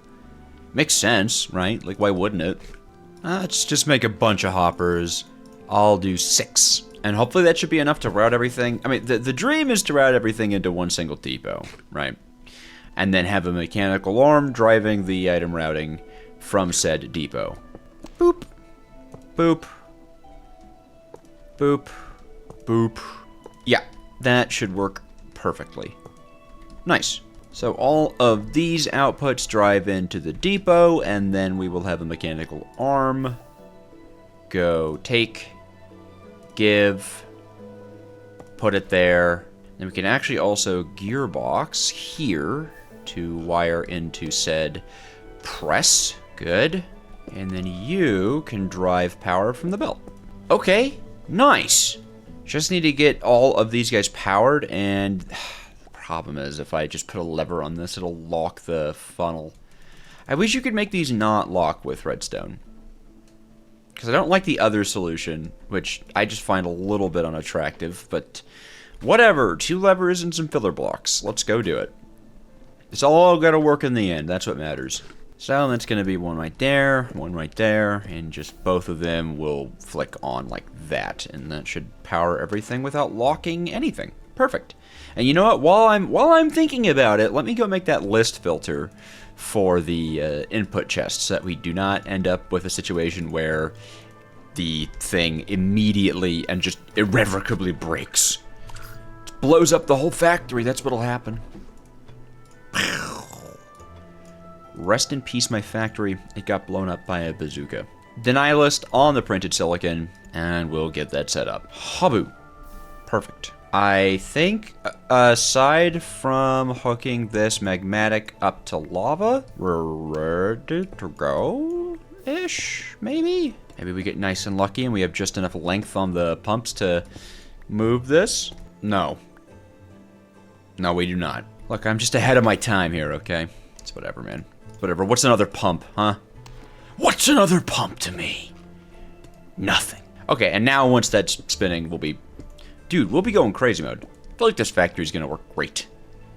And it'll be entirely integrated into our logistics network, which I am super excited about. I hope I don't have any cobblestone laying around anywhere to ruin my factory. And thus my life entirely. Let's see if we can power this freak on, this freak of nature I've created. And you know, honestly, the more I think about it, the more I just know that these things are only ever going to be used for this. So maybe we run an underground belt line from this drawer to right here so that it's just always stocked. And then we don't even have to worry about this. Yeah, I like that idea better, because then that saves us the trouble of needing to like link things up. So we can just put our delicious in dungeon packager, that's what it's called, a packager, directly onto this for the output. Honestly, we probably just send these to main storage. They all just get sent back to centralized storage, which we don't typically do, but I think that's probably going to be the right idea. Anyways, this Frogport's going to be for accepting things, so let's go ahead and build our Frogport terminal, and I think, like in most cases, we're going to go ahead and power it through that. Well, that's immediately just the wrong direction. That's okay, that's okay. What's an extra gearbox to me? Please pull gearboxes, my god. So then we want to take this power here and hook it into somewhere that should power everything. So I'm thinking, yeah, there. And then we'll see if that does what we want it to do. It sure would be nice if it did. It does not. Pull the belt through. Do-de-do. Chain conveyors. I love you. Ha! Okay, it's a little bit backwards. Well, I guess actually I could just do something like this. And then gearbox. Freaking fantastic. Now we need to power the vertical gears. And what I'm thinking is pretty simple. I don't think directionality matters anymore. I think we've kind of already handled all that. Good, good, good, good. Perfect. That's right. We need to pull power into the... Well, you know what? Let's gamble. Let's go gambling. Holy moly Moses. I think that's done and worked. I mean, I guess we can check. Did you come back through? It does appear to. That's awesome. That's what we're talking about, man. And then Volatile Skystone in the... Dude. Drop you into the system. Okay, cool. That should keep 3 of these cycling through, so we should always have at least one of them in there. Yeah, there we go. Perfect. And we are buffering destabilized. Oh, that's so nice. That's so nice. Okay, awesome. And then for you, we'll do processor input. Yeah, processor input. Perfect. And then coming out the other end, perfect. Let's go grab a barrel, and I think I have to craft up a bunch more of the Frogport stuff. Yeah, we'll just send this to my personal storage. So the way that works is we'll put a sign on it, like that. And then if we give it a redstone power, it should just automatically pull from whatever's in there. I don't think that's powering any kind of funnels. Nope. Nice. And so whatever goes in here, it should auto send. I'll try it with this. That'll do it. Make sure it gets picked up. Looks like it was. Awesome. Cool. This is very cool. Now we just need to figure out getting the these guys into this drawer. And actually, we might be able to drive that with a mechanical arm. It's like my favorite little cheat. Oh no, what am I going to do? Mechanical arm. Oh, you're right, mechanical arm. So if I just say take, give, and I think I could put you there. And that should hopefully still... Yeah, perfect. It'll just wait its turn. Ah, haha, so nice. Okay, cool, cool, cool, cool, cool, cool, cool, cool. And let's test this out with like a block of gold, right? So the idea would be we take a block of gold and send it to processor input. Is that... you know what? Did I spell that right? No. Did I spell it? Wait, did I spell it right on the frog? Hold on. Processor. Oh, I did spell it right on the frog. Okay. Well, just ignore that part then. We'll try it again. Oh, Jesus, that's bad. Processor. Input. But I spelled it right this time. Yes. Okay. That'll worm its way on over. It'll end up in there. That means it'll go into here. It will take quite a while to melt. That's fine. We don't care, do we? Looks like it's casting fine. Again, it takes a second, but this will like happen in the background, and that's what makes it beautiful. Oh, and I heard the sound of it. Yes! There we go!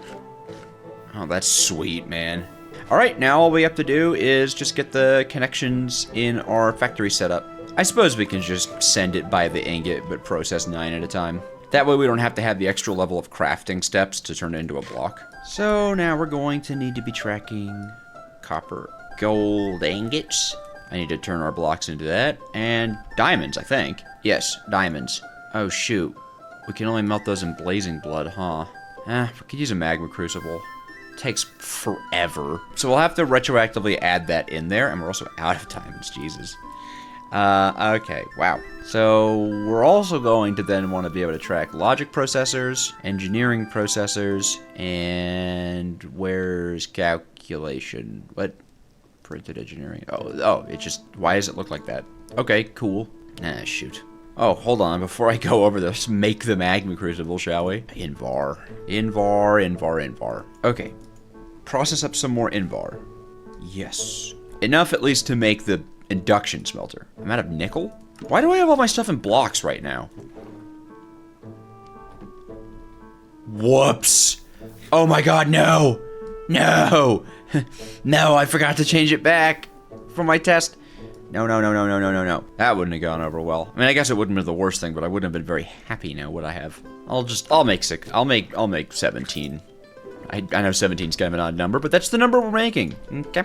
And these are my, yeah, this is my personal crushing wheels right here. Per freaking fact, man. You know, I hate smelting these nickel compound things, man. I feel like sometimes if you try to bulk smelt them like all at once, they try to stack together. And it's bad. It's just bad. It ruins the vibe, I think is the best way of putting it. It ruins the vibe. And there we go. Perfect. That should be enough to make actually both of the machines that we're looking to create. Hooray! I don't know why I need those. I need those. That should create the Invar gears. Nice. Alright. No, not redstone furnace. Induction smelter? Yeah, there you are. Okay, cool. You. And there we go. Perfect. Okay, so that will make getting actually quite a lot of stuff. Like this becomes possible. And then I think Sinan and Fluix make lead. Anyways, yeah, look at that. We can get bronze from sand now, I guess. There's just a lot of recipes, including a good one for the unprocessed Invar, I think. Because all Invar comes from unprocessed Invar, right? But now, instead of doing all that nonsense, we can just do nickel, iron, and it'll make 2 of it. So it's way more efficient. It's just infinitely better. And, of course, the magma crucible for melting our diamonds. And that's just going to be glass and nether brick. Of course, that means we have to change around the filtering pretty much entirely. Actually, you know what? That's not going to be too bad at all, come to think of it. It's engineering, so we'll move engineering here, and we'll move logic there. And I guess just to indicate, we'll knock this off. Crucible. This is going to be replaced with a brass funnel so we can filter it. And we're just going to filter that to not diamonds. Not.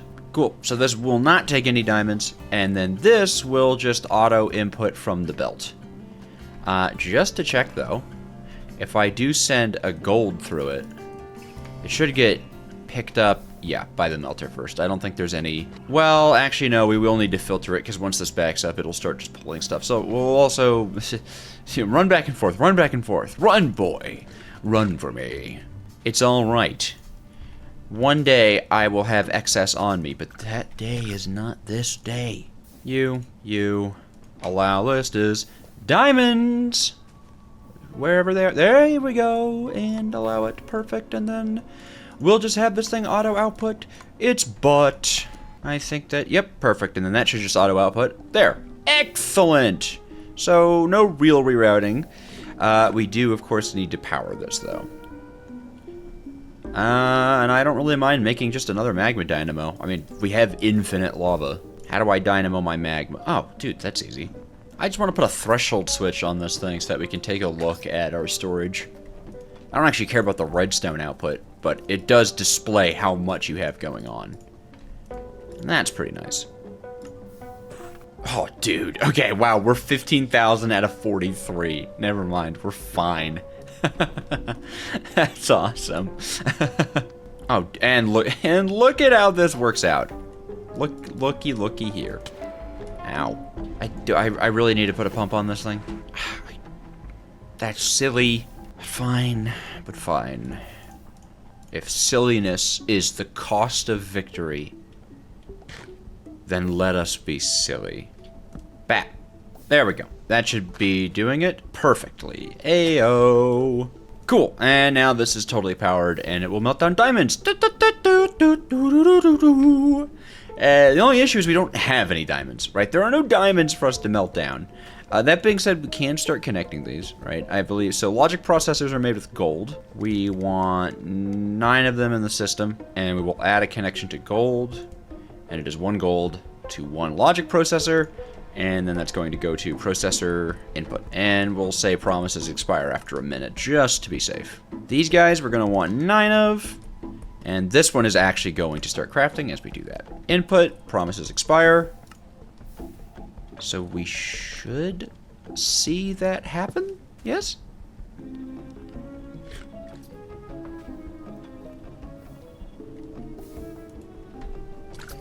Good stuff. Good stuff. There we go. Nice. Nice. Oh my god, that's so nice. Okay, cool. And then we'll do the same thing with diamonds. Okay. Now, I don't think there's a way for us to make diamonds, right? If I remember correctly, you can't just make them. Well, I guess there's diamond reagent from nitric and gold, but I don't really want to do that. I guess we could trade for diamond armor from villagers. Let's go. But I think for the most part we'll only need a few of those. Actually, I should not have set promises expire in 1 minute. Promises should expire after like 10, because it takes a little bit for this to run. And why do we not have any? Shouldn't one of them have come in by now? Yeah, calculation processor. What? We have 22 of them. Stop making them. Why?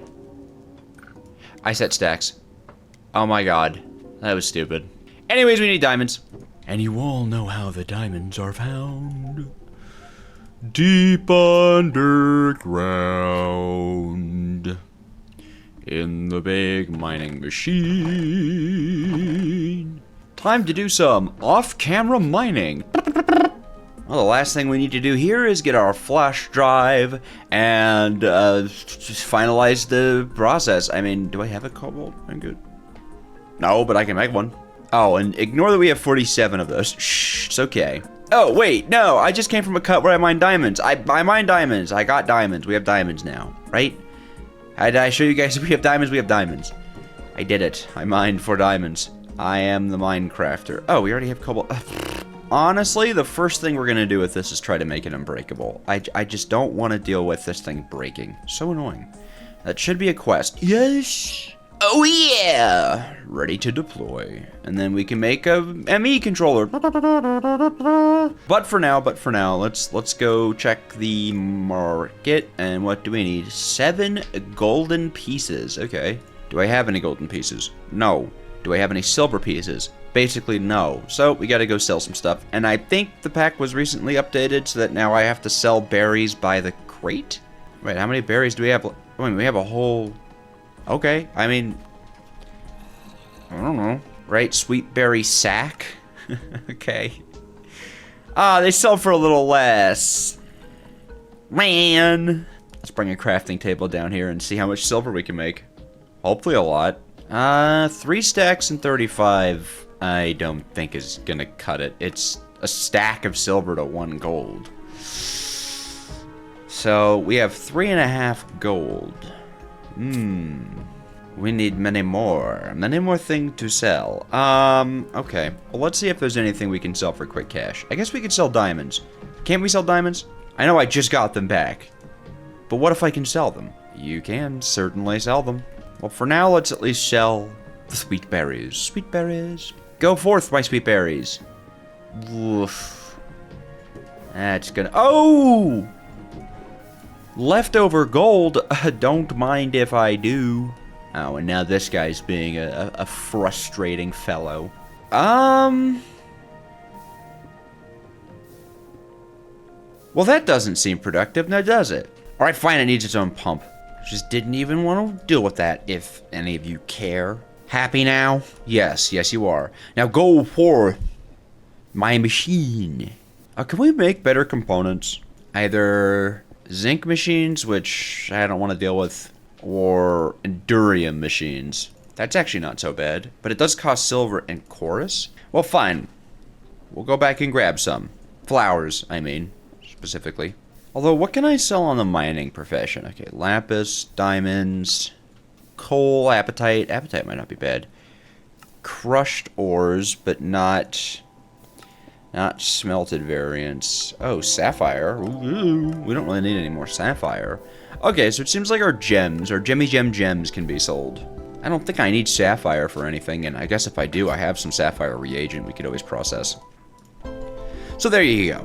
Go forth, my sapphire. There we go. This is now enough. Hooray. That should be enough then, right? Give it the drive, give it the coins, and unbreakable! You literally love to see it. And now, for another one of these fellows somewhere. I love listening to my well-oiled machine start working. You know, the second you pull something out, it just goes ahead and begins crafting. It's honestly quite delightful. And here it is, sandwiched right in between and kind of on top of the pond. But it's okay, it's okay. This should work. It literally is the same thing as anything. So, time to get some, what are they called? Gauges! My gauges! It's fine. Give me gauge, give me fire, give me that of which I desire. Dink! Dink! Dink! There we go. And then you go there, and then one goes there, and we're going to track these little printed silicon babies. Ooh, yeah. And then this is going to track calculation mechanisms. Okay, calculation mechanisms. We're going to add a connection right there. 2 makes 1. Let's do 8 at a time, though. We like that. So we'll say 16 makes 8. The inputs go to calc input. And why don't we tell it to make us 1 stack of the good stuff? Hopefully things should start. Oh yeah, oh yeah. When will the calculations make it? Or the inductive? Did they not make it?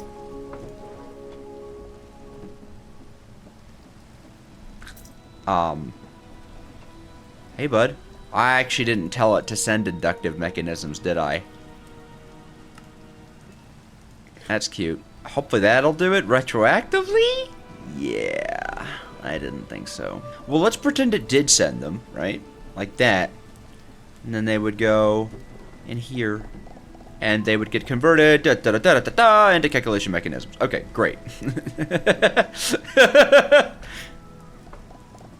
There we go. And now that, okay, the system's up to date. The systems are running. The systems are going. Calculations are entering the factory. Let's go! We should probably start pushing up our buffers. Maybe in a second we'll do a big factory push. I'm sure there's going to be some big machine we have to set up. Oh, goody gumdrops, though. Look at that. Alright, give me 8 of them. I want them. And then we need a Fluix casing, which is actually just lead and blackstone. So it has nothing to do with Fluix, by the way. Oh, but look at these. The end game is finally upon us. And with our great Fluix casing, we may assemble an ME controller. Perfect. Networking. Motherboard. Mark this as automated as it is. And, ooh, look at our rewards. A whoop, whoop, whoop, whoop. Oh, look, we have a guide to AE2. I don't think we'll be using AE2. Anyways, that should unlock for us right up in here. Divide by digital. This one. This one.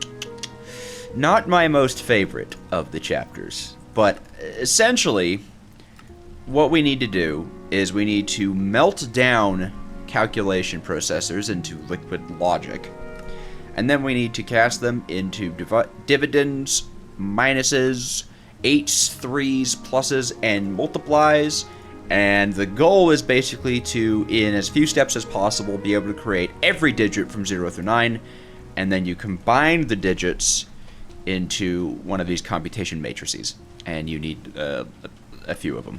you need a handful of them. But we will be getting a spaceship, and that is very exciting. Yeah, okay, it looks like we're gonna need 5 of these at minimum, as well as matter plastics, which means blaze cakes, and so we're just, look, it's time. The time has come. Many things are happening. We do have applied energistics if we want it. I just don't think we need it. I mean, we'll need the matter condenser and all that, but without the create integration, I don't really want to go and, like, completely change how all of our factories work. That sounds annoying. So, it feels like at this point, we just need to push the factory into major overdrive, because the truth is we're just going to need a lot of these calculation mechanisms. Right? That's the core of it. That's the core of it. Can we calculate how many calculation mechanisms we will need? And that's a question. See, I suppose this would be easier in an applied energistics system. Does that mean that maybe we make an AE system exclusively to handle these final processes?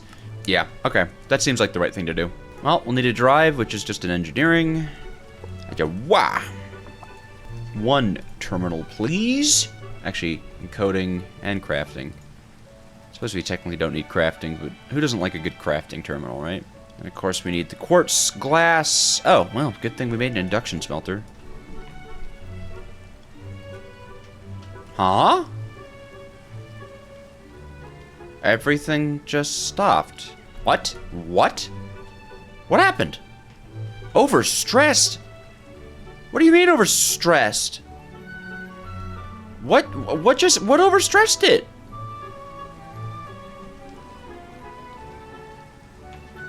What? Wait, I don't get it. What? Why? Okay, alright. What did I add? It was... I didn't add anything. Okay, I need a stressometer, please. We're down by 4.3k? Why? Okay.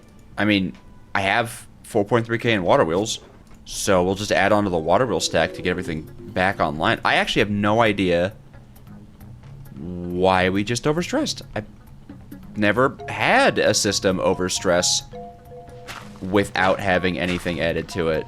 I don't really want to make a new steam engine this late in the game. And I might have to. There are a few more create bits and boodles that we've got to put down. But at least for now, let's be kind. How about that? Let's be nice to DJojo. And not overstress his factory. Why? Why? Whatever, I'm not gonna get caught up in the details of it all. Just gonna put down water wheels and keep going. Still overstressed? By what factor? That should have been 4.3, right? No, it shouldn't have been. Whatever, man. That was silly. Can I make, like, alternators? No, anyways. Yeah, as long as it's directly in our system right now, we're fine to pull it out. But anything we need from other systems that would require the Frogport system, we're going to need to put in a little bit of elbow grease for. Okay, these two should do it. Hup, up. There we go. And the factory's back online. What? Oh, it's these. It's these. They're unclutching. I see. Okay, so we actually have just straight up reached the end of our power supply. Okay, well, that just means we have to make another steam engine. That's fine. Do I have blaze burners? Oh, less good. That's annoying. Do I have wool? I could make a windmill. Now, wow, not even close. I know that a new one of these is completely free, but, like, what if we just kept doing water wheels, right? Whatever. Whatever, it's not that big of a deal. It's just water wheels. You afraid of getting wet? Alright, this is 17,000. That should be pretty good. I think we hook it up right into that guy. Of course, I have no idea what direction that guy's meant to be spinning, so we might break some things, but hey, you know, just grabbing my toolbox, which I'm pretty sure I left over here. Aha, I actually remembered. Mark that on your calendars as a historic event. And we guessed right on the first try, and ignore that, but here we go, man. Factory's back online. Okay. I imagine our margin of error is slight, if any. Slight. Well, that should be good enough for now. Back to crafting. This guy here is going to need some power, and I think for now, we'll just do the lazy thing and socket it in right where the magmatic dynamo's at. Yeah. Now you are augmented. Won't really need money for the foreseeable future unless we get into Endurium machines, but at this rate, I don't think we're going to. I mean, okay, maybe I could have just taken... Hold on, that was consuming over 1,000... Whoops. You know, it's fine, whatever, man. Silly way to make the processor, or the cores, but it's also really fun. Crafting terminal, because we're cool like that, and then for pattern encoding, I needed... Right. Well, do we really need a crafting terminal? Probably not. Whatever then. Pattern encoding terminal. I'll want this thing nearby anywhere that has a magma input. Just because the system needs power. And I think just one magma guy should be pretty good. I know we have a bunch of it exposed over here. Yeah. Yeah, this could definitely be the site of our final execution. You? Just get things started. I forgot to make any kind of Fluix cable. See, the more I work on this, the more I just know that this factory can handle it. You know what? Yeah, I'm sticking to my guns. Scrap everything. There will be no applied energistics today. Also, wow, TNT going off. It's the first time I've heard that one in a while. Yeah, look at that. The factory is online, man. Whoa! We're definitely going to need an extension to the cardboard wall. And a lot of lead machines. Yeah. And pretty much all of this is going to exist in the encoding of patterns. I don't think 2 of these are going to be enough. Even just for the factory gauges, let alone the extraordinary need for I/O that we're going to have here. So let's get these boys running. Actually, you know what? We'll even feed them. We'll feed them good. Feed them a bucket of lava. Yeah. All right, off you go, fellows. Right, I actually have to give them the precision mechanisms. There we go. Off you go, fellows. Well, we can start the process here. So it all starts with calculation mechanisms and 8s and 3s. So this is where we'll calculate our 8s and 3s. All right, we'll hold 8. No, is it? It's 8. Spelled out. Now, both of these are going to have a connection to those. It's not 1-to-1, though. Not at all. It takes 1 millibucket to make them, and these guys melt into 30. So it's 1 to 30. And since they're going to be the base of everything, we'll just have them craft 1 to 30 like this. Yes. Okay. And then with the operations, we can try to get as much as possible. So we also need minus and plus are going to be big ones. But there is going to be some dividing and all that too. And then we kind of want to do as much of this in as few steps as possible, right? The less steps we have, the less processing we need. So there is one method, by the way, where you get everything down to 1, and then you just add them up to each other, and that's the simplest solution. That's not bad, but that's not how I want to do it. There are a few, like, the 2 most obvious ones that we can immediately do. There is one extremely obvious. Bleh. It's 5. It's the number 5. Yeah, that's fine. 8 minus 3. 5. So we get a 5 in 1 step. 1 step is a 5, right? We can't do 8 plus 3. That's too big. But 0's easy. We'll just connect it to 8 minus 8. And it's 2 8s. Boom. 0 and 5, baby. We like that. So we can create 5 in 1 step and 0 in 1 step. Unfortunately, we can't really do 8 divided or 8 multiplied by 3. That just is not how it works, right? You don't get overflow stuff. So everything else has to be done in at least 2 steps, right? So 5, 3, and 8 are kind of the root numbers we're working with. Let's also factory gauge our divide and our multiply. All right, let's keep going. Oh, ignore my silliness. Hold on. I forgot that. I'm forgetting my own math. All right. Shh. Now no one has to say anything because up here is going to be our 1. And it's okay that for a second I forgot that anything divided by itself is 1. That's okay. We forget things sometimes, right? We're all human. And no one has to leave any comments. Where's the number 1? There you are. Nope. Cool. Good. 8 divided by 8 is 1. And then the same thing, of course, 0. We'll do 3s for zeros, right? Hooray! Excellent. Amazing. I'm so dumb. Anyways, now we can make a few numbers. Oh yeah, we can make a ton of numbers off rip with this. The number 1 is so powerful. I don't think I need to walk you guys through all of the arithmetic here, come to think of it. Just know that the point is, I'm going to be trying to do things in as few steps as possible. Perfect. So just off of 8s and 3s, we can make 1s and 0s, and then 1s off of 8s and 3s can make 4, 2, 7, and 9. So now we're just missing 5 and 6. This is great. This is good. I think this is all fairly wonderful. Of course, now we have to do a whole lot of hookups. Ooh, boy, wow. Oh, this is gonna be a bit. We need to melt down. This is already done? Wow. Well, oh, by the way, all these arithmetic is gonna happen on mechanical crafters. I didn't explain that. And we need melters. Preferably, well, how long does it actually take for one of these to melt? Because if it's fast to melt them, we can use just baby ones. 5 seconds? That should be fine. That's gonna take a bit to set up. And behold, the great calculating machine. It is done.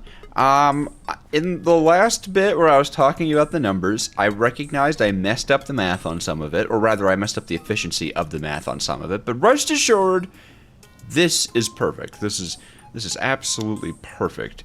Everything goes through these froggy ports. They are melted, they are smelted, they go into the big item vault, As far as I can tell, we're gonna need about 16 stacks of every single number in order to make the minimum amount of computation matrices required to beat the game. I'm pretty sure. Actually, I should check that. For the spaceship, I believe it's the navigation computer. Yeah, which takes 5 computation matrices. Wow, I can't count. That's 8. That is so clearly 8 computation matrices. I'm not sure. Shush. Okay, well, instead of 16 stacks, probably, let's go 24. That shouldn't be too bad. It's gonna be a lot. All right, here's the thing. The factory is about to go into maximum overdrive. But you know what? That's what divide by digital is all about. Look at it go! Oh, wow. Oh, this is so cool. Yeah, we're gonna be making like 1 billion million mechanisms and all that comes with it. This is so exciting, man. I'm so freaking excited right now. It's calculating. Oh, that's awesome. Okay. There is, of course, still some schmoobly that we have to do before we can fully be ready to make the rocket. We can't just divide by digital. We've got to make matter plastics. Oh, and also, I really do not want to have to pick up a whole bucket of this stuff, so I'm just going to be like... Hooray, I completed it. I did complete it. I did, by the way. I did. We need matter balls. Condensers. It's all that good stuff. It's all that good stuff. Matter condenser. Okay. Fluix Pearl and an ME controller. The controller I know I have. The Pearl? Not so much. Anyways, the matter condenser, it lets you fill this up with garbage and it will spit out matter balls. Matter balls can then be superheated into matter plastics. And then matter plastics, we make into rockets and rocket adjacent materials. Now my question is, can I do fluids in these things? I'm not sure, and we're gonna find out. But first, I need. What do I need? What am I missing? Pearls. I can buy them. I'll also grab the blaze cake. Yeah, there we go. Yeah. Sometimes capitalism is just the only way. 48 for an ender pearl. That's ridiculous. This is theft. Highway robbery. This is always a fun part. All right, now we have to fluix this pearl, and I don't remember how, and I'm not going to look up the recipe. I'm going to do this. Fluix pearl. Fluix dust and fluix crystals. I mean, I could have guessed that. Cool. Whoop. There we go. A matter condenser.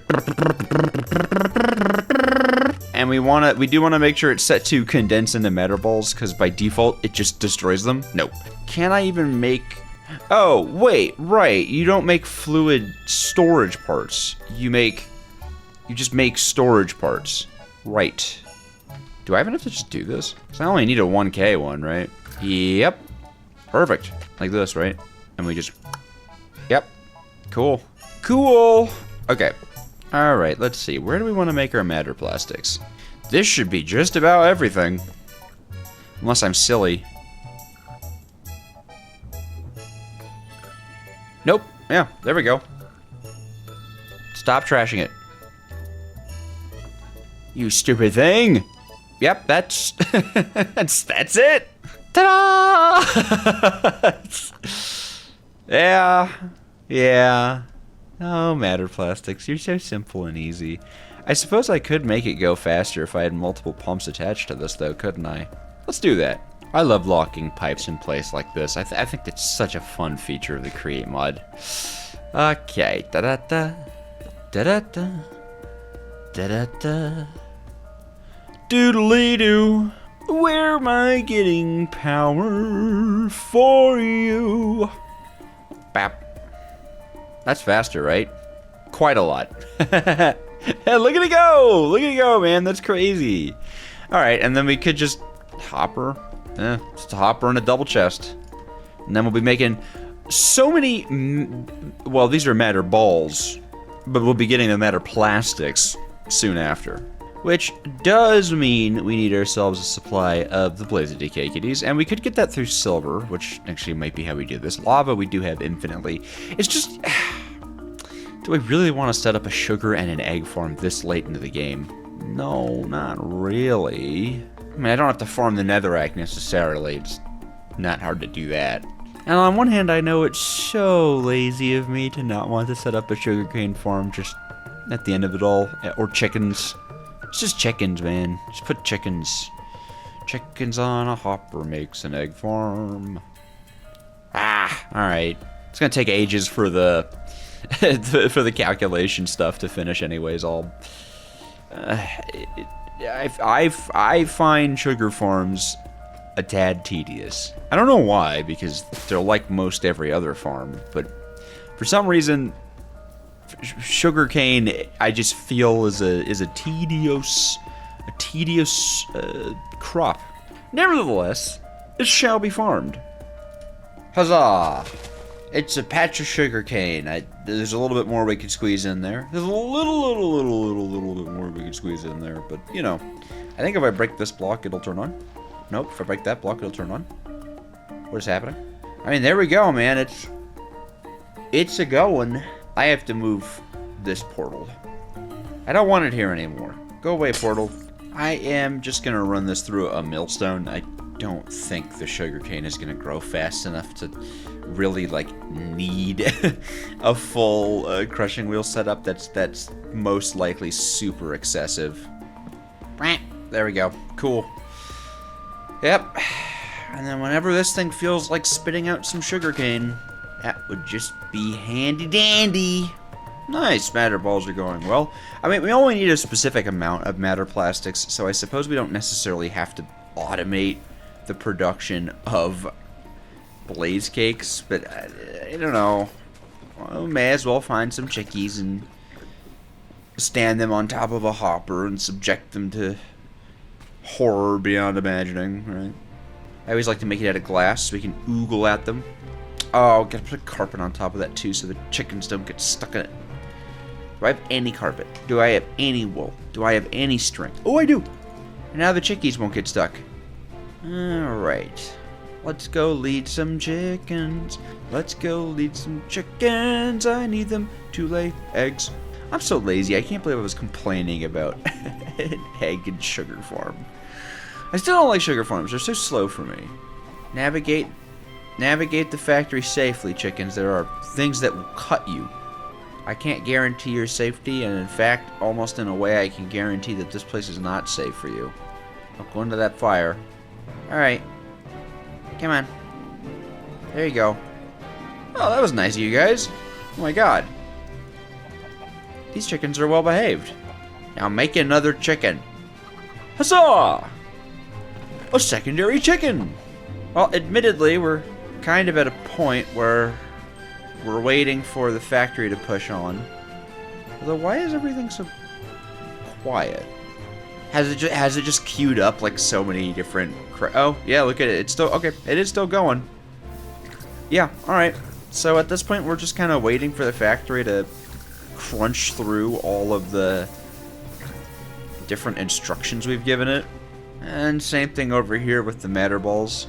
I don't know how many we need, but they're completely infinite and free, so we could, you know, probably we'll make however many a blaze cake's worth of cook time can get us, you know? And then the ship is entirely just made of iron. The lander deployer, which is a few matter plastics and some diamonds. As well as the navigation computer, again, a few matter plastics and some diamonds, as well as the matrices. And then... Ah, that's right. Fuel. Okay. Crude oil. What do I do with you again? You go into fractioning still to make bitumen, heavy oil, and light oil. And then we can make refined fuel. Cool. Cool fuel. Cool fuel.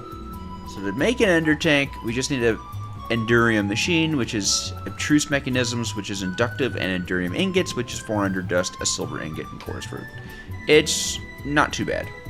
Oh, wait, I don't have any chorus fruit. Okay, never mind. That's annoying. Is there any way to, like, put something in a portable tank? Oh, wait. Yep, yeah, I forgot about fluid cells. That's what we'll use. We'll just use an upgraded fluid cell. Beep. How do I make... Oh, come on. Oh, come on. Okay. Okay. Alright. Let's grab the jetpack. We're going on a trip in our least favorite rocket ship. I'm angry. How much we got? 45 sugar. 2 egg. We are going double egg mode. Okay, off we go. Okay, I'm gonna grab some of this chorus flowers as well, just in case. Easy peasy. Ooh, look, Enderium blend. Hooray! Not blend, ingots. I made some silver. You make it from melting down the coins, actually. Yep. Which is also why we're generating more. Cool. Obtruse mechanisms, baby. We'll need 2 bouts of these. Right? 1 for each ender tank. Alrighty, the first of our Enderium machines, and potentially the last. I feel like they're not as useful as they used to be, you know? Bop, bop. There it is. Ugh, look how cool they look. We'll make them both blue. I mean, we don't technically have to dye them, but I want to. Beep, beep, beep. Beep, beep, beep. And pretty much now I just need to do our standard, like, infinite water source thing. I'm not gonna make you guys watch me do that again. Ta-da! Oil. I mean, it's not infinite, but it'll suck up what it's got, you know. There should be plenty of buckets. Yeah. And now we need 2 fractioning sills. 2 of them. She fraction on my sill till I fuel. That was a very highbrow joke, by the way. Cool. Fractioning still. Ender tank. This is output. Input, man. You're so frustrating. I Do I really have to do this like manually? I guess. I mean, okay, sure. Well, all right, fine. Let's get a filter on this guy so we can put light fuel into it. Signalum? Well, I suppose I do have destabilized redstone and a fractioning cell, so okay. It's a little surprised to see Signalum showing up. At least it doesn't take too long. Thank you. All right, fluid filter. Huzzah! All right. Augmentation. Fluid filter. I want this to process light oil because we need the heavy oil anyways. Nice. Cool. And then we'll keep all the heavy oil because we really need to keep the heavy oil, and we can also reprocess bitumen if we want into more heavy oil. I don't know that we necessarily need that. I wish this worked, man.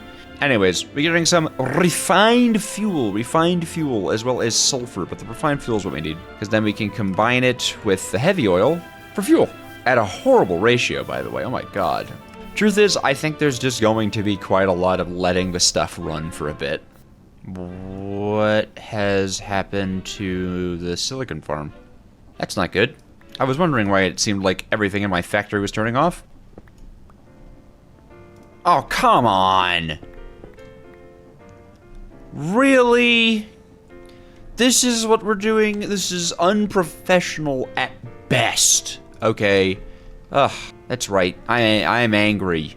And I don't have my toolbox on me because I'm beyond foolish. Fix.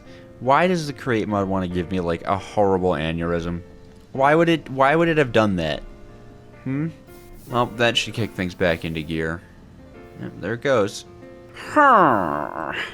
It might be okay to just make endurium components for the machine and then maybe like copper components for the magma generator.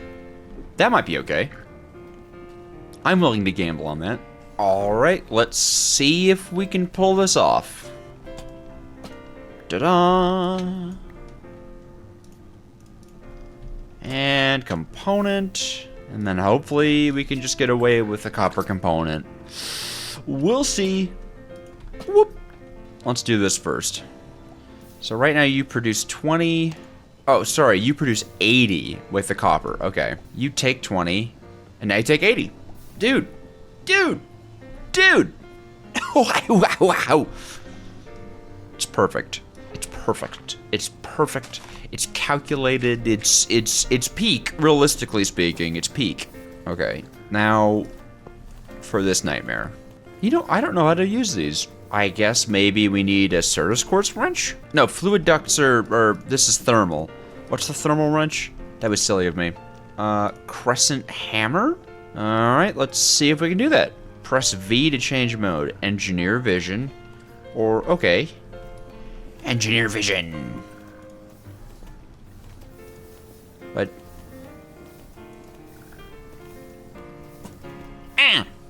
Does the quest book tell me what to do? It might tell me what to do.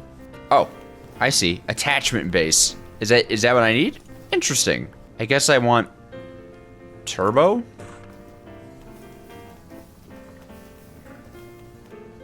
Whoa. That did it. Okay, cool. Okay, so this fills this. You know, why would it? How about that? Water. It used up all the oil already? Huh.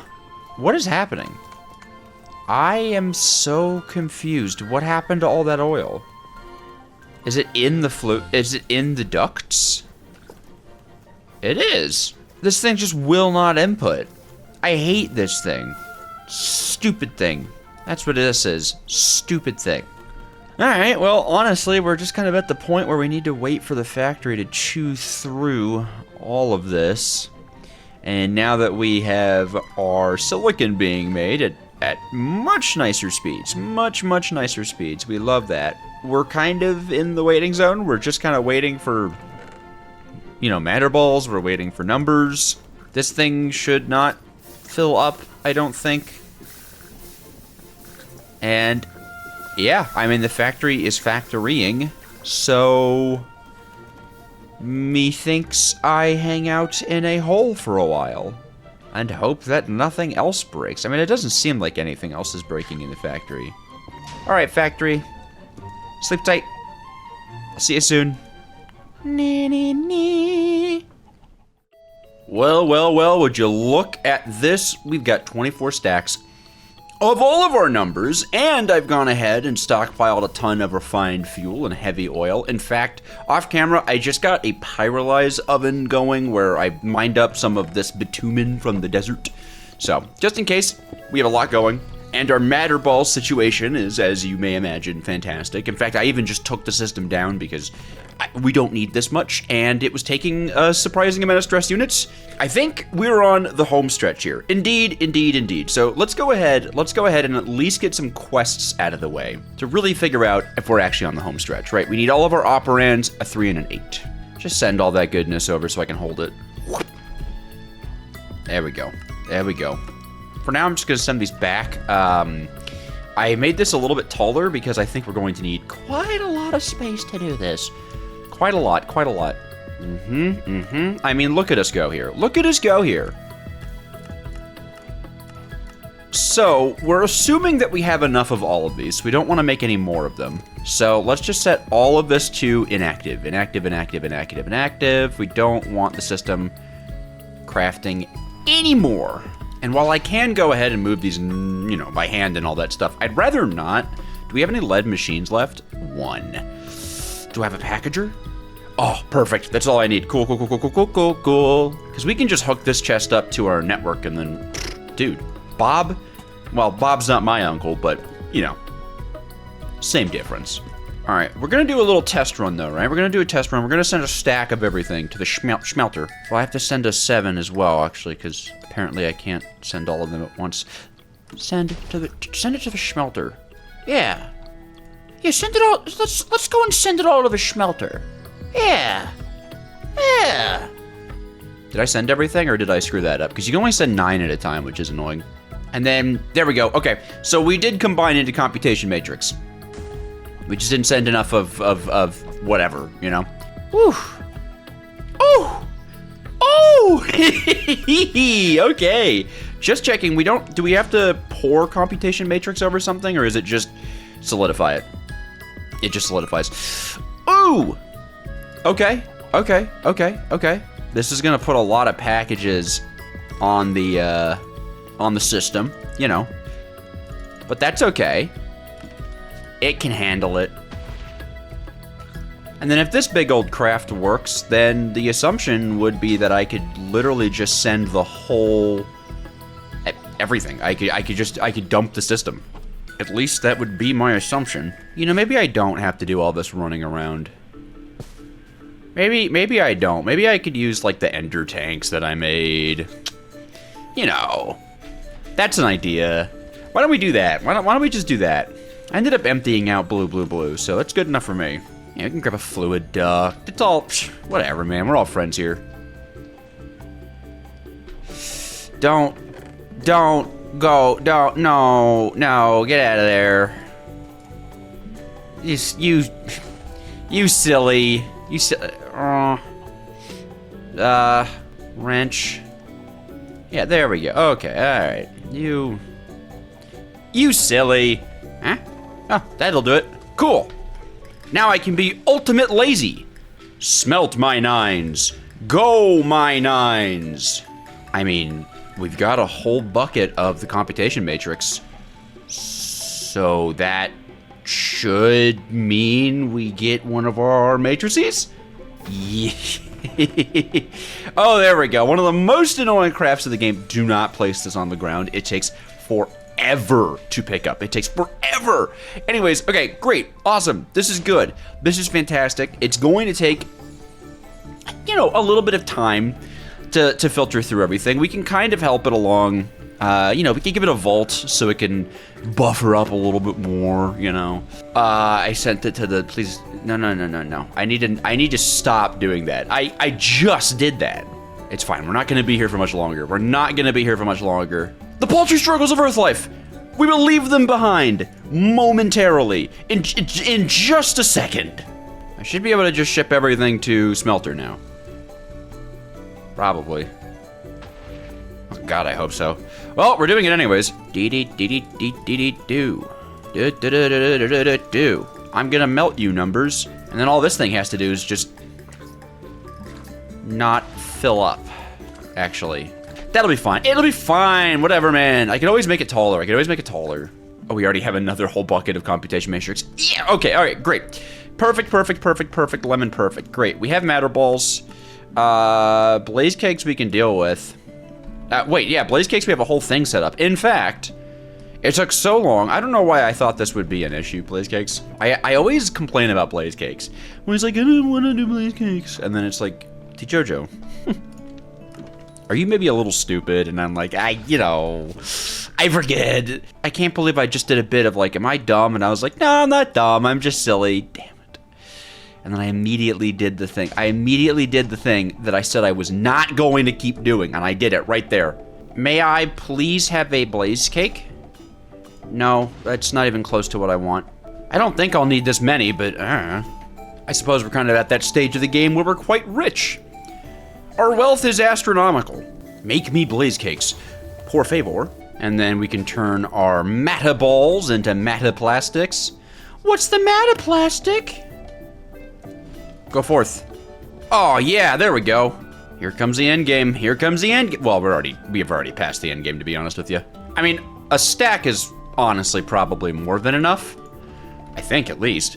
But we could always do more than a stack. I mean, the blaze lasts for a bit. I'll just do 2 stacks of the stuff, just to even say that we have it. Why not? And then this amount of fuel should give us enough for at least a one-way trip. And I mean, that's kind of what we're doing. We're trying to escape the world here, not make it back. Project Hail Mary, anyone?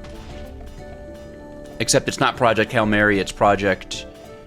Why was there a lead in a leather? Did you process a wandering trader? Goodness me. Okay, well anyways. Right, that should start mixing up into fuel. Fuel! Great googly moogly! I don't know why I said it like that. Okay, awesome. Well, now we can start the construction. Heavy stone bricks. Oh, okay. That's kind of easy, actually. I thought that would be a little more involved. I don't know how much fuel we need, so it's possible we need way more than I thought. Damn. We need at least a bucket, I would imagine. You know, I don't know why I didn't just... Well, I guess... Is our bitumen still processing? Yeah. Well, may as well just let it go. Alright, well, we can at least start some heavy oil reprocessing. Yeah, I definitely did not do my math correctly. That's okay, though. Either way, we can make ourselves the heavy stone bricks and matter plastic. No? Is that actually just a deployer recipe, or did I read it wrong? Yeah, it is just a deployer recipe. Okay. Wop, wop. Cool. Launch pads. Da-ding! An oxygen loader. Not bad at all. We do need a mechanical crafter setup, but oh, is this thing shoot through it all? Yeah. Wow. Oh my God. Oh, look at that. So we're already done with all of our computation matrices. So we don't need our number system anymore, which actually means in addition to the 15 crafters I have here, we can just fully scrap the computation system. Like, I'm just gonna rip out all the crafters in it now. I suppose as a just in case, we can like leave the filtering and stuff Okay. Well, that's interesting. I don't know why there's leftovers. Maybe it's a little bit of a miracle that actually worked. We're not gonna think too hard about it though. Wow, I did not make a lot of fuel there. Well, whatever. Probably doesn't need that much fuel anyways. Oh, say can you see by the jank of my factory? Yeah, let's get it. Do do do do do do do do do do do. Ba-boom! Huh! Yes, very nice. And attire, please. Yes, please. Okay, gold and iron armor. That's fine. Helmet. Huzzah! Boots. Boots, I mean. Dude, spacesuit. Ignore the missing textures. That doesn't matter. Now I just need to hold 8 of the 8. 8. 8. What do you mean 8? Why 8? I thought it was... It is 8 though, isn't it? I thought no, what? What? No. No, no, no, no, no. No. No. Come on. Ah. It's fine. We'll just track a stack of everything. That shouldn't even. Oh wait, but oh my god, I just made a whole thing about tearing down all the. Well, it's a good thing that I did at least leave it up just in case, though I think I have some items to pick up off the ground now. How did I almost do my math right? Okay, my assumption is I did do my math right, and it was because I experienced so many issues actually building the contraption that it just ended up throwing off the numbers. So actually, I didn't do anything wrong. It's the game's fault. Yeah, we're gonna go with that, okay? All right, everyone? Look, is it a good idea for someone's brain to complete a whole mod pack in a single video? No. Not even close. That's why I'm doing it and you're not, okay? Anyways, go forth, my great factory, and conquer. I guess we may as well just keep a stack of everything in anyways, you know, I'm not very smart. I do tend to forget things. Wah, that's the sound I make because I'm not very smart. Well, at the very least, I can get started on, you know, just powering this up, putting water in it. And it'll turn that water into oxygen. And then we can breathe that oxygen. What? Isn't that crazy? Oh, wow, that's... Okay. Making an engineer a solution to his problems. What are we doing, huh? What do you think I am, playing a mod pack about solving problems? What do you think, I'm some kind of problem solver? Who do you think you're talking to right now? Check me out, Mom. I'm problem solving. Oh. What? What even? Hello? A meal? A succulent Chinese meal? I guess maybe then you go there, you go here, you fill up. Okay, cool. Nice, great. Now instead of whatever was happening there, we get oxygen. All right. This is chewing away at things. This is chewing away. Yes, very good, very good. Imagine me twirling a cartoonish mustache while I say that. Very good. Yes, Jeeves, yes. It does seem the rocket production is going quite well. Yes. Speaking of rocket production, we're at... Yeah. Yeah! Look at all this freaking fuel, man! We'll probably even be able to fly the rocket. Though speaking of, we do need to create ourselves a navigation. Can't do that yet. What I meant to say was we do need to create ourselves a landing deployer, which is just this. I'm so thrilled. I'm so excited to be beating this pack again. I know I've been all silly and stuff. You know, I'd like to think I'm a silly guy. We got jokes around here. We got jokes on the DJudger channel. I'm so hyped to be doing a second full playthrough of this. I know when I did the 100 days a while ago, people were like, why didn't you just finish it? And I was like, well, because, you know, it was 100 days, but I understand. This is a good pack. It's a good pack to see finished. All right, schematic it and fill that up. Huzzah. Cool, that's our lander deployer. And then we're almost ready to rocket our ship. Oh, yeah. Ah, yeah. This is gonna be a good time, man. This is gonna be a grand old time. Everything else is just iron and the compression. Oh, compression dynamos, is it? Okay, I actually don't have 3 compression dynamos. Do I have Invar machines? I have Invar casings, and I think I have logic or calc machines. No. Do I not have any more? What are these? Inductive. I just need 24 of you, please. Invar. Ho ha ha. Wah wah wah. Ba boom. Everything else is just iron, and the fuel, and oxygen. Oh, and then of course the, you know, number fiasco. The number fiasco. Oh dear, oh dear. Yes, I really screwed it up this time, didn't I? Well, that's fine. Magic of editing. We're gonna cut to me making the last one. Right on the money. Right on the money. Right on the money. Ooh, that feels good. That feels really good. That feels pretty spectacular even, to get it right on the money. And I was actually, look, I even set up all the crafters first. I was like, oh, it'll be so cool. But first I actually have to hold all this. So, there we go. In any case, this is going to be the navigation computer, which is pretty much the last component, and by pretty much I mean the last component we need to build a spaceship. Craft it, please, if you would. Thank you. Now we don't need these two, and then let us go forth and craft a spaceship, shall we? Yes, I think we shall. Oh yeah. Oh yeah.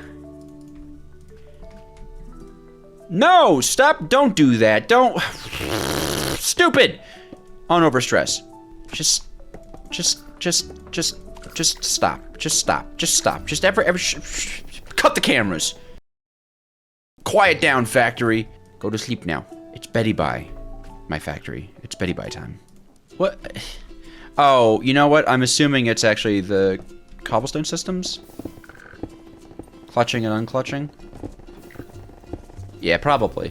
We don't need that anymore. We don't need nothing no more. Nothing no more, I say. Nothing.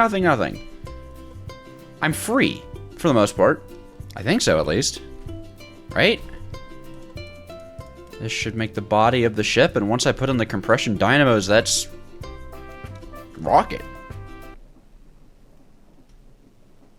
Okay, well, clearly at some point, I made some kind of error in the construction of this. At some point, I messed up. One of these is... what did I do? Where's the error? Where's the problem? Oh, well, thank you for that. Thank you so much for that. No, really. Thank you for saving me. I was so thirsty. Why is it that every time I do one of these, like, going to space packs, I always somehow manage to just completely obliterate the last craft? I just cannot ever get it for the life of me. It's too big for my dumb brain, that's what it is. Haven't I done enough for you already? Oh. Oh. Ah. Oh my god, we did it! Oh my god, we did it! Oh boy, okay. We still need to fuel this thing. We're not like out of the woods completely. Oh my god, though, we did it. What day is it? How long? 265. 265. We have rocket. Oh, yeah, man. Okay. Well, let's wrap this up then by... I guess we'll just take whatever fuel we've produced so far and spit it out into the mixer. See if we can't get a proper bucket or two. Just make me fuel. Make me so much fuel, please. Once we have that bucket of fuel, I mean... That should be it. That's good. I may have just survived an entire mod pack in one go. Woo. Did I survive with my insanity intact? You guys vote in the comments. Vote in the comments down below if I survive with my sanity intact. I think I did a good job. Oh yeah, look at that. Ah yeah, look at us. Yeah, I don't even have an arm anymore, dude. This is what victory looks like. I can tell you that much. This is what victory looks like. Well. You know, it's also just occurred to me, I didn't need to superheat that blaze burner. Well, it doesn't matter. 1 bucket of fuel, please. All right. Can we do it? Can I fly? Can I see heaven? I am the pink man. Wait, hold on. Let's not forget the toolbox. Of all the things, let's not forget the toolbox, okay? Let's be reasonable with ourselves. Not enough fuel. Oh, I need 3 buckets of it, don't I? Guess I've got some waiting around to do. Go gadget. Oh yeah, here it comes. The very final bucket of fuel we need with our missing texture spacesuit. Everything we've been through, everything we've done has led up to this moment right here, right now. That is create above and beyond in newer beaten in one whole video. But to round it out, let's go ahead and visit the moon. This is a one-way trip. I'll not be returning to this paltry blue rock. My future lies in the gray frontier. Oh, yeah. Landing on the moon, landing on the moon. Now that's always a good time. There we go. What? Am I not wearing my suit?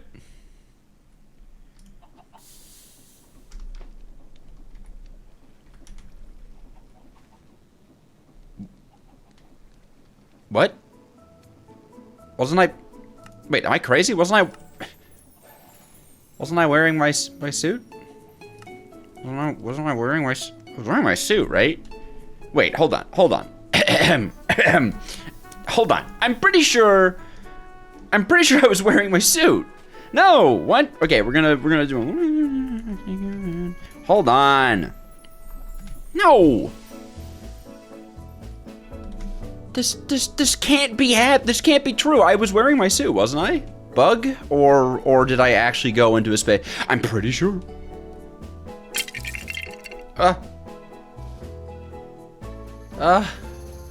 Wait, what? Why did my items pop out? Don't I have... What just happened? Isn't there a gravestone mod? What is with me in finishing mod packs that always goes so completely incorrect? That's not even my fault. Everything exploded. I mean, I had my whole suit on me, right? Like, yeah, okay. Hold on.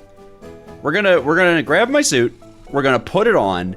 We're gonna go into survival mode, and we're gonna find out if I've been scammed. Have I been scammed? Have I just been scammed completely? I feel like I've been scammed. I was wearing my suit, and there's oxygen in it too. See? What? But.